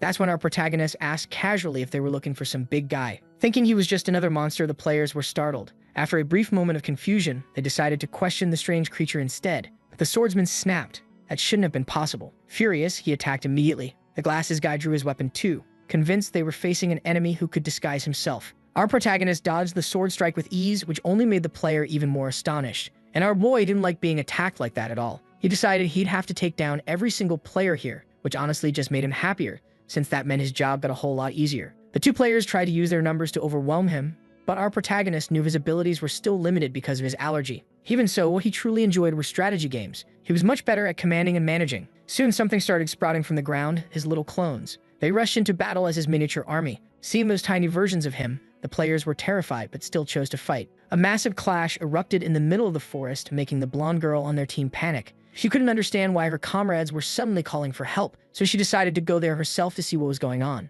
That area was already enemy territory. Over the communicator, she told the woman with the rude ability to keep holding the others down she'd meet up with her soon. But with so many plans changing, the woman started to get nervous. She was alone now, surrounded by truly dangerous people who were willing to do anything to win. The blonde girl was getting closer and closer to the forest, still having no clue what had happened to her teammates. But she wasn't thinking about that anymore. She needed to see it for herself. When she finally approached their last known location, something caught her attention. In the middle of the forest stood a massive altar, a pyramid being built piece by piece. The small clones of our protagonists were all working tirelessly there, gathering materials and stacking them to complete the structure. At the top of the pyramid was a throne, and sitting proudly on it was our protagonist. On each side of him knelt one of the defeated players. He perfectly embodied the image of a sovereign. To achieve that, he'd had to beat those two within an inch of their dignity. though it was hard to tell if they'd actually felt pain in the process. The blonde girl stared in disbelief, wondering why her teammates were in such a state, while our protagonist looked deep in thought. He realized that using the power of the source was easier than he'd imagined, and honestly, these building games were pretty fun. His little clones had handled the fighting in no time, and afterward, he just had to convince the players to cooperate. Now everyone was working together to build the home of his dreams. After standing up from his throne, he made up his mind. Once his perfectly designed territory was finished, he was going to crush his remaining enemies completely. Right then, he sensed something flying overhead. He turned and asked if any of the players could fly. Terrified, they all said no. From above, the blonde girl had no idea what was happening down there, but she already accepted that her teammates were beyond saving. Something about this whole game felt wrong, so she decided to head back to base. Maybe if she helped her other ally, they could still win this thing. But she didn't notice something closing in from behind her. Suddenly, everything went dark. When she turned around, she saw the entire pyramid hurtling toward her. It was our protagonist in his human form who'd thrown it, and he cheered proudly because he nailed her on the first try. Back at the base of the merchant civilization, things were going downhill fast. The vampire queen was absolutely furious, chasing her opponent like it was the only thing that mattered, tearing through everything in her path. She also congratulated the director for all the help he's been giving. He's doing everything he can so she can reach the enemy base. Blackie's helping too, and the vampire queen called him little brother, which honestly offended him a bit.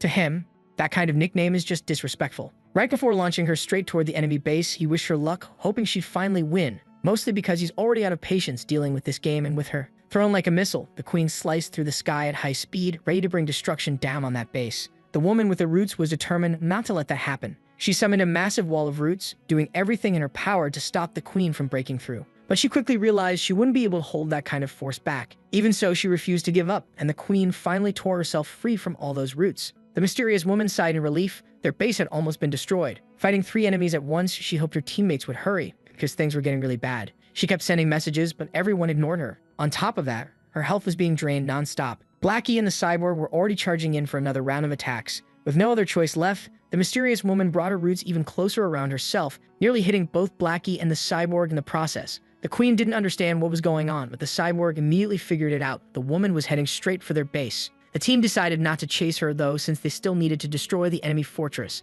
Blackie summoned a giant hand made of his own energy to attack, but his strike was blocked by a powerful defense barrier. He was shocked by how strong that structure was. The woman believed the newcomers would need a long time to break through the castle, which was exactly why she'd used that window to completely destroy their own. Panicking, Blackie warned Dawn that something big was coming. With her machine gun in hand, she was already prepared to turn anything that got close into ashes. The mysterious woman thought she still had enough health left to survive. She had to go through with it if she wanted to win. She ignored the enormous pyramid being hurled straight toward her. By the time she realized what was happening, it was far too late. They were all wiped out. The explosion was so massive that even the allies of our protagonist heard it, and they instantly knew the zombie had done something again. Blackie was nearly done demolishing the enemy fortress when the cyborg noticed something on the horizon. The girl who barely survived was coughing heavily, trying to understand what kind of creature she was facing. She decided she couldn't keep playing anymore and surrendered through the system's interface. But that victory was officially declared for the civilization of Earth. Slowly, she began to be transported back to her own world. But before she vanished completely, our protagonist grabbed her by the shoulders and asked if she wanted to be his little sister.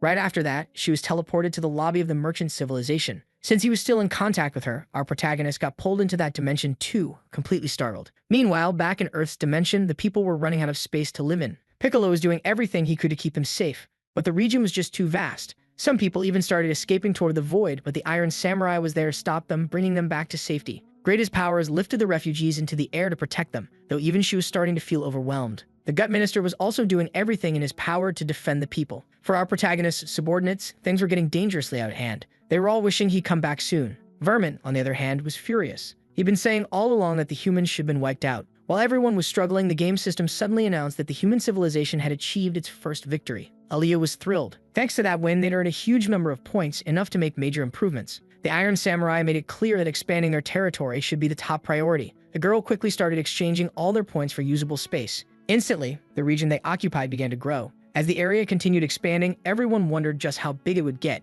This gave our protagonist's subordinates a moment to finally rest. The team that had been pulled into the game world eventually returned. The vampire queen, fired up as ever, said she wanted to fight again immediately. Aaliyah greeted everyone with excitement. Greta was stunned by the size of the land they gained from just a single match. The pricing here seemed surprisingly fair. Since the space was temporary, Aaliyah explained that she had rented it for them at the lowest rate possible. 10,000 square kilometers cost only 1 point. But that price was for just 1 day. Hearing that, our boys' team instantly got frustrated. The vampire queen even lunged at Aaliyah, furious that after such a brutal match, she'd still lose her points like this. That's when the minister realized they have to win one of those matches every single day to maintain the territory. But Vermont assured everyone that with the sovereign by their side, that wouldn't be a problem. Only then did he notice their sovereign, our protagonist, still hadn't shown up. Worried, he went straight to talk to Blackie, who was wearing a suspicious look. And from the way he acted, it was clear he knew exactly what had happened. Word quickly spread, our protagonist had been abducted by another civilization. Meanwhile, our boy was exploring this new world. After so long, having a decent meal felt incredible. He thanked the girl sitting across from him for the food, while she nervously tried to understand what happens when a monster from the game crosses over into the real world. So far, no one had any answers, but a friend of hers, a pretty annoying one,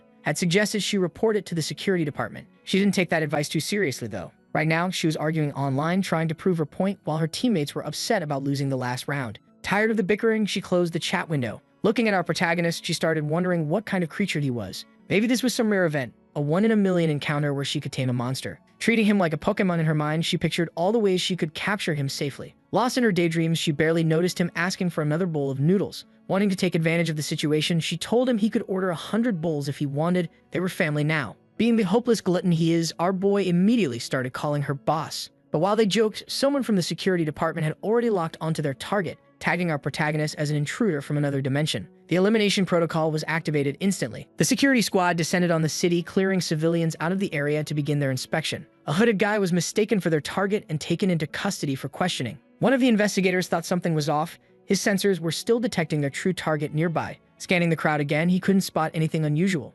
Meanwhile, the blonde girl was hiding, realizing the security department was already in the area searching for abnormal data, and that made our protagonist start to feel suspicious. She was shocked that he still didn't know anything. Since everything in that world was made of data, abnormal data was a serious problem. The security department was the most powerful force of that entire civilization, created to ensure everyone's safety. Spies from other civilizations, refugees, or even rebels, all of them were considered abnormal data. While slurping his noodles, our boy thought about it carefully. Once they locate abnormal data, the security department uses special system permissions to delete it completely. No trace left behind. That thought alone started to terrify him. Thankfully, the girl wasn't a target of this investigation, and she decided to help our protagonist, who was now fully panicking. She took out a small artifact, using it to scramble the investigator's sensors. Now they couldn't analyze anyone's data, creating a perfect chance for chaos. Looking back, she told him to stay calm and follow her lead. But right away, our protagonist picked her up in his arms. She froze, thinking he was about to do something incredibly stupid. Calmly, he walked over to where the other people were, the same stall where he bought his noodles. The vendor looked confused, thinking they were trying to skip out on the bill. But what our boy really wanted was to pack up his food to go. The moment he got it, he jumped, literally, soaring high into the air. As soon as he vanished, the investigators detected something irregular. Everyone could now see him up in the sky, and the chase began. Panicking, the blonde girl shouted, demanding to know why he'd done something so reckless. He shouted back that he was a player from the civilization of Earth, and if he got caught, they'd execute him as a spy. The moment he was identified, the investigators opened fire, and his food was obliterated midair. The lead investigator flew straight toward him, determined to stop the escape. Terrified, our protagonist kicked the investigator away to keep him from getting close. The impact was so powerful that several ships exploded from the shockwave, creating total chaos, which gave our boy the perfect window to flee. After seeing all those ships destroyed, he thought the danger was over. But one of the investigators wasn't giving up. His armor had already repaired itself, and he was back on the hunt. The girl was even more terrified now. Our protagonist was completely lost, certain that he was about to get deleted. That's when the girl told him to stop whining. It was time to keep running. She blasted a hole in the ground, and together they dove in. The investigators' ships couldn't follow through that path. Down in the streets of that futuristic city, the police were checking every citizen. They warned everyone that hiding abnormal data was a serious crime. Among the crowd, a pink energy pulse slithered between people, slipping unnoticed until it reached an empty room. Once inside, the door shut tight. That's when our protagonist realized they were in the women's bathroom. The girl was still trying her best to keep him hidden. Interfacing with the system, she generated a digital barrier, doing everything she could to stop their pursuers from detecting them. Our protagonist watched in awe, amazed by her technological skill. She finally managed to stabilize their situation and showed him a virtual ID card. That would be his first disguise, but to make it official, he'd need to play a game as a citizen of this civilization, so the system would register his new account. He was genuinely impressed by her talent. Then she revealed something surprising. She wasn't from that dimension either. She was also classified as abnormal data. Now it was time for the two of them, the little zombie and the runaway girl, to start their adventure together. Outside the bathroom, some people began to notice a strange glow flickering from beneath the door. Our protagonist was taken into a game called Bullet Hell. The match hadn't even started yet, but plenty of people were already waiting. Among them was someone familiar, the messenger of God, who couldn't understand why he had to play such a childish game. Violet appeared, warning him to behave. Thanks to the souls he had absorbed, which were now under Violet's control. They weren't recognized as souls of Earth anymore and were classified as a separate civilization. Among those souls were two characters seeking revenge against the Messenger, the sword-wielding heroes from the beginning of the story. Violet told him that if he refused to cooperate, his life wouldn't be easy either. But the man said he was merely a remnant of spiritual power residing inside her and shouldn't be blamed for what his original body did. Still, he promised to cooperate since even the system of this game knew Violet was the head of their civilization. Players in this game were grouped by level. The higher their score, the greater their chance to progress. The setup looked like a chaotic, violent game show arena with players constantly being thrown out of the evaluation zone. Our boy was a bit concerned about how hard it seemed. He had no idea what was going on. Everything depended on quick reactions, and he was always a step behind. The platform moved on its own too, making him feel like he wasn't even moving at all, while needing to dodge everything flying toward him. It was truly challenging for him. But for the blonde girl, it was almost too easy. She reminded him that the goal was just to help him blend in and he only needed to score a single point. That's when he remembered they were just playing a game. He refused to let his gamer pride be hurt, so he decided to give it his all. But after complaining a few more times, he could barely move and ended up getting hit by the flying objects. The blonde girl instantly regretted bringing such a troublesome partner. As she advanced, she felt the platform tilt forward, completely unaware that it was our protagonist's doing. He knew there were people waiting for his return, and that's why he couldn't afford to lose here. Panicking, the blonde girl yelled, asking what the zombie was doing. He replied that there was no way he'd be eliminated in a place like this. With overwhelming power, he destroyed most of the arena, knocking other players off the platforms in the process, securing himself the victory in that crazy challenge. He started realizing he was finally getting the hang of the rules. That kind of brute force strategy actually worked. In the next stage, they had to conquer a chaotic maze. Within moments, several players were already exhausted. When one stopped to rest, he heard a strange sound, the wall beside him cracking apart. It was our boy, tearing through everything like a locomotive, punching holes through the maze to reach the goal, tossing aside anyone in his way because he was going to win. Surprisingly, his reckless tactic worked again, earning him another victory. He was convinced now, even if his plan seemed weird, he was a genius at games. Finally, they reached the third stage filled with treasure chests. A man carrying one accidentally bumped into him. Offended, he demanded to know if he was being robbed. But our protagonist made it perfectly clear. Every single treasure in that area belonged to him, and he wanted to see who would dare to disagree. His threatening tone caught everyone's attention, but a second later, they all burst out laughing at his arrogance. That just made things easier. He fully embraced the chaos, unleashing everything he had, destroying the entire area with his attacks until every player acknowledged his dominance. Stage 4 was packed with obstacles. Our protagonist now has to overcome every single one of those obstacles. Crouched on the ground, he started examining some cracks. Since his sad boy form was too lazy to walk, he decided to pull the finish line toward himself, and that's exactly what he did. Almost reaching the finish line, one of the players started wondering why the ground was moving, only to realize the entire platform was sliding backward. Because of that, our boy snagged another victory, winning the match and taking first place overall. Back in the merchant's dimension, he was celebrating his results and was already eager to try again. But the blonde girl warned him they were doomed. He had drawn way too much attention, and it was only a matter of time before they were hunted down. He was shocked, thinking he'd just been playing by the rules. That only made the blonde girl angrier, because nothing he did could be considered normal gameplay.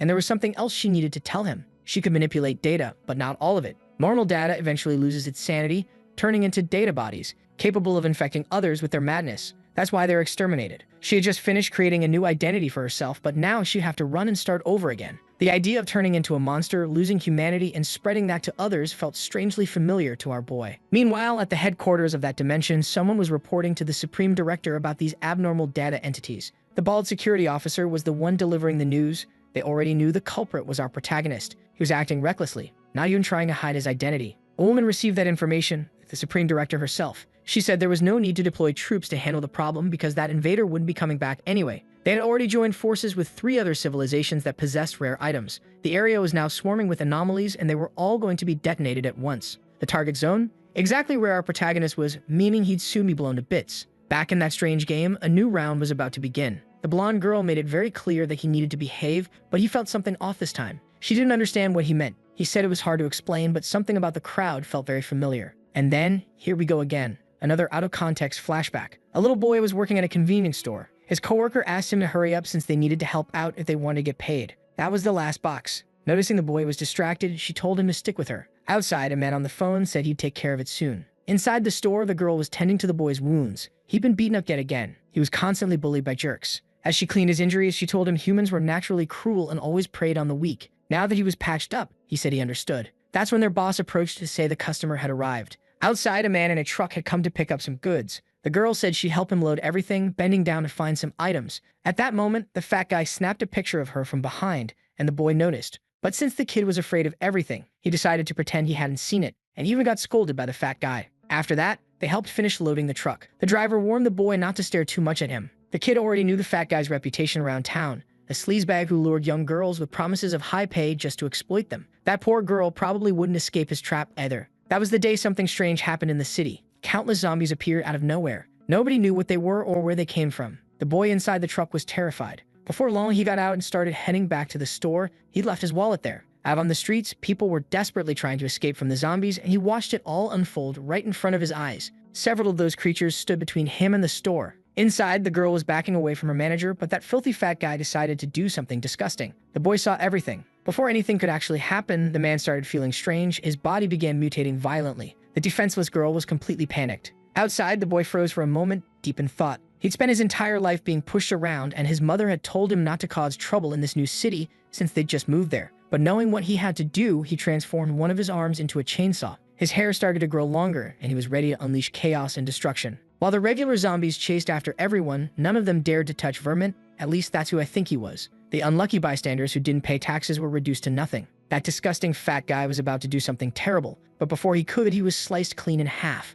Vermin made perfect use of his mechanical arm, leaving his coworker horrified. Within moments, nothing was left of the man but chunks of meat. Vermin had completely given in to the situation. Now, it's hard to tell if this happened in the past or the present, but at one point the boy went out to buy meat, spoiled meat. He was only 17 and the vendor decided to give it to him for free. That year, he would become a full zombie. It all happened centuries ago. Humanity had been purged from the world. The first line of defense had been great walls. Over time, a military department was established, people who turned out to be even crueler than the zombies themselves. Within a few years, the creatures were in ruins, harvested, and converted into an endless source of energy. Their bodies were sold for scientific research. And as if that weren't enough, zombies started filling the cages in zoos. Humans called it an ecological preservation method. Forced to live at the edge of society, the remaining zombies gathered in abandoned places. They wandered for centuries until one day a zombie girl learned how to think. She didn't understand why humans were so powerful or how they'd managed to build a civilization. Curious, she started studying them, eating 3 meals a day, going to bed early, eventually realizing that civilization existed because humans could reproduce.